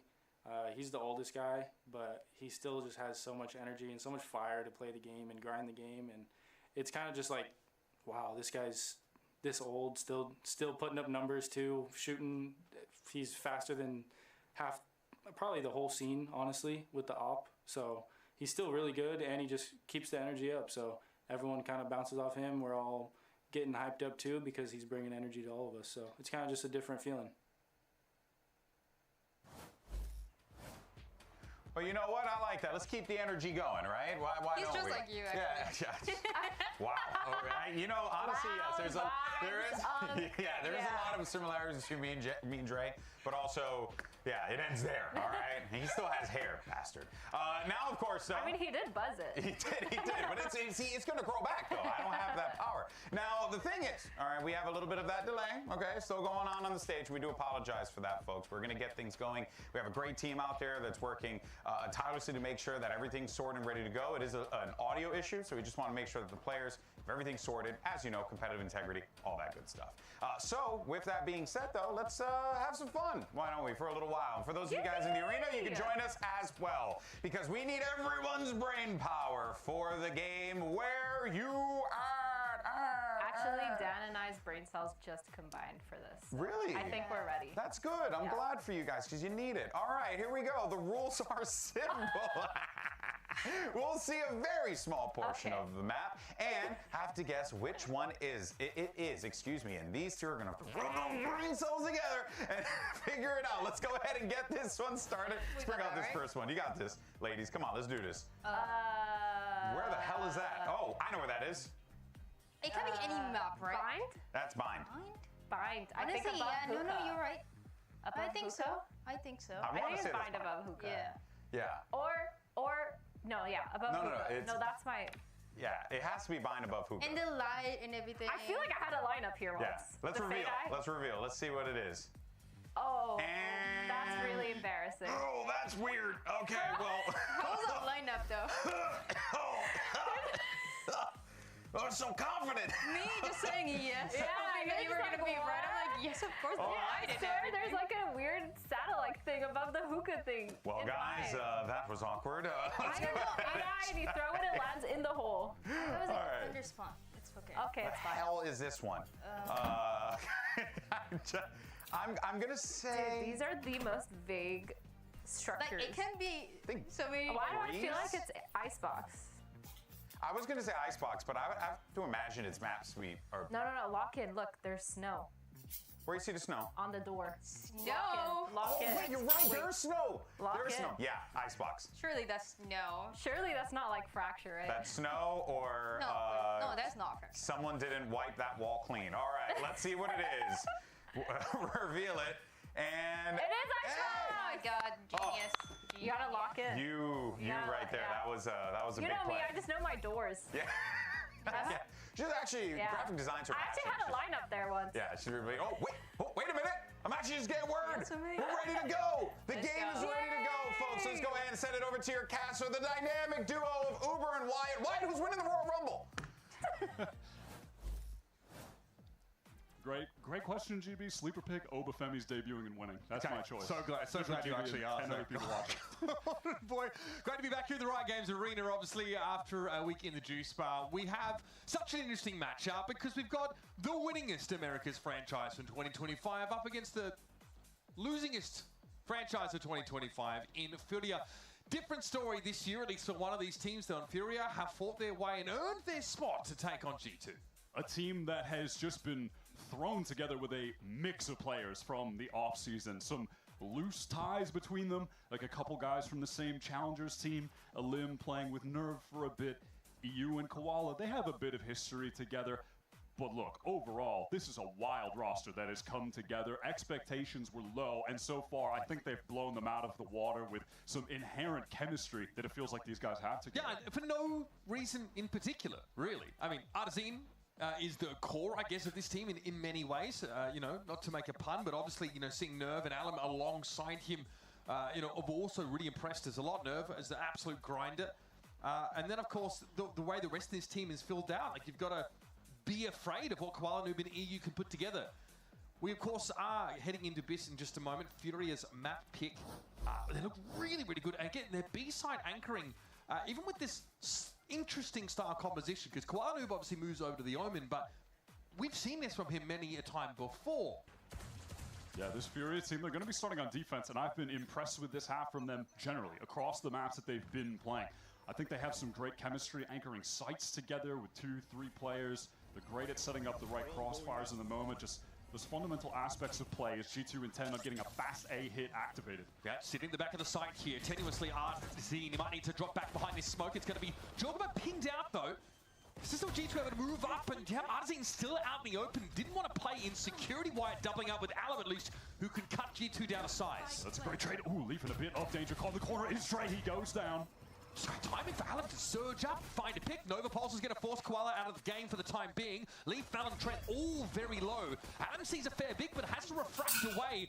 And now Leaf gets caught out. That's 3 for Alum. Trent with the right click around the corner looks good, but it's down to Valen at 1 HP. And Alum exits with 4. Look at that unit of Furia. 4 players just synced up beautifully. Just pooling out of backside together to collect all of the trades. Alum using that refract to the best of his ability, taking that initial jiggle peek, spots out a player, gets out of there, swing comes instantly after the fact. I mean, what a beautiful tap there. Util to clear out Baby Bay. Thorough, yet simple at the same time from Furia to get them over the finish line here early. You think it might mean something to that guy? Listen, that's why Alum has him at 50% volume. That is why. There's a number of people in the front row visibly recoiling after that. Yeah, I think Koala Noob certainly feels like there's a lot on the line. So just pistol out of the way, and a couple of issues being, I don't know, untangled here. It seems like it might be, was it earlier an audio issue?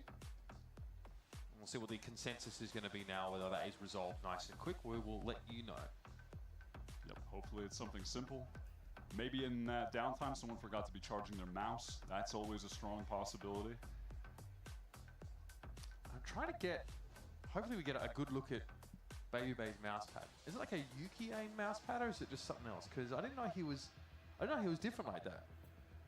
I don't know. You gotta tell me. That's out of my wheelhouse. I don't know. I don't know. I didn't think Dre was about this either, low key. But there you go. I have to ask him about it. He needs to move to move it to the right a little bit. Can you spot out what that is? Is that? I mean, I can't. Know what show it is, or what, no, what's going on? actually, I don't know what it is. No, I have to. Maybe someone in that chat can let us know. Maybe I'll just ask Dre. I just didn't take him for a weeb, honestly. Or he could be like that. He could be like the closet weeb who just like kind of doesn't want to tell people about it. But I mean, then he wouldn't have his. This playmat right on camera. So yeah, I digress though. Better angle on them. We got Tech Pulse here, gear related. We'll be back hopefully with a bit more action. So don't go too far. This is G2 versus Furia. We are 1 round in. Many more to come.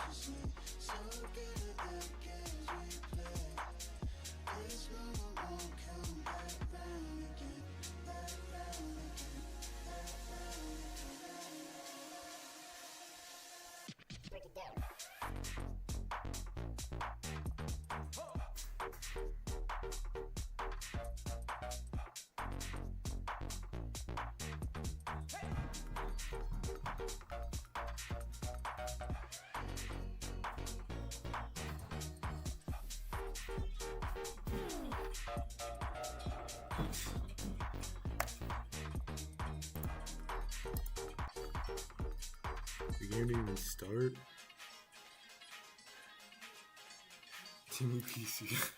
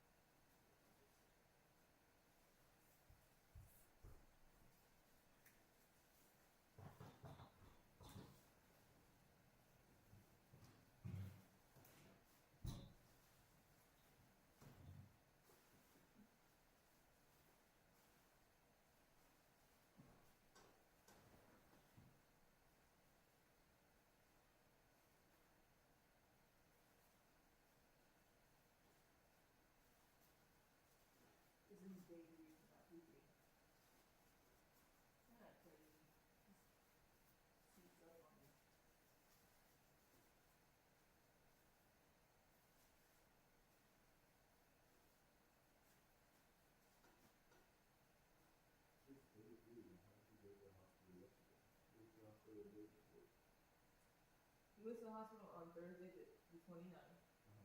And he flew the night before, so on the 28th. Today's the 30th.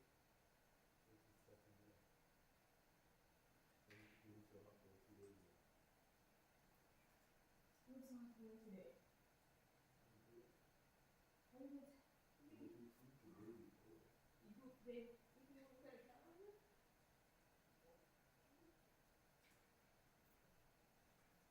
You felt very well?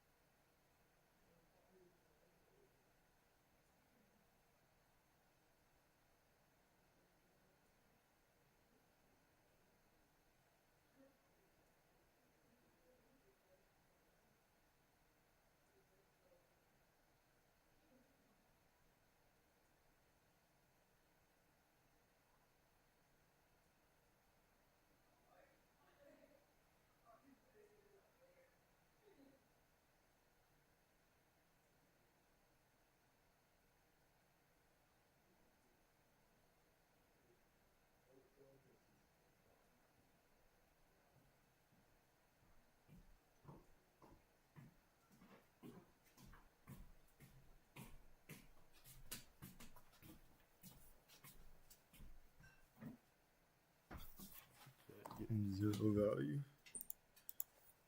What you mean? Be as proactive with just dispensing the smokes over and over and constantly giving them something to play around, something to hide in. Like usually we've seen teams put the emphasis on throwing them around mid to feign that there could be players walking up silently behind them, try and take space in that way.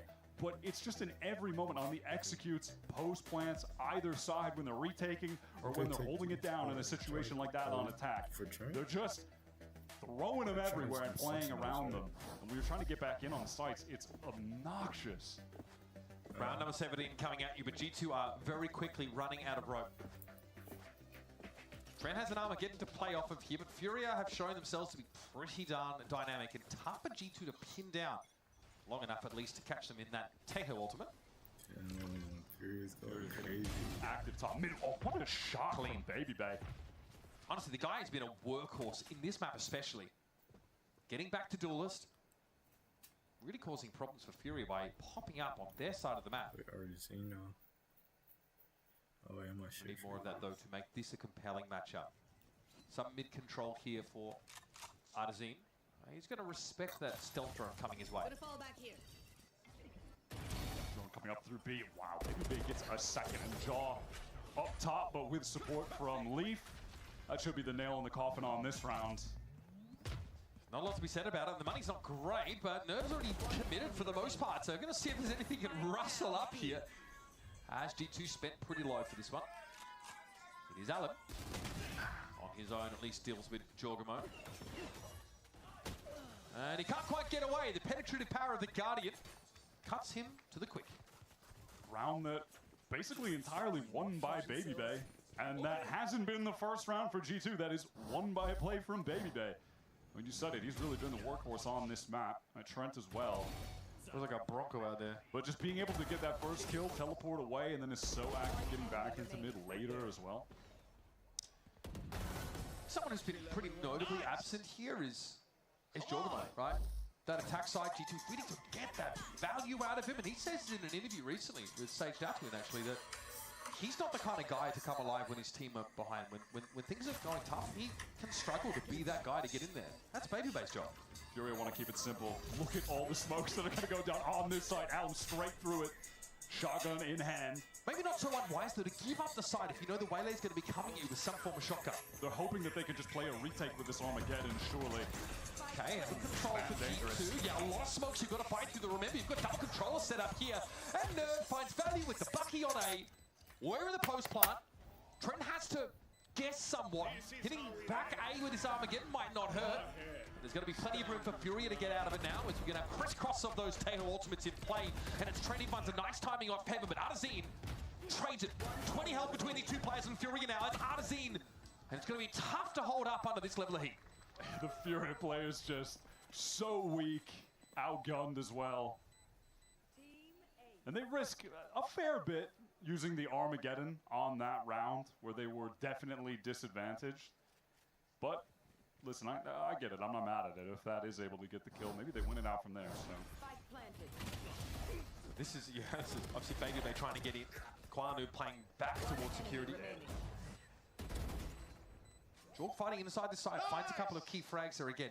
Anything to get some momentum generated. And you've got a Rolling Thunder to the next round. So again, you spend pretty heavily for G2, but you do have these pretty effective flood retake ultimates. 2 rounds consecutively at your disposal.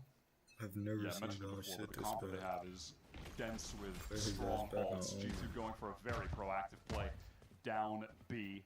Furia, again, full intentions of just getting into this A site, however.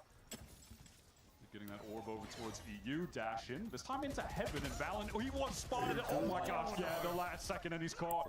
Baby Bay trying to get some control of Tower again, I think. Here's that Rolling Thunder, but how are we looking to play off that? Baby Bay emerges actually into the stun itself, but is able to win the fight out against the Waylay.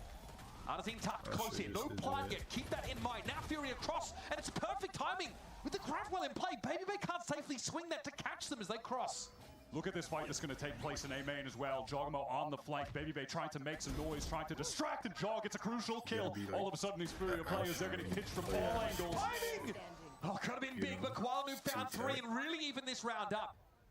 Artisan's util trolled Baby Bay for a solid 20 seconds inside tower there. And now it's on Jorg. If there's any time to come alive, it's right about now. And Artisan says, no, stay dead actually. Just too fast on the reaction. Give me the Koala replay. I need to see whatever he was doing backside there. cool. He opens it up with that kill onto Valen, just catches him, right there as he's trying to retreat into that dark cover. But then cooked, and then coming out up top. Wow. Fighting. I mean, just great adjustments. Boom, baby! That's how you do it, baby. You like that? You like that? Come on, baby. Come on, 50% baby. in Discord. 50% audio. It's 2 big booms so far for your boy. It's Six down time for Quad, dude. for Furia to run it back and just go towards this A site again. Recon down mid and Smokes down mid from Furia as well. So they're trying to act like, okay, there's some presence there. Surely this isn't just a 5-man A No, slam it's not. again. See, they Maybe got doesn't have a contact line here. His drone kind of messes him up. So already the answer to it. He's just going to have a shot through this. That's a guided salvo. He steps ahead of, and here comes the crosshair break. And the refract away for Alum. Baby Bay is just taking pot shots at the moment. Yeah, Furia haven't gone all the way through, but Koala Noob is up in the vent. Use his ultimate to get there, but will eventually have to make noise on that door break. Do Furia just cut noise, try to re-hit? Do they leave? Baby Bay aggro. Crouches into the shot. Nice connection. The spike still is in A main. Furia have to step up onto this side, but Nerve and Alum do that with confidence, swaggering into A. No patience, all desire to fight from G2. They go down, Valen on the flank. Okay, a little bit lazy on the shot, but is still able to find it onto Art. Either Valen's late or his teammates were early. Either way, he eventually gets one. But now what? We just push straight through this A site if you're Furia. Looking for that last round, that last victorious round, and Leaf is utterly overwhelmed. Nice double swing. Valen has the rifle, but low on HP. Facing 3 players. Gonna fall back here. I mean, this is Furia's game to lose right now. They should be taking their map pick in fairly dominant fashion, and they do. Unreal. That is unreal. Beware of a team, folks, that is free to reinvent themselves. Like the Ghost of Christmas Past, Koala Noob's like, hey boys, remember me? Settle in. We got a whole series of this. Dominant showing for Furia. A sick defense side, frankly, that converts into what looked like an easy finish. And look, Baby Bay and Trent, they were definitely trying their best out there. Both of them were shooting, but that wasn't enough. You could immediately see the impact that Alum was having on the game when they got onto attack. When, hell, he opens it up on that defense pistol with the 4K, but as soon as he is just bursting into the sights, he was tearing G2 apart. And then off the back of that, Koala was putting up numbers. And I think Nerve was a monster on that map playing the Tejo. Mentioned a debut VCT season. This guy has been putting in insane work to get here for 5 years straight. Pretty sick first map of the series. That's a bit done. Bind is around the corner, so don't go too far. G2 have a chance to answer back with their map pick.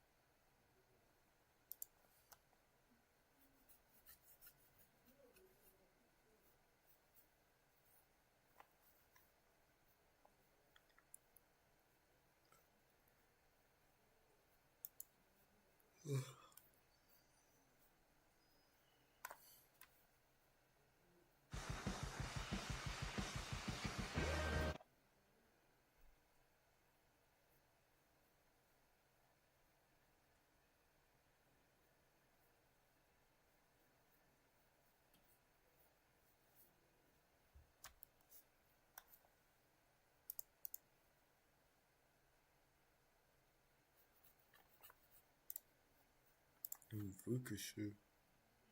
He looked his shit at that last game though. Who's he playing? Oh, all gamers. Cross is pretty good. Damn, they got some bangers. Gongji versus Wolves.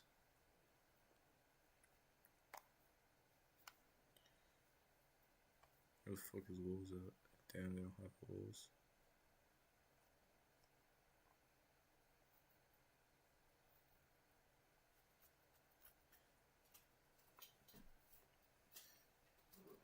John Bluff. Runner's good.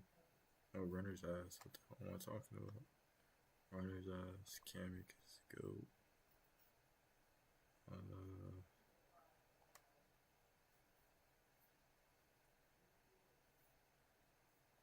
Tissues and digging at me. He should have stayed on Levy.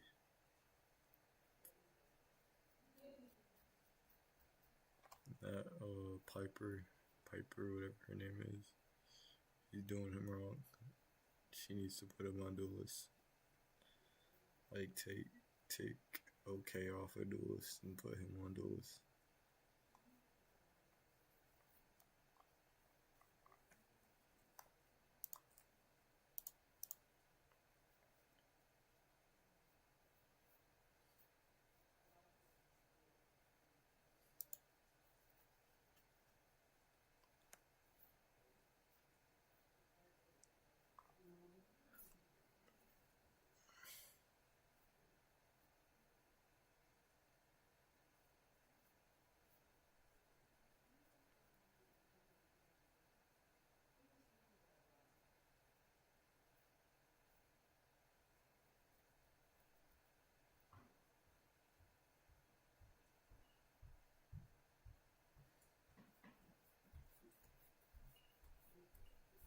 He says he wants to poop tonight.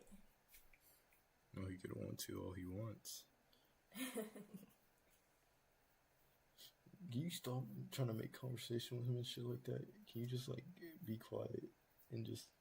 Why? Because you're just stalling for him. Ethan, you know he's a person, right? Oh my god. I'm not trying to sit in the room and converse with him for Then don't. But he needs You to haven't been doing that. But he needs to get in the chair and stuff, and you're stalling for him. I'm not talking to my No, grandfather. you're stalling for him. My goodness, you have some problems. See how nothing got done? And what, if you weren't in there, something wasn't going to get done? No, if you stop talking, something was going to get done. Nothing's going to get done if I stop talking. Yes, it is. You just keep talking. And How is it always my fault? How is it never your I fault? don't know how it's always your fault, but it just is. How is everything my fault? I don't understand this. Because it just is. You got all the answers. You got the key to everything. I mean, I just don't know how you don't see it. I just don't know how you don't see it.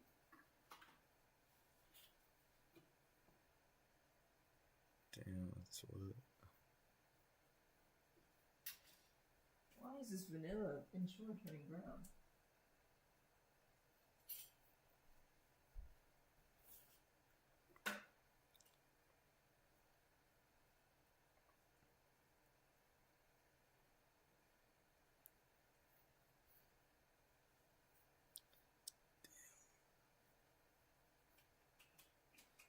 Switch I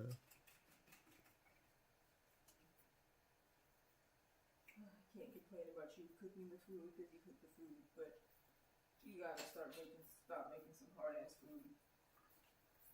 Like it's not the food he's eating hard. No, he just. You're not gonna do it now. Alex, the food, it's regular beef, Alex. You act like he can eat like a regular person. Oh my god. He doesn't have a problem with his jaw or teeth like that. He has all teeth intact. He can chew the food.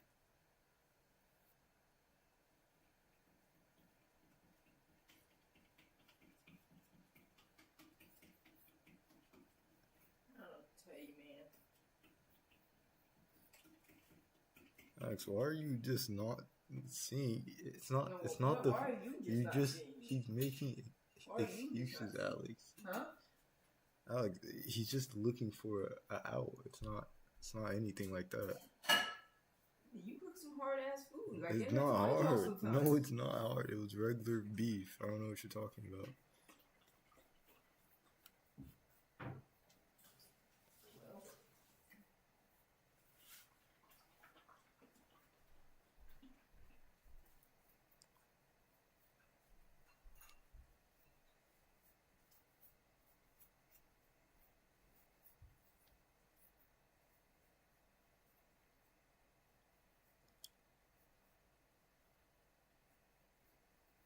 Damn, is that Boo Johnson and Alex Midler?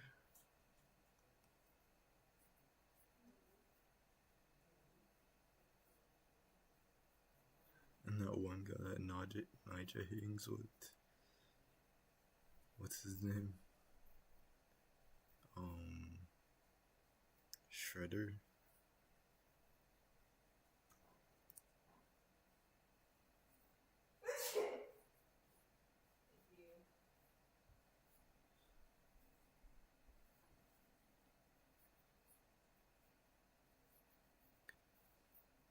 Damn.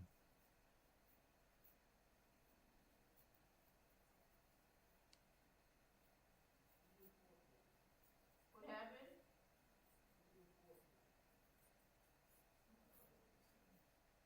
Hold on, I'm coming back in. Just looking for something.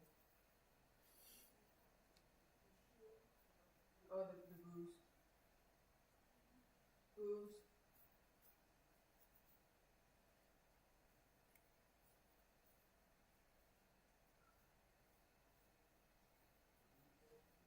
Yep.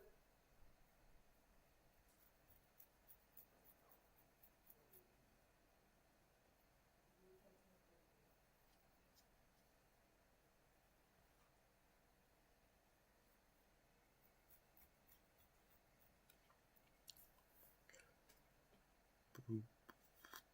Boop. Boop. Boo-doo-doo-doo. Doop.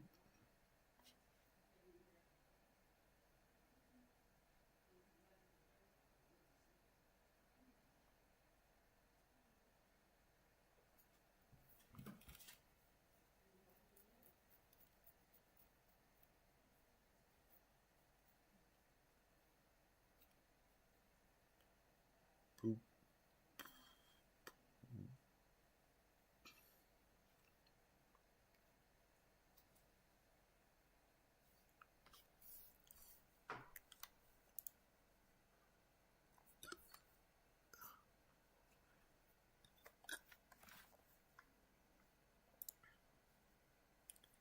Some cardiac. Yep, answer. On it just for me to give it away. Super bitch. I gotta have it. Cause it's a date. Gotta know, but I'm fanatic. But I'm cardiac. Yep, answer. On it just for me to get it away. We can't stop fucking, it's a habit, yeah. Me and my nigga shooting, it's a habit, yeah. Run up to the IO, then could have it, yeah. Got some stars in the roof, saying I had to cut it, yeah. Gucci on my waist, Eric had bad, punch him in the face. Yeah, we on his head, 2 times I said no, I feel like it's no, you still a broke man, little bitch.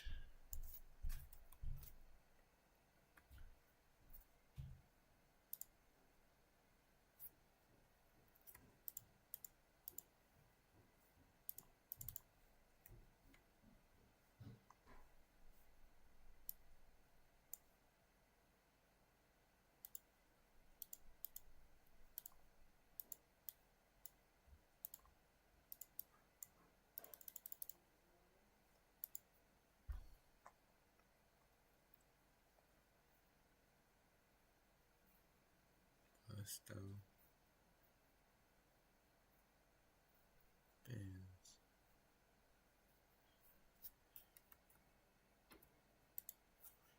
Sit back, bitch. I gotta have it.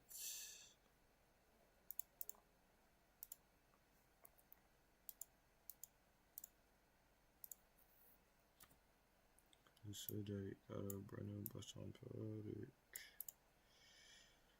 Bus on Cartier.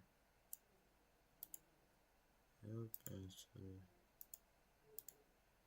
I want that just for me to get away. Pull up on the beam, I always flexing. Put a couple of kids always stressing. After you, I'm fucking on your best friend. She let me see Burberry, my husband. Put on my ass now, I feel so cool. You worry about a nigga like I hope to. I never trusted the thought that I told you. I just chase some money like I'm supposed to. Pull up, I was flexing on a beam. Probably why you know, cause my shit clean. Run into that, that's like a coming. It already is. Run into that, that's like a computer. Fuck it to the morning and I leave. Don't address me as a partner. I don't wanna see you on my show, nigga.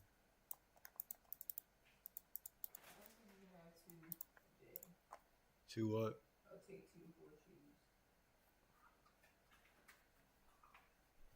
Yeah, it is 2 a day.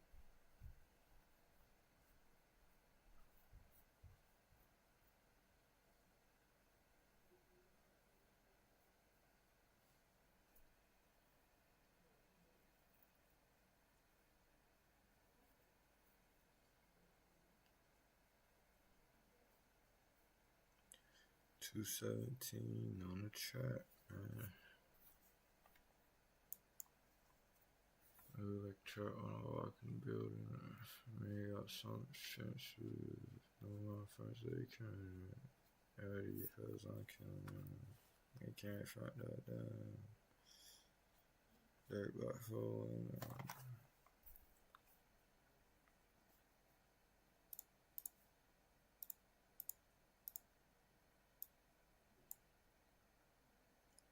Am I judging? Am I right? Like, what the fuck is she laughing at?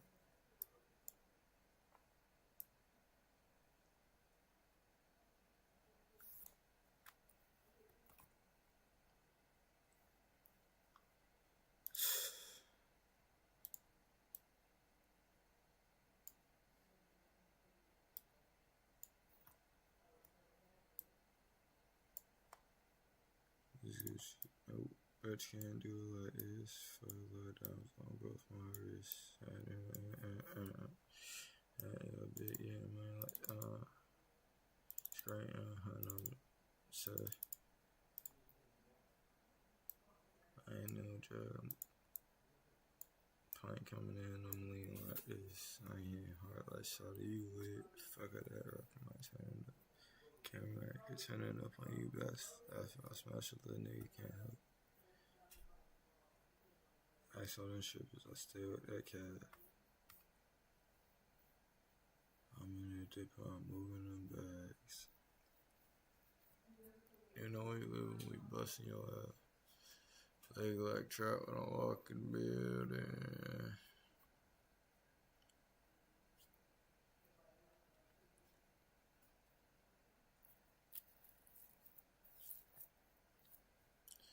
Man, got some expensive. No, my friends, they killing them. All these hoes, I'm killing them.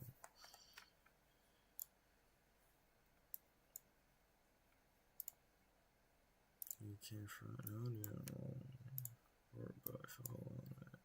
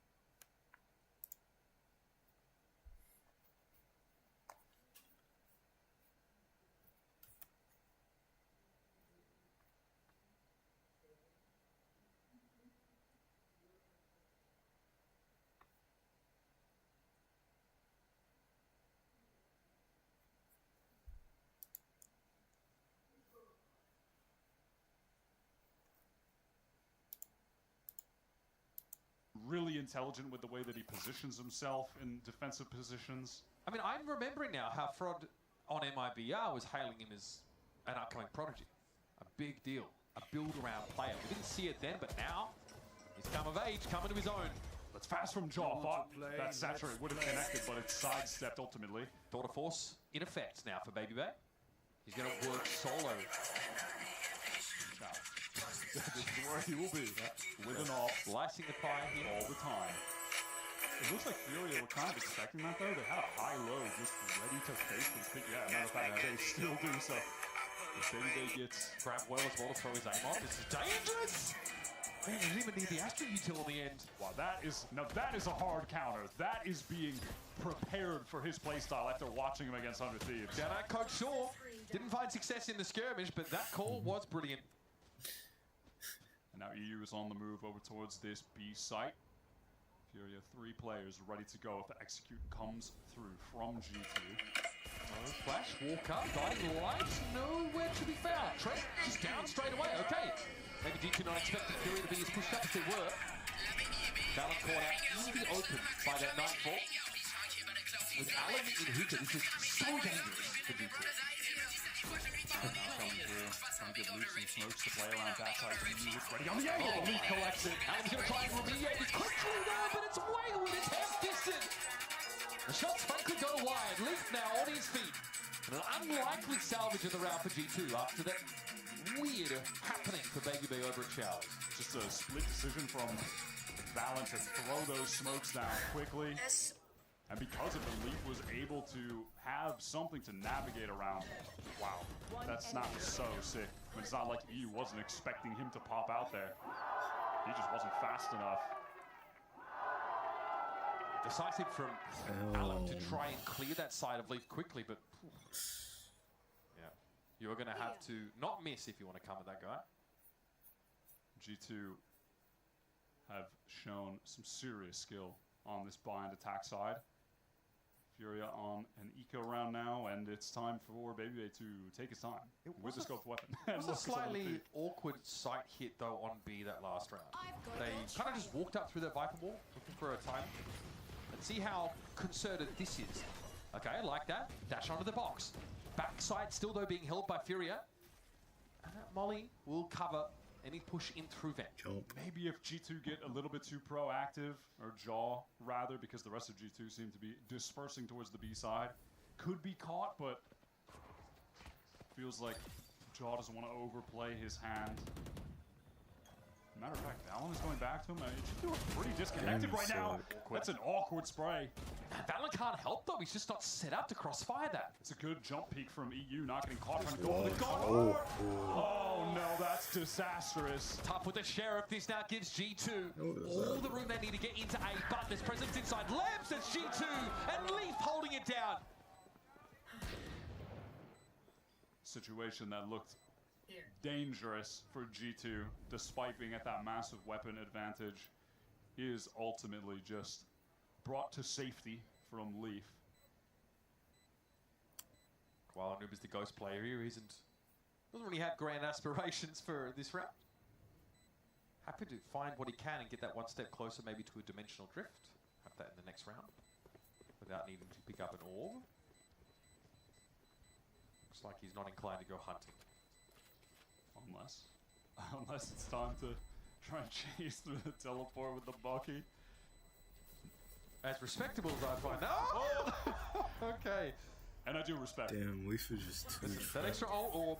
Like that is a difference maker. Leaf is waiting for it. And he, not just his 4th kill of that round, he has had. What is that, Chrome Words too? The last couple of rounds. G2 get up to 4 rounds, though. That's the number that matters. Is that momentum of Artesine? Yeah. If that kill goes the other way. He knew it.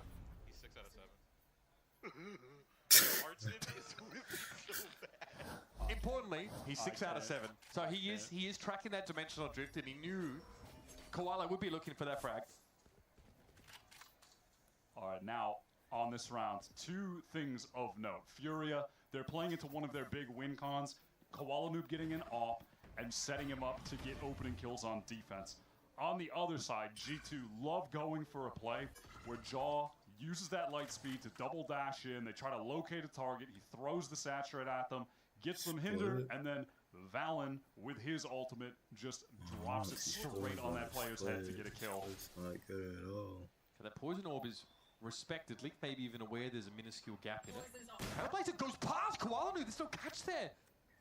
As that was headed in through Hookah. Doesn't reveal the Octagon player, and Koala can fall back onto B with this ult. That also reduces the option of G2 to threaten much towards A short with that wall permanently down. Here comes Jaw into that top site smoke. Exactly. The way's been paid for Jaw, but this is like a later timing from BabyB. Less aggressive on A. Jaw now over the side, sees a flash of nerves, he tries to jump away. Dimensional Drift for Koala though is going to confirm that this is the genuine article. Or is it? Because it looks like the spike has been pulled away from this side of the map.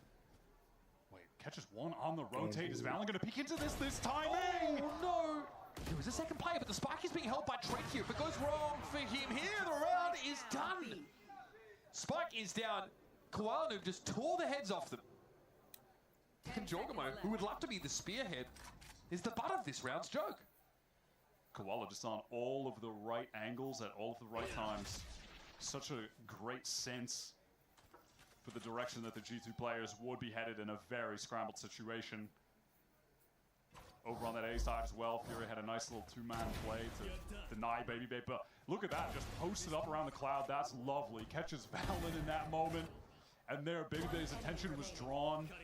I think I want to keep the AWP, by the way. I know you said you wanted me to rifle a lot more, but I'm feeling it with the AWP. I'm Guess gonna be that honest. Jimkin thing. I mean, I'm with him. Change of plan. I mean, I'm with him. You have Koala Noob on it. Matter of fact, they have two AWPs now. What is happening? Bro, what's happening in the comms? I mean, those extremities are going to be locked down pretty nicely. Well, contact angle here for Alum inside shower. The same for Koala Noob on the other side of the map. That's crazy. That's my seal of approval. Oh, Flash doesn't connect onto Alum. Oh no, John might be in trouble. I mean, he is waylay. G2 are heavily postured for an A execute. They on a round where their money is very low if they lose. Yeah, they got their Viper Ball. They're on short. They can get pretty deep down here without any adversity. Oh, dear Alum, that is not what you want to see. He loses his nerve and the op. Pre-part pit on the A side. The pitter-patter of feet for G2 as they swarm over it. And Furia have no business actually trying to play Valorant this round.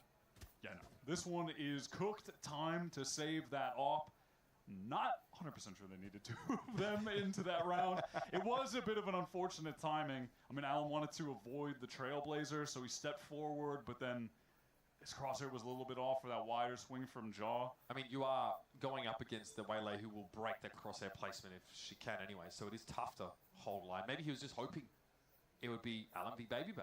Yeah, right. It's just BabyB peeking that with the op, but doesn't end up being the case. And then BabyB just does his thing late in the round to kill those defenders while they're being pushed out of positions. G2 do use several ults, though, to win out this round, so... You mentioned it last map, though. It's those G2 ult rounds feel like they are they're just very locked secure. up. Yeah, it's like they have a 99.9% win rate on the we are using our ults rounds historically. Real facts being cited here, folks. Right before your eyes. Looks like we're going to... Yeah, it might be a timeout here for sure. Yeah, I get it. I mean, Jaw on that wide swing, and then BabyB picks up one player on the retreat. They knew Artson was stuck right. He just makes it look effortless. If they're just doing shit, we do our shit better. How about that? Brilliant. You know, why didn't I think of that, honestly? All the time. That's crazy. All right, is that what you're saying, Ray? That's inspirational. Why didn't you bring in more of that? That's the level of comms that I can bring to the team.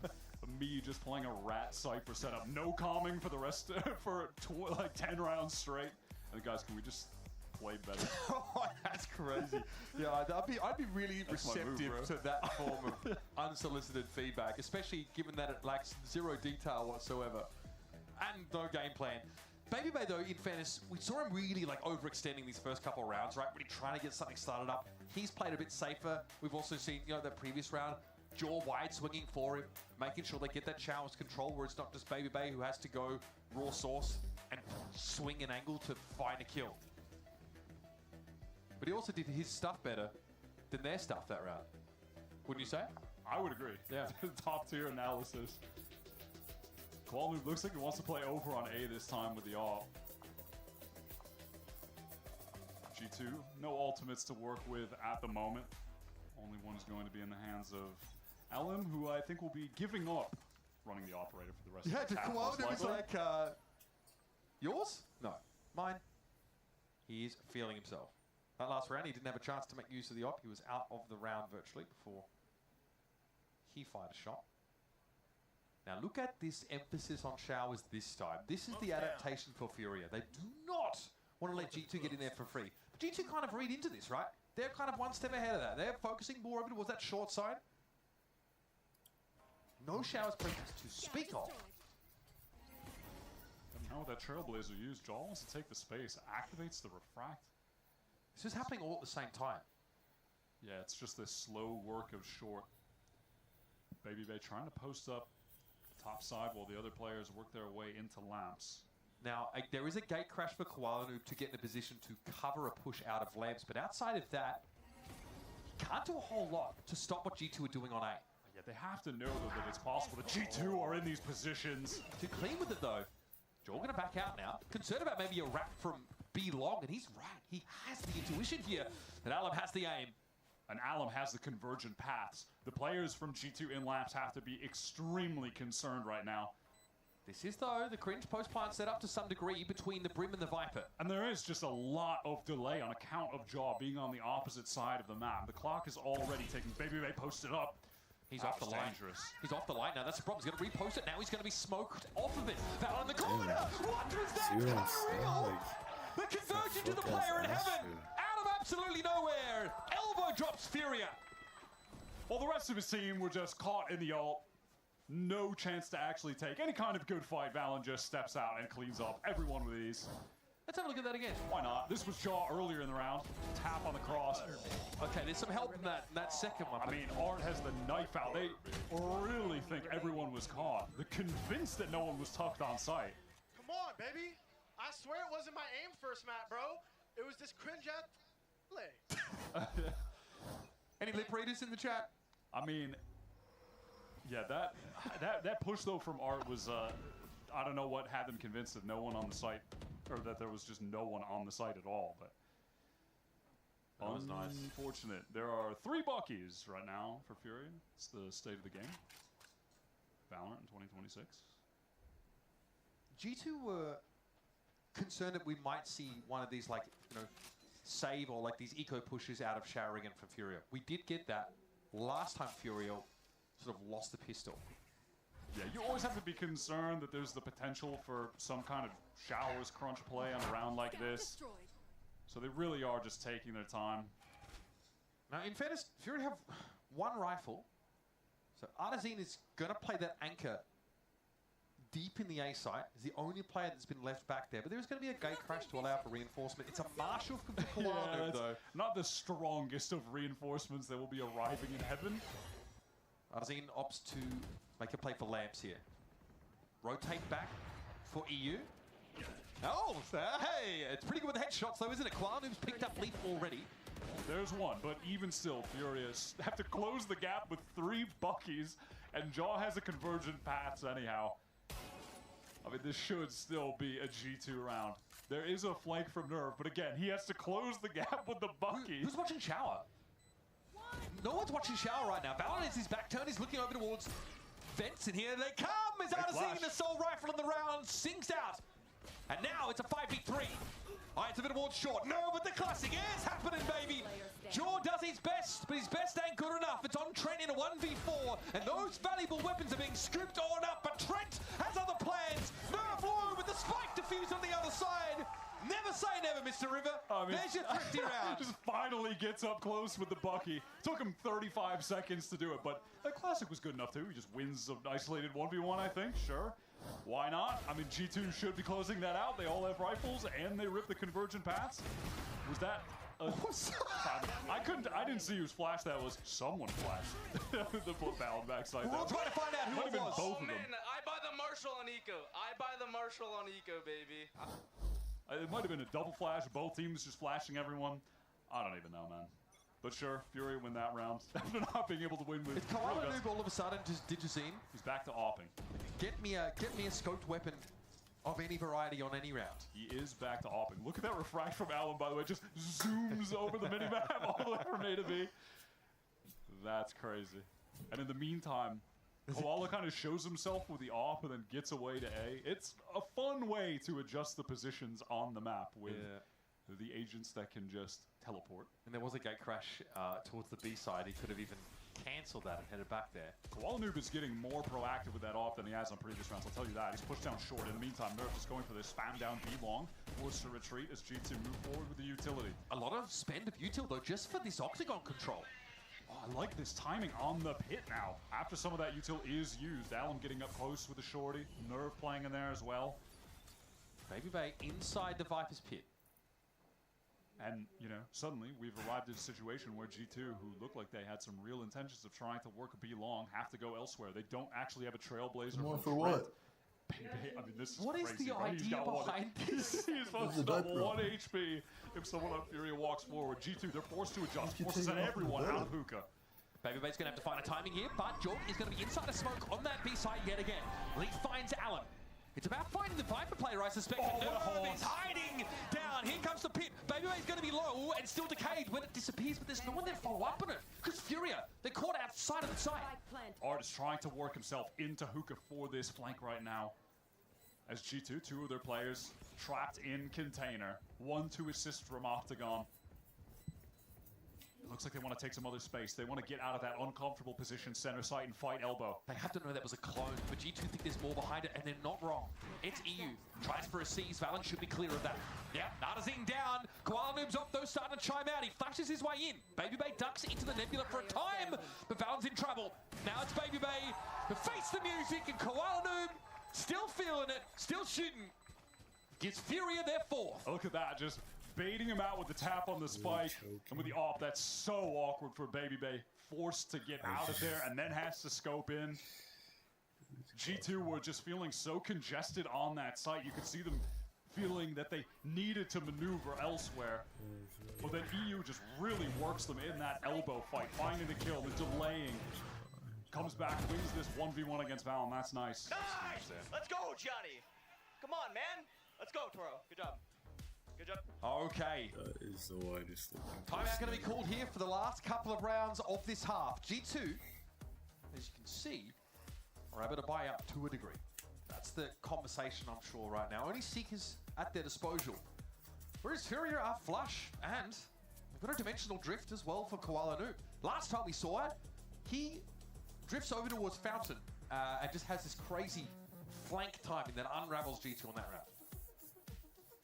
This half felt like it was going to be, honestly, we were heading towards a blowout for G2, but it's that crazy eco round win, and then into a nice mid-round play from Nerve with that pit into a good post plant that's gotten them 2 in a row, and now Furia have a shot to get to 5 with a G2 that are not going to have an optimal buy in this next round. They're just going to buy what they can, and then have some cash for the next. We'll see though. Yeah, it's just those Seekers to potentially play with. I want to see where Koala Noob is going to position himself on this one. The op is definitely heating up for him. I'm sorry, does EU have an op as well? Where they're running it back on the double op, except this time it's the fade op. Yeah, again, they just want to have a player on either extremity playing contact. Just for the Baby Bay walk up. I mean, Baby Bay loves to walk up with the op on attack. Actually, I mean, I was getting trolled. I thought that G2 had way less money than they did. They've got more than enough. Yeah, they're for a okay. full buy. I think they bought and maybe switched, but they're fine. I said the same thing. Yeah, I think they trolled us because they took their pistols out. Oh. We got cooked. Well, EU's forced out of there. So how's that? I mean, when the looking actual now? site exec comes in, I have concerns for Furia when, Yes. when there's a Waylay jumping on EU's head. Well, that and he's been denied the best contact angle on A already because of that Trailblazer connecting. And so Shower's taken, aside from the fact that Artisan is on a very tight angle to try to take a shot and get away. I've got your trail. Do it. Seekers over the top. Baby Bay getting up top, but EU's ready. Speaking of contact angles, EU was more than happy to hold that one, and he sees Baby Bay come at him. Valen, though, at least having to get rid of the Astra now. Playing by triple. This is dangerous. The Orbital Strike hits Lambs, but Jorg is taken down. It's through some masonry from EU. Trent's been here before. 1v4, 4 points of hell, deals with Koala Noob, but there is the next wave always waiting for Furia. That's 5 on the board for the defenders. EU, my offer? my offer? This guy's crazy. I mean, what was Cryo doing with the op all those years when they had EU ready to go on Fade, man? Here we go. So Baby shows here, I mean, he just has pretty good timing and kind of feels like there's going to be something following the Seekers in. Spot on. Allen cleaning things up at the end. What is the spy going to look like for G2? They are getting the loss bonus at this point, but even still results in a few lesser rifles in their hands. Koala Noob, that's 1 op over on B. I'm sorry, that's 2 ops over on B. You know what? And then Koala Noob could go to heaven with the TP. None of G2 all go to heaven first. We're all trying to work this A side. Arsene again tucked in this tight little angle. We checking that corner. Gets great saturate as he gets on out. And Leaf is able to capitalize. With Alum out of the picture and a pre-plant pit, G2 should have this one locked up for now. Yeah, not going to try to curse this one, but it should be over. this should just be a G2 round win. That exec is just too strong, and you know, Art, I think he's going to regret playing up that close against a Waylay. You are just going to be located, likely saturated, and even if not, the rest of the team are going to pounce on you after the frag. Well, that's a free one. Well, it's as free as it gets, but... Great entry point pick. Quality has a bit of an intuition for where he expects G2 to be lying in wait.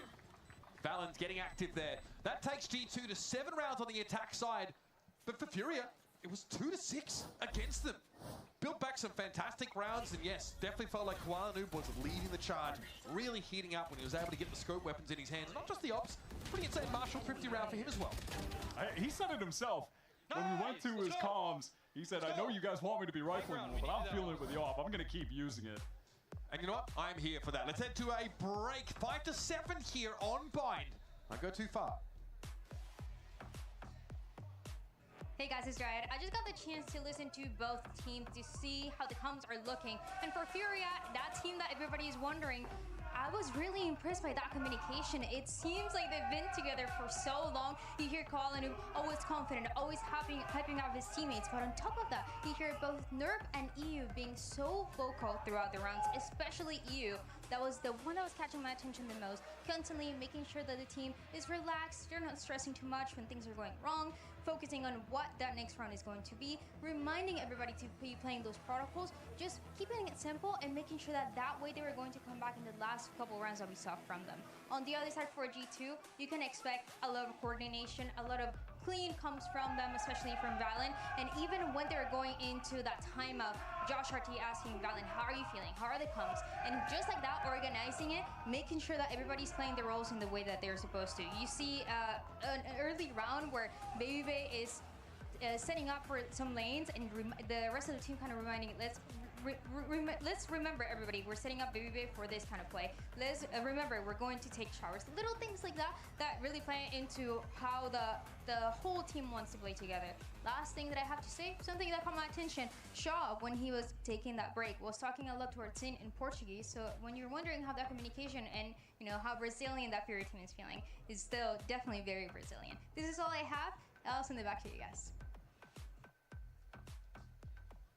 Thank you very much, Dryad. I think it's pretty evident to see G2 trying to work around Baby Bay a little bit, right? Jorg helping him out, double stacking showers, looking to take control against some of those setups that were designed to counter his raw swing on Chamber.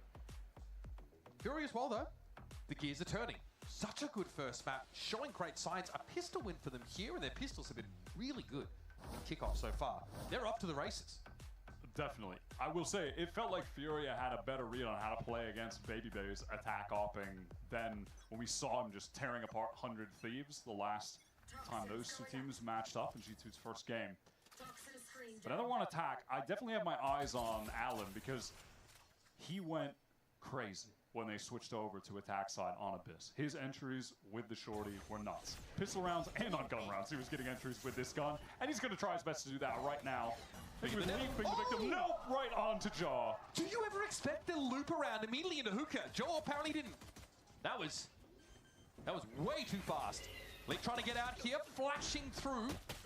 Gets out onto the site here in G2. This is something they've run many times before. Simple flood behind this flash, and there's EU. Found his second This could be big, but Valen and Baby are still healthy. And the Headhunter will be sated. Love to see that proactivity from G2. Furia, clearly, we could see from their point of views, they were not expecting the flood to come at that pace. The pop flash out of the smoke from Trent was really nice. Leaf was able to capitalize off that instantly. Multiplayer swing. I mean, this is a crazy first kill. Alum is just a demon in those spots, but yeah, it was Koala getting fully flashed up there. He was trying to get close, but did not expect them to Trey, be you in. like that play? I ran out before the flash. Still worked though. Still worked. That looked a lot like what Furia were able to do to G2 Hold up. on Abyss. Hold up. We've got the Furia force coming through right now. They don't want to give G2 any momentum. This could be costly though for them if things go wrong. And Alum, he's got the Bucky, and he bought full armor with it. Demon buy. And they just want to run it back. I'm okay with this. Prowler's going to force Leaf away. Armor, not going to save you. Yeah, Leaf is a little too sharp with it. Huh? Replay ops. Dial in and give me that. Give me that at 0.25 speed for the replay package. Alum simply ceased to exist there. And that represents the gambit for Furia, kind of falling on its face in the very early stages of this round. And unfortunately for them, it looks like they now have a desire to walk over towards A, where Baby Bay, of course, has an outlaw. And we'll be looking in their direction. And they do not really have a way to force him off this line outside of the horns. And then Jaw's going to, even though Baby Bay's watching left, Jaw's going to take this contact, shoot one guy. Baby Bay's going to just get a kill and then teleport away. There's the kill. Two even. My bad. I said one. Through the chamber, bro. That's the way it goes. There's the Headhunter getting involved. Baby Bay looking for more, but it's EU again who quickly with this classic, with this classic right click. Did he do that on a pistol? Look, he is going to have a nightfall here. I like the idea, but in this round for G2, first it's Alum and then it's EU to lock it up. All right, guys, let's force again. Run it back. I still want to see that replay. Yeah, no, give me the replay. How did Leaf get that? Did he double headshot him or did Valen do damage? Oh, yes. I mean, Valen must have tagged him. Well, Valen has kill credit. Yeah, he does have some kill, but is that just because of the smoke? Maybe. So, I mean, that was ridiculous. Yo, I just shit on this kid. I was about to say, I was going to say, what does Leaf have to say about that? As soon as I hear a producer say, hot, I was about, okay, well, Leaf is ready to talk trash. That's fine. You're always going to feel very good after having that level of stopping player on the enemy duelist while they're gambling with a force buy. Okay, but if we're Furia, what if we go B again and have Alum with a shotgun ready to dash in? Yep. They're buying down to have enough for guns next round. Here we go. Alum in, and then Alum straight on out. Artine very low as he is Alum. Valen should be able to work the site. Spectre, very well apportioned weapon for situations such as these. Joel ran straight into the Bucky, and there's EU again, finding another of these frags out of nowhere. Now, the numbers favor Furia. I mean, we're getting silly, man. Two people in container! Okay. Baby Bay has a good approximate idea. Trent's got the weapon for this. Easy enough for the judge. Well, it's up to Baby Bay with an outlaw. What game are we playing, man? One bullet in the chamber, by the way, and Fury are about to put many, I suspect. Yep. Another thrifty for you guys, or virtually. As Fury buy Buckies, Spectres, Stingers, you name it, it still works out. Ridiculous. I mean, it felt like it was only a matter. Like, one of these forces were eventually going to pay off with the force B-hit rush. I mean, Leaf maybe regretting jumping out of there with the judge. That was interesting. And then he goes down and things kind of fall apart from there, and then they retrieve the judge, and a little bit chaotic. So obviously, Nerve to... Okay, Nerve's going to be able to get himself a rifle. That's fine. There's a Spectre being handed around. Artizine's going to carry it. So yeah, there's implications for that sort of risky force behavior from Furia. Oh, and by the way, EU has just been absolutely chilling with this Nightfall still that he got rounds ago, and is still the only ult available to any player in the server right now. So opportunity for that to be the catalyst of a Furia round win, where G2 have pennies in the bank if they lose. Yeah, Bucky and Judge for G2. I mean, they could be going into the Gremlin setup in Hookah right now if Furia unfortunately decide that they want to be in that area of the map, with the trip going to ping and then Leaf jumping up with the judge. Oh, what? What? Okay. That's a big one for Valen to win out. And of course, he's long gone from Shower. Long gone. Get a bit of healing from the sky. Furia are posted up for exactly just that kind of play, and it doesn't get punished. Here comes Alan going forward. Oh no, he hinders himself, so he's got to get the hell out of there. Okay, so now Fury trying to fight for this front side control, but EU's actually gone straight through the smokes before Fury actually hit the front side at all. Here's the Bucky though for Jorg. And it's a legendary skin in the hands of a legendary player. EU dealt with in the Nerve. We'll come back in from... I don't think Nerve can get to the spike. Yeah, no. Sadly. The amount of time left? No. I think he'll be saving that. Pretty important round for G2 though, who are really starting to try and build towards a map win. Why that round, oh, their economy was teetering. Yeah, non-Nerve just staring at the chamber TP. What are the odds that Dre takes that? Well, we know it's 0, but yeah, unfortunately, the timing with that Nightfall was a little bit off, and G2 were fighting forward in the smokes. This was a crucial moment, though, where a patient Furia were waiting for a push exactly like that, but it goes completely unpunished. All right, it's going to have to be a timeout here for Furia. What a weird half. Pistol round doesn't go their way. They force up 2 rounds consecutively. They win this. They win that second force round. Then, well, they have a decent buy, and G2's money isn't great either. They're on a couple of shotguns, but it's a Nightfall that comes down when G2 are already running at them. Jorg is already in their face. He's able to really control that space quite nicely, get up onto the front of the site. So now it's back to the drawing board for Coach Shaw. Wouldn't be surprised if we see some shotguns in this round. That would be the least surprising thing, actually, if Furia pick those up and rush a site. Probably be. But we will find out. Also, just gotta say on a side note, this just seems to be the map where Valen goes crazy as an individual. Like, if you remember on the run late last year in the final stage of Americas before He was like dropping 28 he was going from 34. crazy. Yeah, just playing Brim on this map. These are just, they're his angles. It was just a mid-round dig from him I thought was, you know, it's always been, you know, a feature of Valen's gameplay. 17-7 right now, 17 rounds. Baby Bear with the Tour de Force does not need to buy. We'll see with the fully stocked Headhunter. And that ultimate at his disposal. We're pretty good against what might end up being Furia running up with shotguns. Let's see. Baby Bay and Shower, iconic duo. Man's got to get clean. We had Valen also start the round close by him just in case there was something fast coming. Yeah, Furia, they have no desire to go towards Shower, and I get it. I really do. They did not want to peek into the angle that there's a 70% chance that Baby Bay has chosen that, even though there are 4 lanes on the map. G2, though, on account of Baby Bay having that positioning, are comfortable with sitting 3 players in this B site. G2 do not want to sit off the side against this, and what is that? Alan's gotten into the side as well. Inside these smokes, with the Bucky, Koala's found his second. Trent is really playing off the site at the moment. He avoids that flash, and there's going to be a multi-swing, but he had just the weapon for it! And the godly ace from Trent! Did he finally get it? Remember the joke? That he never got an ace? The Baby Bay got one before him? I think we just saw history. I think that was actually a historic moment in Valorant that we just witnessed. I had to double check. I needed to wait for the graphic. That was an ace, right? From Trent. Can we get one of those little information pop-ups on the screen, please? Finally did it! Oh, he did it! All right, that's the confirmation. Never scrap the graphic. We don't need it. That's it. Well, we know. Scrap the graphic. We know what happened. That is sick. All right, Trent gets his ace, man. That was also an upgraded version of the similar play on Abyss. This time he killed them all, and now just 4 of them. He actually did it. Well, with that being said, there's no way G2 loses this map how did they lose this map after that? Furia, though, have other plans. Okay, They're well. pretty quick on into this ace side, but Shower's control still persists for the defenders. Yeah, I mean, at this point, might as well just smoke it off and ignore it and fight everyone else forward.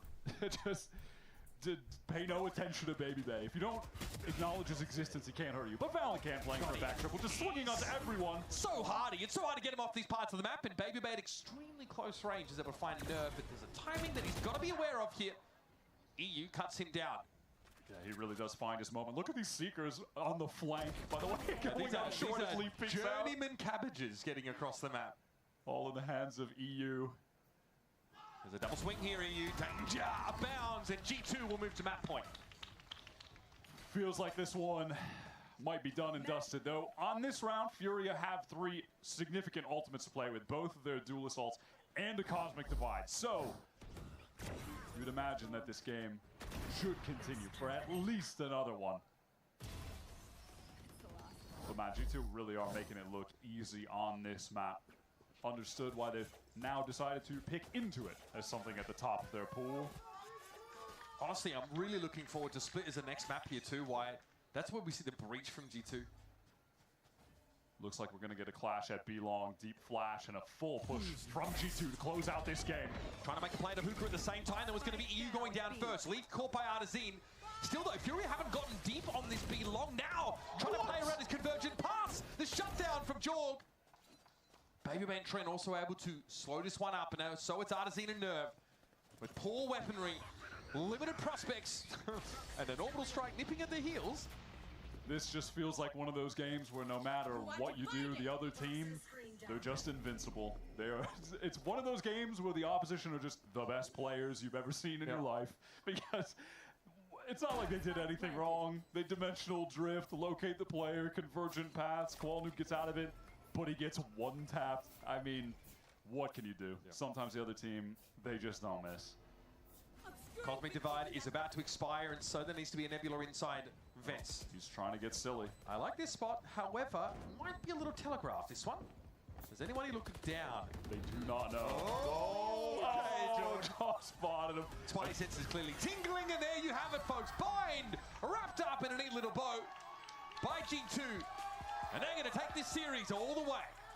Dominant showing, courtesy of IGL. Valen calling a great attack half, and also just putting up some superb numbers himself. Feels like this is just his map. This is where he goes off as an individual player. And Trent gets his first ace of VCT. Something I'm sure he didn't want to let it seem obvious that maybe it bothered him a little bit, but a great performance from him across this game. He ends up 228 ACS, 18 and 9. I started with that clutch on the pistol round as well. What a round to win off the back of a map lost just to get that instant momentum. So Leaf will ever see a bit more of him in this game as well. 256 ACS. It's a captain's map though once again. Valen leads the way for G2. Some fantastic positioning, mid-round calls, you name it. He had it in spades. Look, Alan said before this game that the vibes on this Furia team are just naturally amazing. Let's see if this new squad have the resolve to bounce back against America's best team historically on American soil on a third map. Split it's going to be. We'll see you in a second.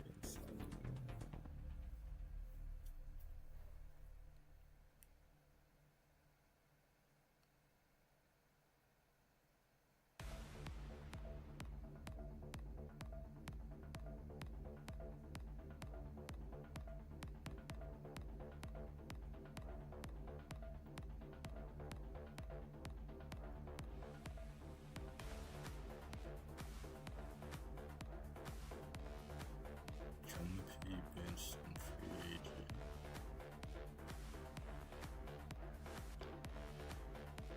I mean, yeah, he's pretty shit though. Mostly.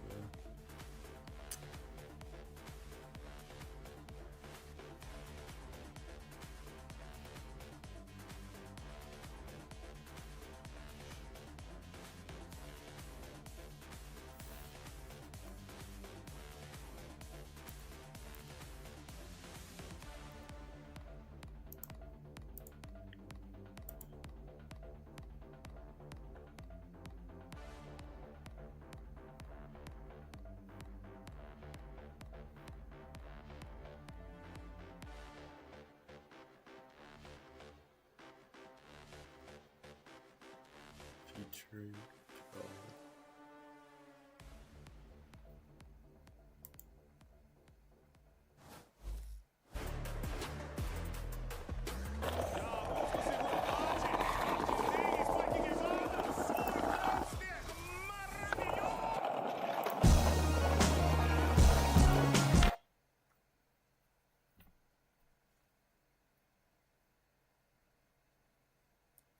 Moyes editing is awful.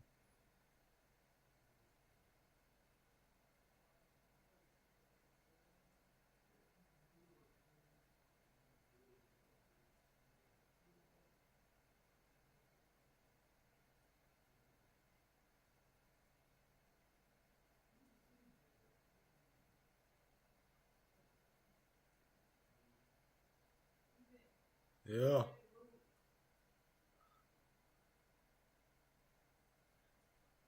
What shoes even are those? Things are awful.